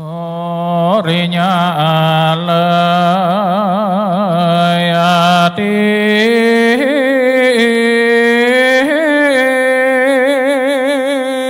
ก็มาติเสมาแก้วขีดลดแล้วโลนาโล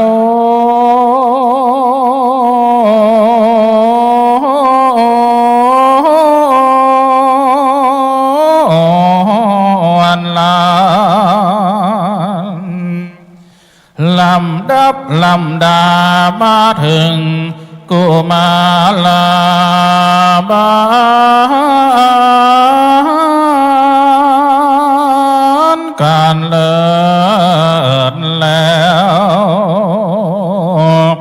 ปางเมื่อเต้าสองโลกแก้วนอเป็นตาสองกุมา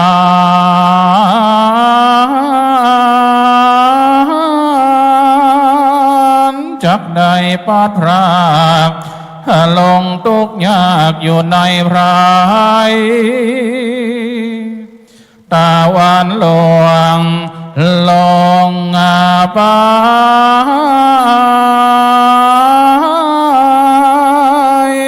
กาดก้อยสองอ่อนน้อยอ่อนน้อยลำมาในไรสองสะลีนองงาวายลวดห้องหายเกิดหาแม่ออกไทย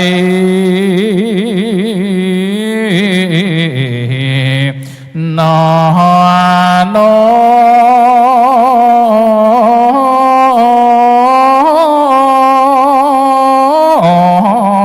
ครามาห้องไห้อ่อนสอดเต้าตนพ่อก็บอกคุณนาบ่มีกำเจียนจาดีต่อบทอยสองอ่อนน้อยอ่อนนั้นน้อยโลดนาจากามกาตาปันเป็นขนาดมี101 บาทมารียกมือไหวไปมือสาขอราธนาลูกศิษย์พระโมนีตนผ่านแผ่วหลวงพ่อพระครูดมสิริทัตเจ้าคณะตำบลตุงฝ่ายเจ้าอาวาสวัดศรีหุมมาตาสมปอยได้ขึ้นนั่งธรรมาอาจแล้วสติตั้งแล้วจงระบำธรรมแน่นาเน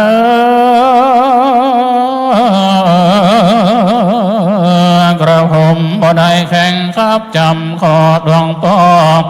ได้น้ำสัก2 3 4 5บางกันว่าอิดไหนก็ยางแล้วจงว่านาโมไปก่อนแลดีสวาตุอาตุกัมปิบังปะชังอาราธนังกะโลมาเส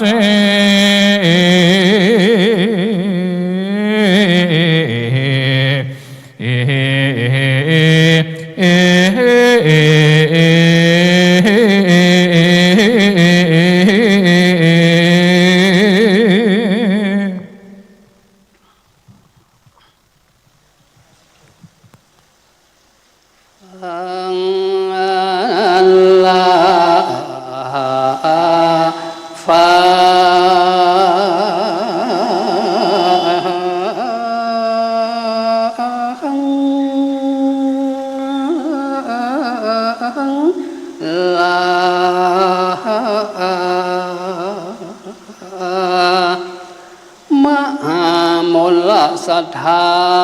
เท่าแก่อันเป็นพ่อและแม่ที่มานั่งไว้อยู่ฟังธรรม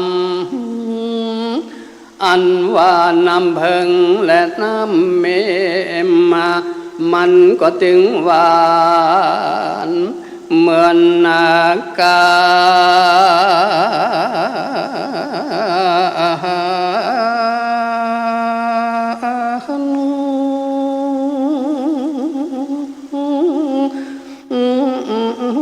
ส่วนว่ารถศิลป์รถธรรมมันก็เหมือนกันนาดัง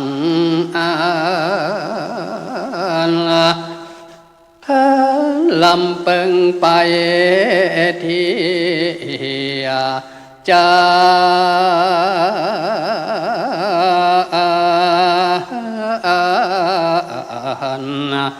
ก็ปุญสังเวทหนอ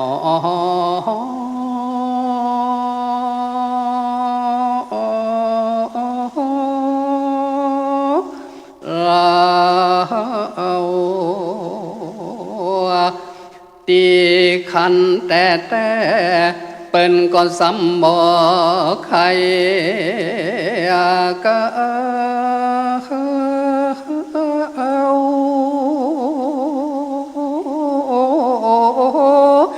มาตกตัดตัวเล่านอ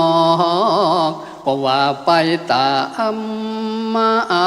แต่ใดเฮาก็นากาย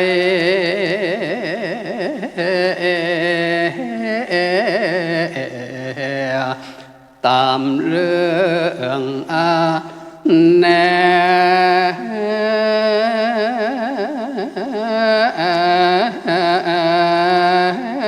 วความมาจังว่าไปนักก็ความเป็นทรัพย์มากอกตั้งลา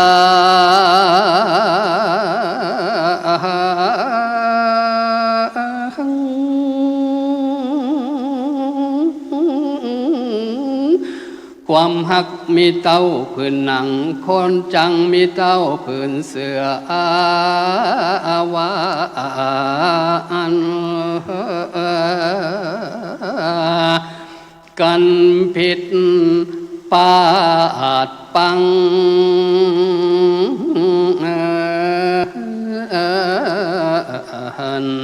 ข้าน้อยก็ขอ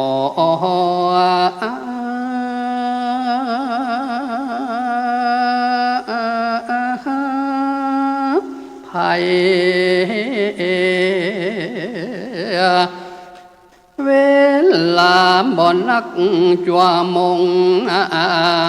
ไป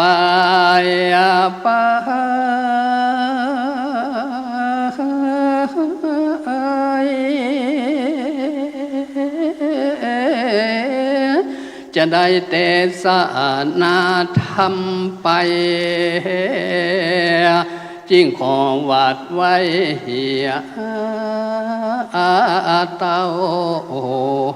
อีเต้า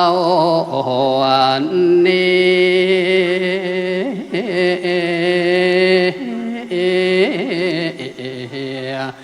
ก่อนแลนนา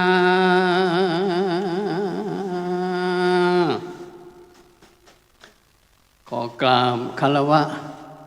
พระเดชพระคุณหลวงพ่อท่านพระครูอนุศาสตร์วรธรรมท่านเจ้าคณะอำเภอเมืองจังหวัดลำปางพระมหาเถรานุเถระทุกรูปทุกตนทุกองค์ขอเจริญสุขเจริญพรกับศรัทธาอุบาสกอุบาสิกาที่ได้มีโอกาสมาร่วมในการฟังเทศน์ฟังธรรมตั้งธรรมหลวงของมหาจุฬาลงกรณ์หรือว่ามจล.ในโอกาสนี้อาตมาก็ได้มีโอกาสได้รับนิมนต์มาเทศนาธรรมกันที่8นะเรื่องของกุมารบัณฑนะกันที่8ก็มี101คาถาความเป็นไปเป็นมาก็พอจะพหูกันอยู่ห้องเนาะอย่างไรก็ตามสาระมันเกิดขึ้นจากการฟังโดยเฉพาะก็กันที่ ที่8เนี่ยนะที่8นี่สาระก็น่าจะมีข้อคิดอยู่นะเกี่ยวกับว่าจูจกเนี่ยก่อนที่เขาจะเข้าไปหาพระเวสสันดรก็หูเวลาหูกาละเทศะเนาะหูว่าโอกาสไหนควรก็บ่ควรตรงนี้เขาก็สามารถที่จะเอาน้อมนำเอาตรงนี้ไปใช้ในชีวิตประจำวันเขาได้ถ้าหากว่าเขาจะทำอันอย่างใดเนาะในการที่จะไปทำกิจธุระภาระหน้าที่เขาไปหาผู้รับผู้ใหญ่ก็ต้องเวลากาลเทศะก็ถือว่าเป็นสิ่งที่สำคัญจะอันชูชกนี่มันก็มีความเป็นอัจฉริยะของเขาโยนะเพราะว่าถ้าหากว่าเข้าไปในตอนที่ว่าพระนางมัตสีหรือว่านางมัทธียังอยู่ตรงนั้นเนี่ยก็คงจะต้องได้ถูกคัดขวางอย่างแน่นอนนะคงจะบันไดกลุ่มมารทั้งสองก็คือกันหาจารีอย่างแน่นอนเนาะอันนี้ก็นะจะเป็นสาระที่เกิดขึ้นหรือว่ามีในเรื่องนี้นะเอาละก็คงจะ บอกว่าอันอย่างนักหนาปะป้านทำมันก็ยาวจริงก็เต็ดยาวมาได้หรอกนะจริงอาตมาก็จะปลดอันนี้อยู่แล้วนะระวางอยู่แล้วพอดีได้รับนิมนต์ได้นี่ไม่ได้มานิมนต์ก็ได้ตวานี่กันนะก็คิดอยู่เหมือนกันจะแต้ก็มันแต้นะก็พอดีได้รับนิมนต์วัดได้นิมนต์เต็ดก็เต็ดนะจะได้ก็ช่วยกันอนุรักษ์รักษาเนาะแม้ว่าอายุจะนักนะแต่บัดถึงกับปะปานตรงใดก็จะพยายามพยายามอนุรักษ์โดยจิตโดยใจที่ยังพอจะยังมีความชอบตรงนี้อยู่นะก็ฟังกันนะฟังกันจะได้ก็ว่ากันตามอัตภาพกันแล้วกันเนาะตอนนี้ก็78อย่างเข้าแล้ว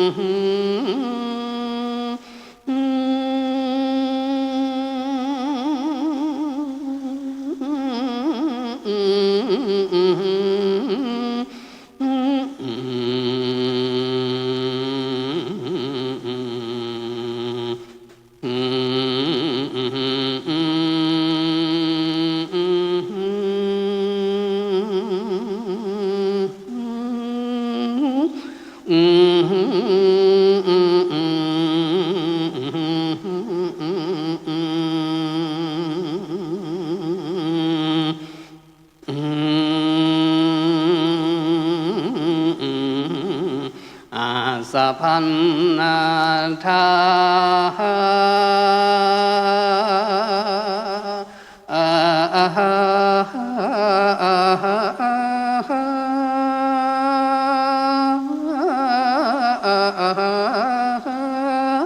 นะโมตัสมัง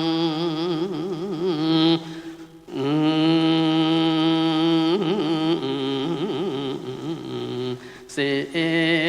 ย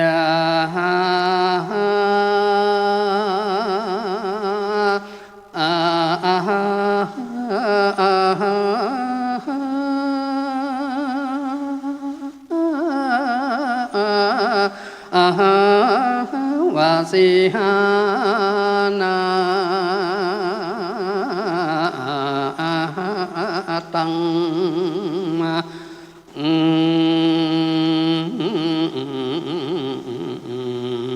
นาตันเตเ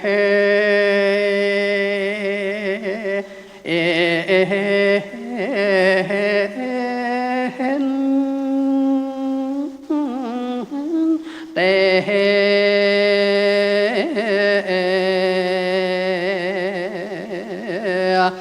เอ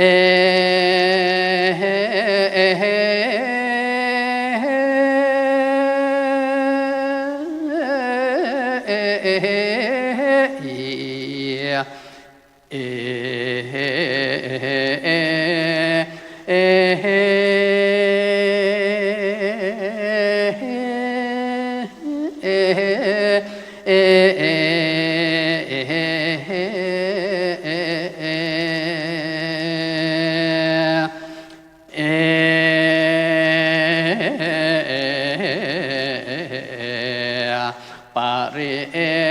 สา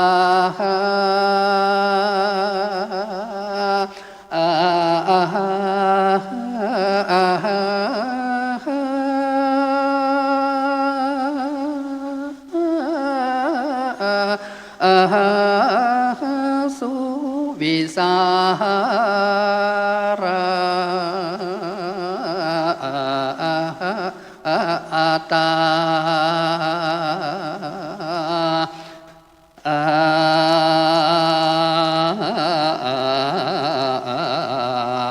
วาสาเส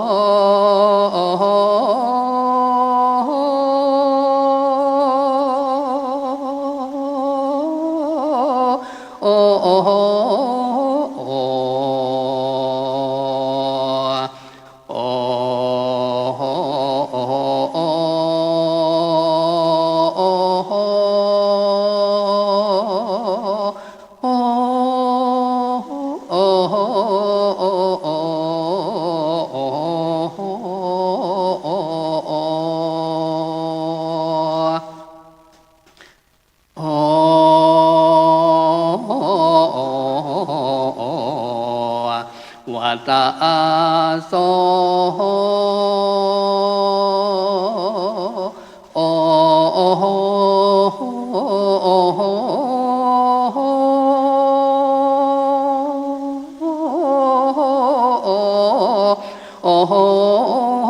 วัตาโสนา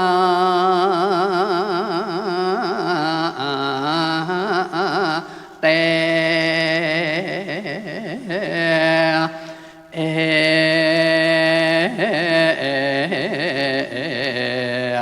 สัพเพญาวังสุลนันเตนติอโลกาเก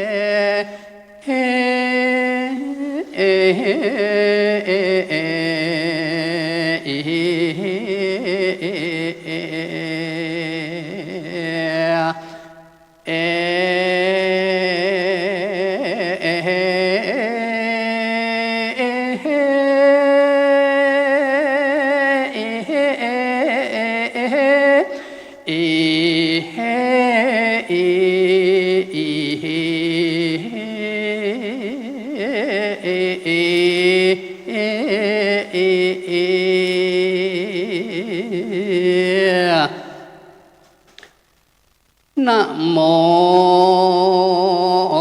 ตัสสะภังกังวันโตอะระหะโตสัมมาสัมพุทธัสสะนะโมตัสสะภังกังวันโตอะระหะโตสัมมาสัมพุทธัสสะ นะโมอันตันสัมพังกังวันโตอัลละโตสัมมาสัมพุทธัสสะจู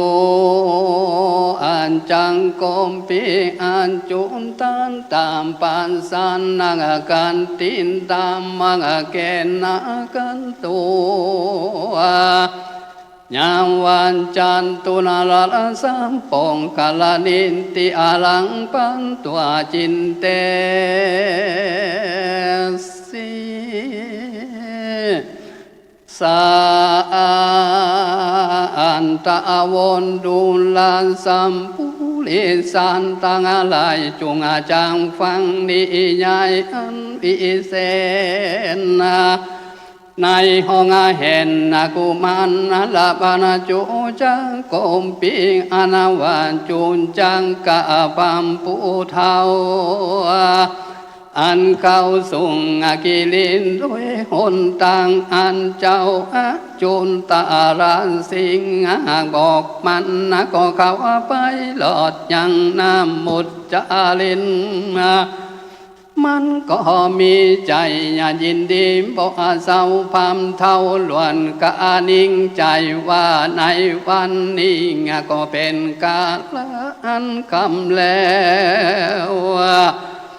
นางแก้วแม่งก็จังอ่องปามไม่เข้ามาส่งสาลังบอกว่านากุงเข้าไปหันเต้าเตอและมันตุกโมมปิตาโยน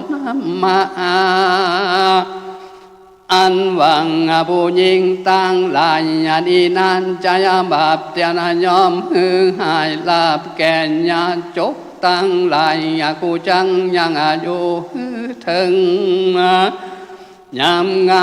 ผู้เจ้าว่านางเก้าสูงป่าแล้วว่าควันกูไปของเอาลุงแก้วทั้งสองได้แล้วปองนิ่งบ่ยุงบ่ตานาหืนนางได้มาหูมาหันจะแล่นนางว่าอานาแล้วมันก็คืนนอนอยู่ยังเอื้อมพาตีนานแลตังปนารันติยังส่วนว่าในขึ้นนานจังกายลงนางแก้วว่าก็มุงฟันหันว่ายังมีใจผู้หนึ่งดำใจหยาบนุ่งผ้ายอมฝาดสองเพื่อนหนึ่งนุ่งไปในเพื่อนหนึ่งนุ่งไปน้องตัดดอกไม้แดงตั้งทรงหงดูเข้ามานางแล้วก็จะแก่นนางคือตานอนง่ายนางก็มีใจใส่สันร้องไห้ปั่นไปมันก็พาหัวอกโจกเอาหัวใจแห่งนางเพื่อนยาแล้วก็ควงเอาตังแห่งนางแก้วทั้งสองได้แล้วก็นี่ไปว่า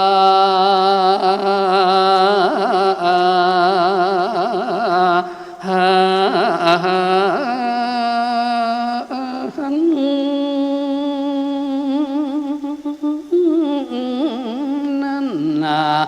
และนาสาปบุญที่ตัวนางกองสะดุ้งตื่นแล้วว่านางกองกะนิ่งใจวางกวนอากุมไปทำพยัญทำมิกาลานตนชาลานแต่ดีลีกันว่านางมาราทิงกานิ่งแล้วนางแก้วก่อยรีบเข้าสู่ศาลานางสัญญาณตีต่อยหือตาว่าหูแล้วตนมามหังสันโตนส่วนวัมพัมมหาสันเจ้าได้ยินเสียงนางโนอาเนาสันอาญาณเจ้าก็ทำว่าพายพา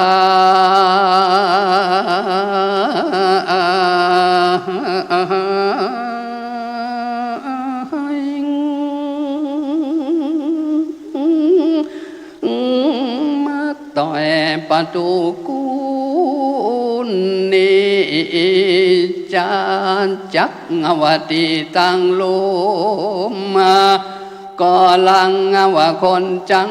วตีตังบนก็ลังว่าปีนต่อยปล่อยมาตีตำกลางอยู่จัดจัน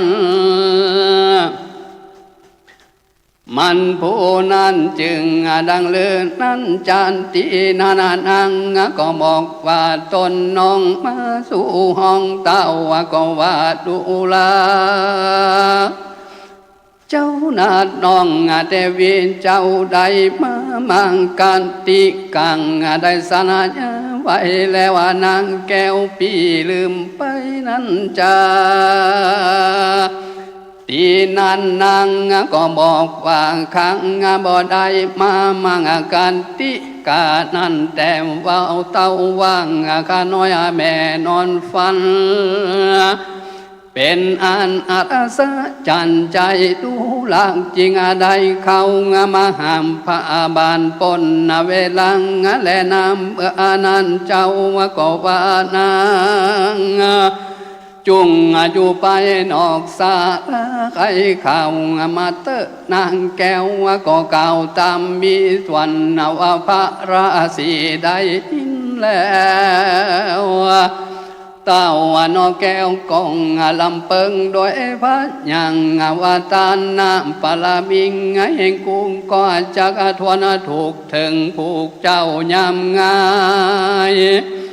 ยานจงก็จังเข้ามาของเอาส่องสมสายลุงแก้วเต่ากวนกูลมนั่งนอนอยู่แล้วดีเจ้า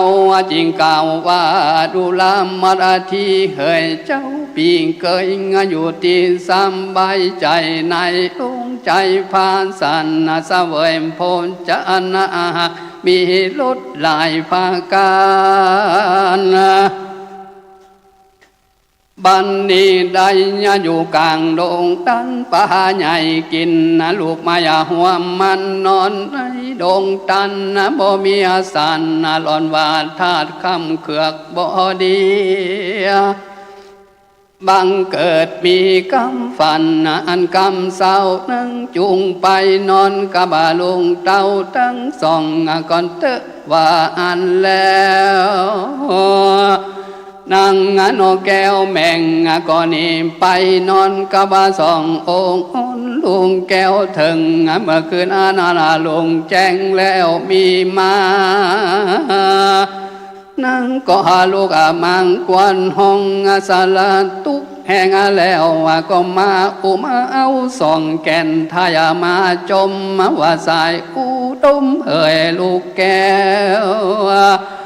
อย่าได้ปะกันแอวไปไก่แมงหากได้ฝันหันนิมิตอนาลักอย่าได้พังเต้าปิตังว่าอันแล้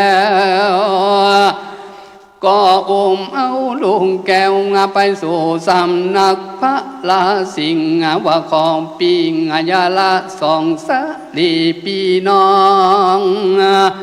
ขานจางไปสู่ห้องดงพันจะแลว่าอานาแล้วนั่งแก้วแม่งก็ลงจากห้องศาลามีแสนโศกาทรงเศร้าเขาเอาไปส่งป่าไม้ตั้งมองจุจักโกปิสวนาวาจุจักกำพัมปูเทาอันเขานอนยุงในเงื่อมผ่ามันก็สะดวงตื่นมาย้ำควายแล้วว่าบัดนี้นั่งนอแก้วเข้าสู่ดงไพรทางโกงไปอย่าโยมพามทวาปูเล็บลูกมาจำละกาญาตนแล้วก็ไว้นาเข้าสู่กูแก้วพระบานนาศาลาก็มีว่า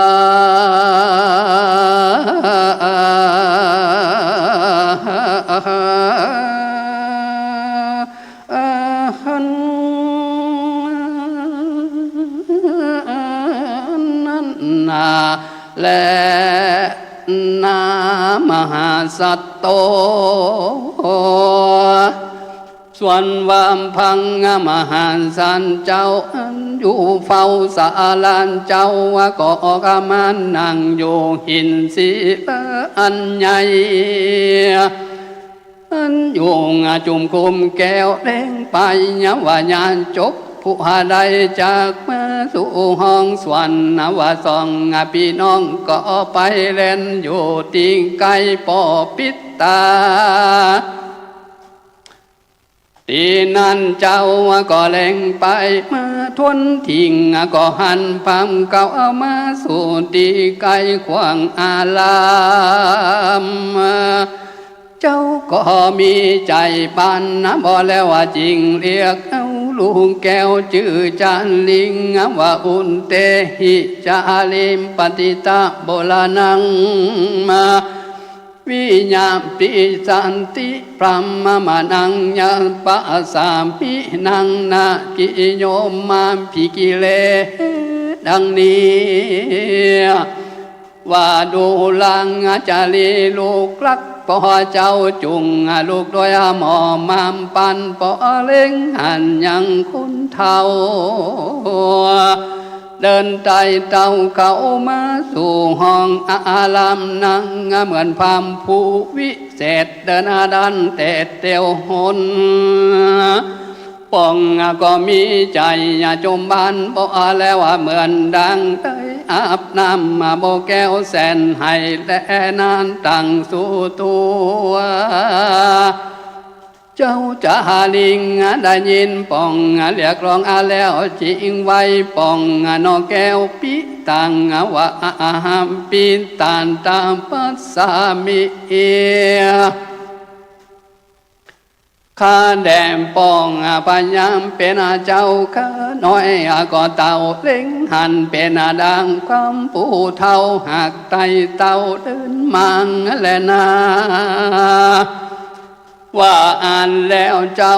ก็การกามไปปันทำละบาเอาทงแห่งพัมปะลังถอยเท่าส่วนว่าพัมผู้มีใจบัวเศร้ามัวดำมันก็ลัดมึงใส่เจ้าจาลีน้อยนานว่าอับเปหิมึงจุงอากาศนี้ไกลกูจักไปหานตาเจ้าจาลิงได้ยินพามเก่ากำปองามเจ้าก็ขายจากคนตั้งไปน้องคาดิงใจวันเท่าหัวงอกดีใจตำและนาเมื่อนั้นส่วนบามพามปะหาลาปุอาเท่ามันก็เข้าสู่ห้องศาลาตุนสาใส่เก่าไว้มาพระบาทเจ้าเป็นกะทาว่างการจริงอนุพลตองนังมายังกะเจียอุ่นเจงนายังเป็นทักการจิมุลละพลาปะหงกันจีดังสังจะมังกะสาจะดังเนียภาละสีตนใหญ่อันยงป่าไม้ตาลงทำยังมีสวดสาดีอันบ่มีตังละมาบากหัวมันและลูกไม้ยังใดบ่อยากโปฉันฟุ้งสัตว์ตั้งหลายมวลในปังบ่ได้สอดลาเบียนตนยุตังทาลงทำเสพสังในปากวังเป็นจีนตีนานาภาละสีตนใจมอก่อนตานต้องจันจำวางกุศลนาเจงวโนพัมเมอาทมพัมเมอานามะยังดังนี้ดูลังตันพัมปุอาเท่าเฮาเอามาอยู่ในเถื่อนกวางตุ้งนางบ่มีโลกาพระยันหัวมันและลูกไม้ก็ยังได้บ่อยากโปกินฟุงสันตั้งหลายอันปีในปังเขาก็บ่เดินดาลาเบียนตน ยุตังทาลงทำเสพสังในปากวังเปิงเป้าและนานดูลานตันพามตันเดินไต่เต่ามาหาตันจุงไปจำละปานตังที่ลงนามาอาบแล้วมัมผู้อาตันปากจางกันเพื่อการหัวมันและลูกไม้ตันใครอยากเอากินนามาอันนี้ใส่ที่จืนจอยตันจงกินอิ่มตามปึ้งใจแดนเตอะวะตัวกันว่าเจ้าเก่าแล้ว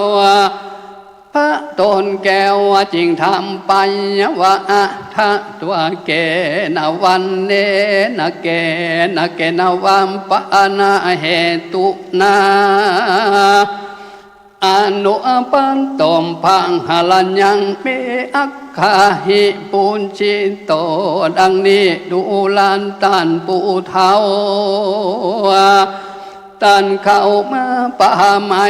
มาหาเราตันมีพระโยนจันนาสังจามาหลอดตันจุงบอกคือเฮาฟังแดนเตอจูจางโกมปิอาหารส่วนว่าจูจะกะพามปูเทาไว้ผ้าบานเจ้าเป็นนักถามว่ายะทางวาลิมว่าหงปูรู้ดังนี้อาคารแดมพระราศีเคยเป็นเจ้าอันมีใจบ่เศร้าหัวดำเตียงมีสารทางอันลำยิ่งขอคนกิ่งย้อนตันเป็นที่อาสะไหลแห่งคนผ่านจุนา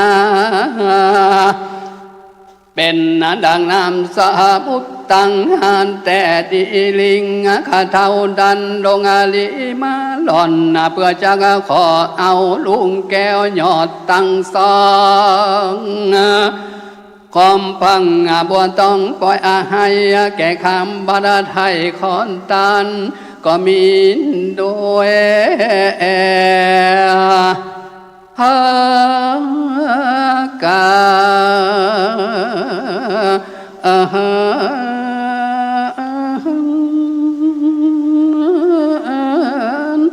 ดังกล่าวมานี้และเด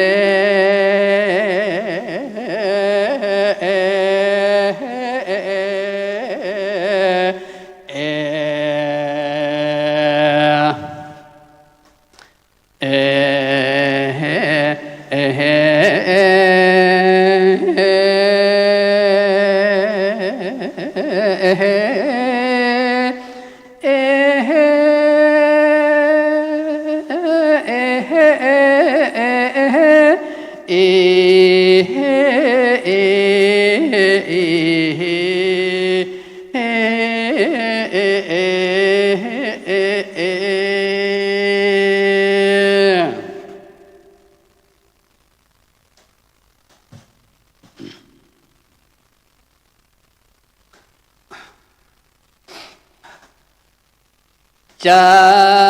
รีกันนา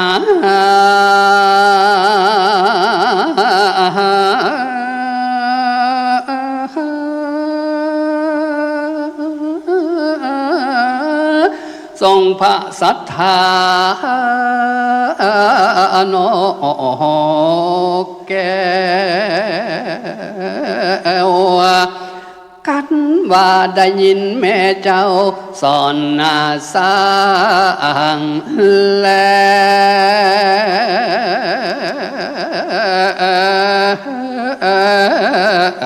้วเมื่ออัญญา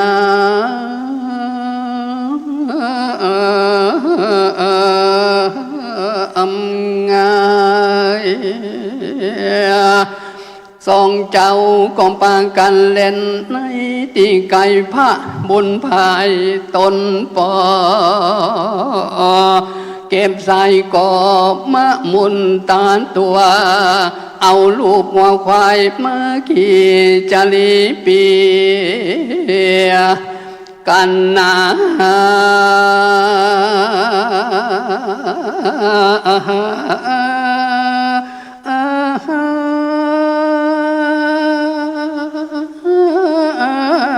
ก็เล่นตามภา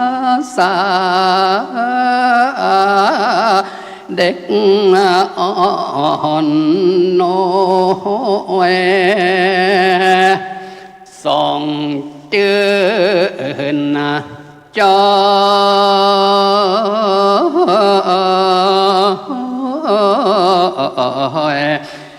ยอดอาคือ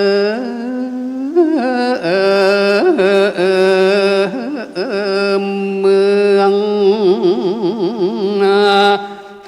กันว่าตะวันเหลืองเหลือ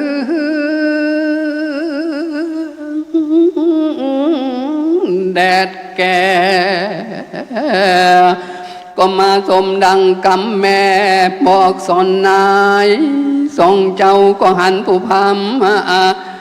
ลัง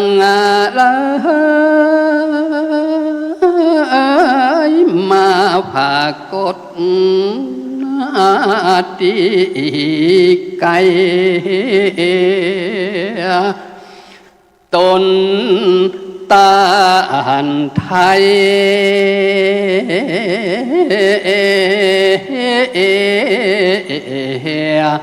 พระปออันลา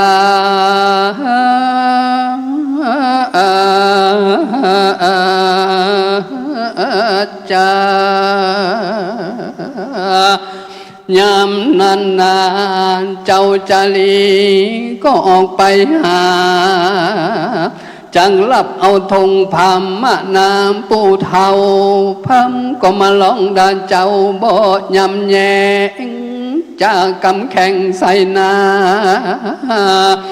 เจ้าก็หกมาหาร้องกำหาชื่อว่ากันหา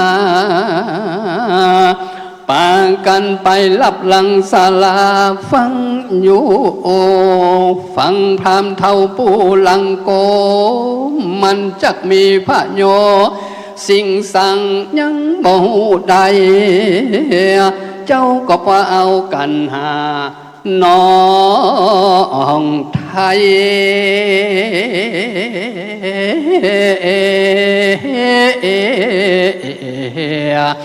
ไปอยู่ลุม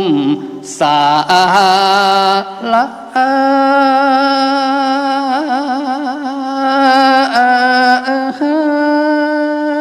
ฟังปู่เฒ่าจังกังมันก็ยกหัดทางใส่เก่าว่าเขาขอเอาลูกเต่าจารีและกันหาสองเจ้าได้ยินคำจามบ่มปอสุภาพกว่าได้เป็นข้าใจทาสเมียมันสองเจ้าได้ยินคำพรามยินกว่าคำใจสั่นมีจิตวันไว้คอนปากันบัวบนนาสอ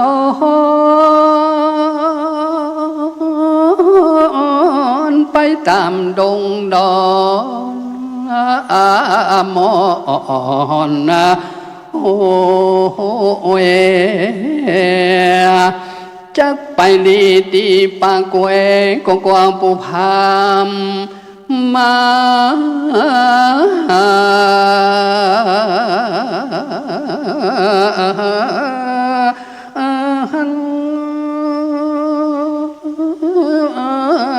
จักไปลีตีเก้าไม้มากะตันก็กว่าผู้พามมาป่าจวบใดเจ้าจริงจุงเอากันหาน้องไทย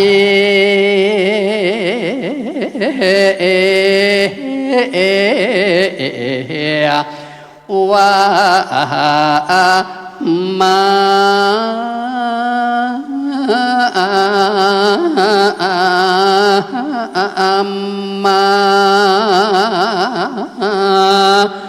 ว่ามาเตะน้องกันหา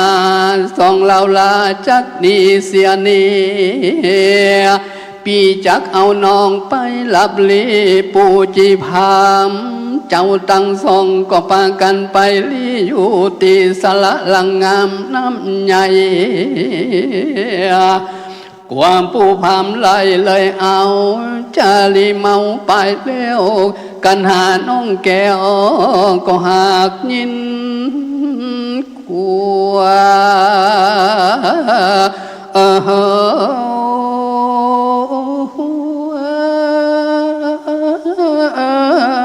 เด็ดเอาใบบัวตั้งกั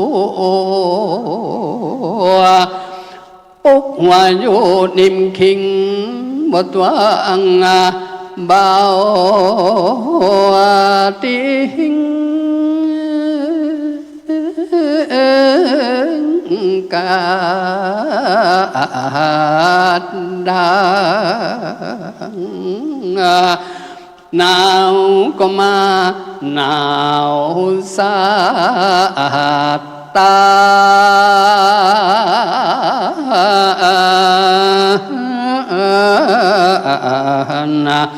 สลับคิง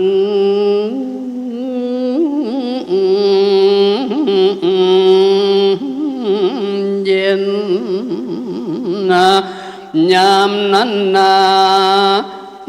าเลยเต้าตนปออยู่ในปอมบ่เป็นอันผู้พามเล็งพอนามันกำลับพระเจ้าฟ้า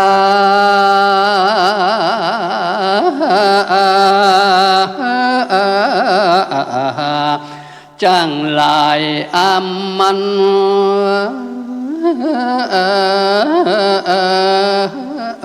พามาเวสันตลาดตันเต้าก็จะกำงามลุ่มปูพามเท่าอยู่ศาลาเต้าก็ไปตัวโซหาไปตามมักกาเขตกรรมไปถึงบวกน้ำปองกระ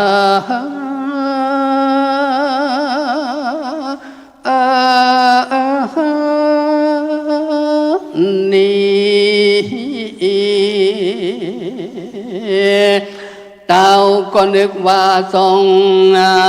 สาลี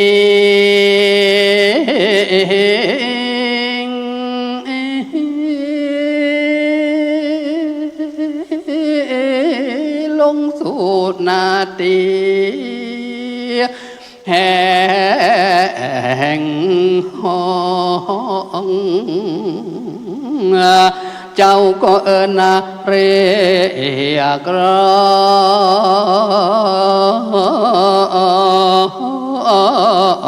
อง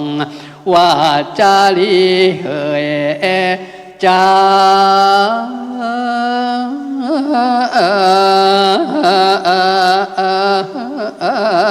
ลีเจ้าจุงออกมาปำเป่งปาลมีช่วยกันมาทอสุยพายยกเอาสัตว์ต่างหลายในโลกปนจากตุกโศ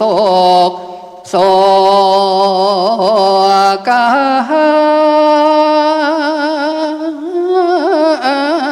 เจ้าจุงออกมากูปอเตอเจ้าตีนั้นเจ้าลูกเต้าชื่อว่าอาจารย์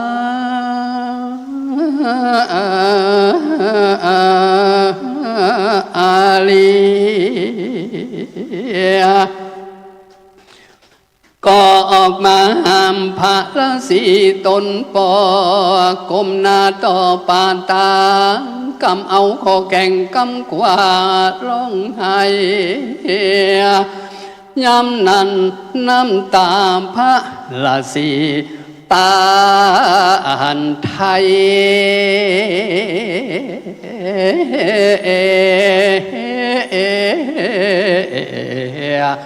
ก็ไหลหลังอาบปัง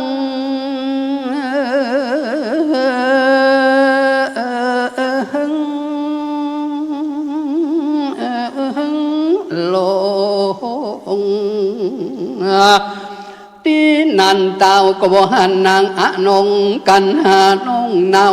ว่ากันหาน้องเจ้าก็ร้องเล่าลายกรรมว่าเอหิกันหามาลีสา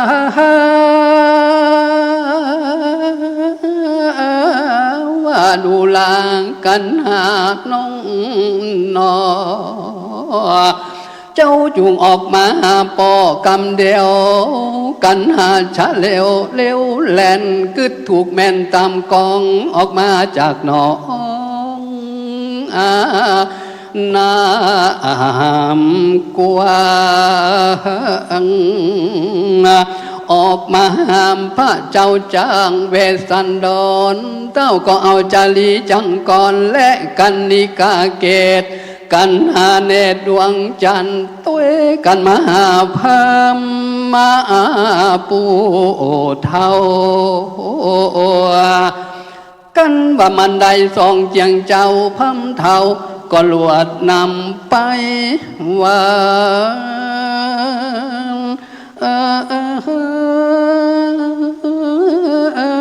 นั่นนาและดี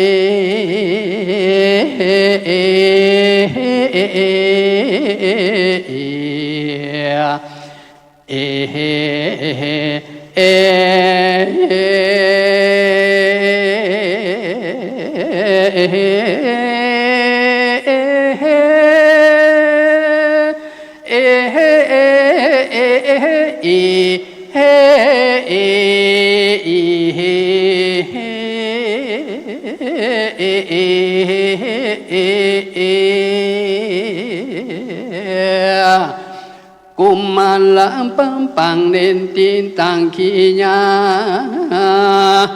ก้าวยังกุมารละบันอันนภดาพดามไปโดยกะทังว่าใด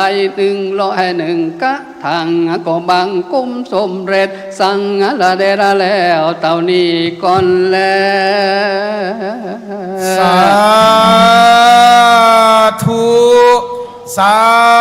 ธุสาธุพุทธศาสนิกชนพุทธบริษัทได้สดับรับฟังพระธรรมเทศนากันที่8กุมารบันแสดงพระธรรมเทศนากันนี้โดยหลวงพ่อท่านพระครูอุดมศิริทัตน์เจ้าคณะตำบลทุ่งฝายเจ้าอาวาสวัดศรีปุมาตาส้มปล่อยได้เป็นองค์ปาทกแสดงพระธรรมเทศนาแล้วบัวละมวลเจ้าภาพเก้าเจ้าศรัทธาคณะสงฆ์อำเภอเมืองปานและคณะศรัทธาอำเภอเมืองปานรวมไปถึงชมรมกำนันผู้ใหญ่บ้านและสถานศึกษาในเขตปกครองของเทศบาลนครลำปางลำดับต่อจากนี้เจ้าภาพจะได้เข้าเทียบถวายกันเตศท่านพระคุณเจ้าซึ่งได้พรรณนาถึงพระนางมัตสีที่ได้สูญเสียกุมารทั้งสองจากเท่าชูชกในขณะที่พระนางออกไปหาผลหมากรากไม้เรื่องราวที่เกิดขึ้นเป็นเรื่องราวที่โศกเศร้าได้สูญเสียหลัดจัด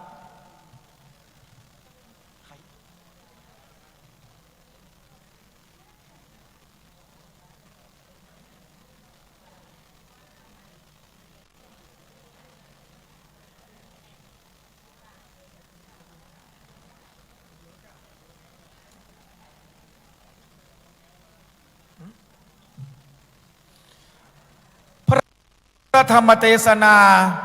มหาจารย์เวสสดรชาดกเป็นเรื่องราวพระจาร์สุดท้ายก่อนที่จะมาบรรลุเป็นพระอนุตตรสัมมาสัมพุทธเจ้ามีวรรณกรรมในแต่ละชินการมาลีปกรณ์ที่ถูกบันทึกเอาไว้ตั้งแต่ในยุคสมัย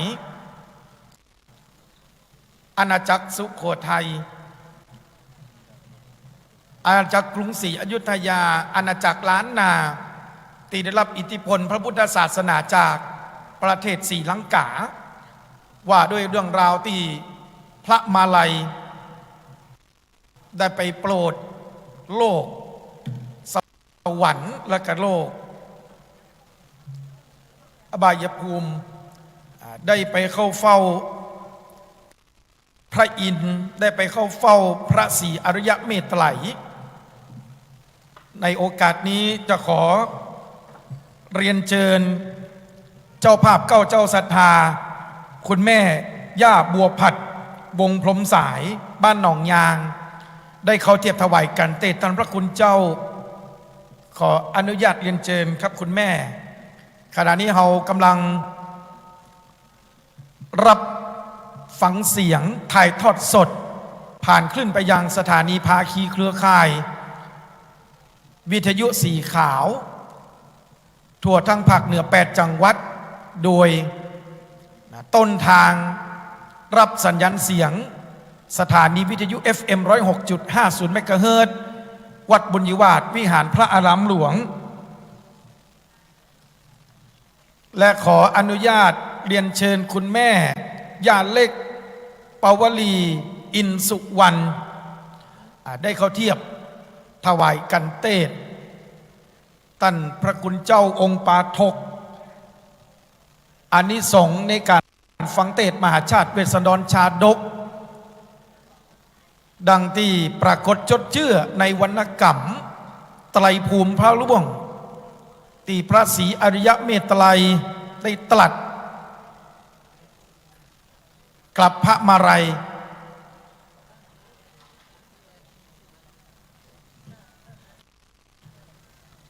ชีวิตของท่านจะบตำกอคนจะบจนกว่าใครแม้ได้ฟังเทศน์ฟังธรรมมหาจารย์เวสสดรชาดก13 กัน 1,000 พระคาถาภายในวันเดียวจะได้ไปเกิดอยู่ในศาสนาของพระศรีอริยเมตไตรพุทธเจ้าในภัทละกับหน้าซึ่งเราได้เดินทางมาถึงองค์ที่4พุทธเจ้าโคตามะพระองค์ได้ทรงพยากรณ์เอาไว้พระศาสนาของพระองค์นั้นจะมีอายุ 5,000 ปีตอนนี้ลุล่วงก็มาถึง 2,568 ปีเลยเกินต่างมาแล้วบุญกิริยาวัตถุทานบุญกุศลที่เราได้ฟังเทศน์ฟังธรรมมหาจารย์เวสสันดรเป็นการอนุรักษ์สืบสานวรรณกรรมอัตลักษณ์วัฒนธรรมประเพณีเชิงพุทธของเฮาตัวย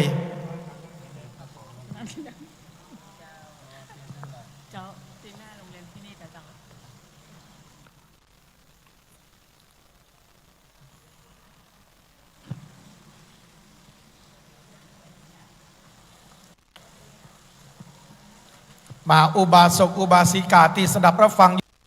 อยู่ต่างบ้านอยากจะร่วมทำบุญเป็นเจ้าภาพเก้าเจ้าศรัทธาเขามีรายละเอียดในการทำบุญผ่านข้อมูลทางเพจ Facebook ของวิทยาลัยสงฆ์นครลำปางช่องทางการทำบุญโดยมีหมายเลขบัญชีทุนการศึกษาพัฒนานิสิตมจรวิสงฆ์นครลำปางบัดนี้พร้อมแล้วเก้ากับผมขอกราบอาราธนาในเมตตาธรรมหลวงพ่อท่านพระครูอุดมศิริทัตน์องค์ปาฐกได้ฮือปอนกับคณะศรัทธาสาธุชนเจ้าภาพเก้าเจ้าศรัทธากราบนิมนต์ด้วยความเคารพอย่างสูงยิ่งก็ขออนุโมทนากับคุณโยมนะเป็นขายต้นไม้อยู่ที่โรงเรียนนาพินิจเดี๋ยวไปคงจะขอได้แล้วเนาะ ตอนนี้มีน้ำตรวจกับตรวจเด้อมีกะเป็นอย่างเนาะตรวจจิตตรวจใจยะถาวาลิวหาปุราปริปุเรนติสาคารังเอวะเมวะอิโตตินังเปตานังอุปกปปติอิชิตังปฏิตังตุมหังคิปะเมวะสมิจันโต สัพเพปุเรนตุสังกปาจันโตปนรโสยถา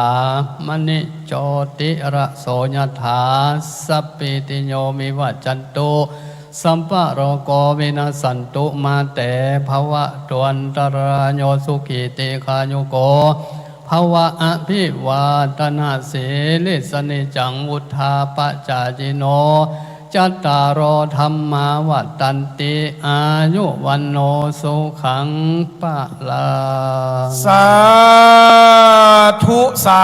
ธุสาธุ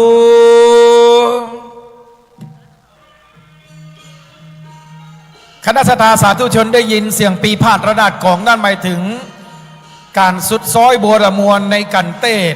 ซึ่งเป็นธรรมเนียมปฏิบัติในการฟังเทศน์ฟังธรรมมหาจารย์เวสสันดรทุกกันครับเวลาแสดงพระธรรมเทศนาแล้วบัวละมวลก็จะได้ยินเสียงปีพาดระนาดกลองซึ่งโหมบรรเลงโดยวงดนตรีปีพาดคณะตุ่งฝ่ายบรรเลงศิลป์อำเภอเมืองจังหวัดลำปางได้มา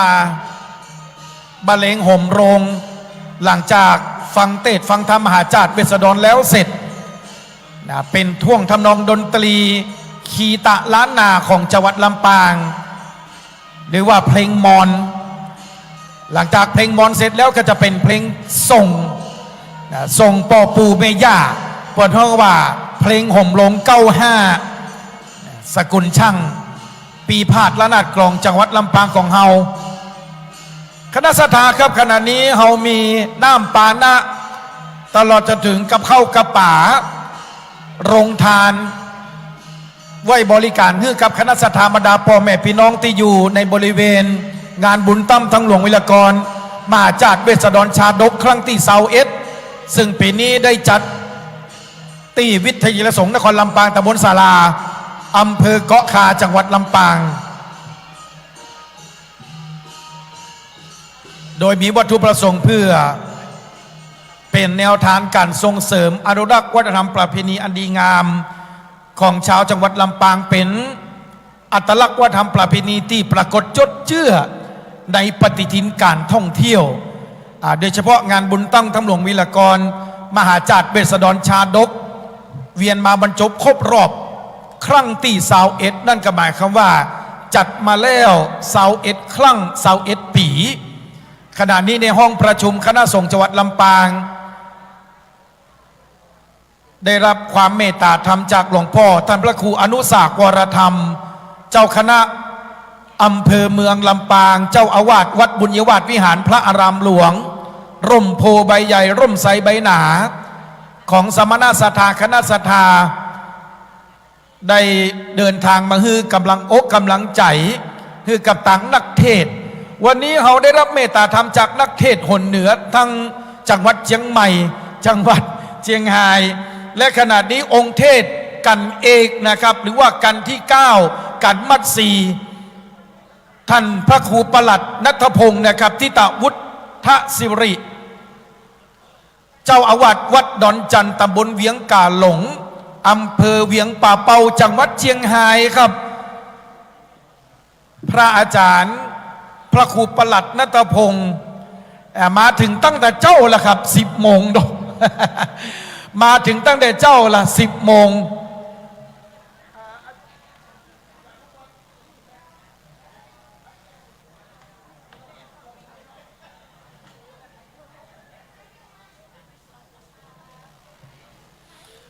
คณะสัตยาสาธุชนครับขณะนี้ทางมหาวิทยาลัยมหาจุฬาลงกรณ์ได้จัดเตรียมในส่วนของผางประทีป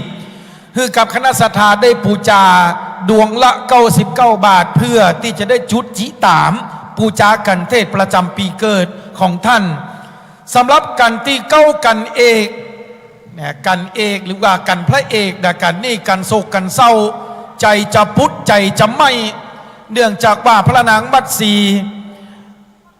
ได้เดินทางจากการเก็บผลไม้รากไม้ในขณะเดียวกันเทวบุตรเทวดาก็ได้จำแหล่งตะแหล่งกายเป็นเสือเป็นสิงห์ขวางตางเพื่อบ่ฮือพระนางมัตสีได้กลับอาสมในขณะที่เท่าชูชกได้ขอกันหากับชาลีจากพระเวสสันดร เรื่องราวจะเป็นจะใดนั้นท่านพระคุณเจ้าจะได้ปาถกคือคณะสถานได้สดับรับฟังเป็นกันโศกกันเศร้าใจจะพุทธจะไม่คณะสถาเหยเมื่อพระนางมัตสีทูลถามพระเวสสันดรว่าลูกเต้าเข้าปันไปไหนพระเจ้าเวสสันดรบอกอู้บาจ๋ายังใส่ไล่ไปสีเพื่อกับนางมัตสีว่า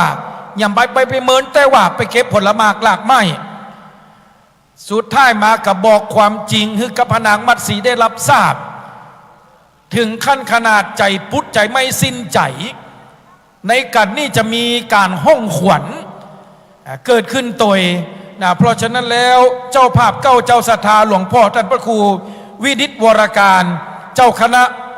อำเภอแจ้ห่มพร้อมกับสมณศรัทธาคณะศรัทธาอำเภอแจ้ห่มทุกภาคส่วนครับเป็นเจ้าภาพเก้าเจ้าศรัทธาทางองค์กรปกครองส่วนท้องถิ่นฝ่ายปกครองฝ่ายพลเรือนคณะศรัทธาบรรดาพ่อแม่พี่น้องขณะนี้องค์ปาถกได้ขึ้นนั่งเทียบบนอาสนะแล้วนะครับท่านพระครูปลัดณัฐพงศ์ทิตวุฒิศิริสมปานเจ้าวัดดอนจันทบลเวียงกาหลงอำเภอเวียงป่าเป้าจังหวัดเชียงรายในโอกาสนี้ขอโอกาสกราบอาราธนาในเมตตาธรรมผู้ช่วยศาสตราจารย์พระครูโสพลวีรบัณฑิตประธานหลักสูตรพุทธศาสตร์บัณฑิตมหาวิทยาลัยมหาจุฬาลงกรณราชวิทยาลัยวิทยาลัยสงฆ์นครลำปางเจ้าคณะตำบลบ่อแฮวเจ้าอาวาสวัดท่าขัวได้เมตตาจุดเทียนส่องธรรมกราบอาราธนาด้วยความเคารพอย่างสูงยิ่งกันนี้ถือว่าเป็นกันเอกใน13กันว่าด้วยเรื่องราวที่เศร้าโศกพระนางมัตสีกลับจากการเก็บผลไม้หลากไม้ได้มารับทราบการสูญเสียกุมารทั้งสองเรื่องราวจะเป็นอย่างไรนั้นองค์ปาถกจะได้พรรณนาเป็นภาษาพื้นเมืองทำนองวัวหารแบบจังหวัดเชียงรายการฟังเทศน์ฟังธรรมมาจากเวสสันดรล้านนานั้นจะมีหลายท่วงทำนองและขออนุญาตเรียนเชิญคุณแม่ศรีนวลสุรินทร์มงคลได้จุดผางประทีปปูจาในกันนี้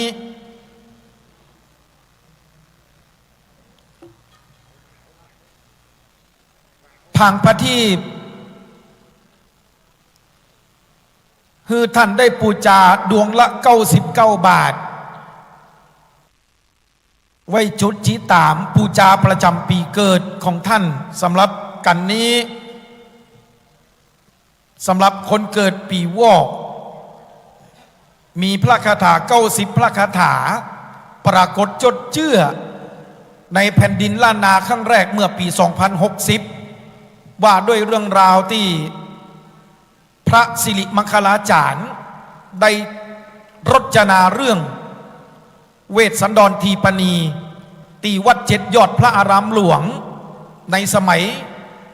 รัชกาลที่11ของราชวงศ์มังรายคือพระยาแก้ว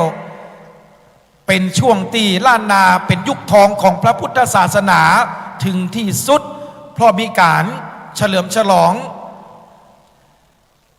ปี2000พุทธชยันตี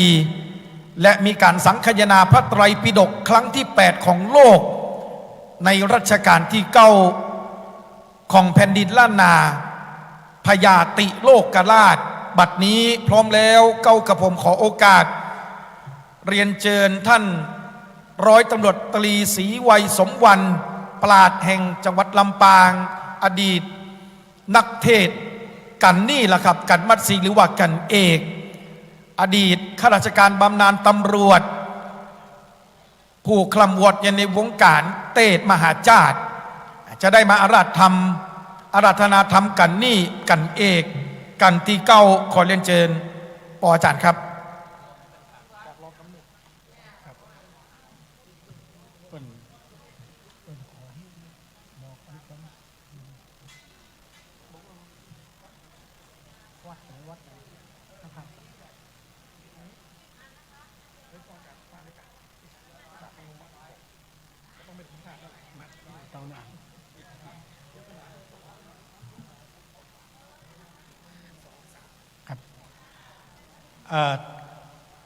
มีบางท่านนะครับญาติโยมบางท่านก็ยังบอกว่ากันมัทธีเนี่ย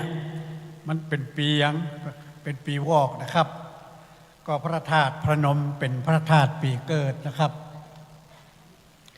ไก่น้อยเนาะ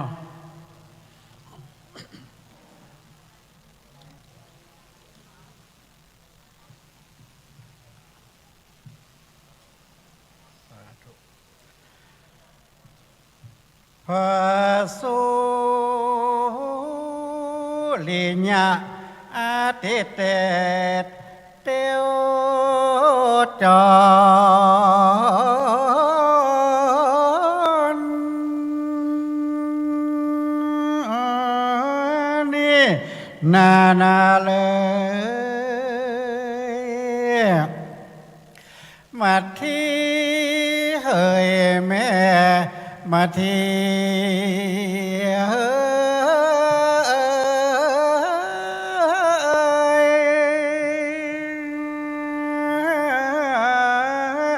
นอ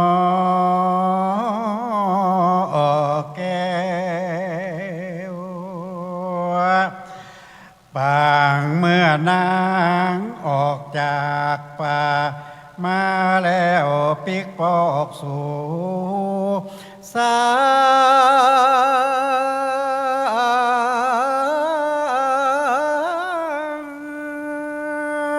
ลา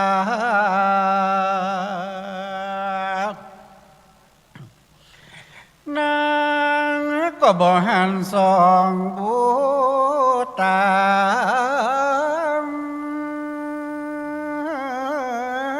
ลูกเต่าอันแต่โตนะคำตาอันตา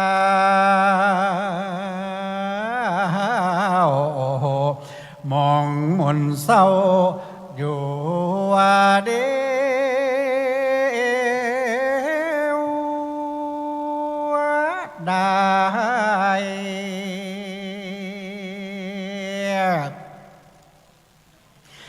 น้ำตา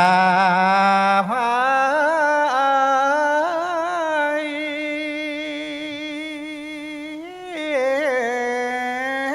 อาบย้อยหน้า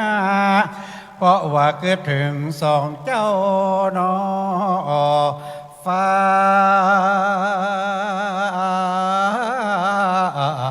นอโอ้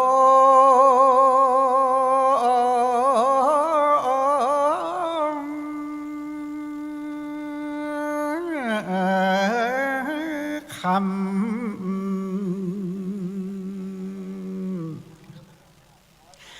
นางก็ได้ปิกไปถาม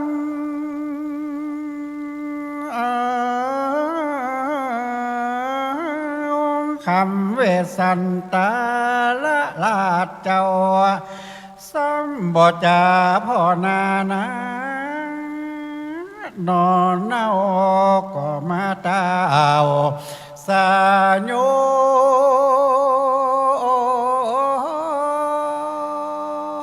บลง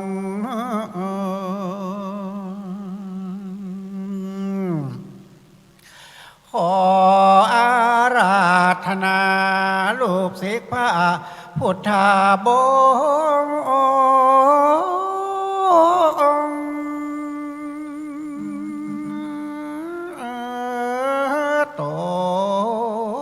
พาอันแผ่วขึ้นนั่งธรรมาดแก้วสถิตนั่งแล้วจุงเตเตสาดนา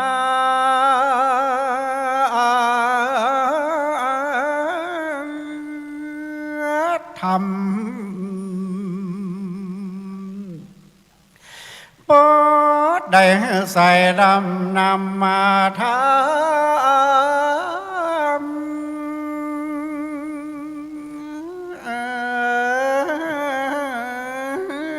สัก2 3 4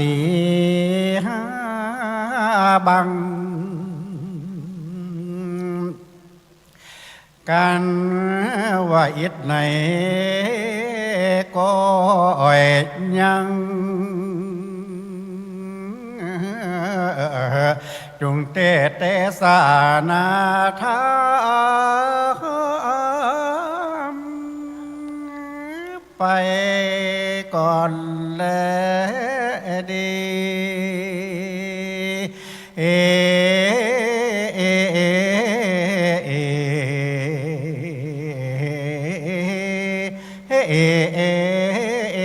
สาธุอนุกรรมปิมังพระชังราชทนังกาโลมาเส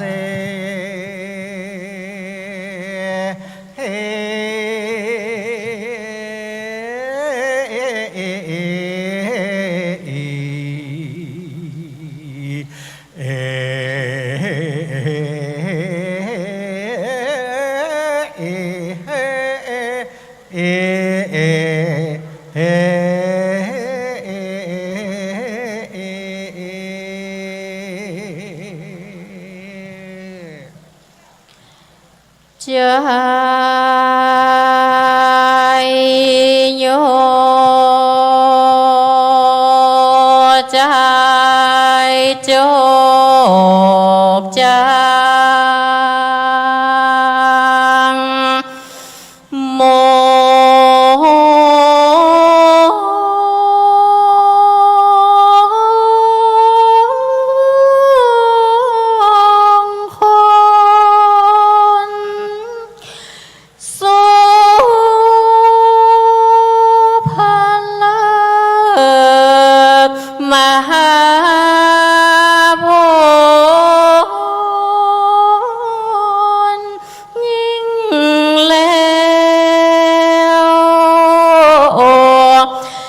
ลาพาจุงมา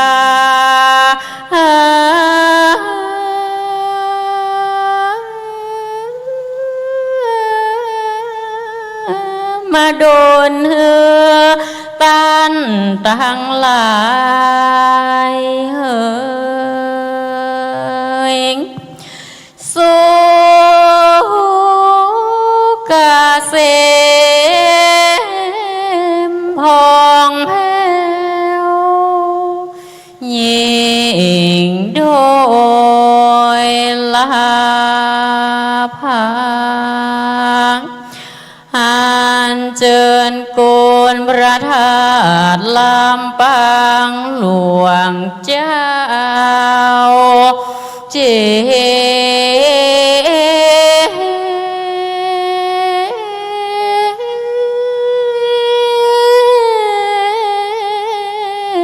ดีพระแก้วรุ่งเรืองดีสารูปไว้โกนพระธรรมกรรมสอนเจ้ามีไว้ปกห่มกล้าวโม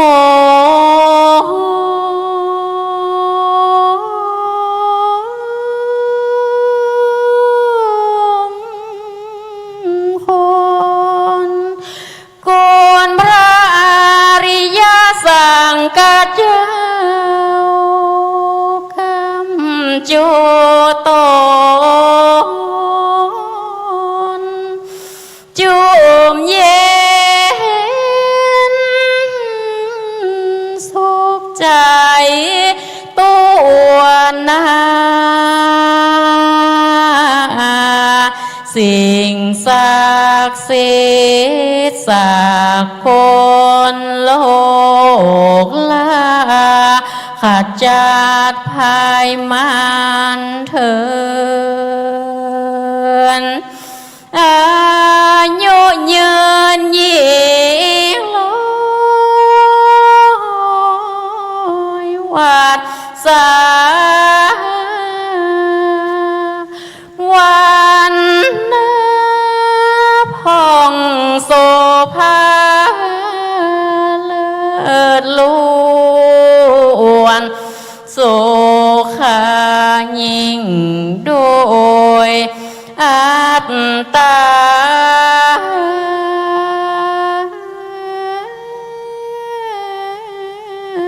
ทุกเมื่อยามเฮยพาละกำลังวนปราบได้หมู่ภัยมันเถินขอยอหัตถาวันทากราบน้อมต่างดวงดอกซอมมาทุบบุภาตัวค่ะหม่อนน้อยกราบไหวทูลสาไตรรัตนาสามดวงเก้าเงา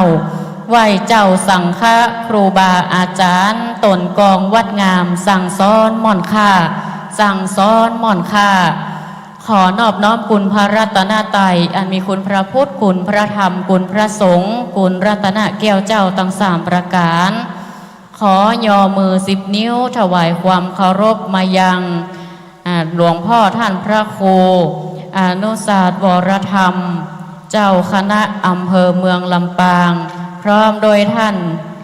หลวงพ่อพระมหามิลินสุวรรณเมธีผู้อำนวยการมหา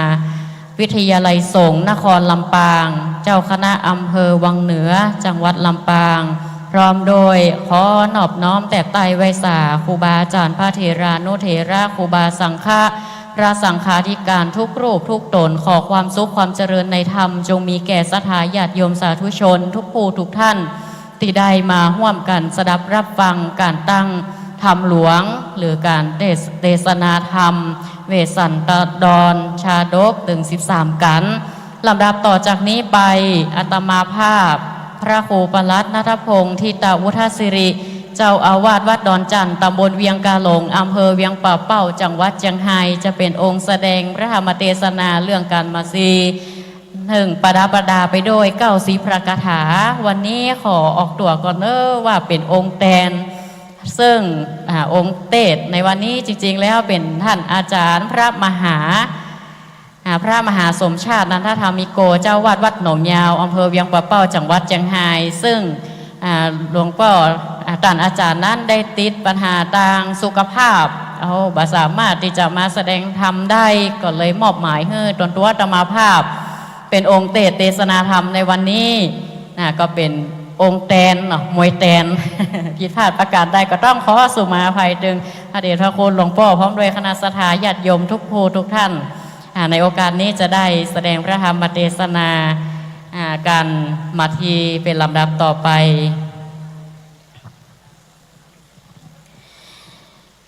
สุ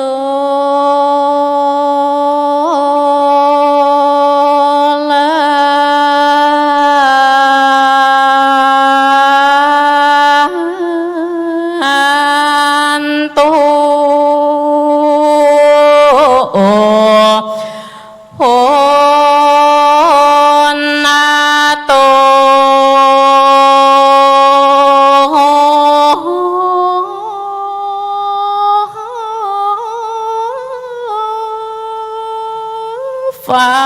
งราฟั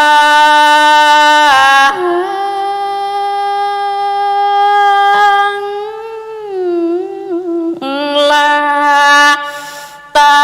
นเจ้าสมณะสัทธาเลมูลาสัทธาตานตาลา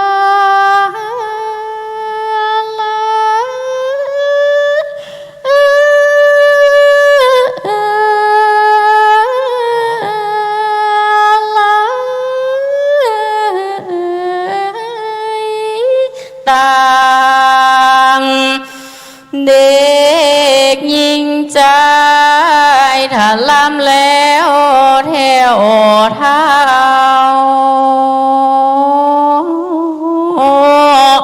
ตีปากันมานั่ง ฟังธรรมขอสาธาปเม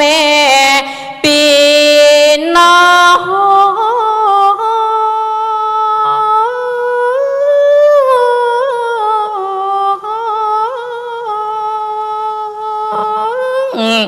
จงได้กุศ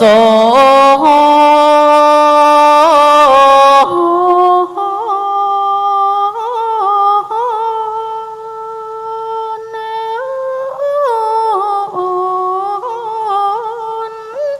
มาบันดลสาธาโจภู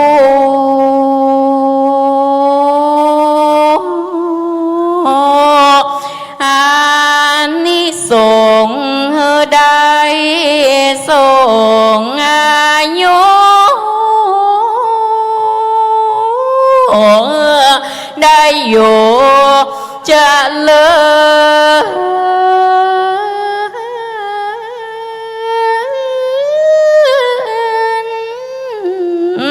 ดีคนใดได้ฟังธรรมหาชาติการนานี้จะได้อยู่สุขี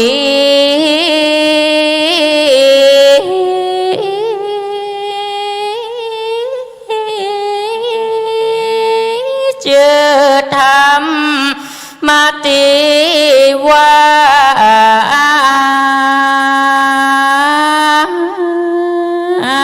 นมีกาทา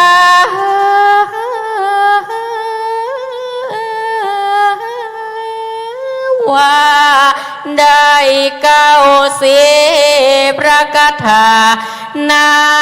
นแล้วขอสาธาโจโค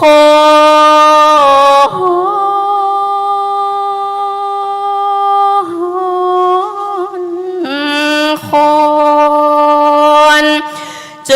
งได้ปากันตั้งอกตั้งใจเล่าได้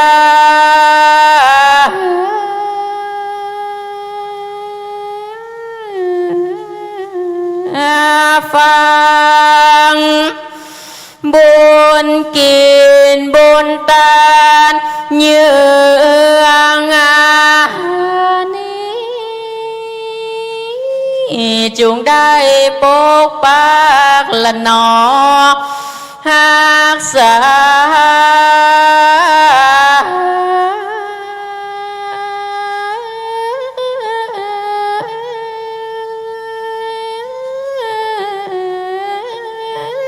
ยังศรัทธาตั้งหลายใหญ่น้อ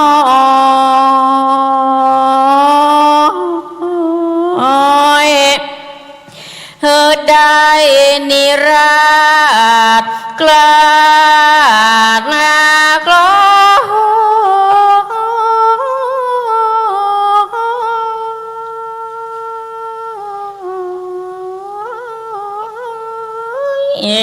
จากหมู่พายมานและนา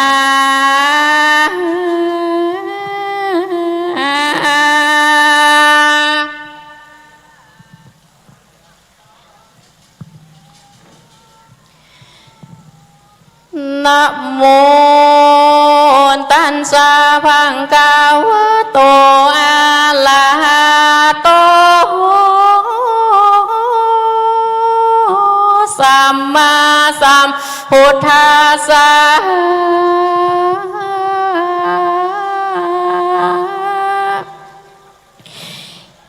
ยังปานตัง รัญญามหาปรวิงโอนนานเต็นตัวพระมานาสาปิญญาโปเตสุ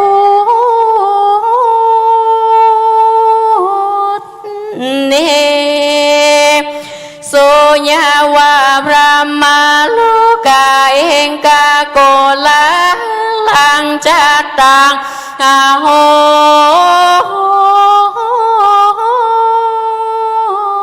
สิลัมดาพามาเทศนามาเถิง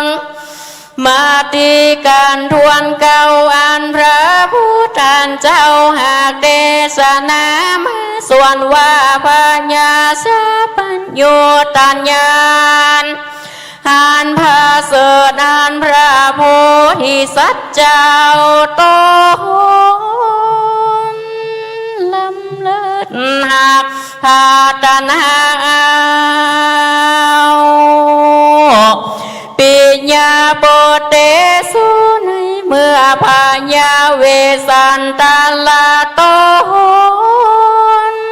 ผ่านแผ่วอันพระศาสเนอลูกแก้วเป็นต้นแผ่นดินดานอันนาสังขญาว่าได้240,000ก็มาห้องกองไว้วันไปมาโกลา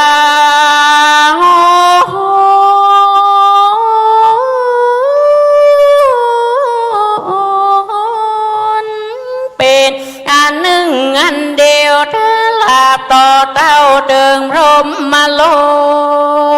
กอาโหสิก็เกิดมีปัญหาวิ่งไหวว่าโดยอันโลงอาลาดเป็นตาลแก่พระมานาจารย์ผู้เท่าอ่านโคมาตาเข้ามาขอ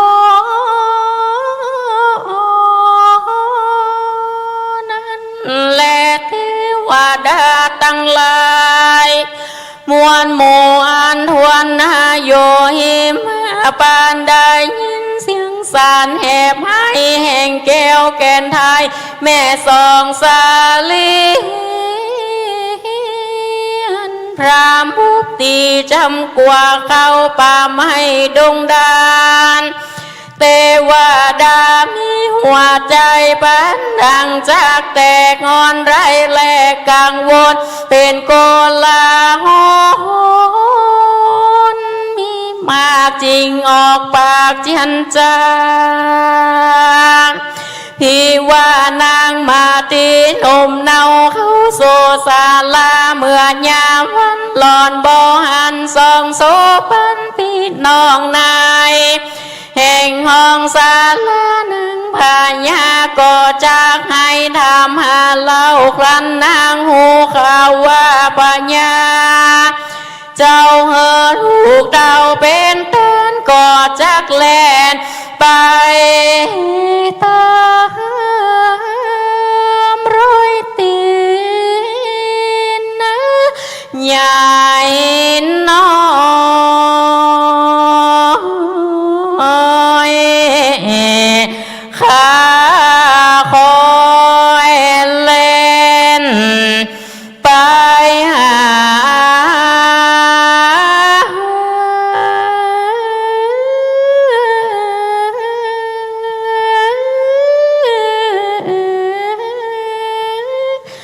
นางพญาก็ชักลำบากเสวยตกยากเหลือใจเทวดาพาสลายกันดังนี้แล้วจริงบังคำเฮอเทวาโบสามตนวิเศษว่าโสเจ้าจงไปกายกับเป็ดเป็นเนื้อเนสามตัว มีโรเปิงกว่าหิงขามยาเป็นดังจากกันกาบแดลี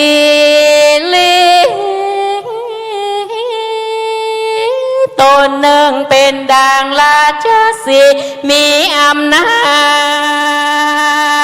จตนหนึ่งเป็นดังเสือคลุ้มงานเอาคนและตนหนึ่งเป็นดังเสือเลืองชนเปล่าปราบตัวกระยาบเลือเลืองไปนอนเนืองไขว่ควงตาตีล่างนางมาตีจากด้านเกรีเที่ยวต้องอย่างนางตาย่องต้องเตียวมาแดดเตออาตเตตะโย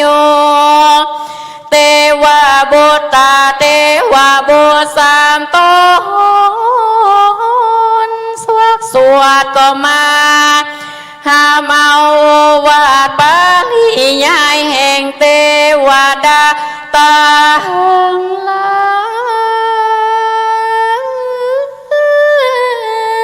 ยมวลมัวอันทวนนาโยหิมมามปานได้ยินเสียงสารพิลาบสะอื้นอาบน้ำตากวนกาลูนาบอดใจน้อยแห่งยอดซอยสองสลีเกิดจาลีงามเลิศแล้วกับตังนางนอแก้วกันหาเทวดามีใจจมเจิญเทวาโบสสามตนเตือนจมบ้านก็มาเนลามิดเป็นเนื้อเจียงคานสา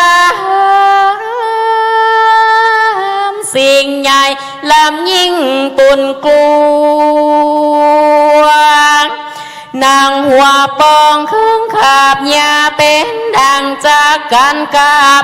แต่ดี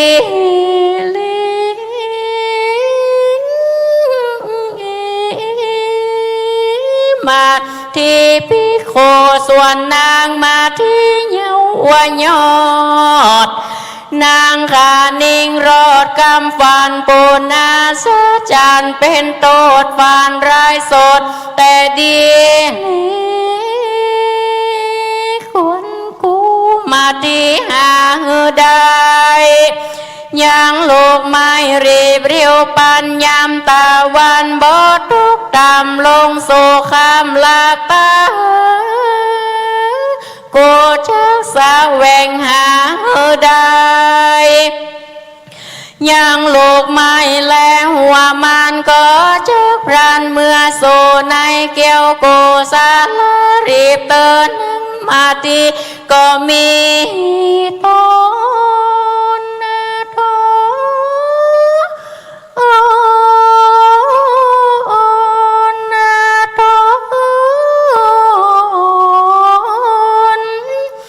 นสันร้อนรายปั่นไปมาเจ็ดน้ำตาอยู่ใจนางก็มาร้องรำให้ไปมาเข้าโซศาลายดยิ่งนางจริงปงทงลงกาเช้าอันใส่โลกไม้ห้อยบาเพื่อจักชานนางก็มาเลงหา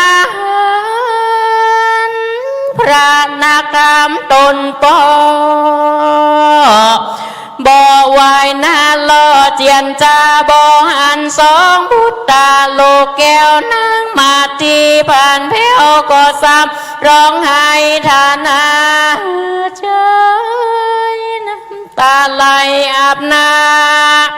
พระโสภาเฮยเจ้าฟ้าพี่ตันบ่อปากจิ้มข้าเมื่อยามวันกันปอดไว้ที่เกินนี้และลงสายฟ้าพุ่งเรื่องรายข้าเตียงจากตายมรณาใจข้าขาดเป็นยำปอดที่ผูกเจ้าตา พระเจ้าก็หากจักหานบ่อยาจาและนาอาตมหาสาโตเมื่อนานพระมหาสัจเจ้าก็ขะนิ่งในใจว่านางมาติสารีนอนเนาหากลูกเดาเรือขนาดจางมาตาขาดโศกันอยากจะกำราบนางพญาหายสิเนหาใหญ่จริงตันซอยใส่ไหลกำว่ามึงนางจงมานี่กูจักจีมึงฟังกำไปหลังอันคนเล่าไว้ว่าจางปางจักนี้เสียเดือนก็เพราะว่าจางโปเปื้อนบ่มีโลกลวงละ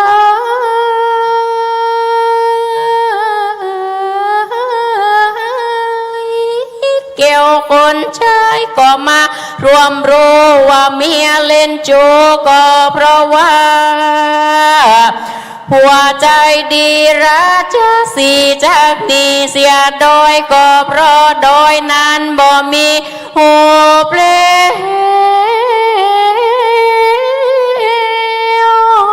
ปากคำปาจากนี้เสียน้ำก็เพราะว่าน้ำมันนั้นบ่มีเปิดต้มมาสาลมจากนี้เสียครูก็เพราะว่าครูนั้นบายนกจากนี้เสียต้นไม้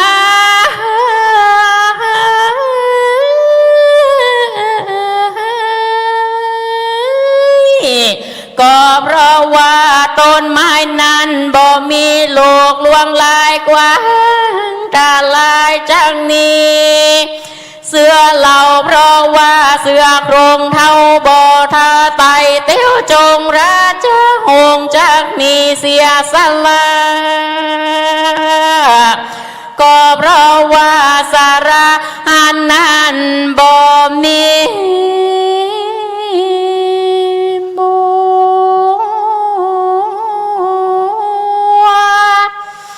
แม่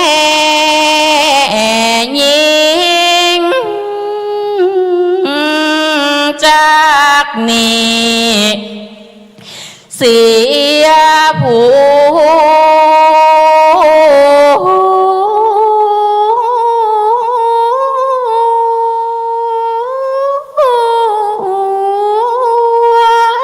ก็เพราะว่า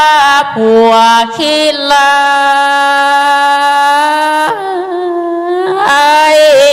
หาข้าวของบ่ได้ยิ่งร้ายหากโด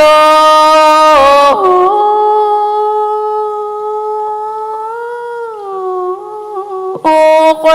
นเมียกก็มาไกลแกนเน่งนายเพราะว่าผัวบ่จ้างเบี่ยงบายคงควายกำโบราณคนตั้งหลายกาไว้ก็มาได้แก่ก็นี่แหละนะนางเอ้ยพี่กาเวดูลาพี่โคต่างลายจากฟังนิยายอันเก่าอ่านจากเล่าแห่งห้องนางมาที่แก่นไทยร้องรำให้พอเล็งหาก็บอกหันสองบุตรตานายแห่งห้องอาเสลมนางย่อมือปานโนมพระบาทมรณะเต็งตานินสาสายญาญานตั้งต้นปันเป็นผียามนั้นพระสีใสสันใจเจ้าปันไปมานั่งน้องแก้วก็มาเต้ามอลานาเชราเนตน้ำตาโตสา โซส่วนพระเวสสันดรตันตาเจ้าก็รีพูดลูกไปย่อหัวนางพญาขึ้นปาดไว้เนื้อตาให้ลำลักเมียมิงเกิดกูสิงทานน้อมใจ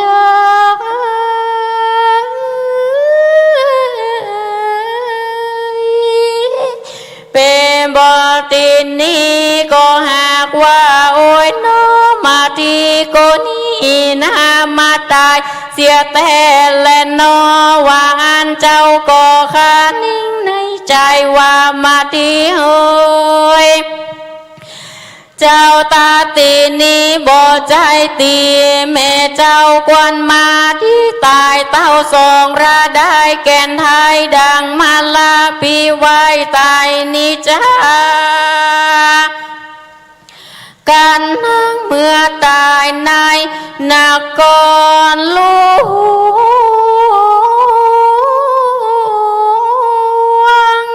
ใหญ่กวงกูปีจากเฮอสร้างวิมานพระศาสตร์วิลาศเบาวนแต่งแม่เรือนนอนแผ่นต้องเต้นปาทาวีปองโรจีสลอใส่ตรงสอดควัดควงเจือเป็นวางลวดเลือนบอกเฮอโคตรใครเขื่อนไปมาอันว่าจังไม่หาการณาตุกแต่งตุกตีแห่งกลางเต้นปองไปแสงโดยโกดงามสลโลรังสีโกปีจากแต่งไฟมาแก้วเล่นตามดินท้องบนบินเร็วเล่นบอกไฟรูปจางแสนเสียงครั้งบอกไฟรูปมากวางเล่นเป็นสายบอกไฟรูปงัวภายช่างส่งบอกไฟรูปควายโจงจับบนบอกไฟรูปแรดโยนป้าเปิบเล่นพาเพิบด้วยกันเป็นพามารดังนี้แล้วไฟมาแก้วก็มาแยกเป็นเปลว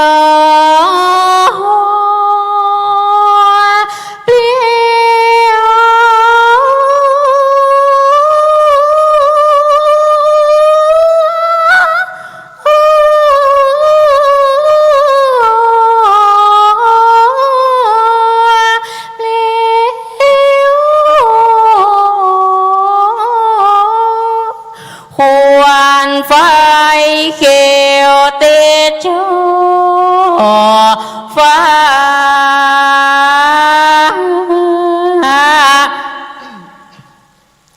ปานด่างจากกาเมื่อบิ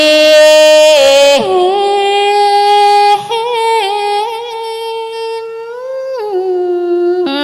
บ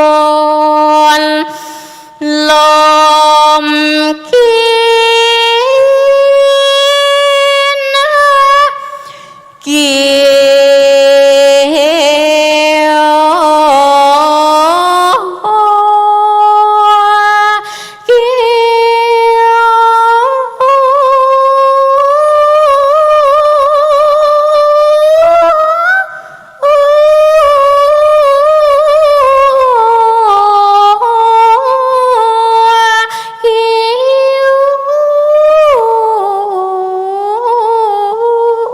ก็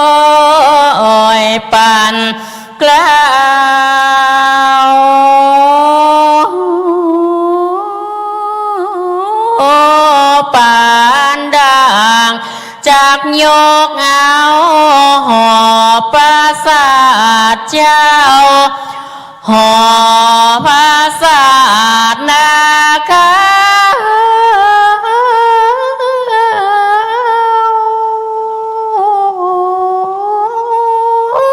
แม่ห้องเหินมือ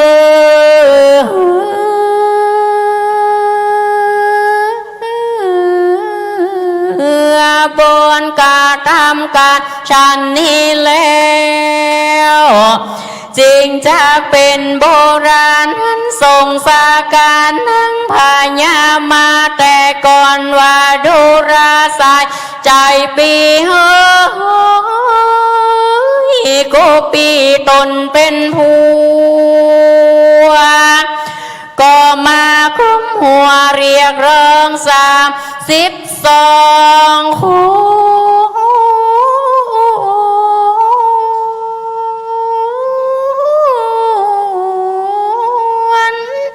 ว่า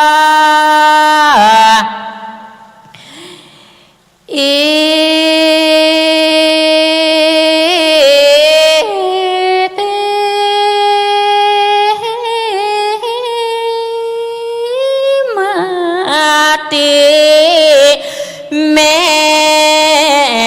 มาตี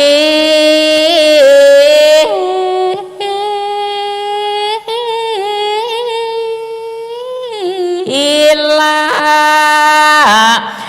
ปางเหมือนนางตา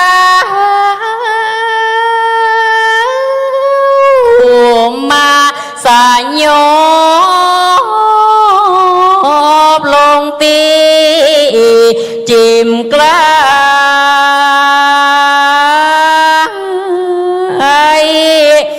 ตีพระบาทนาทายที่ลา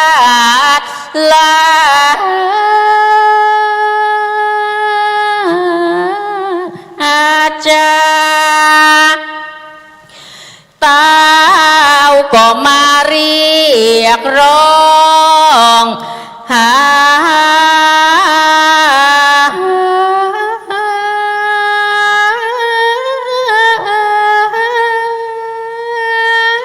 ควรมีรักมีใจ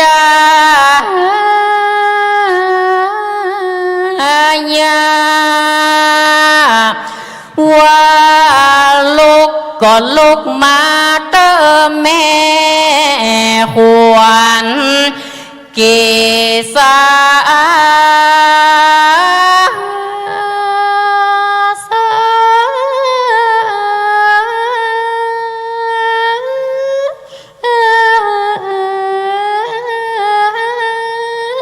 ตั้งขวัญโมกะตัวลากูแก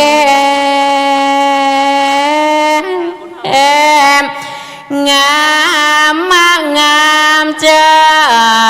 นาเล่เจอโจ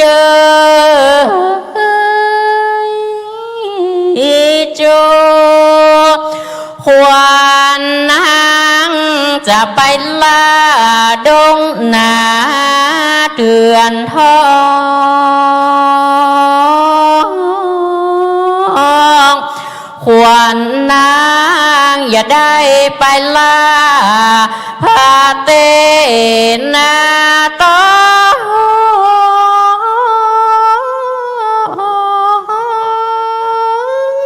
ดาดงไพรควรแก้มควรนาเก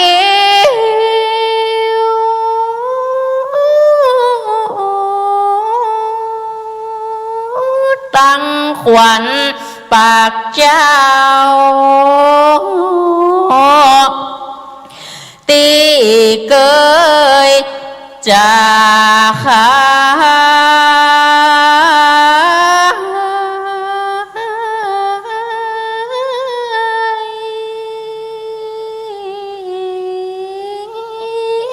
ค ควรหูตานาเกษาแห่งเจ้า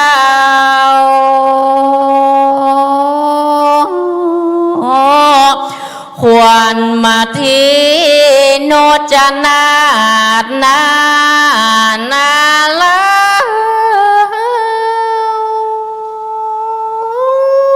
จุรีมา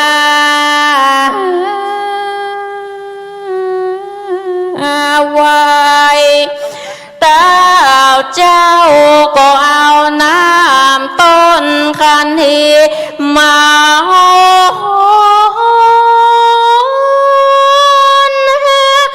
หล่อ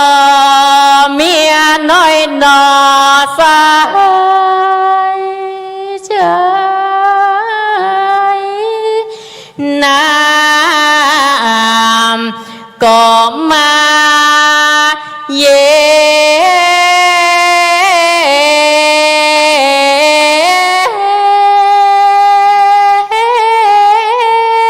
นนะส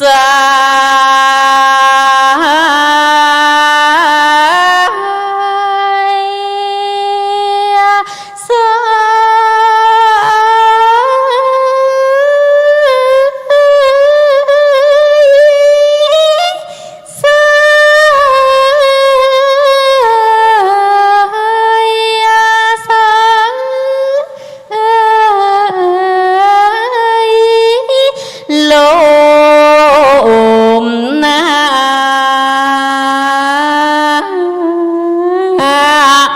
มาที่กามพาก็ได้สเตตื่นคืนมาอาตามาสัตโตเมื่อนานพระมหาสัจเจ้าจริงกล่าวหูตามันมีว่าพันเตดูราละเจ้ามาที่อันว่าสองสาลีนอนเนาปีก็ได้ลูกเต่าเป็นตานแก่พระมานาจารย์ผู้เท่าอันโลกเจ้าจากบ้านมันมาหล่อสาลาพี่น้องเอาแก้วห่วมต้องแม่นีไปในวันนั้นแหละนาพระมหาสัจเจ้าก็บอกแกนางนอนเอาละเจ้ามาดีตามกรรมมีแต่เก้าตามพระราชเจ้าหากโอ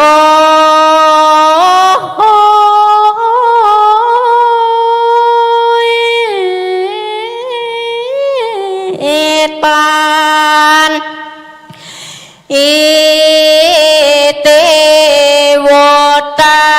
ปากาเลนะก็มีโดยภาคการดังกล่าวมานี้แลนะ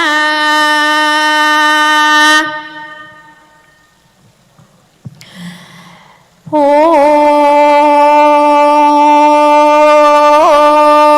โท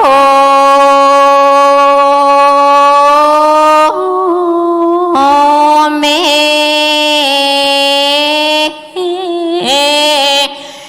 นาโท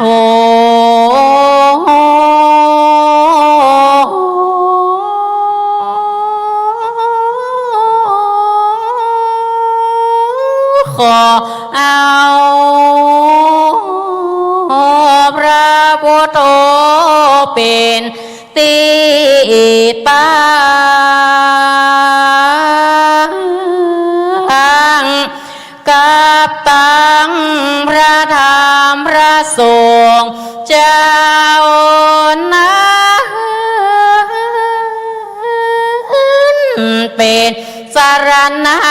ก่อนสิ่งนานาอาจเนอแล้วสมดังกามผาดทานา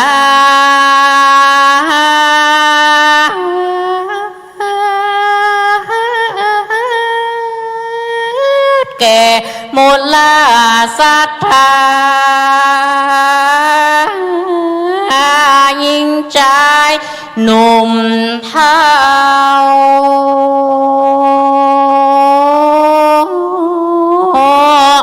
ตีปากันมานั่งฟังธรรมตั้งแต่ตาเจ้า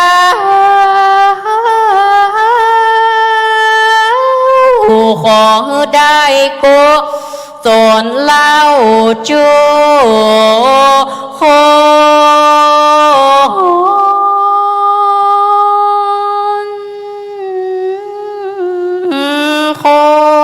น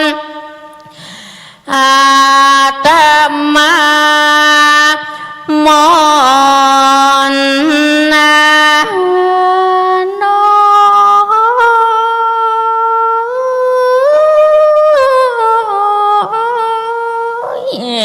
จะขออาเจิญเตวบุตังลายแห่งห้องสกุลตัวเมืองคนโลกคู่หักษายังมูลศรัทธาเจ้าจ้าจูหนอค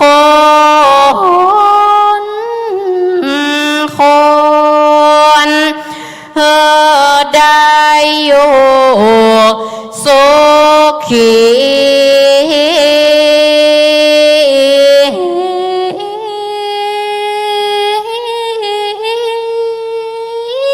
เหมือนกันกู้ผู้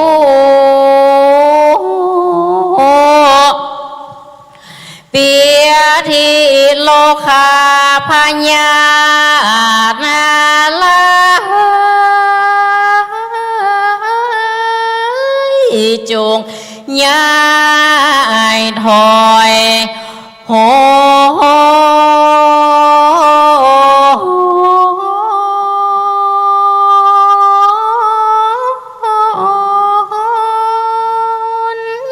อย่าได้เวทเวียนวนยิ่งใจใหญ่น้อยบัดนี้อาตมามอนนาน้อ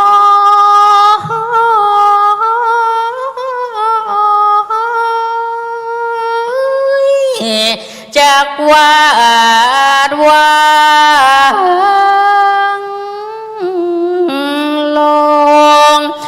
วานาน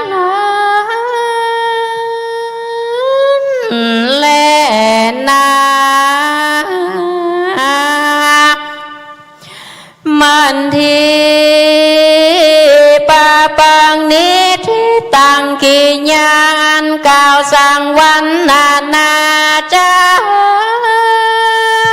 เหตุยังมาดีกันทวนเก่าอันประดาไปโดยกาทาว่าได้เก่าเสประกาศนิติต่างก็บังคมชมเลสาเด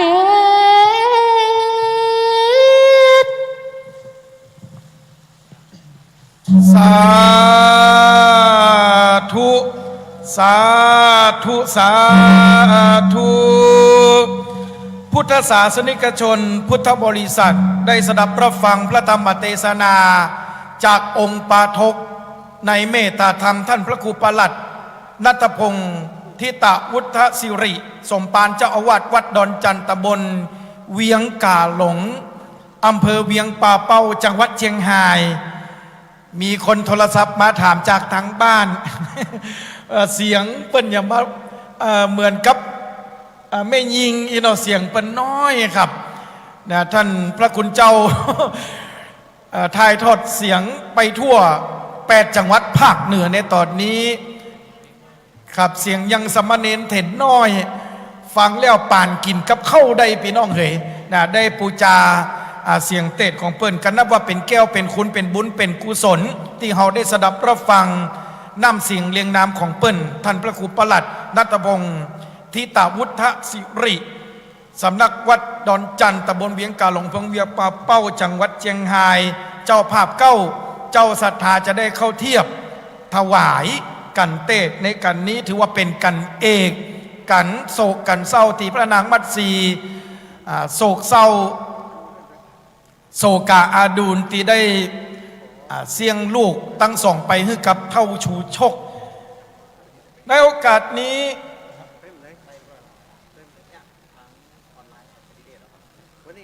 อ๋อครับเป็นการปูจาน้ำเสียงเรียงนามของท่านพระประหลัดณัฐพงศ์คณะสัทธาที่ได้ยินเสียงเปิ้นสวายสลุงกิ้งกังตะกี้นี้หมายความว่าเป็นการปูจาเสียงทั้งหมดทั้งเสียงจะได้ถวายให้กับท่านพระคุณเจ้าในโอกาสนี้เก้ากับผมขอโอกาสกราบอาราธนาอาจารย์ท่านพระครูศรีบวรกิจรองเจ้าอาวาสวัดพระธาตุเจดีย์เสาหลังพระอารามหลวงอาจารย์บรรยายพิเศษมหาวิทยาลัยมหาจุฬาลงกรณราชวิทยาลัยวิทยาลัยสงฆ์นครลำปางได้เมตตาถวายกันเตศท่านพระคุณเจ้าองค์ปาถกกราบนิมนต์ด้วยความเคารพอย่างสูงยิ่งครับ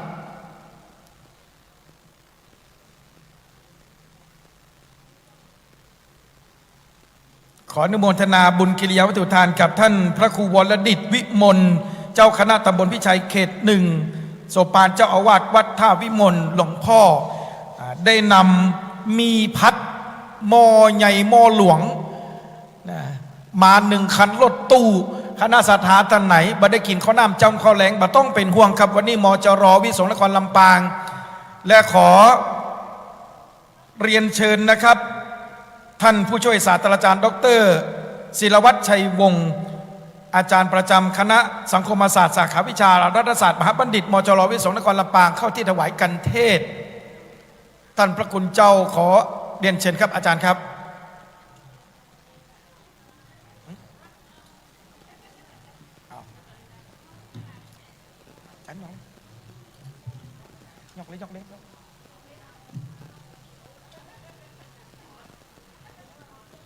ครับเตรียมน้ำหยาดเลยครับเจ้าภาพเก้าเจ้าศรัทธา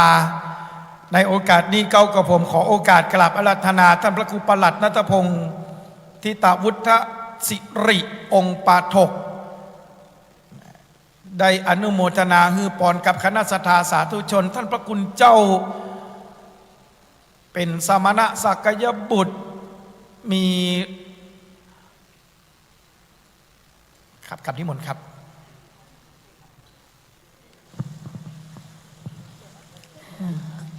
ปอนเนอร์ยะถา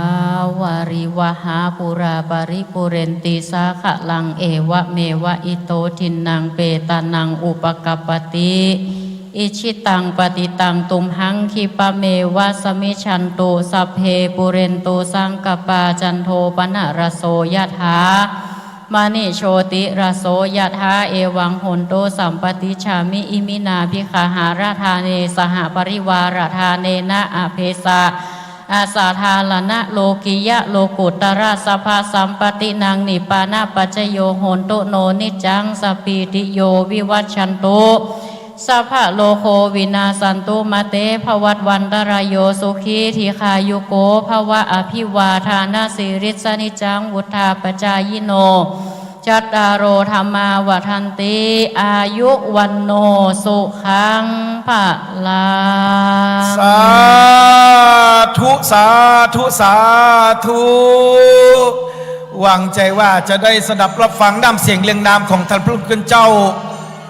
แหมนะครับ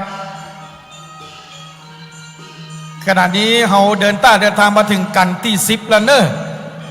สักกบันสำหรับคนเกิดปีระกาหรือว่าปีไก่ยังมีโอกาสอยู่ครับคณะสัตยาที่จะได้ปูจาผ่างประทีปดวงละ99 บาทเพื่อให้ท่านได้จุดจีตามปูจากันเตศประจำปีเกิดของท่านสำหรับปีต่อไปเป็นปีละกาคนเกิดปีละกานี่เปิ้นห้องว่าปีไก่เปิ้นไปไหว้ไปสาพระราชที่ไหนไอ้นานเหยเปิ้นไปไหว้ไปสาองค์พระบรมธาตุหริพุนชัยจังหวัดลำพูนครับคณะสัตยาสาธุชนขณะนี้พระเดชพระคุณหลวงพ่อท่านพระครูอนุสาวรธรรมเจ้าคณะอำเภอเมืองลำปางเจ้าอาวาสวัดบุญยวาสวิหารพระอารามหลวงหลวงพ่อได้มาให้กำลังอกกำลังใจกับนักเทศตลอดจนถึงคณะสัตยาสาธุชนเป็นประจำครับ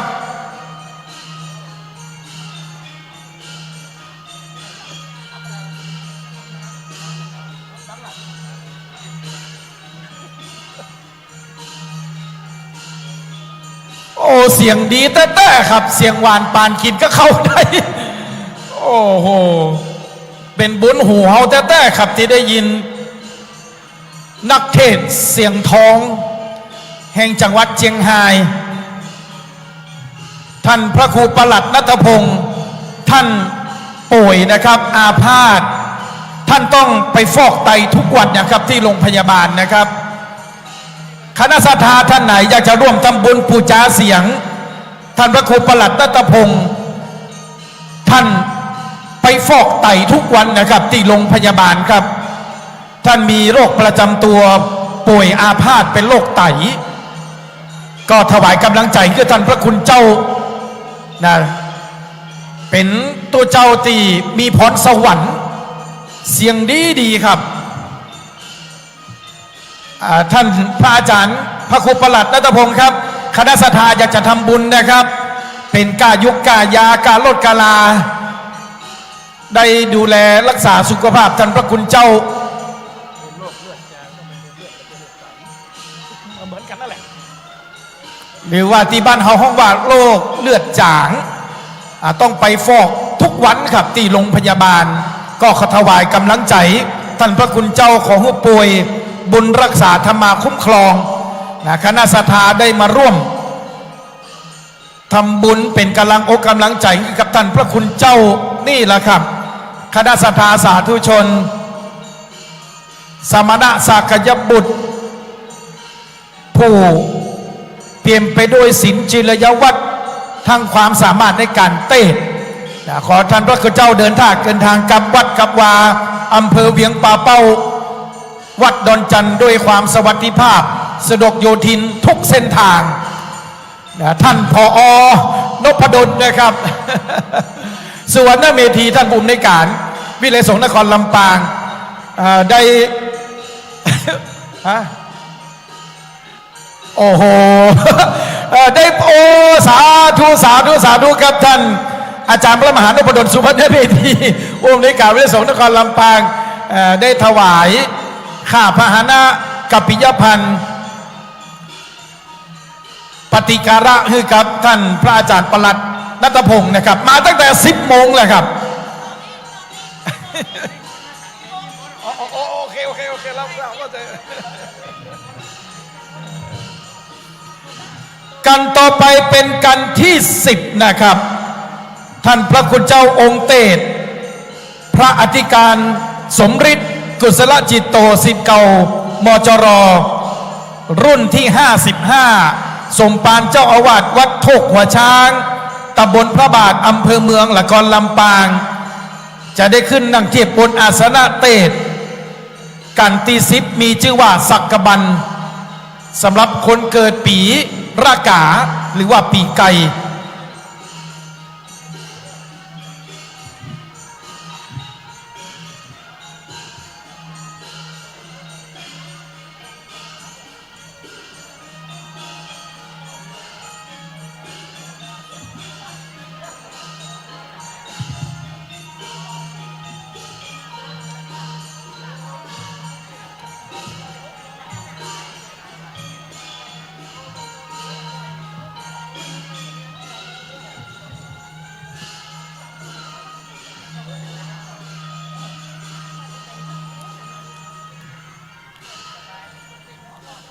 ขอบคุณครับปีพาดพระครูใหญ่ทุ่งฝายบรรเลงศิลป์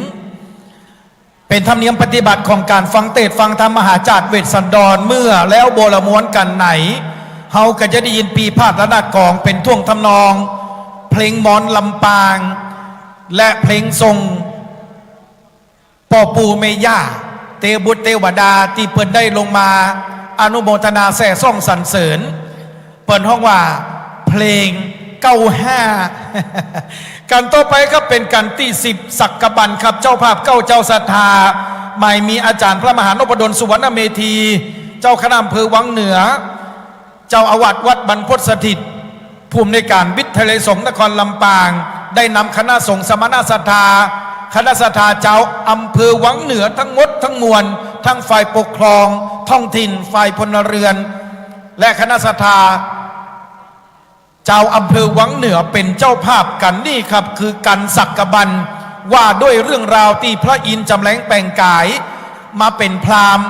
ขอพระนางมัตสีจากพระเวสสันดรเมื่อขอเสร็จแล้วพระอินทร์ก็ได้ถวายคืนให้กับพระเวสสันดรแล้วก็ฮือพร8ประการพร8ประการของพระอินทร์ที่ฮือกับพระเวสสันดรมีอะหยังพ่องนั้นเดี๋ยวเราจะได้ยินจากองค์ปาทกที่จะได้แสดงพระธรรมเทศนาในกันนี้ชื่อว่ากัน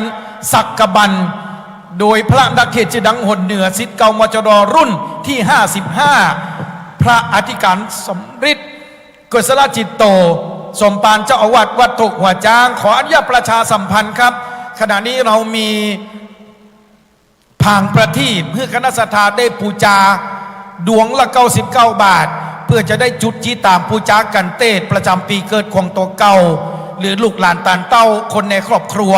ปูจาได้นะครับตอนนี้ใกล้จะหมดแล้วเนอะครับเด้อผางประทีปใกล้จะหมดละเหลือบ่ถึง50ดวงตันไผ่ตันมันครับแม่99 บาทและตอนนี้คณะกรรมการได้บอกว่าเข้าติบหรือว่าเข้ามาทุกปายาตแอปละ10 บาทควรตะคืนนี่ครับตอนนี้เหลือบ่ถึง50แอปละ10แอปแถม1แอปอีแม่เคย โดนครับอาจารย์ดร.พระมหากิรติวรกิติอาจารย์ประจำวิทยาลัยสงฆ์นครลำปางนำทัพกวนเข้าติบมาทุกปายาตในโอกาสนี้เก้ากับผมจะขออนุญาตนะครับเรียนเชิญมหาอุบาสิกาท่านผอ.การจนีฟูคำใบผู้อำนวยการกลุ่มบริหารงานบุคคลสำนักงานศึกษาธิการจังหวัดลำปางได้จุดเทียนส่องธรรมบูชากันเตศกันที่10สักกบันในกันนี้มีพระคาถา36พระคาถาสำหรับคนเกิดปีละกาหรือว่าปีไก่ขอเชื่อเชิญเรียนเชิญมหาอุบาสิกาตาวาท่านก็มานะครับวันนี้มาตั้งแต่เจ้าละครับนั่งสดับรับฟังพระธรรมเทศนาได้ถวายตนถวายตัวเป็นพุทธมกะทำนุบำรุงพระพุทธศาสนาอยู่ในวงการศึกษาจะได้จุดเทียนบูชาพระธรรมกันที่10สักกบันว่าโดยพระอินทร์ได้จำแรงแปลงกายหรือว่าตะแหลงกายเป็นพราหมณ์มาขอพระนางมัตสีจากพระเจ้าเวสสันดรและถวายคืนฮือพร้อมกับพร8ประการเรื่องราวจะเป็นจะใดในวรรณกรรมเวสสันดรทีปณีตีพระสิริมังคลาจารย์ได้จดจานเอาไว้เมื่อปี 2060 ในแผ่นดินล้านนาที่วัด7 ยอดพระอารามหลวงในโอกาสนี้เก้ากับผมขออนุญาตเรียนเชิญมหาอุบาสิกาจากบ้านตาเดือทุกท่านทุกคนครับเนอได้มาจุดผางประทีปจำนวน9 ดวงครับที่บริเวณด้านหน้าปรามผามพิธีในวันนี้ได้รับเกียรติจากคณะศรัทธาสาธุชน FC หรือว่าแฟนคลับของพระตุเจ้านักเตะคลื่นสีขาวหลายๆท่านหลายๆคนครับเดินทางมาหลายชุมชนหลายตำบลหลายหมู่บ้านอานิสงส์ในการฟังเทศน์ฟังธรรมมหาจารย์เวสสันดรชาดกครบ13กันภายในวันเดียวโดยที่บรรลุไปไหนฟังครบจนครบ13กันเปิ้นว่าลาลับดับขันจากโลกนี้ไปแล้วจะได้ไปเกิดอยู่ในศาสนาของพระศรีอริยเมตไตร ชีวิตของท่านจะบะตำก่อคนจะบะจนกว่าไขนี่คืออานิสงส์ที่พระศรีอริยเมตไตรได้บอกให้พระมาลัยนมัสการอาจารย์ครับศรัทธางงหมอหัวจะไปจุดดัดใดนะบางคนเดินออกไปนอกอันมหาไหลปุ่นไปจุดดัดใดนะศรัทธาจุดตั้งหน้าเพเนอร์เกาอันผางประทีปนะที่เขาได้ร่วมกันเป็นเจ้าภาพเจ้าศรัทธานะศรัทธาจากวัดอุทุมพรบ้านตะเดือนะจะอยู่กันถึง3 ทุ่ม 4 ทุ่มวันนะวันนี้นะก็เลยถือโอกาสได้เป็นโดยแทนในการจุดผางประทีปในครั้งนี้โดย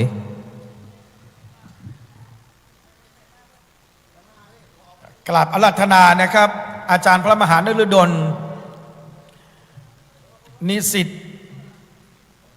พุทธศาสตร์มหาบัณฑิตนะครับศิษย์เก่าของมชลของเฮาซึ่งได้รับเมตตาธรรมจากท่านมาเป็นองค์อาราธนาธรรมหลวงในวันนี้พร้อมกับร้อยตำรวจตรีศรีวัยสมวันกราบอาราธนานะครับอาจารย์พระมหานฤดลมหาปุญโญครับ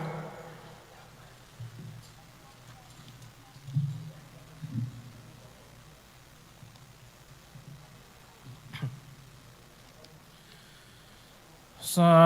กกบันนีนานาเล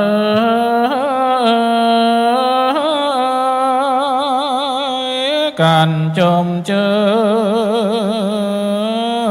ยบ่เศร้าปางเมื่อตนตาเจ้า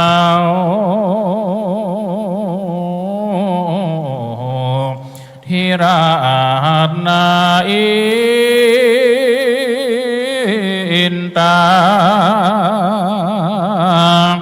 เสด็จลงมา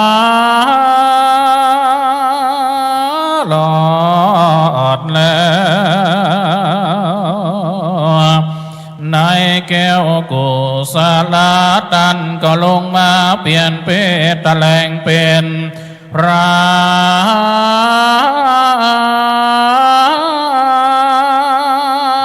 มหานายอมือสาขาบไว้ขอเอานางแก่นไทย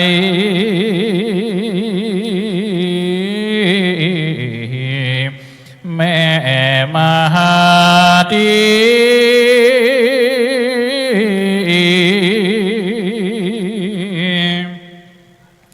เมื่อมันได้นางสาลีโนมเนาปลายโลนป้อยว่าคืนฮือแก่เจ้าเวทนาสานดอนกาถาวรองค์43 บวขาดขอราธนาลูกศิษย์พระมุนีตนผ่านแผ่วคืนนั่งธรรมาสแก้วสาธิตนั่งแล้วจงได้เตสหนาธรรมผู้ข้าบ่ได้แข่งขับมาจามขอได้น้ำสัก2 3 4 5บังกันว่าตันอิดในก้อยยอบยางแล้วก้อยบ้านาโมไปแล้วแลดี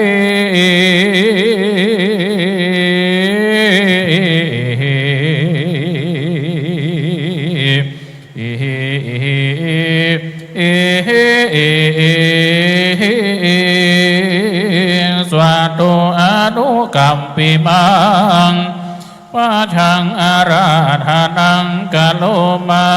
สิ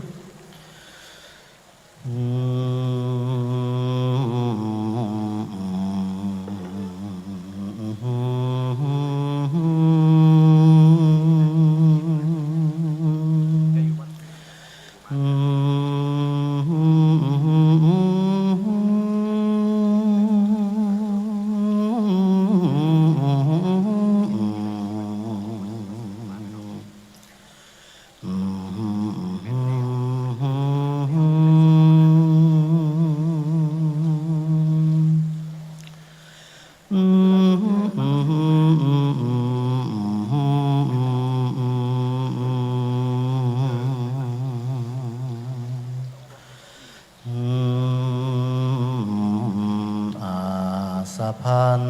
นาทา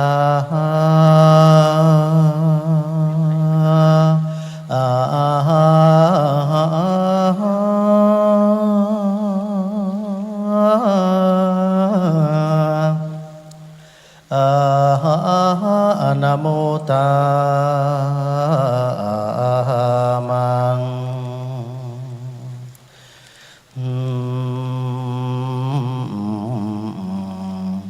สีหา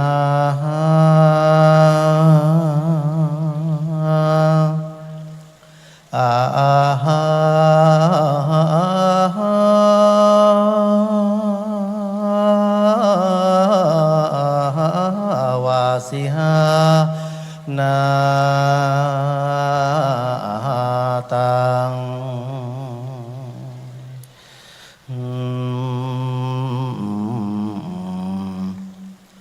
นาตันเตเอนเตเ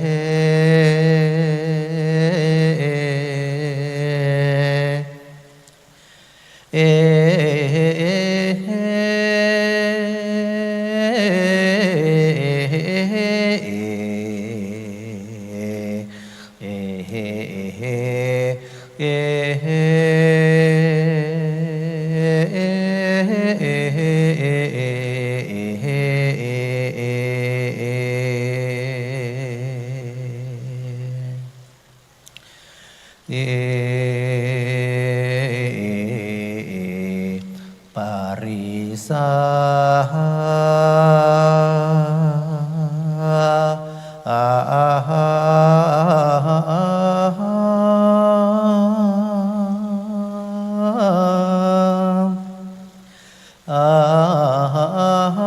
สุวิสาลาตา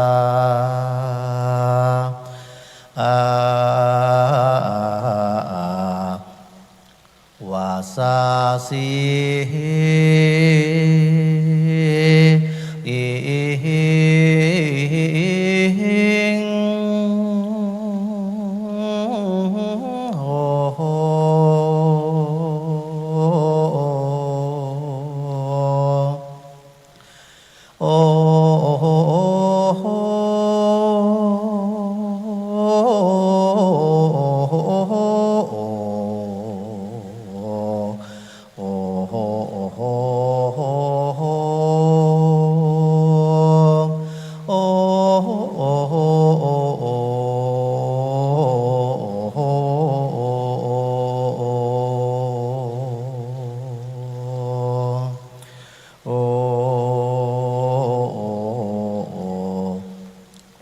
ตาโส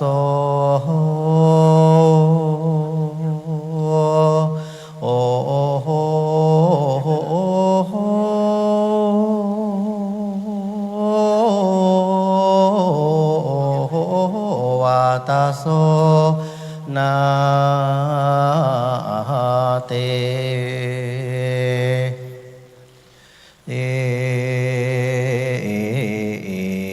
สเป ญาวังสุรนันเตนติอโลกาเก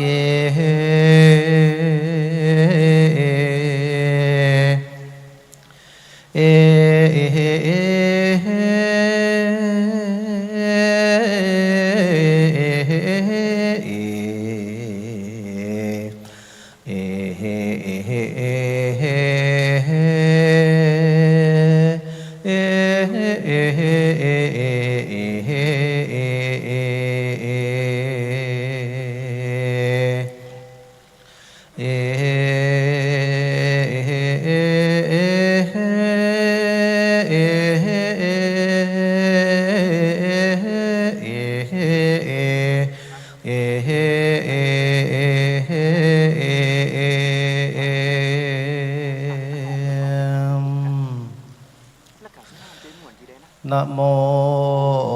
ตัสสะภะคะวะโตอะระหะโตสัมมาสัมพุทธัสสะนะโมตัสสะภะคะวะโตอะระหะโตสัมมาสัมพุทธัสสะนะโมตัสสะภะคะวะโตอะระหะโตสัมมาสัมพุทธัสสะเอวัมเมเตสุอันนัญญมัญญังสัมโมทานิยังกะทังกาเทนเตสุสันทะโวดุลาสัมปุริสันตั้งหลายตั้งยิ่งใจมวลหมู่อันนั่งอยู่นำนาในเมื่อพระมหาสันเจ้ากับนางนอเนาบัดที่ปีติมีจื่นจ้อยไข่กาวถอยเจยโจมในอ่างสลมกูแก้วดังเก่าแล้วใครมาส่วนคุณอินตายศยาวตนภาพดาวคงสวรรค์ก็เล่งหันขึ้นเล่าว่าเต้าเป็นเจ้าเวสันตละลาจายังเป็นดินนาลำล่องถึงหลอดทองมะภาพลมเหตุส่องอุดมลูกแก้วยกยืนแล้วตานไปแก่พรามแดนไก่ปูเท่าแต่เมื่อเจ้าวันว่าพุทธหลอดมาวันนี้หล่อนมีใจกำกี่สามารถมาขอเอานางนงคานนอนเอา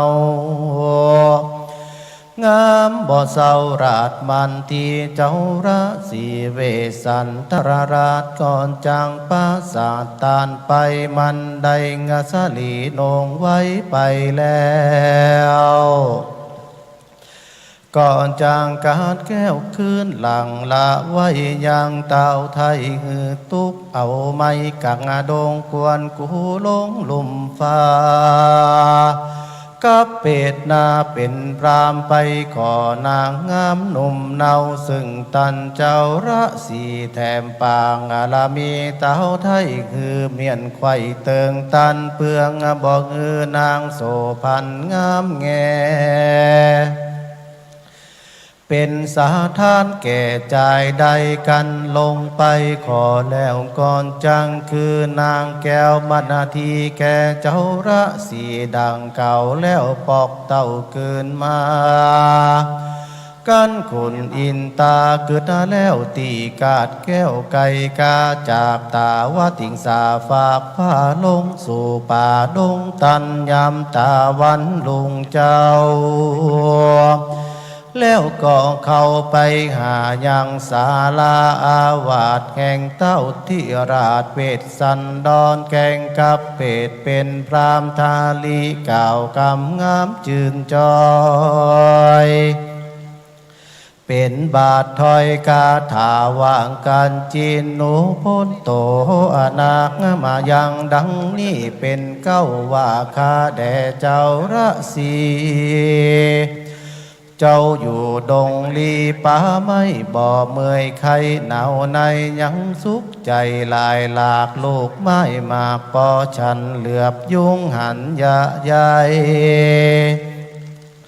บ่มาไกลลาวีงูใหญ่นี่มีลายแหล่เขาบ่แผ่มากายสัตว์ไล่ลายในป่าเขาบ่ลามาหาจะหรือพระมหาสานเจ้า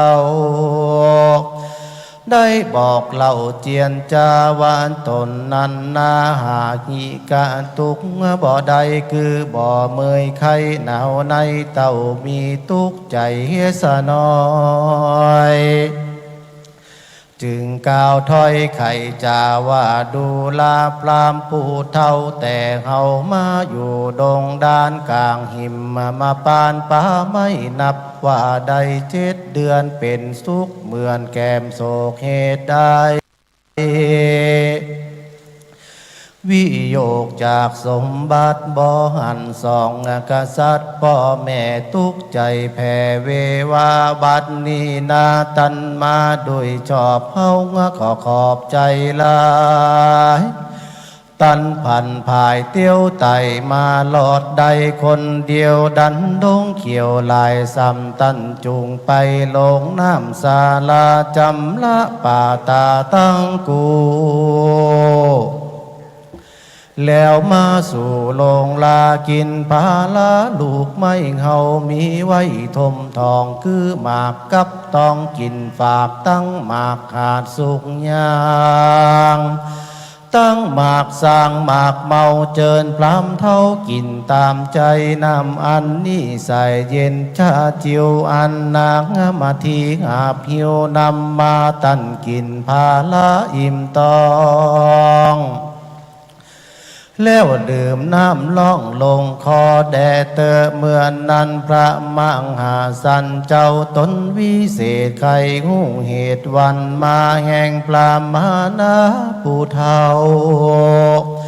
จึงต้านเล่ากรรมไปว่าเหตุอันใดนั้นใส่ตันจึงได้เตียวมาเฮาตามหาไขหูจุงก้าวอูตามมีแด่เตอเมื่อนั้นอินตาสังกาพรา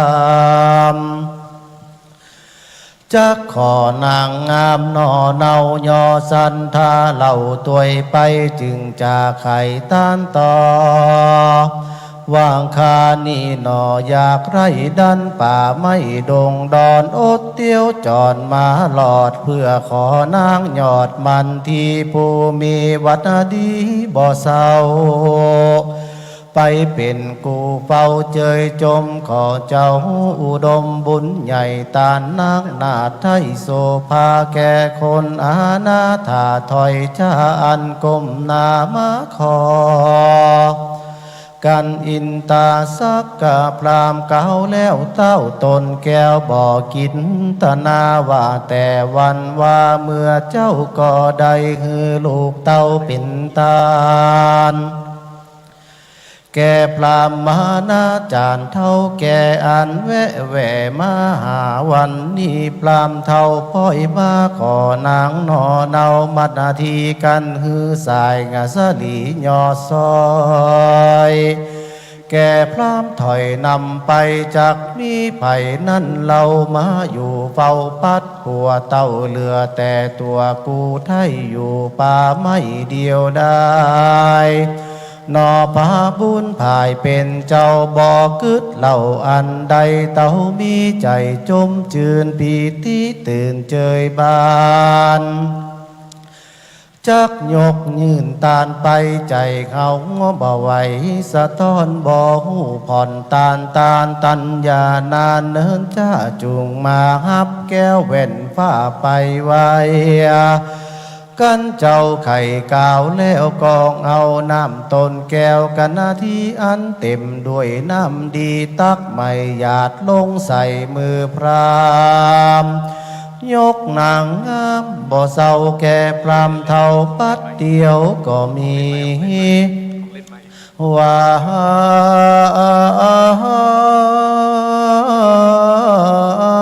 นั้นแหละนาในกาลนั้นอันสะจันลายแลเกิดขึ้นแผ่พันตาเป็นต้นว่าแผ่นดินหนาลันก้องฟ้ารวมห้องปลายบนดอยไพรสนเนือกหนาวเกิดทั่วดาวดงดอนน้ำสากรปุ่งเพื่อเกิดความเขือกปูนกลัวปอหนังหัวเยือกยาวเกิดพร้อมเต้าราศีสันธามีบ่อน้อยพือนางยอดซอยเป็นตาลแก่พรามนาจารย์เท่าแก่อันมาแต่แดนไกลนางบ่มีใจโคตรข้าวบ่ตันกล่าวว่าตีนั่งอยู่ดีจากไหวหน้าแย้มย่ายเรื่องไหลเต่าขานิ่งใจกึดหลอดว่าเต้าตนยอดพัวควาน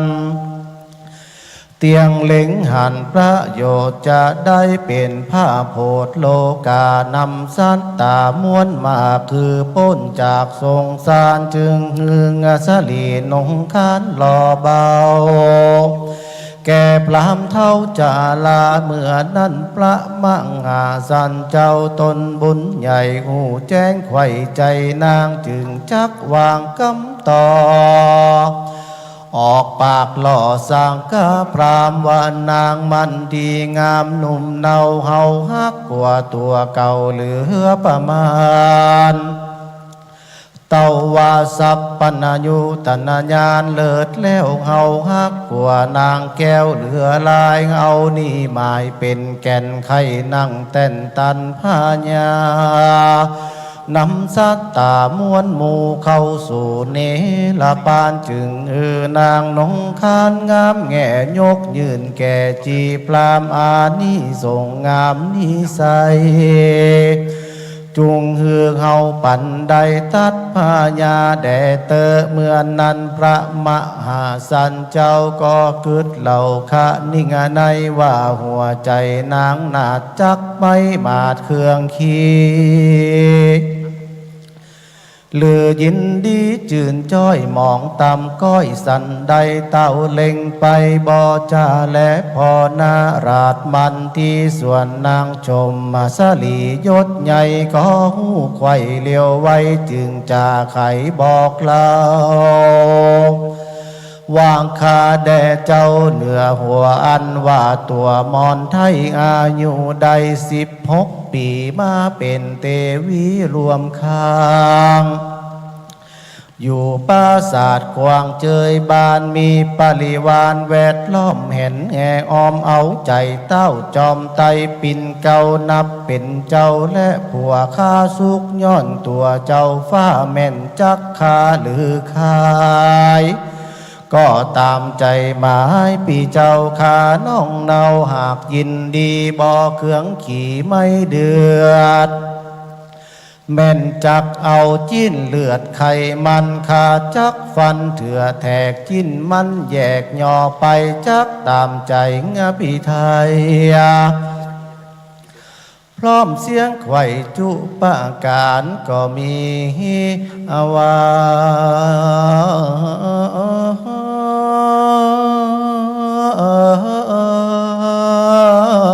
นั่น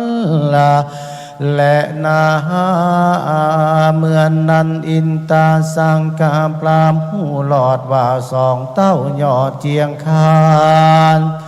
มีใจบานตั้งกูตั้งตนอยู่ตามกองบ่อขี่มองมนไม่บ่อถอยไล่เสียทำจึงไข่กำต้านกาวสักเสริญเต้าบุญนาวาคาแด่เต้าบุญภายยศใหญ่การลูกนอไทยเป็นตาลเมียเจียงคานยอดซอยสาละปล่อยตาลไปย่อมเป็นวิสัยแต่เก้าอันหนอผ่านเจ้าปั๊มเพ่งมาคนผู้หาพญาบ่ใดบ่มักไฟต่างตานจากพ้นส่งสารยินอยากล้างผ่องหากอาธรรม สร้างบาปกรรมบ่น้อยกันกาดกล้อยดับขันปราบย่อมพันไปเกิดในงะกำเนิดอาบายส่วนคนตั้งหลายน้อยใหญ่อันมักไฟต่างบุญการตำคุณหลายหลากกันตายจากเมืองคนยอมเอาตนไปเกิดในจันฟ้าเลิศเมืองสวรรค์ข้าแด่พระจอมทันเจ้าจางเจ้ามาอยู่ปางกวางดงรีได้ถึงตาหน้าปางลามีสุดยอดคือลูกลักต่อเตตานแก่ปลามานาจารย์ผู้เฒ่าแต่เมื่อเจ้าวันนี้มาหลอดเต้าตานยอดเตวีผู้มีวัดดีพร้อมไข่หางบ่ได้ป้อสองย่อมเป็นกองล่ำเลิศป่าคือเกิดเมืองสวรรค์เต้าใจพันไข่ใดหรือมักไฟอันใดจุงสมใจไฟห้อยยากลาดกล้อยไก่กาแด่เตอเอวังวัตตัว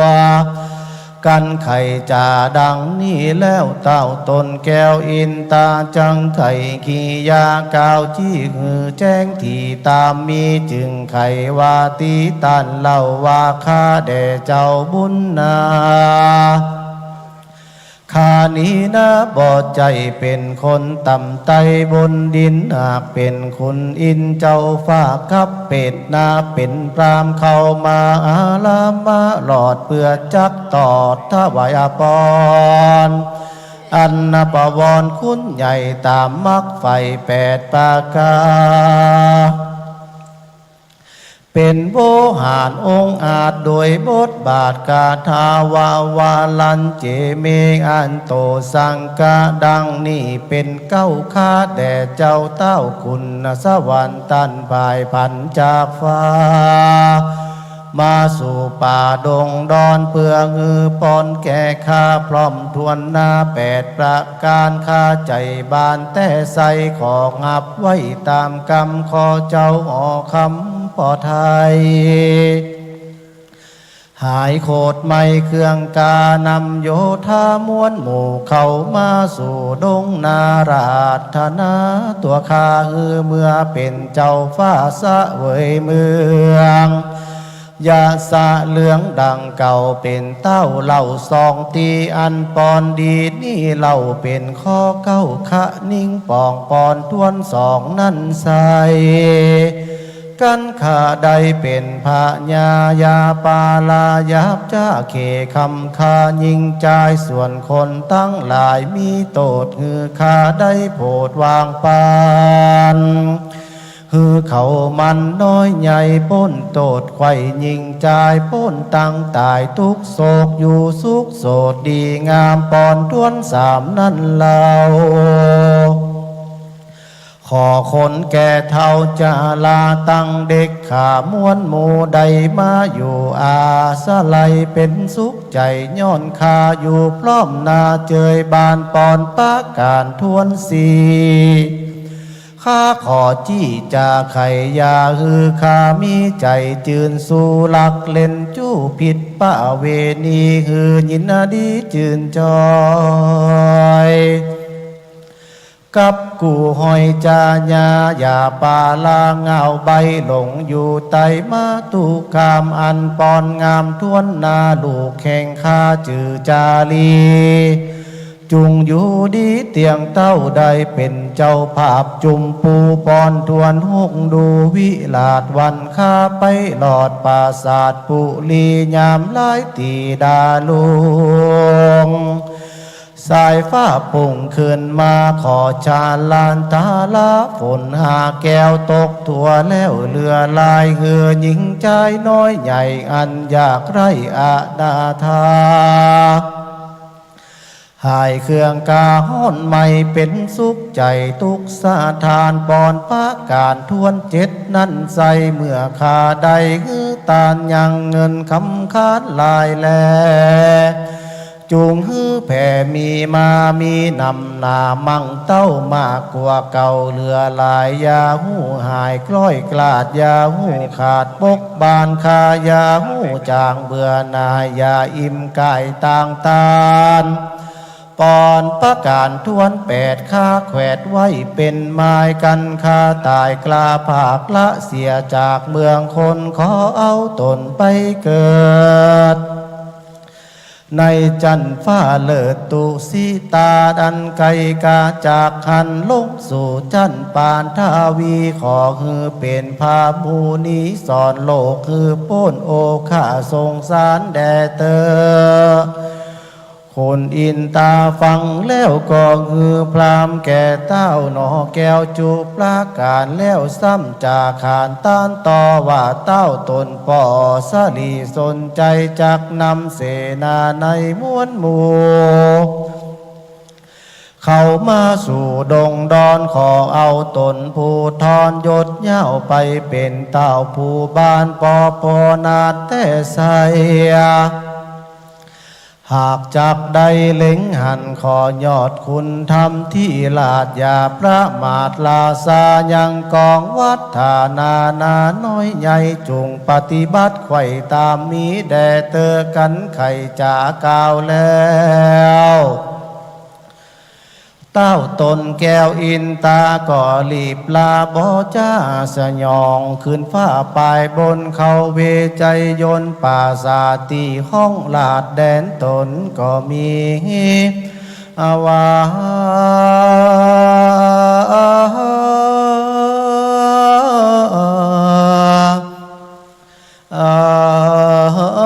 นั่นแหละเด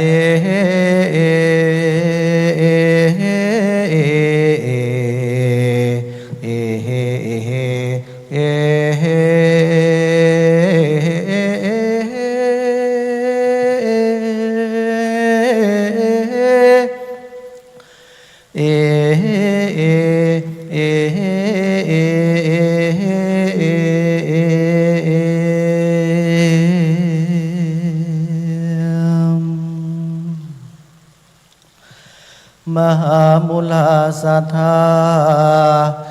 ตั้งลา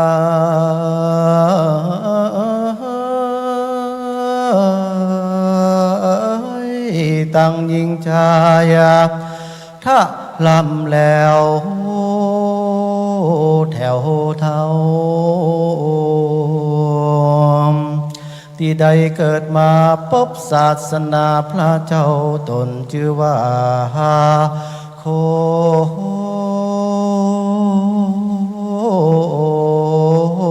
โดมก็นับว่าเป็นบุญกุศลอันใดสร้างไว้จากหลังก่อนเกียเกิดมาจากนี้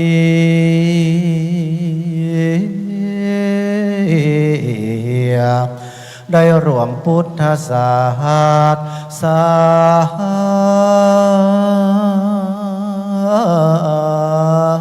นา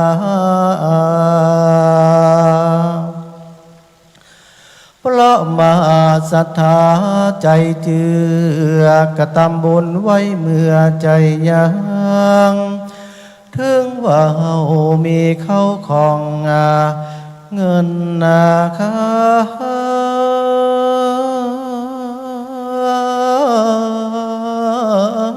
เครื่องมีตังรถเก่งรถยนต์จางมาหมู่งู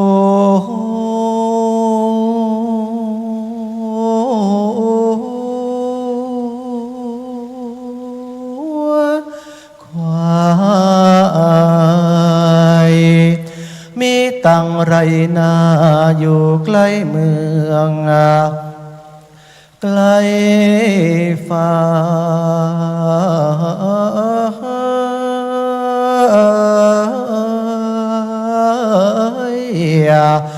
กันว่าตัวเฮาตายก็ไปโต ยบ่ได้ตายลาไว้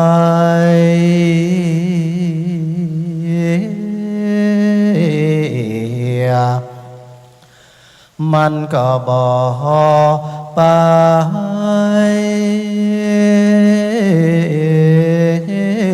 ตัวถึงว่ามีผัวเมียงามมาสิสู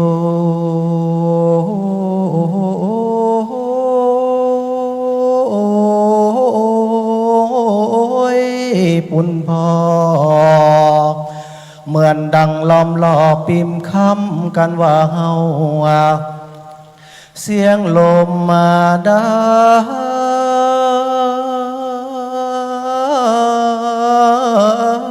เต็มตีมามันก็ปากันมานั่งให้แล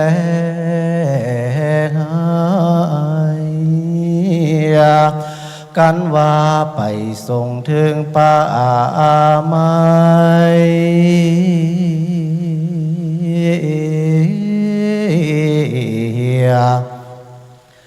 ก็ปิกปอกคืนมามีแต่สินธรรมพระพุทธเจ้าเต้าอันงาดีลีจะเป็นของดีสืบไปเบื้องหน้ากินตานไปบ่จา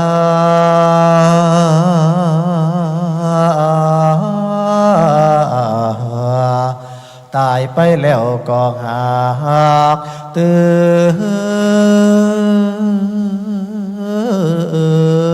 นดีเป็นบุญเตื่อมกำบ่โศกเศร้าโศกี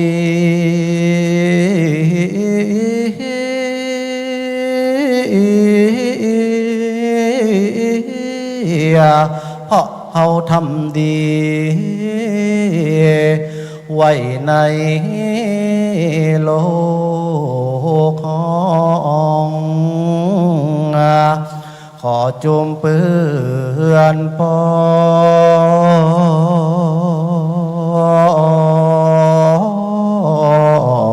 ง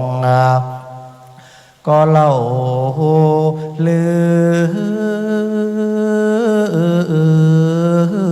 จามีใจระนึกกึดตึงใจ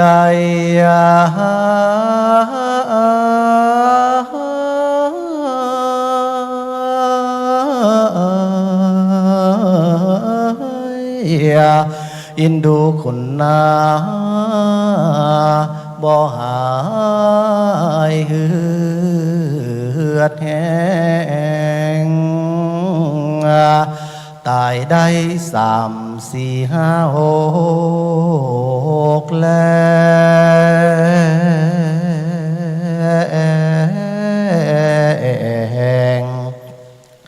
เหมือนดังบ่ตายมือมอนมีคนเคารพจารึกอักษ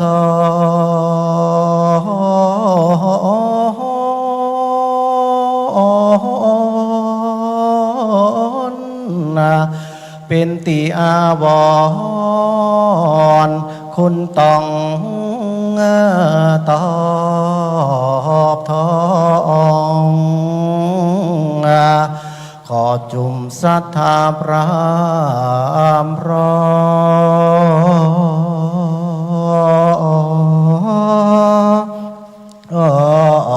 อมมาจุงกึศทีฟ้ากาม อาตมาหมอนน้อยบ่ใจกล่าวว่าจูกา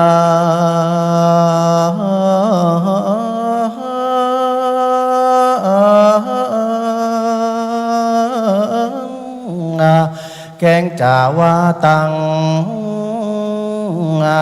คือหายโศกมาพระมุนีวาไว้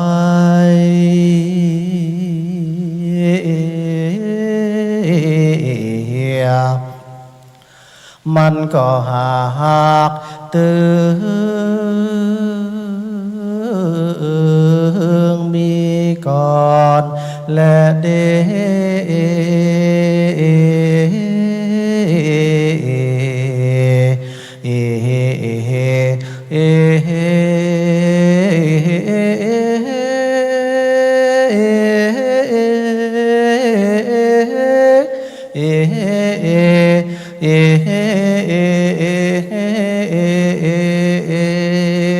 สังกัมปังนิทิตังขียา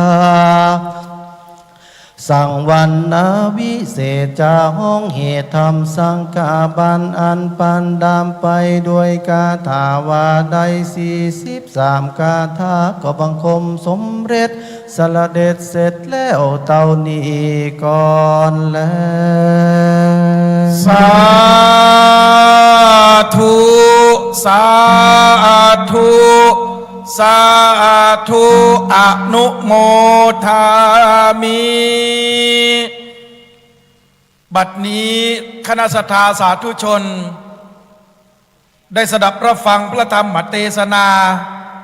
จากองค์ปาฐกพระอธิการสมฤทธิ์กุศลจิตโตศิษย์เก่าพุทธศาสตร์บัณฑิตรุ่นที่55สมปานเจ้าอาวาสวัดโตกหัวจ้างตำบลพระบาทอำเภอเมืองละกรลำปางมหาจารย์เวสสันดรกันที่10สักกบันว่าด้วยพระอินทร์จำแรงตะแหลงกายเป็นพราหมณ์ได้มาทูลขอพระนางมัตสีจากพระเวสสันดรและได้ถวายคืนพร้อมกับถวายพรแห่ง8ประการเจ้าภาพเก้าเจ้าศรัทธาในโอกาสนี้เก้ากระผมขอกราบอาราธนาในเมตตาธรรมอาจารย์พระมหานพดลสุวรรณเมธีเจ้าคณะอำเภอวังเหนือเจ้าอาวาสวัดบรรพตสถิตผู้อำนวยการวิทยาสงฆ์นครลำปางเป็นตัวแทนของสมณศรัทธาคณะศรัทธาเจ้าอำเภอวังเหนือที่ได้พลังพร้อมใจกันภาวนาตนตัวเป็นเจ้าภาพในกันนี้กราบอาราธนาด้วยความเคารพอย่างสูงยิ่งครับ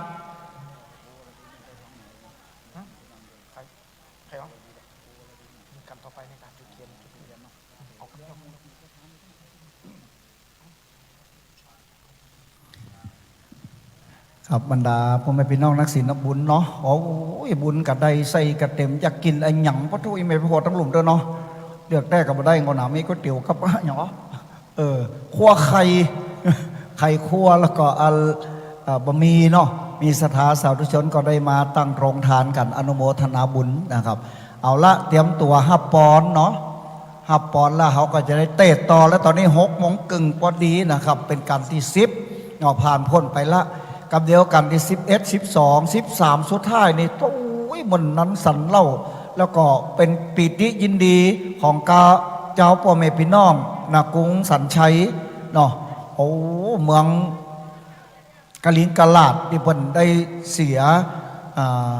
พระเวสสันดรกับปิกปอกมาเมืองโอ้เดี๋ยวพออาจารย์สิไว้เพิ่นจะได้ห่ำได้อันนี้คือฝังเนาะแหล่คือฝังเอาละตอนนี้เอาป้อนเหี่ยก่อนเนอะนะครับเพราะว่า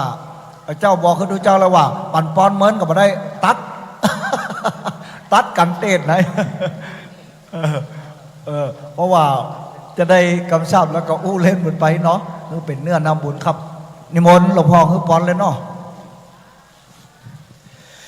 ยะถาวาริวหาปุลาปลิปุเรนติสาคลังเอวะเมวะอิโตตินังเปตานังอุปกัปปติอิจิตังปฏิตังตุมหังคิปะเมวะสมิจฉตุสัพเพปุเรนตุสังคปาจันโทปนาราโสยถามณิโชติราโสยถาส สพพิติโยวิวัชชันตุสัมภโรโควินาศตุมาเตภวัตวันตรายโยสุขีทีขายุโกภวะอัมพิวานธนสีลิสนิจจังวุฒธาปัจจายโนจัตตารโอธรรมาวัฏทันติอายุวันโนสุขังภาลัง สาธุสาธุสาธุ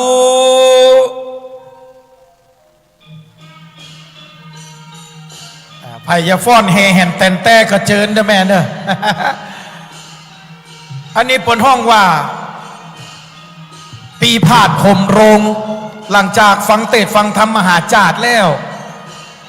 เป็นเพลงบอนลำปางครับ ต่อด้วยเพลง95หมายถึงเพลงที่ทรงเทวดากลับฮับเทวดาป่อปูเมย่าหรือว่าเป็นเพลงฟ้อนผีมดผีเมงมาอนุโมทนาสาธุการกับบุญกิริยาวัตถุทานในงานเตดทำหลวงมหาจารย์ครั้งที่21ซึ่งปีนี้ได้จัดที่มจรวิทยาลัยสงฆ์นครลำปางตำบลสารามอำเภอกอคาจังหวัดลำปางเนื่องจากว่าวิทยาลัยสงฆ์นครลำปางได้ทำบุญทักษิณานุปทานครบรอบ24 ปีและตานตอดอาคารหอประชุมแห่งนี้ซึ่ง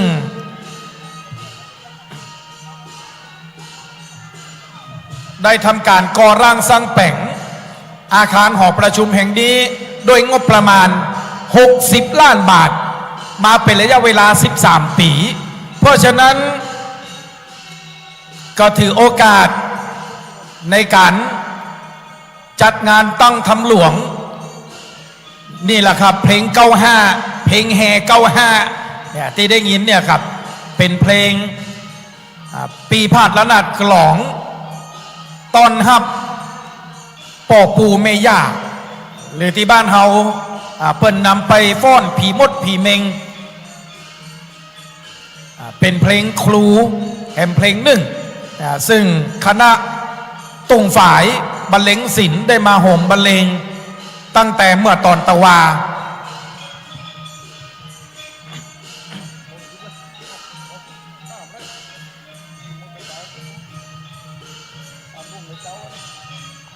ห้องมันขึ้นกันห้องมันขึ้นมากันพระภูวาปีประเสริฐ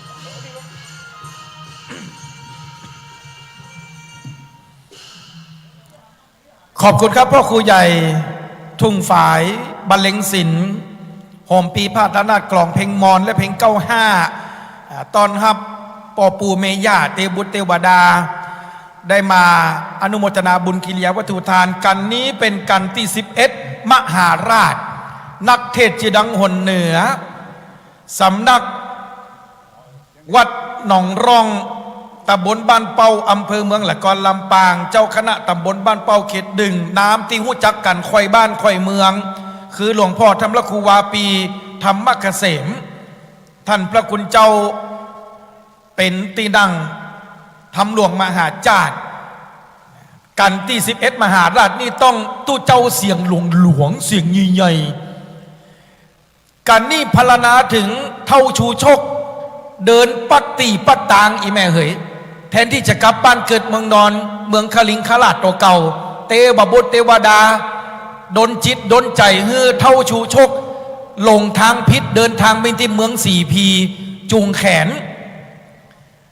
กุมารทั้งสองกันหากับชาลีมาพบเสด็จปู่เสด็จย่าเป็นระยะเวลา1 ปี15 วันที่พระเวสสันดรกับพระนางมัตสีออกจากเวียงวังคลังธรรมไปอยู่ในแพะในป่าเขาวงกฏ1 ปี15 วันระยะทางทั้งหมดทั้งเสียง60 โยชน์1 โยชน์เท่ากับ16 กิโลบวกลบคูณหารแล้วจากบ้านจองหอเงินไปอยู่แพะ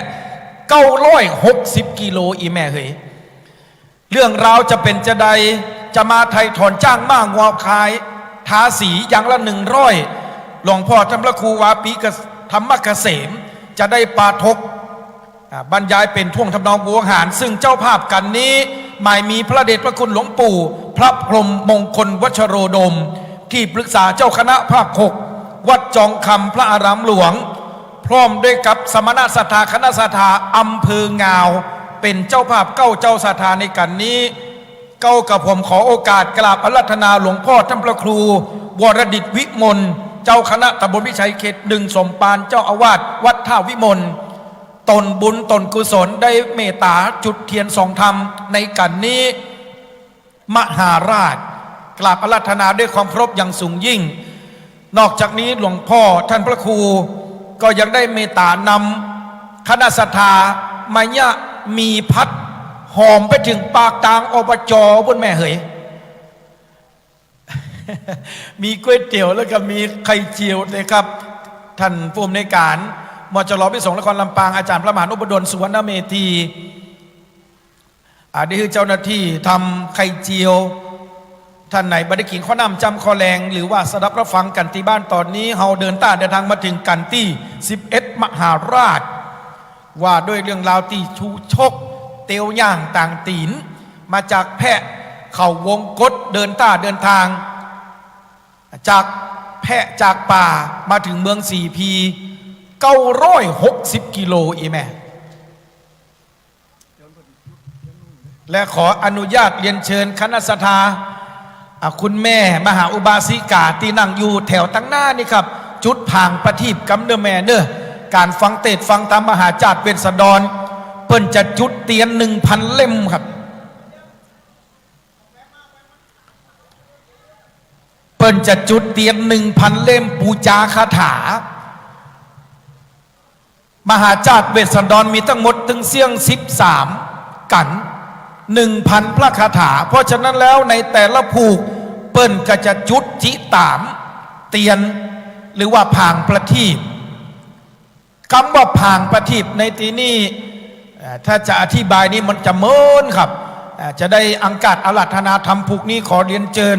ร้อยตำรวจตรีศรีวัยสมวันอดีตนักเทศน์ชื่อดังนั่งตังบัลลังก์ทำหลวงกันที่9กันมัด4ข้าราชการบำนาญตำรวจปราดแห่งจังหวัดลำปางอาจจะได้มาอาราธนาทำผูกนี้มหาราชขอเรียนเชิญพ่ออาจารย์ครับ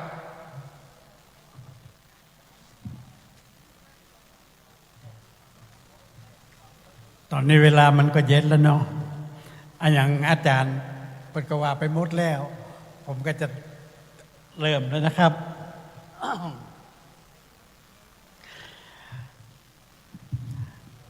มหารา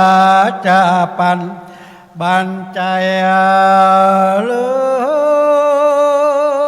ยกันใหญ่กว่าปางเมื่อพระเจ้าจางจือ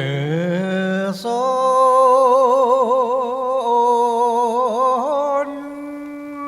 ใจ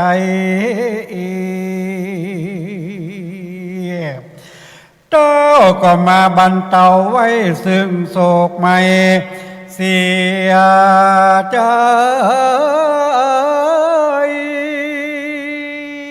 เหตุว่าได้หันส่งพระไทยหลานแก้วใจหลานแก่นไทยได้มาลอตราปู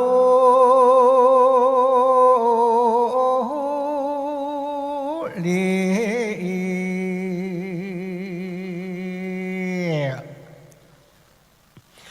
เต้าก็มาไทยเอาซองสาลี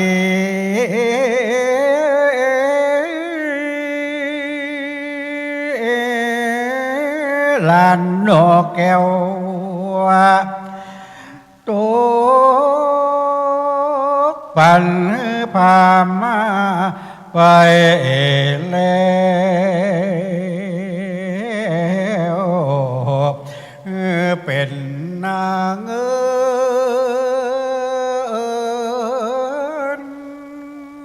ขา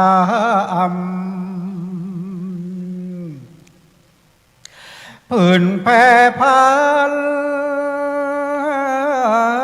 เสื้อผ้าดังหมูจางมาแลงัวควายเขาของดังลายนับมีบ่น้อยสิ่งอันละลอ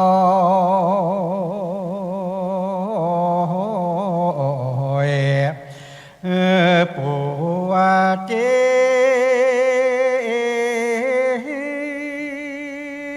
พรามก็ทาง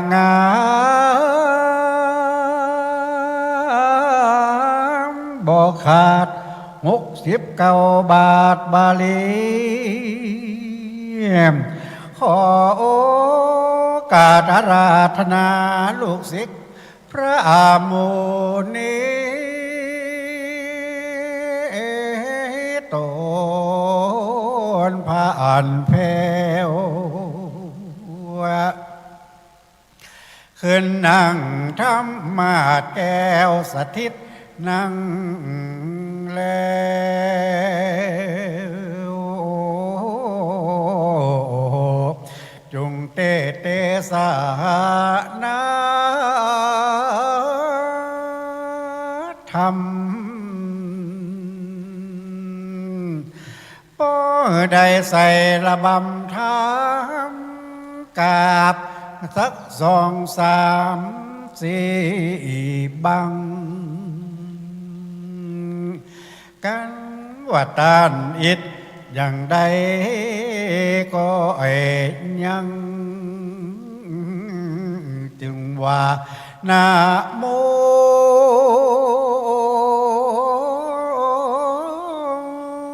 ไปก่อนแลดี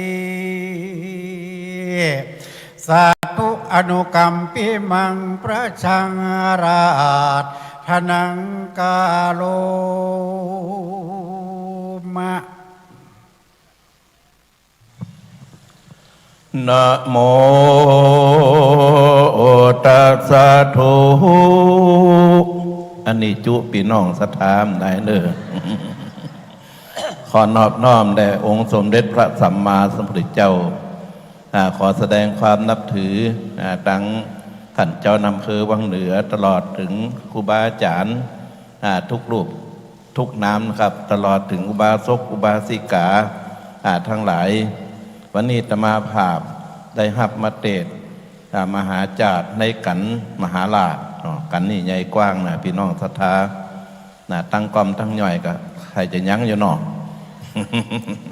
เอาละพี่น้องศรัทธามันก็ถ้าจะอูไปเหมือนก็มันก็จะเลิกไปติ๊กๆนะต่อไปก็ขอเชิญพี่น้องศรัทธาเอาฟังธรรมมหาจารย์ในกันมหาลาภโอ้โหนอโอ้โหนอ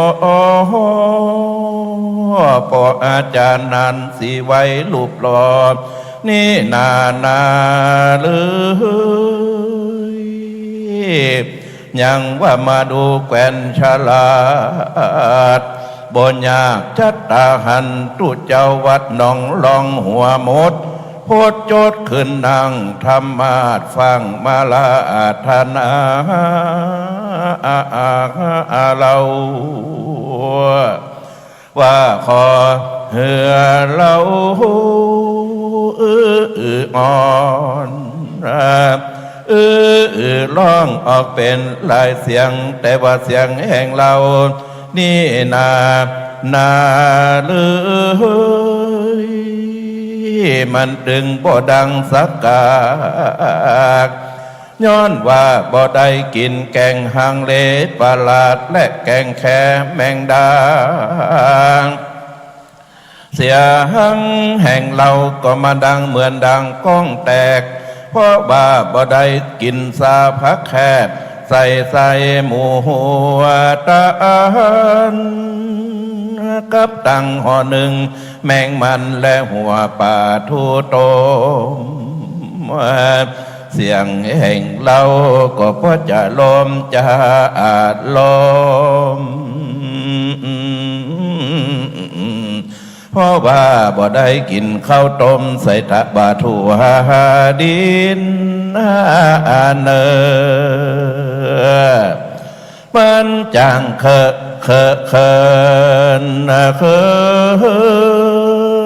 เมินตามเมินมันจังปางลิ้นกาดัง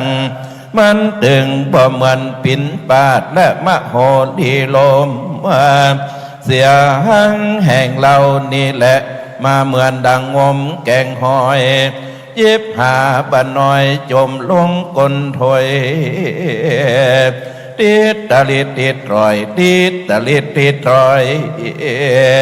กินแกงหอยบ่ได้อ้อยพักปูดิงเมียงแจซ้อนบ่ได้สายคิงบ่เต็มสติมจูหือปู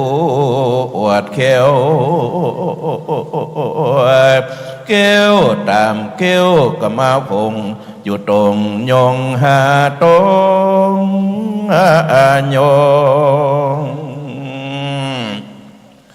ปัดนี้นา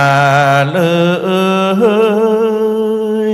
ปออาจารย์ปอมาลาธนาวังอาตมาน้ำนำกับจ้อยแต่ว่าเสียงอาตมาหมอนน้อยมันบ่สายละบำเพ็งใหญ่โวหันบ่กาเปรียบเหมือนดังมาฝึกรถใหม่บ่เคยต่างฟังดูที่แต่มาดังอยู่งางบ่แม่นเสียงพ่ออาจารย์ลาธนาแต่กีกันว่าพ่ออาจารย์เข้าใจเอาอันนั้นมาแถมสัก500เสียงแห่งเราก็ถ้าจะอ้อยหาดีมา500น้ำหวานเด้อพ่อหนานเด้อเบิดนี้ศรัทธาต่างหลายมีครูบาอาจารย์มหาจุฬาลงกรณราชวิทยาลัยวิทยาลัยสงฆ์จังหวัดนครลำปางตลอดถึงบรรดาอุปาสกอุปาสิกาทั้งหลายก็ได้พากันมาฟังธรรมนิยายมหาจารย์ในกันมหาราชก็นับว่าต่างหลายได้ส่งเสริมวรรณคดีโบราณบวชใจน้อยการเทศมหาจารย์พื้นเมืองนี้จักจะขายซอยพอเขียมพูดเทศเต็มหาดีเนบังเอิญวันนี้โจกตุเจ้าวัดหนองลองสั่งมาเดียลีเพราะครูบาอาจารย์หมอดจลอดและอุปาสกอุปาสิกาได้อาราธนาอาตมามาเตสหานาธรรมเพราะว่าศรัทธาพ่อแม่พี่น้องไผก็หูว่าตุเจ้าวัดหนองลองเป็นกำพร้าบอกหามีเงินทำมหาจารย์กันมหาราชนี่ก็นับนาก็มานาเหลือเกิน นตึงกว้างตึงยาวตึงเหมือนบ่ใจน้อยน้อยกันว่าครูมาอาจารย์ใส่กันเทศได้บ่ถึง500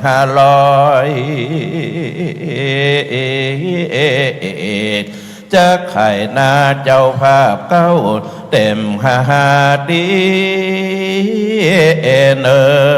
อันนี้ว่าเล่นบ่ได้เนอะเราละเด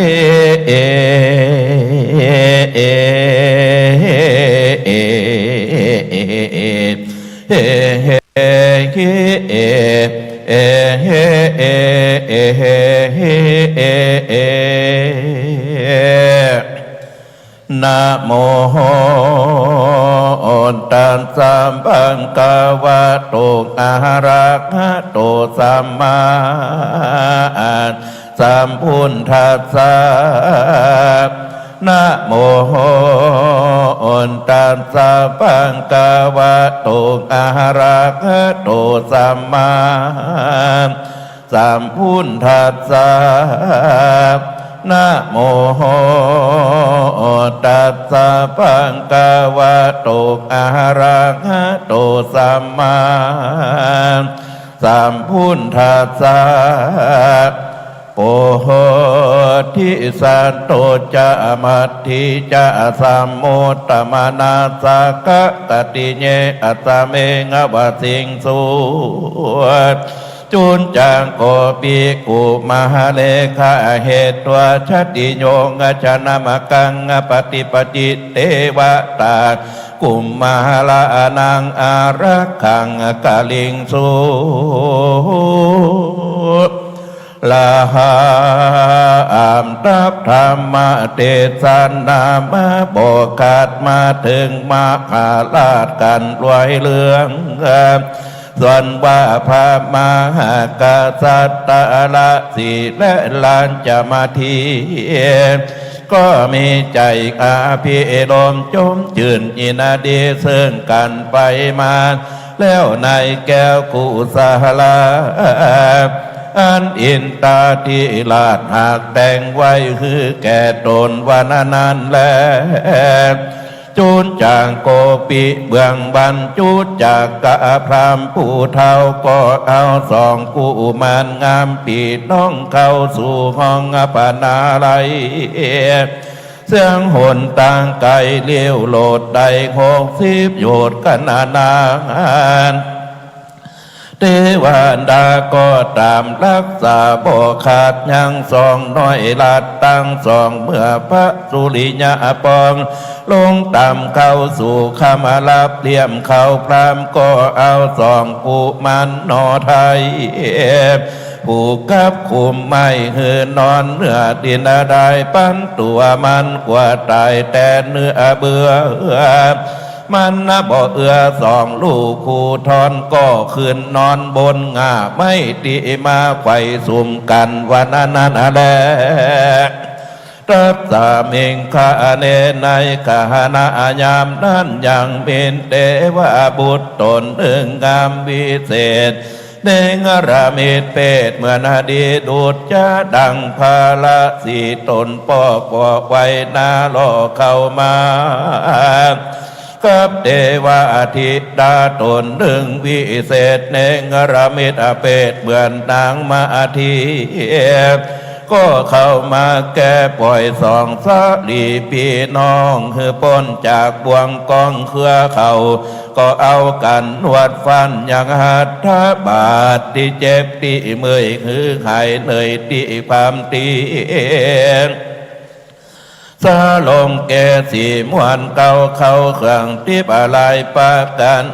กินอาหารมีรสไหลหลากแล้วนอนเหนืออาสานาเป็นพาสุขลำยิ่งบอกคอนกิ่งสะบัดดีในวัยที่คืนนานลุงสายผ้าพุ่งคืนมาเทวดาก็สองพี่น้องเพื่อพวกเข้าสู่บวงกองเพื่อเขาคือสองนงเล่านอนดังเก่าดังพามเท่าผูกไว้เตปาไทยก็อันตรธาน กับหายไปวันนั้นแหละนาอันบาสองผู้มาลาอันเดวาดาตามรักษาบ่ขาดบ่มีพระญาติอันใดก็ไปตามพรามนั้นแลส่วนจุดจังกะพรามอันเดวาดาหากบรรดนเขาหวนใจว่าจากไปเมื่อเมืองกาลิงกราชอันเป็นอาวาสแห่งตนก็หลงหนไปสู่เมืองเจตุตาลานากรโดยอนานนหนต่างประมาณว่าได้15 วันในคืนนั้นพรามจากไปหลอดเต้าไทยยอดสนใจนอนสำรานาในปราสาทในเมืองแก้วลาดบุรีในลอยที่จางไกลลุงเต้าก็มุ่งฝันหันนิมิตฝันว่ามีดังนี้ว่าตนนางอยู่ที่ลงพิจารณาคำหันใจผู้หนึ่งดำนำเอาดอกบัว2 ดอกประทุนตั้งไว้ในพระหัตถ์พระกษัตริย์คนนั้นทัดทรงในหูทั้ง2 ฝันว่าละอองไก่สอนพุ่งขึ้นเหนืออกตกลงมาเหนือตักก็มีแลโสปาพูดชีตัวเต้าสนใจสะดุ้งตื่นตั้งฝันกันลุงเจ้าก็ฮือหาพรามตั้งหลายกันอนุตามหน่วยตรอยนิเมตมาสู่ลงพิจารณาคำจึงถามดูยังเหตุเพื่อเฮือแจ้งเจตคำฝันพุ่งพรามอันจบเปตจึงไว้บอกเหตุท้าไว้สารว่าเทวะคาแด่พระผู้บานเป็นเจ้าญาติเขาพันวงศาแห่งพระรัญจาตนบุญมากอนาปัตภาคไปนานบ่มีหลานก็ลูกเต้าจากไต่เต้าเข้ามาถึงมาเติงวันนี้บ่อยาจันและนาเต้าสนใจตนวิเศษก็ทะลงเต้าเกตเกสีโดยน้ำมุทธาดีอาบแล้วเต้าตนแก้วก็สเวกอาหารอนามีโลดไหลประการต่างๆแล้วก็ยกอย่างเข้าสู่ดงพิจารณาคำเทวดาก็นำเอา2 เจ้ากับพรามเท่าแก่ชาลาไปผ่ากดดีตาเต้าไทยทั้ง2ก็มีแลเมื่อนั้นปัญญาสดีสนใจจริงถามว่าดูแลลูกลักตั้ง2 ตันพามว่าท่านใดลูกลักตั้ง2แต่ที่ใดมานั้นจะเมื่อนั้นตันพามก็กล่าวว่าข้าได้2 ผู้มานงามพี่น้องกลับมาได้แต่เมื่อเดือนเป่งมานับแต่นี่นาก่อนนั้นสละลำคำว่าใดเดือนดับนี่แหละนาทีนั้นพระญาสดีสนใจก็เกิดว่า2 ผู้มานี่เป็นข้าแก่พระผู้เฒ่าท่านก็มาไถ่เข้า2 ลูกลักเป็นตานแก่พามก็มีวานาอันแลหาเด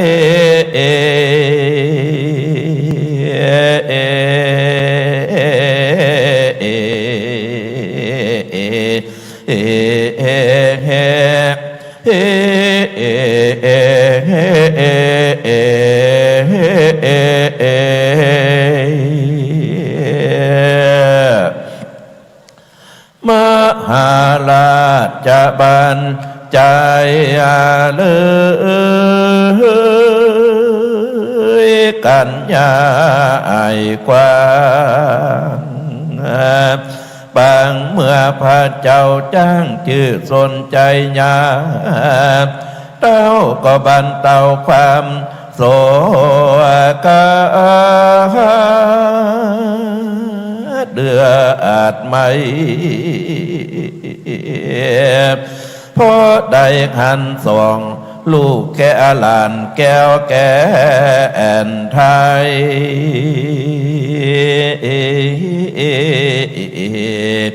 มาสู่หาบุลีเต้าก็มาได้เอาสองสาลีลานนอแก้วตกแต่งแล้วสิ้นเงินทำผืนแพรพันเสื้อผ้าตั้งจางมาหมู่หัวไฟเข้าของลายบ่อนอยสิ่งแลลอย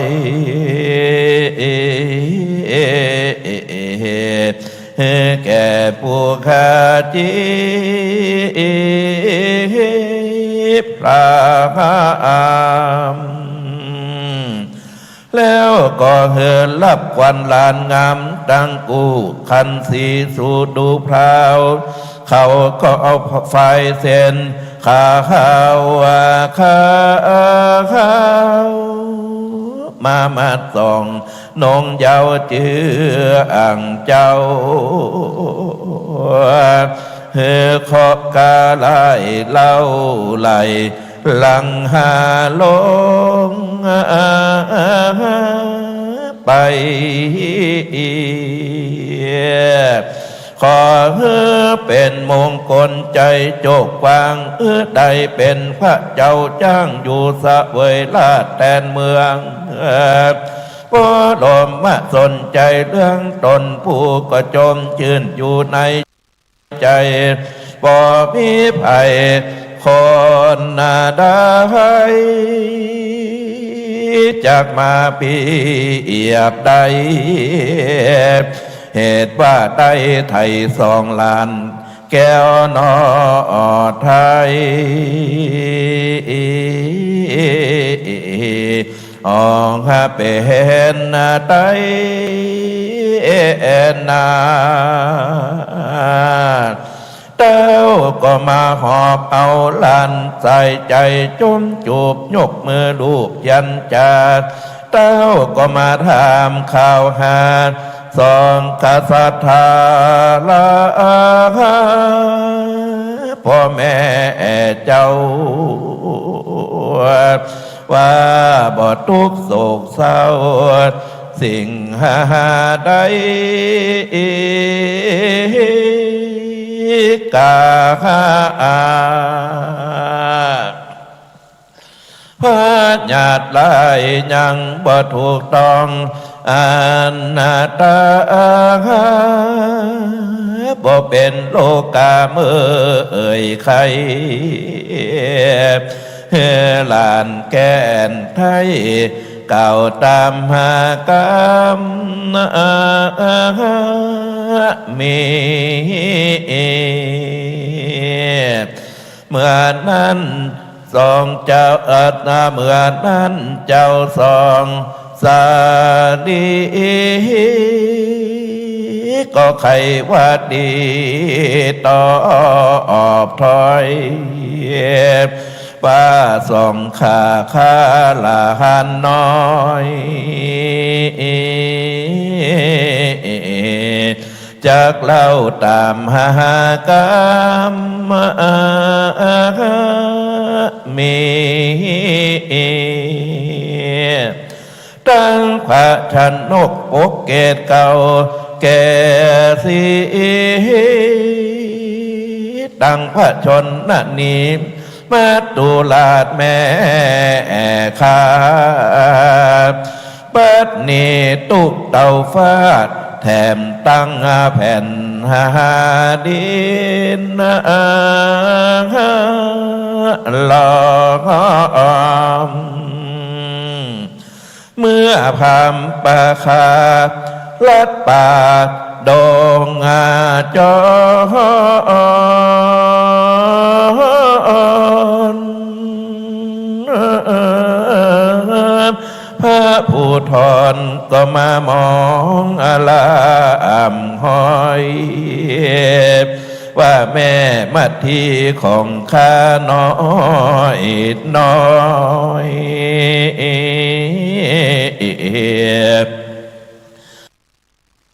กำลังเสาะหาลูกไม่อยู่เตียงหาหน้า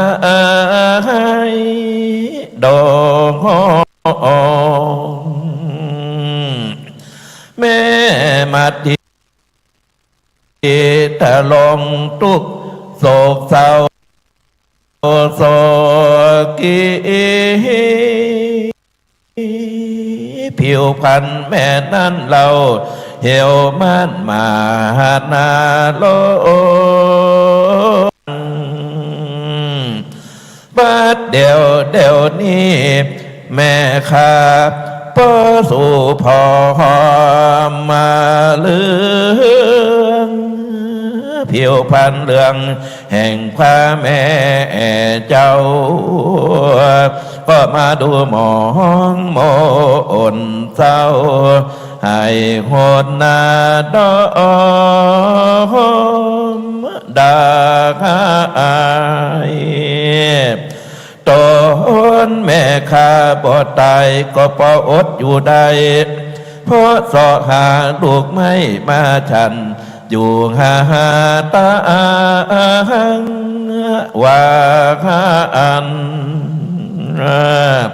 ภาระมันลูกไม่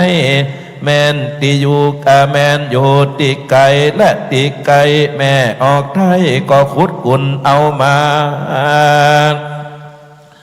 เวลาเดี๋ยวนี้แก่เก่าแก่อาสาก็หันหลักกาผิวมองโมนไม่เพราะว่าน้ำและกิ่งไม้จ้องหาปาน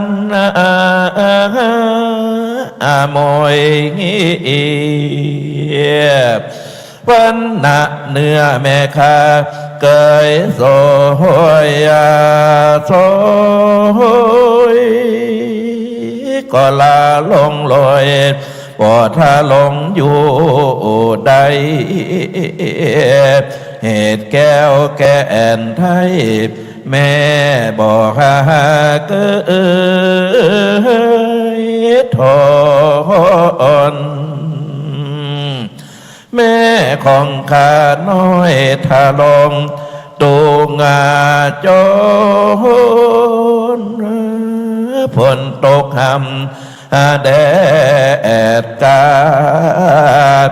ลานแก้วกาอัมพา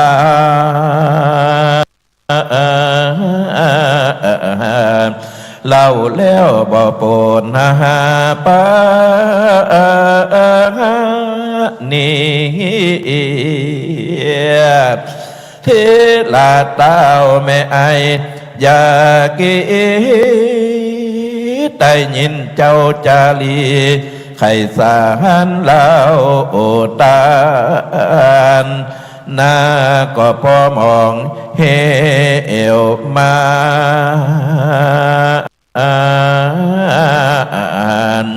แสนโศกหาสวงองจึงมีบังคับมอบอาบาวางโปหลานในองค์นอนเนาไปเจิญพ่อเจ้าทิลานานามา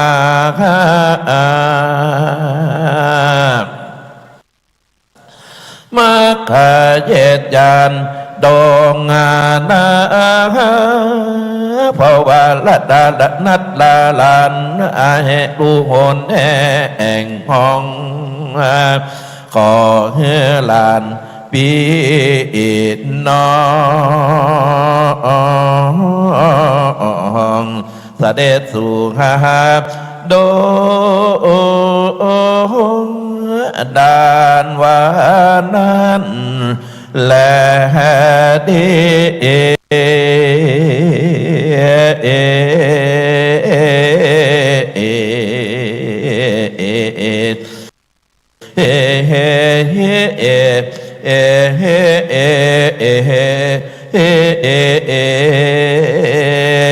ตะมันทางปะกาเซนโต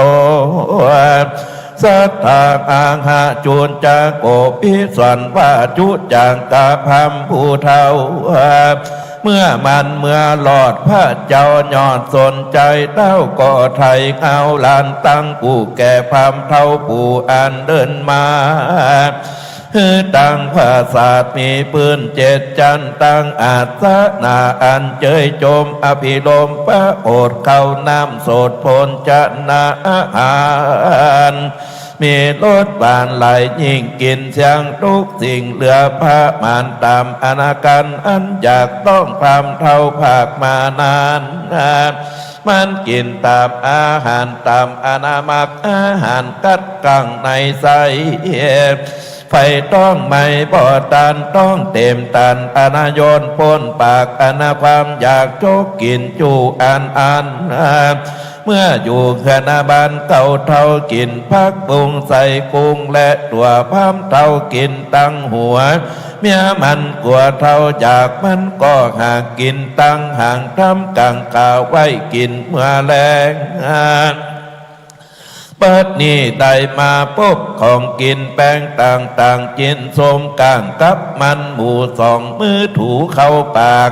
ย่าจะจูบจะจากจะสุยสะสาบกินตั้งลาบไปและแกงแค่เป็ดแกงแค่เห็ดเผ็ดว่าวีกินตั้งปิ้งจีและปลาเผาแคบหมูมันเอาใส่ละลันเท่ามันยินก้อยเกี้ยวปากพามเทวปากพามเท่าเบลเมื่อมอนกินตั้งแกงออมต้มปิ้งไก่หูดใส่ตั้งตัวกินตั้งขางัวและหั่นต้มติ่นตังเจนสมและป่าเจียวแกงนางเนียวใส่สมอ้อยเกี้ยวบอดย่อยสักอันพามันยาลับตามืนอยู่ปรามเท่าผู้ก้อยเกี้ยวงานกินตังแมงมันและอึ่งยางกินตังดูกตังกังตังมันกินตังหมากไฟและดูกต้มกินตังจินสมและป่าจืนยามามืนมาเมากินตังหมากเป้าและหมากตาลกินตังน้ำหวานและหัวเผือกกินบ่เลือกบ่แยงกินตั้งแต่งตังเต้ากินตังเข้าสาลีของกินมีม้วนมาปูพามเต้าอยากละลอนมันกองหานางตั้งหลายพร้อมกันเข้าไก่ยอหยอกใจสามแดงองค์พรามเท่าหลงอำนาจเข้าบวงบาทพุ่งยิงเข้าเป่าปิงพรปากผู้พรามเท่าอยากละลอนกินมามอนมามัดส่องแก้มกัดมาไม่ต้องผู้พรามเท่าใหญ่เต้าให้ตานพรามเย็นลำบากลองอุ้มตองล่องออกปากอืดตังคิงขึ้นพับกินบนศาสตร์ทะละลาดเรือไปเอาไฟมาส่องโคตรหาจองอยู่ละลวนโคตรหาจานก็บ่ออกหวังจักถอกเบาใจกินยาปาดอยู่ในก็บ่แป้กินยาแก่ก็บ่ลงกินยาผมก็เสียงสามไตต้องกูพรามเท่าไก่ปุ่มปิงปุ่งเด็กยิงจิงจูงแขนปูลูกเล่าเท่าให้ใจหาเท่าให้ใจเศร้าอยู่ญาโยดบังจากปกบังจากตกไว้สามปองมาแถมเล่าซ้ำไล่กว่าเก่าแถมนาถ้าเอายามาลูกไล่หวังจากได้เบาใจพรามหายใจสะอื้นสะเลดขึ้นหูคอปันหัวมอสะเศร้าให้ใจเศร้ากลางกับตาบ่ลักเลือกขึ้นตาเลือกฟื้นเมื่อบนตินมือวนเป็นเกี่ยวหันบัดเดียวเร็วลา เขาผูกรักษาอยู่เฝ้าหันพรามเท่าเป็นดังจักได้เขาตั้งหลายพรามพร้อมจริงลิงน้อมเป็นเกี่ยวเดียวเขาจริงงาแล่นเดียวไปขาหมอจุแห่งเปื้อจักแดงพามหายไปสู่หมอหัวไข่ก็ว่ากีดควังไปสู่หมอหัวหลวงก็บ่ได้อยู่ไปหาเท่าปู่ก็ญาย้ำยังอยู่กำบ่ออกไปสู่หมอหัวงอกว่าอย่ามาสู่มาเตอะหลานไปสู่หมอจังตานก็มันตายไปเสียแล้วไปสู่หมอแก้วก็ยังจักอยากไปสู่หมอปากว่าอย่าสู่มาทำไปสู่หมอไพศาลก็บ่ฮู้ที่ไปสู่หมอนี่ก็จักให้ไปสู่หมออายก็มันตายไปแล้ว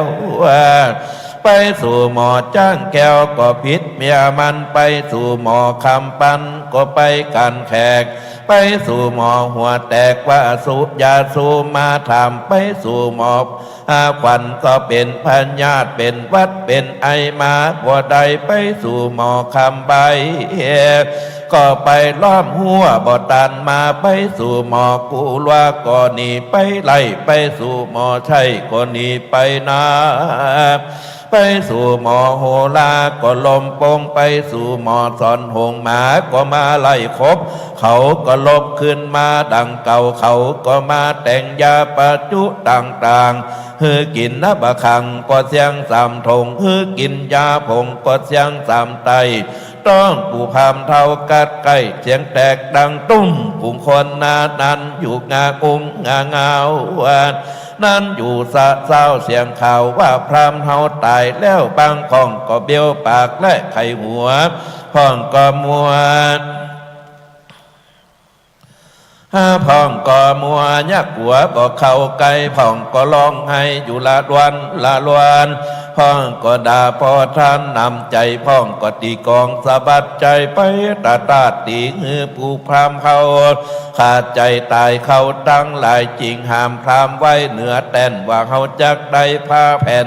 ที่ไหนจะมาปกเขาก็ปกเอาเบียไปซื้อยังกาดได้ผ้าขาดผืนหนึ่งเหมือนดังย่องัวเอามาปกหัวก็บอกกุมตาบอกหมมาส่องตาเกินรับอิว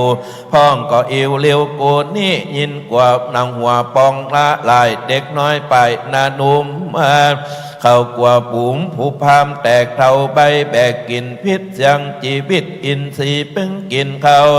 ในราชมนเทียนพระเจ้าโสดสันใจและนาเต้าบรมสันใจก็เฮือรีบส่งสาการพามปู่ปองเฮืออยู่ปอยามผู้ขาคักมาหามไปนาผู้หาอาคาหานอย่างจ้ามาหามไปหลังผู้ตาพังเฮือตีกองผู้ตีปองเฮือตีก้องผู้จางพรเฮือตีแฉงผู้ปากแหวงเฮือเป่าปีแต่ตะแลมือผู้แขนเสื้อเฮือถือละแอชัดกังพ่องกว่ายั่งพ่องกว่าไปเต้าหันหัวไหวอยู่หน้านุ่มผู้ตาสูงมานำตาง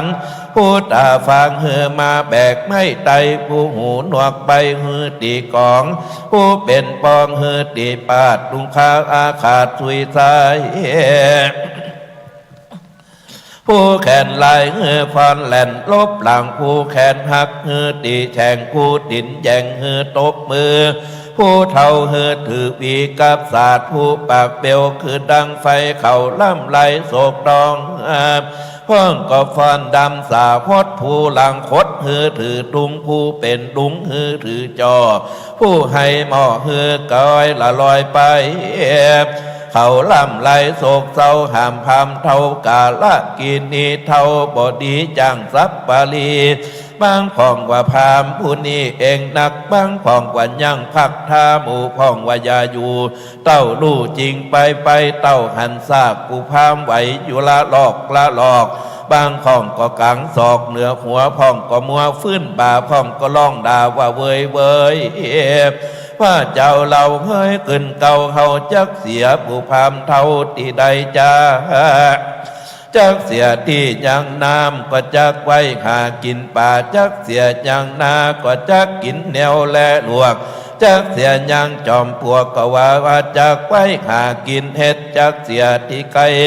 เก้าผักเพชรก็ว่าจักไว้กินดอกจักเสียปลาพักนอกก็ว่าจักไว้กินใบ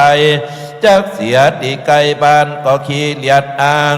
จักเสียตีไก่หิมตังก็เยาว่าจักกว่าจักเสียตีไก่หัวขวากว่าจักไว้ไตเตาจักเสียตีไก่เก้าเป้าก็กัวเป้าบ่หวานจักเสียตีไก่เก้าตาลก็กัวตาลบ่ใหญ่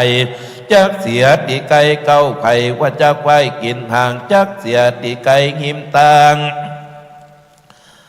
หากก็เจ้าส่วนกว่าจักเกียรติจักเสียหาตีปัญญา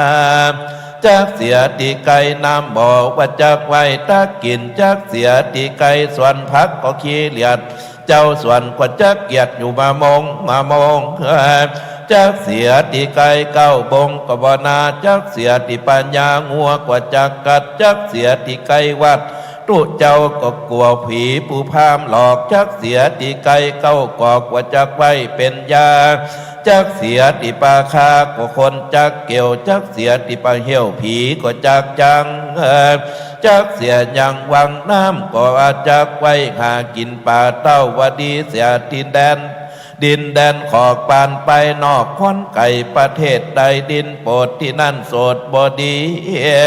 การะกีนีปลายซ้ายดินก็จักไว้ห่างหาปังไปกว่าดินก็จักไม่ที่สะหนใต้ดินก็จักเหลืองหนเหนือเมืองหาดินก็จักม่านตักสีด้านก็ควันบางตัดตีทำกลางดีก็เสียเต้าดีเสียผู้พามเท่าจื่อยังควันเขาจริงจวนกันสู่สะเศร้าเต็มทุกดันดาวเขาตั้งถึงที่วางพรามผู้เขาจริงอยู่จันจาว่าจะปัญหาเล่านิมนต์สาธุเจ้ามาบังสกุลเพื่อจักเป็นกุลแก่พรามผู้เราเขาก็ไปอาราธนาสาธุเจ้าวัดน้อยก็ว่ากีดขวางไปนิมนต์ตุเจ้าวัดหลวงกว่าเฮาไปบ่ได้ไปนิมนต์ตุเจ้าวัดไตว่าเฮาบ่เคยเมื่อไปนิมนต์ตุเจ้าวัดตังเหนือก็ว่าเฮาเป็นกลุ่มไปนิมนต์ตุเจ้าวัดลุ่มว่าเฮาเก่งไปนิมนต์ตุเจ้าวัดเมงว่าเฮาไปบ่ได้แลตานไปนิมนต์ตุเจ้าวัดมานบ่ทว่าไปในมนต์พระอโยธิยาก็บร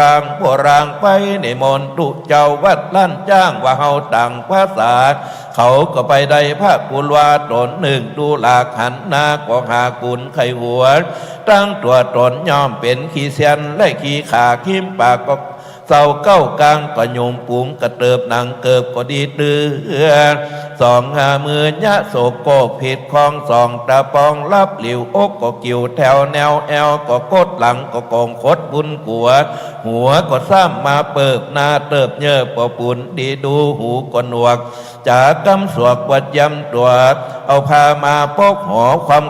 พามาปกหัวคอมคอญะปากคลอเจนจาก้อยลีลาย่างบาดที่แต่พาย่อมขาดหนูก็มากัดตาละปัดก็ขาดสายสนุกบาดก็เป็นเฮ็ดนาก็เป็นเก็ดบ่หอมขมอมก็ก้องก้นถงก็หัวเขาว่าชีชั่วบ่เชียงก็ยินสำยังส่องตาไกวแผ่นมาญะยุยญะย่างมายืนเตรียมปังค้างกองหลัวปูนที่ไข่หัวควรนักเจนเป็นนาญะจิลกว่าอุบาสกเอ๋ยเฮาจากบังสะกุลสันน้อยเอาไม่เต้าต่อยกองหลัวญะกะโกกะกากำปากก็สวดบรรณามอตอสอดนะมอตาสั่งกุศลธรรมังอกุศลธรรมังบุหามตายกันยังว่ากำลังแถมเราซ้ำกำเก่าไปมากุศลาก็บ่ได้เสียงเมียงในปากก็บ่ลุดบุรีขีสุดก็บ่ขว้างถงขยางก็สบาย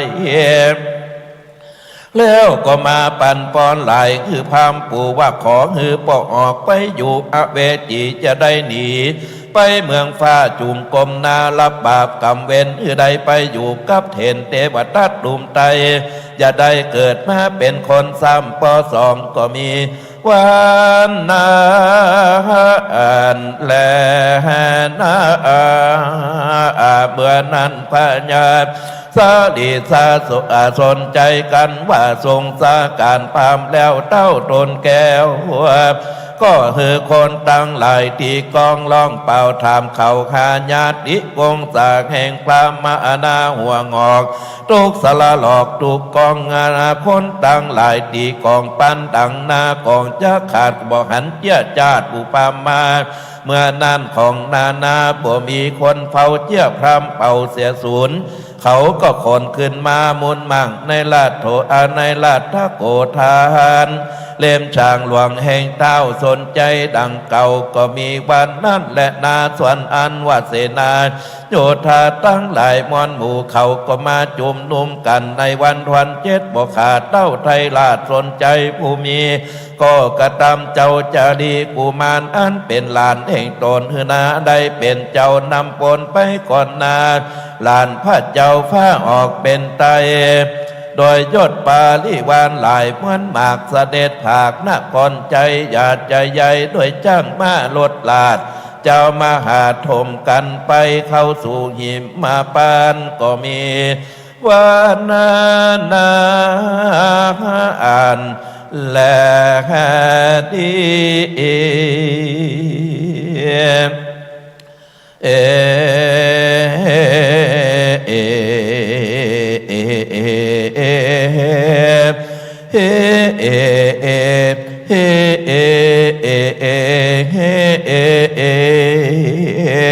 มหาดานจำปะปังดิทิตังกิญาสังวานาวิเศษจากห้องเหตุมหาราชอันนปรปดามไปโดยกัตตาว่าได้60 เก้ากาตานิทิตาก็บังคมสมเด็จเน็ตก็มากินน่องจองขึ้นแผ่วแอวพดแผ่วใบหูนั่งทุดนั่งถูแต่เจ้าก็แล้วเต่านี้ก่อนแลสาธุสาธุสาธุบัดนี้พระธรรมเทศนามหาจารย์เวสสดรชาดกกันที่11มหาราชได้สุดซ้อยบัวละมวลโดยองค์ปาทกหลวงพ่อท่านพระครูวาปีธรรมเกษมเจ้าอาวาสวัดหนองรองเจ้าคณะตำบลบ้านเป้าเขต1ได้พรรณนาถึงเรื่องราวตีเท่าชูชกได้ปาสองกุมารปัตตาปัตตางเข้ามายังเมืองสีพีพระเจ้าปู่พระเจ้าย่าก็จำลานตกเก่าได้จึงได้ไทยด้วยจ้างม้างัวควายอย่างละ100เลี้ยงเข้าเลี้ยงป่าอาหารกินบ่ฮู้จักหยุดจักยั่งต้องแตกระเบิดตายนะก็พรรณนาถึงเรื่องราวของกันมหาราชกันใหญ่ในโอกาสนี้เจ้าภาพตัวแทนของพระเดชพระคุณหลวงปู่พระพรหมมงคลวัชโรโดมที่ปรึกษาเจ้าคณะภาค6สมปานเจ้าอาวาสวัดจองคำพระอารามหลวงพร้อมกับสมณสถาคณะสถาอำเภองาวที่ได้ภาวนาตนต่อเป็นเจ้าภาพกันเตศในภูกนี้มหาราชจะได้เข้าเทียบถวายกันเตศท่านพระคุณเจ้ากราบนมัสการพระอาจารย์ดร.มหากิรติวรกิติอาจารย์ประจำวิทยาลัยสงฆ์นครลำปางได้เป็นตัวแทนของพระเดชพระคุณหลวงปู่พระพรหมมงคลวชโรโดมได้เข้าเทียบถวายกันเตศท่านพระคุณเจ้ากราบนิมนต์ด้วยความเคารพอย่างสูงยิ่ง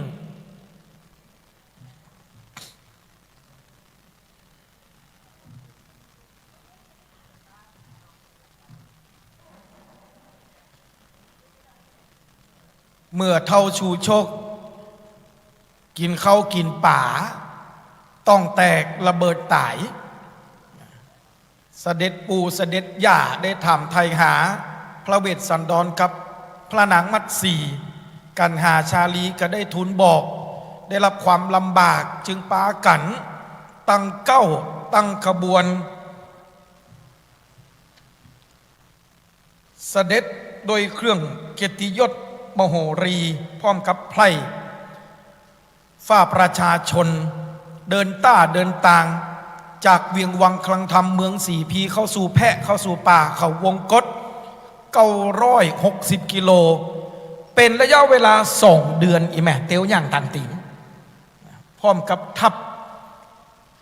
บัดนี้พร้อมแล้วเก้ากับผมขอโอกาสกราบอาราธนาหลวงพ่อท่านพระครูวาปีธรรมเกษมองค์ปาฐกได้คือพรคณะสัตยาสาธุชนที่อยู่ต่างบ้านสดับรับฟังฟานคลื่นมายังสถานีวิทยุภาคีเครือข่ายคลื่นสีขาวทั่วภาคเหนือ8 จังหวัดและคณะสัตยาที่อยู่ในห้องประชุมคณะสงฆ์จังหวัดลำปางมจรเกาะคาลำปางครับกับนิมนต์ด้วยความเคารพครับต่อไปเจนหับปอนเดอร์วันนี้เตดอูถึงเรื่องคนเท่าจมคือคนเท่าทำเฮืออิดเนาะพี่น้องสะท้าเท่าบ่าเอาปอนเหมือนน่ะเนาะยะถาสัพพิยะถาวาลีวะหาปุราปาลิปุเรนติสาคะลังเอวะเมวะอิโตทินังเปตานังอุปกปติอิจิตังปฏิตังตุมหังคิปะเมวะสมิสันตุสัพเพปุเรนตุสังกปาจันโทปนรโสยถามณิโชติลโสยถาสปิติโยวัชันตุสปะโรโควินัสตุมาเตภวัตวันตรายโยสุขีทีกายุโกภวะอภิวาตนาสีลิสนิจังบุทธาปจายโนจัตตารุธรรมาวทันติอายุวันโนสุขังพลังพุทโธอายุวันโนธรรมโมอายุวันโนสังโฆอายุวันโนอยู่ดีมีสุขคือมีโจกมีลาบตึงเปิ่นตึงตัวเนื้อสาธุสาธุสาธุอนุโมทามิปีผาดระดับกองปอครูใหญ่ทุ่งฝ่ายบรรเลงศิลป์ได้ห่มรงปีผาดระนาดกลองแสดงบ่งบอกถึงกันเตดได้แล้วจบบัวรมวลในกันตี11มหาราชโดยหลวงพ่อท่านพระครูวาปีธรรมเกษมหลวงพ่อนั้นมีความเชี่ยวชาญวาทะในการเตดทั้งก้อนทั้งใกล้ทั้งระบำใส่ท่วงทำนองโวหารแบบปืนบ้านล้านนาท่วงทำนองของจังหวัดลำปางหลายเวอร์ชั่นด้วยกันครับหลวงพ่อมักจะได้รับกราบอาราธนาไปนั่งตังทำหลวงวันนี้บุญได้นำพาหลวงพ่อได้มาเตดกันมหาราชต้องกราบนมัสการนิมนต์ขอบพระคุณหลวงพ่อในโอกาสนี้เป็นอย่างสูง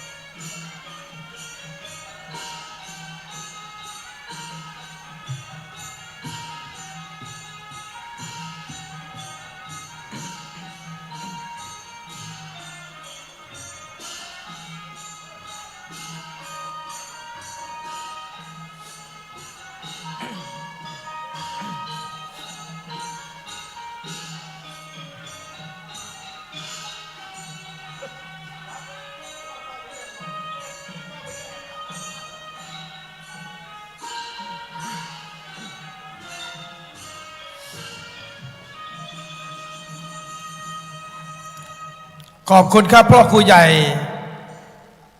ทุ่งฝายบรรเลงศิลป์ปีพาดระนาดกลองห่มโรงนั่นแสดงหมายความว่าทำหลวงมาจาดเวสดรในกันนั้นแล้วบัวละมวลในกันต่อไปมีชื่อว่าฉะกษัตริย์เป็นกันที่12นมัสการหลวงพ่อท่านพระครูวาปีธรรมเกษมครับ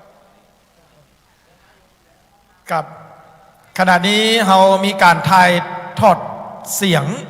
ผ่านคลื่นสถานีวิทยุภาคีเครือข่าย8จังหวัดภาคเหนือโดยแม่คลื่นลักก็คือสถานีวิทยุของวิทยาลัยสงฆ์นครลำปาง FM 106.50 เมกะเฮิรตซ์กันต่อไปครับเจ้าภาพเก้าเจ้าศรัทธามหาอุบาสกอุบาสิกาสมณศรัทธาดร.พระครูมนูนกิจปรีชาเจ้าคณะอำเภอแม่เมาะสมณศรัทธาคณะศรัทธาการไฟฟ้าฝ่ายผลิตแห่งประเทศไทยรวมไปถึงหน่วยงานราชการในเขตอำเภอแม่เมาะเป็นเจ้าภาพเก้าเจ้าศรัทธาในกันนี้กันที่12มีชื่อว่าฉะกษัตริย์ทั้ง6ได้เดินทางออกไปจากเมืองสีพีเพื่อเข้าสู่เขาวงกฏเพื่อไปเจิญพระเวสสันดรและพระนางมัตสีจัดขบวนอย่างยิ่งใหญ่ใช้เวลา2 เดือนในการเดินทาง960 กิโลเมื่อไปถึงยังเขาวงกฏแล้วปีผัดละนาดกลองดังสนั่นกันก้องในป่าเขาวงกฏพระเวสสันดรเข้าใจผิดคิดว่าเปิ้นยกทัพใหม่จะมาฆ่าจึงปาพระนางมัตสีไปลบไปลี่ไปซ่อนเมื่อรับทราบความจริงแล้วกษัตริย์ทั้ง6เจอกันให้จนปอสลบขับเรื่องนี้ก็เดือดร้อนไปถึงพระอินทร์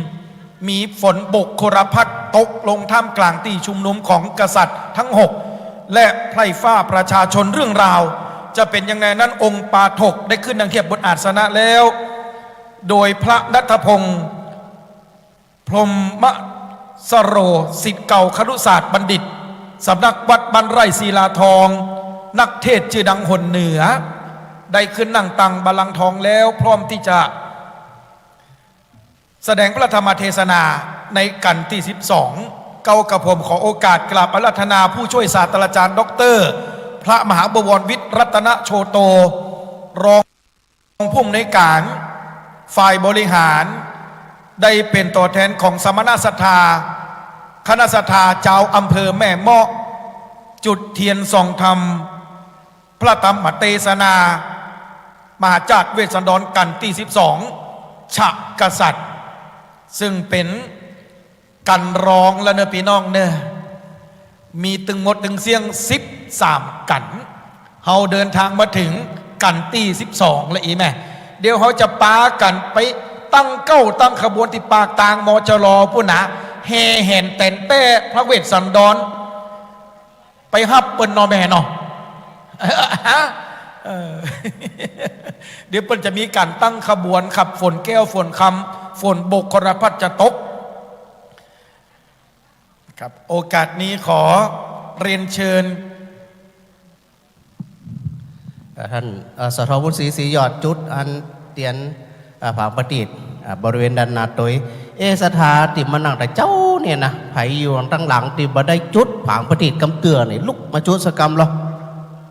ยกแข่งยกขาให้น้อยเนี่ยหนังมึนแล้วนะฮะโอ้ไม่แก้ว่าบ่เอาใส่หัวลุกไผสะดวกเดินมาจุดนะสถานะเปลี่ยนอิริยาบถผ่องเนาะนั่งเมื่อล่ำไผติบรรจุเตี่ยมาเข้ามาอาแม่กับแก้วมาแล้วนะหลายคนหลายท่านมาเลยมีถึงเก่าก่อนไม่สีนวลลูกเลยยังไม่สีนวลอ่ะตั้งใดอ่ะลูกงากอีนั่นดีนดูมาไปดีบัดดีจุดกำเตี่ยเปลี่ยนอิริยาบถผ่องเนาะแม่แก้วเตรียมอย่างเดียวนะเตรียมฟ้อนกันสุดท้ายตอนนี้มีแห้งนะเดี๋ยวเด็ดนะโดยเฉพาะแม่บัวไข่นี่นะหันเดินกระเดอะเนี่ยเดี๋ยวจะปาดคืนนะบ่เหลือ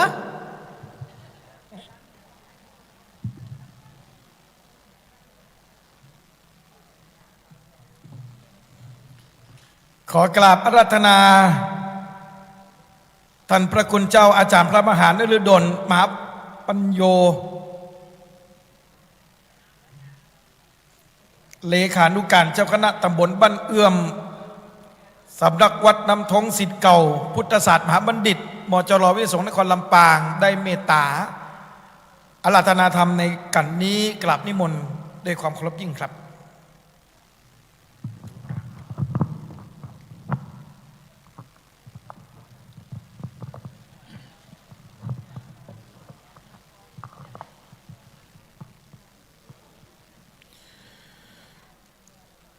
มหาราชปปังเลปริปุณังเสร็จสิ้นเมนั้นแล้วมาถึงสาขาที่รุ่งเรืองไหลบ่อเศร้าปางเมื่อ6 ดาวเจ้ามาเต้ากองกา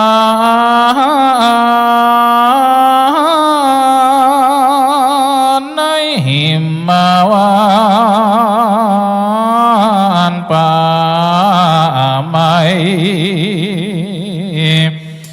สลบเต้าตีไกล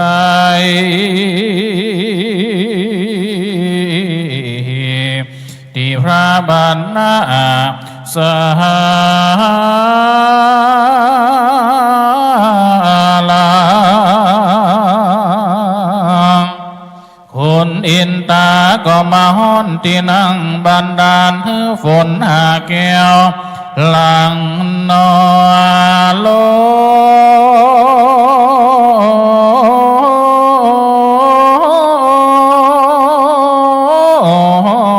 มาในหิมมาวาป่าไม้6 เต้าไทยได้สติจืนตื่นนาคือ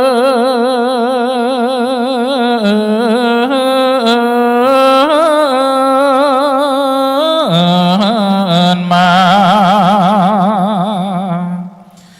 ก็หากมีมาบ่น้อย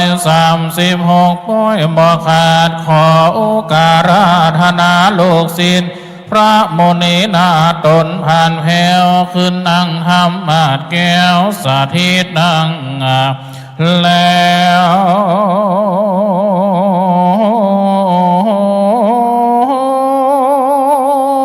จุงเตสานาธรรมข้าบ่ได้แข่งขับมาจ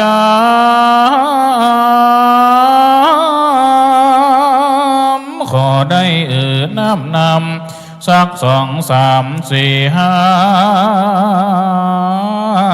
บังแล้วก็ว่านาโมไปแล้วแลดิ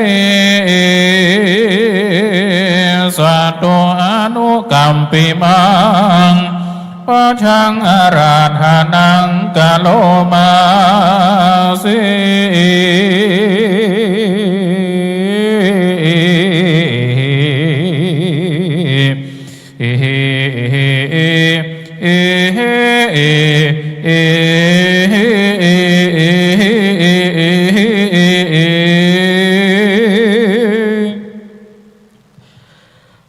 ขอนอบน้อมแด่องค์สารุปเจ้าปิมปาขอถวายความเคารพแด่ครูบาอาจารย์พระสงฆ์เถรานุเถระทุกรูปขอเจริญสุขสวัสดีกับพ่อแม่คณะศรัทธาพี่น้องที่ได้มาห่วมฟังธรรมกันวันนี้ก็เหลือแหม2 ผูกเนาะศรัทธาเฮาก็ตั้งอกตั้งใจสดับรับฟังนะอันนี้ผูก12ผูกต่อไปผูกที่13ก็สุดท้ายแล้วผูกที่12นี่ชากษัตริย์หรือสักกติ เป็นธรรมตีกันใหญ่กันหนึ่งนะในสมัยพุทธกาลนั่นท่านศรัทธาทั้งหลายเกิดอัศจรรย์ใจปฏิหารฝนหาแก้วตกลงมา กลางท่ามกลางหมู่เครือญาติของพระพุทธเจ้าหมู่เสนาอามาตย์ได้ถามว่าฝนหาแก้วที่ตกลงมานั่นเกิดมาบ่เคยหันกำเตี่ยนะเคยตกที่ไหนก็เคยมีที่ไหนก็พุทธเจ้าก็เทศนาธรรมก็คือทำมหาจารย์ว่าก่อนที่จะมาเป็นพระพุทธเจ้านี่มีฝนหาแก้วตกลงมาอยู่ครั้งหนึ่งนะก็คือผูกที่12ฝนหาแก้วลงมาเพราะว่าชะแปลว่า6กษัตริย์6พระองค์ได้มาปะหน้ากันจากที่ได้พัดภาคจากกันหลายปีเนาะได้มาปะหน้ากัน6 ตนนะก็ปรากฏว่าตื่นตันใจกับอกกับใจก็ได้สลบตายไปทั้ง6 ตน 6 พระองค์เทวดาพญาอินทร์ก็เลยบันดาลฝนตกลงมาเอามาอาบมาสวยมาล่างเฮือได้สติตื่นขึ้นมาเนื้อหาสาระธรรมมีประการจันใดขอปออกไม่ออกขณะศรัทธาตั้งอกตั้งใจสดับหลับฟังปัสธรรมมาเทศนาเป็นลำดับต่อไปเด้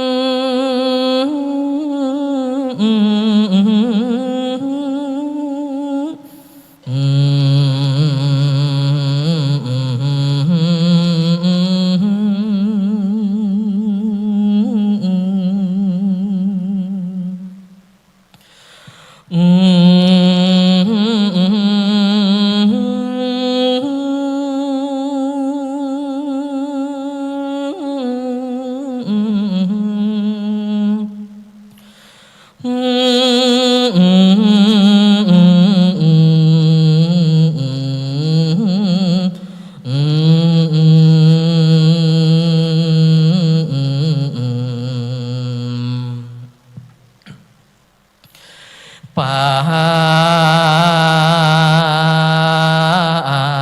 นจะ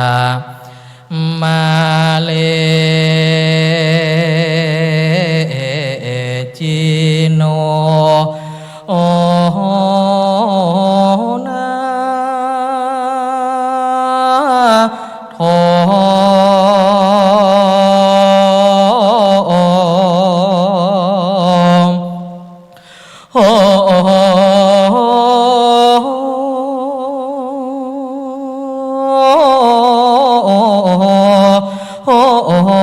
ปัตโต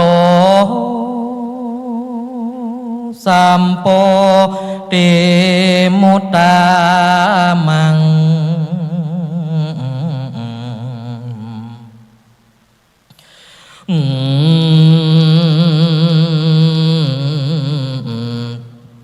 จาโตสาจั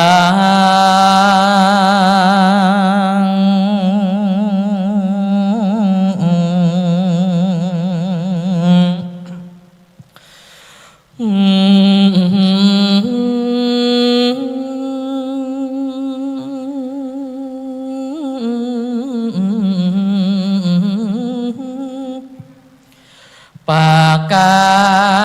เสติ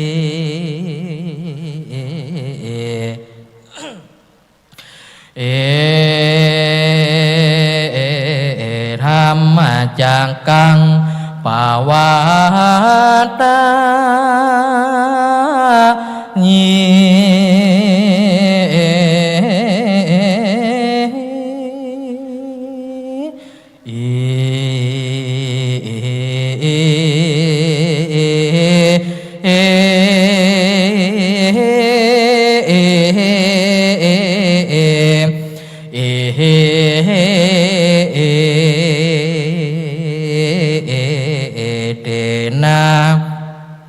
สัจจวาเจ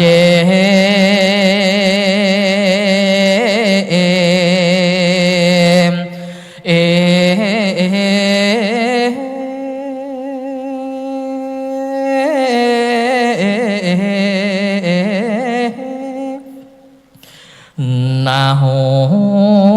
นตุเมใจญามังคะลัง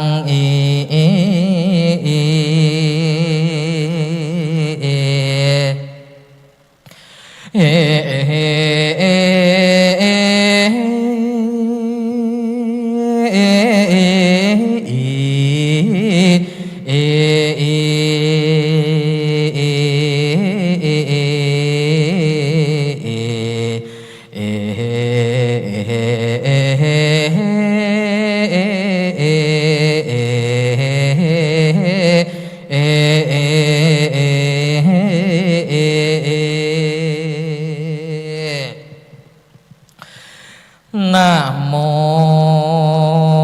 ตัสสะภะคะวะโตอะระหะโตสัมมาสัมพุทธัสสะนะโมตัสสะภะคะวะโตอะระหะโตสัมมาสัมพุทธัสสะนะโมตัสสะภะคะวะโตอะระหะโตสัมมาสัมพุทธัสสะ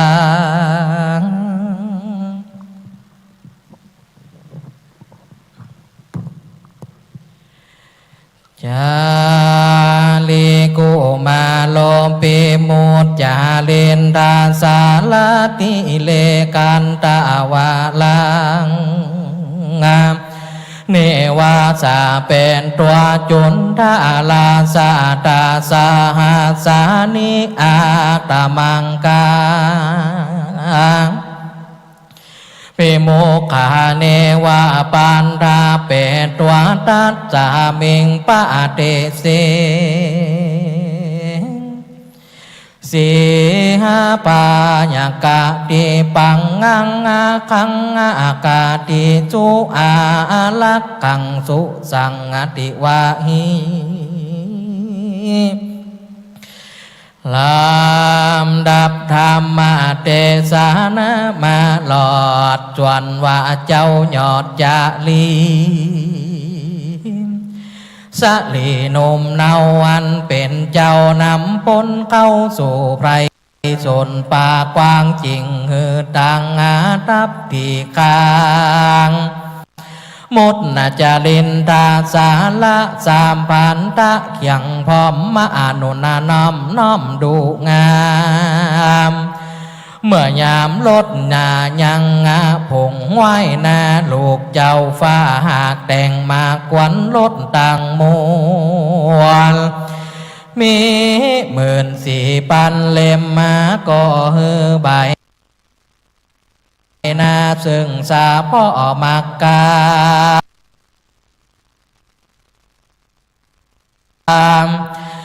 คนฮักษาอยู่บ่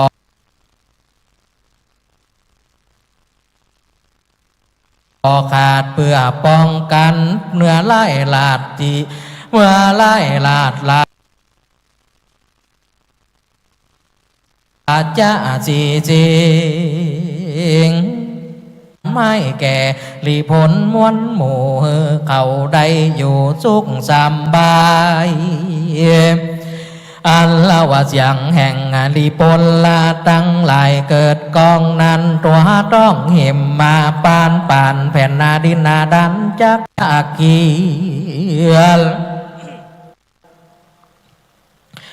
ตัวแหล่งเวียนสอนอยากม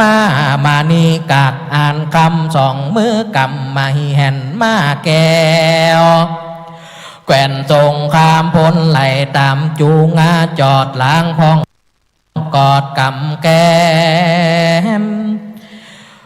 กูบละแอห้อยบ่าล่องเสียงสวะสวาจูคนลาจ้างมาสนนากันไปขะเกียดเสียงรถนั้นเอิด ยานตัวดงอาลีฝุ่นพงตุลีเมิดคุ้มอากาศกุมไปบนจอดตุงสนลายใหญ่สัมมีพร้อมพำลายสีดังนั้นนั่นแหละนะเมื่อนั้นมาหาสารเจ้าได้ยินเสียงเกินเก้าโกละหนนาดีปนฝูงคนโห่ห้องเสียงสนั่นกองเต็มไพเจ้าก็ตกใจเหลียหลากคิดนวากาซึกมากเกลียลายได้ฆ่าตายเสียแล้วยังปอดโดนแก้วสะลีสนใจแล้วพร้อมใจกันตั้งหมู่มาสู่ศาลาจักขาสองเฮาลาปีน้องในแห่งห้องกลางดงรีพระราศีเวชสันลตาละจิงจวนอังกานาดนงเล่าขึ้นสู่จอมเขาสูงใหญ่สองเจ้าก้อยไต่บนดอยแล้วจวนลางมาที่ก้อยเล็งพอลีปนนาพระเจ้าปอแห่งโตลก็มีวันนั้นแหละนาตามะทางปากาเซนโตสัทธาอาหะเตจังสุโตนาเมโกจังปิโตเวจจันลตาโลวาหุปามมาปะดังอาปิอาลุยตัวปิโตเจนังอุติกาติเวกะเวดูลาเพียงโคเจ้าตั้งหลายอันนะว่าเวทจันละตาละลาจาได้ยินจังโยธาถือแถบลองให้แหบกังวลมีตนตัวอันนาสันห้องให้ปันนากว่าตายเหตุนะว่าตัวเดียวได้ไล่หมู่ให้สะสูดเจียนจากับนางพญาจะเจ้าคือนางน้องแก้วมาที่ผู้สะลงโสมดีล้ำเลิศอันนะว่าเจียงเกิดกองโกลาหนเป็นเจียงอาลีปนโยธานาเนิดปุณนาดีเงิดปุณนากัวฝุ่นพงมัวมืดฟ้าตั้งคนนาจ้างมาหลังกันมาอัลขนานับมาบ่ได้เหมือนดังป่าไม้จักไปอาปังจอดตุงยังย้ายยืนซองเต็มแห่งห้องเห็มมาปานมิกะสังกาเนรุนต่างกาดุละนางนงกันเจ้าปีเฮาวาสองเฮานี่เหมือนเนื้อในดงอันพามป่าจงใจจอดเหือมวยหมอดหมอลานาห้อมกันมาทุกจ่องเพื่อจักตกป่องลูคุมมาแล้วก็ลุ่มกันแตงด้วยหอกเทียนกาฟันด้วยผ้าเทียนคมเหือชีวิตจมมวยหมอดบ่อหลอดต่างตายเจ้าเมืองตั้งหลายปองกะตำโตดเก่าคิ้วโคดว่าเฮาว่าบ่ดีครับสองเฮานี่มาอยู่ป่านางก็ได้แอวลาสะแหวงหายังพาลาลูกไม้กัลแม่ใดก็รีบป่ามาเลี้ยงสองลาตั้งกูพี่น้องนี่นาอยู่สะเบยพี่นี่นาเฮยกำมาลังบ่ได้อนนาถ่อมไล่หมู่โยธาบาดนี่สองลาพี่น้องจักถูกต้องอ่อนตาลายจากมาขาดใจตายในป่าบ่อล่างว่าจักได้เขินเมื่อนั้นนั่นแหละนะเมตตานาปาสะให้โยงงังกิ่งบ้าโอนตากันนาเวกาแต่พระเนี่ยหัวจอมตาย ผู้ขานาไทยได้ตัดนาซอยสะเหลสับปัญโยตัญญาณแห่งเจ้าบ่ได้ภาคเจ้าก็หากนำสัตว์พ้นจากโอกข้าสงสารเสียแล้วเข้าสู่ยังแก้วคือมหาเนรปาลข้าศึกใดมาเป็นมารคิดไล่ก็จางกาดไก่นี่ไปปาละมีอักขีว่าอุนตะกันนาเวเปียบดังอักขีอันน้อยดึงจากมาเผาสึงน้ำมหาสมุทรน้ำบ่หอนจากลุดนาแห่งใดไฟนั้นนาก็ยอมดับไปเจ้ากูมีกุลเนละนาดดุดดังสิเนลุลาดปาปะตาปูกะละปูใดจักมายังอ่อนใดจงตั้งใจไว้เฮือยาได้เสียสะลมมาอันจักสมปอนตั้ง8อันพญาอินตาแขวดเฮือไว้บ่ได้เพชรดังนั้นนั่นแหละนานตาอามาดังปากาเซนโตสัทธาอาหาเนวันตานิยานตัวนาลตาบุตตาเปตัวนาเสนิโยเอกังอารัญเยวิหาลันตังติตามปุตังอากามิปิกกาเวดุลาปิกุเจ้าตั้งหลายโดนทาลง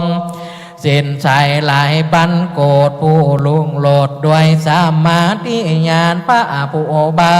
นสนใจผ่านแผ่วก็จะกลับด้วยนางน้องแก้วลาดจะพูดจะดีว่าเฮาตั้ง3จังเข้าไปหาละ4ลูกไทยก็จักห้องให้ไปมาอดโศกาละบ่ได้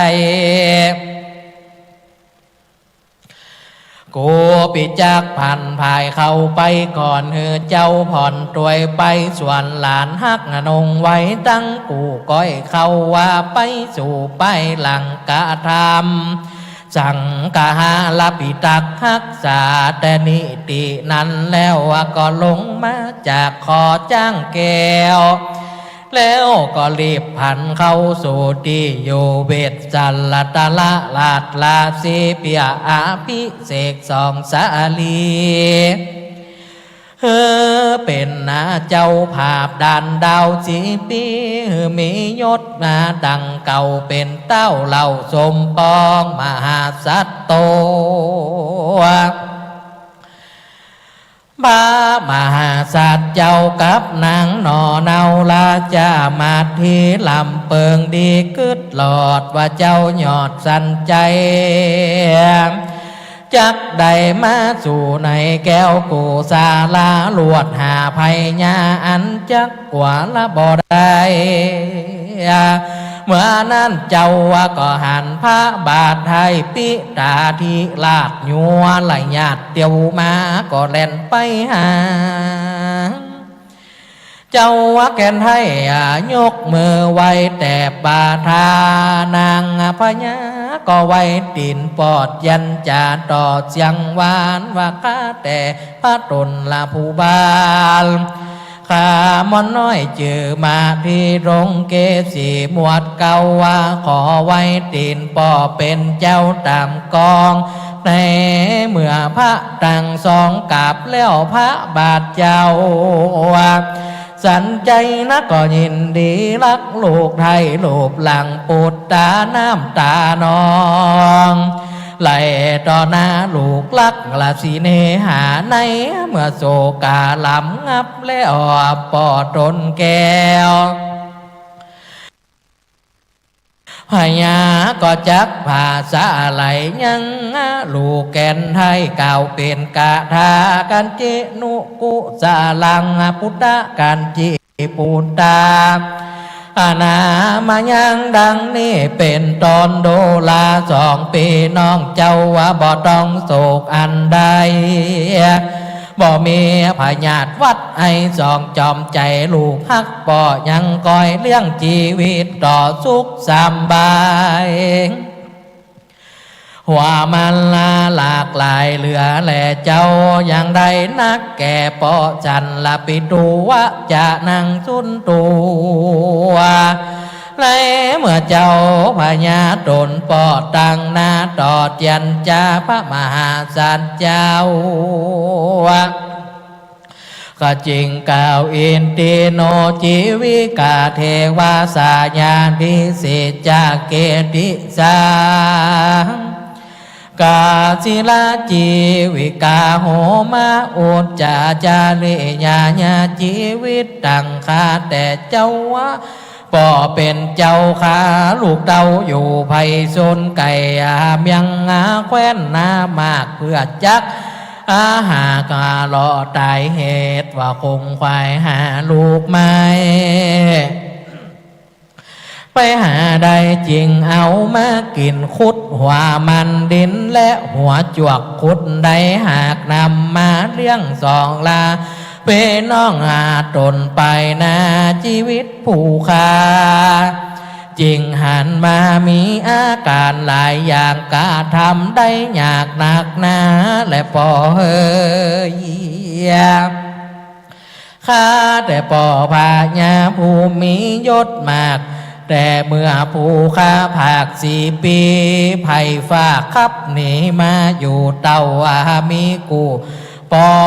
2 คนตนผู้ข้าผอมเหลือหลากย้อนหนาได้ภาคหน้าปอปีตาน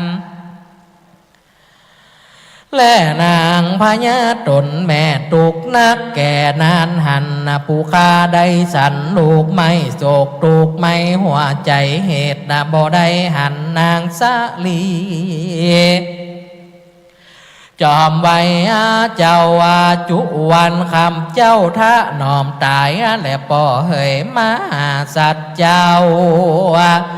ก็กล่าวสารนั่นแล้วเปียปิเตติวิเศษทานสาปัญญาติปัฏฐามานาสาข้าแต่ป่อพาญาเป็นเจ้าข้าเมียข้าผู้ข้าเป็นลูกเจ้าป่อพาญามีผาทานนามักไก่ได้คือไม่ไตแก่โลกามีภาละอันหูหญิงหูจุสิ่งใหญ่อย่าทำมา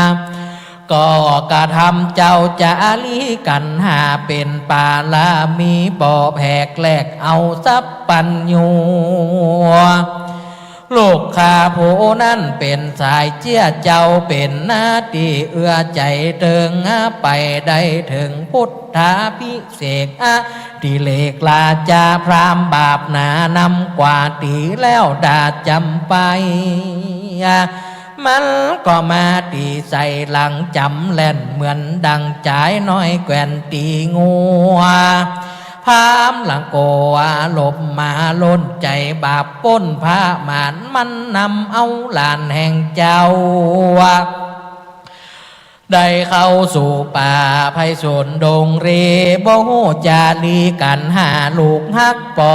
ได้ไปหลอดแจ่งฟ้าเมียงใดนั่นจาข้าแต่ปอพระญาเป็นเจ้าจุงไปไทยเอายังหลานแห่งตนนั้นแหละนาเหมือนนั่นเต้าบาลมสันใจไข่ข่าวสารนิตาลว่าโอโพกุมาโลนิกิตาจารีกันหาจินาจุโพดังนี้เป็นตนดูแลลูกฮักแก่ปออันลูกน้อยหนอสองเขือพรามนำเมื่อมาหลอดแล้วยังหลานแก้วปู่ถึงเมืองปอบ่ฮือเครื่องใจเจ้าไทยเอาลูกเต้าออกเป็นไทยก็มีวันนั้นแหละนาดังสูตรตัวมหาศาลโตใดเมื่อพระญาเวทจันละตาละลาดเจ้าได้หู้ข่าวสารนิทานว่าลูกป้นจากคางไหวนาออกเป็นไตก็มีใจยินดีนั่นแหละนะ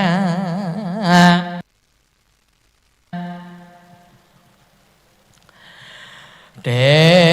มาตาตาเตมาตุจางโคนาปาลิหายาติดังนี้ข้าแต่ป่อพาญาเป็นเจ้าป่อกับแม่ยังก้อยอยู่ดีบ่ใครยังบ่ได้ต้องโศกาอันใดยังสุขใจพร้อมพรับบ่ลำบากการใดนางสลีไว้ตนแม่บ่เท่าบ่แก่ปันใดสองตาใสเพียบปอดยังก้อยอยู่หลอดตังมวนเป็นดังนั้นจะลือเต้าบารมสันใจตนปอตังหน้าต่อใครคานนาวากุสานลานเจวะเมปูนตาดูลาลูกฮักแก่ปอเฮยป่อกับแม่ก็ยังอยู่สบายดีอยู่สุขเขียคำเจ้าบ่ลำบากด้วยโลกาพระมารดาแม่เจ้าว่าบ่รอยเท่าเสียไว้ตายังใส่ไว้ยิ่งงามไว้สิ่งสะเมื่อดีมหาสัจเจ้าจนลูกกึดถูกแล้วว่าบอกวันไต่ทามาญานตางมวนซึ่งปอดเต้าว่าก็ตั้งถอยต่อกาทามกันจิอาโลคางายงอากันเตกันจิหาวะหันติตาวะนังคาแต่พาป่อพาญาเป็นเจ้าว่าลดงามหลายหลายกูก็มาตั้งอยู่สันดีจ้างสารงาดีตัวใหญ่เจ้าว่าได้เอามาไว้จังจะลืมหมู่โยธาดีทูวันก็ยังคอยตั้งบ้านอยู่สันดีฝนมีหลายแต่ฟ้าไพรฟ้าอยู่ทำนาจะเรือเมื่อนั้นพระญาสนใจตนเป็นเจ้าว่าก็จะกำเล่าว่าแก่ลูกปุตตาลูกเต้าสับปันดูแลลูกฮักแห่งปอเจ้าว่าเป็นนอ4 ปีรถน่ะก็ยังมีหลายสัมบ่ลุดลำสักอันละไหนเมื่อเต้าตั้ง3ได้จากกรรมมาป่อลูกยังผงตานถูกจากกันไปตันถามแล้วนางหนอแก้วพุทธาดีก็ได้มีใจกึดหลอดก็ได้ถึงยอดเต้าตั้ง3ว่าจักบรรเทาความโศกเจ้าเฮอน้อยถอยเบาบางก็จักกูควันนางเขาไป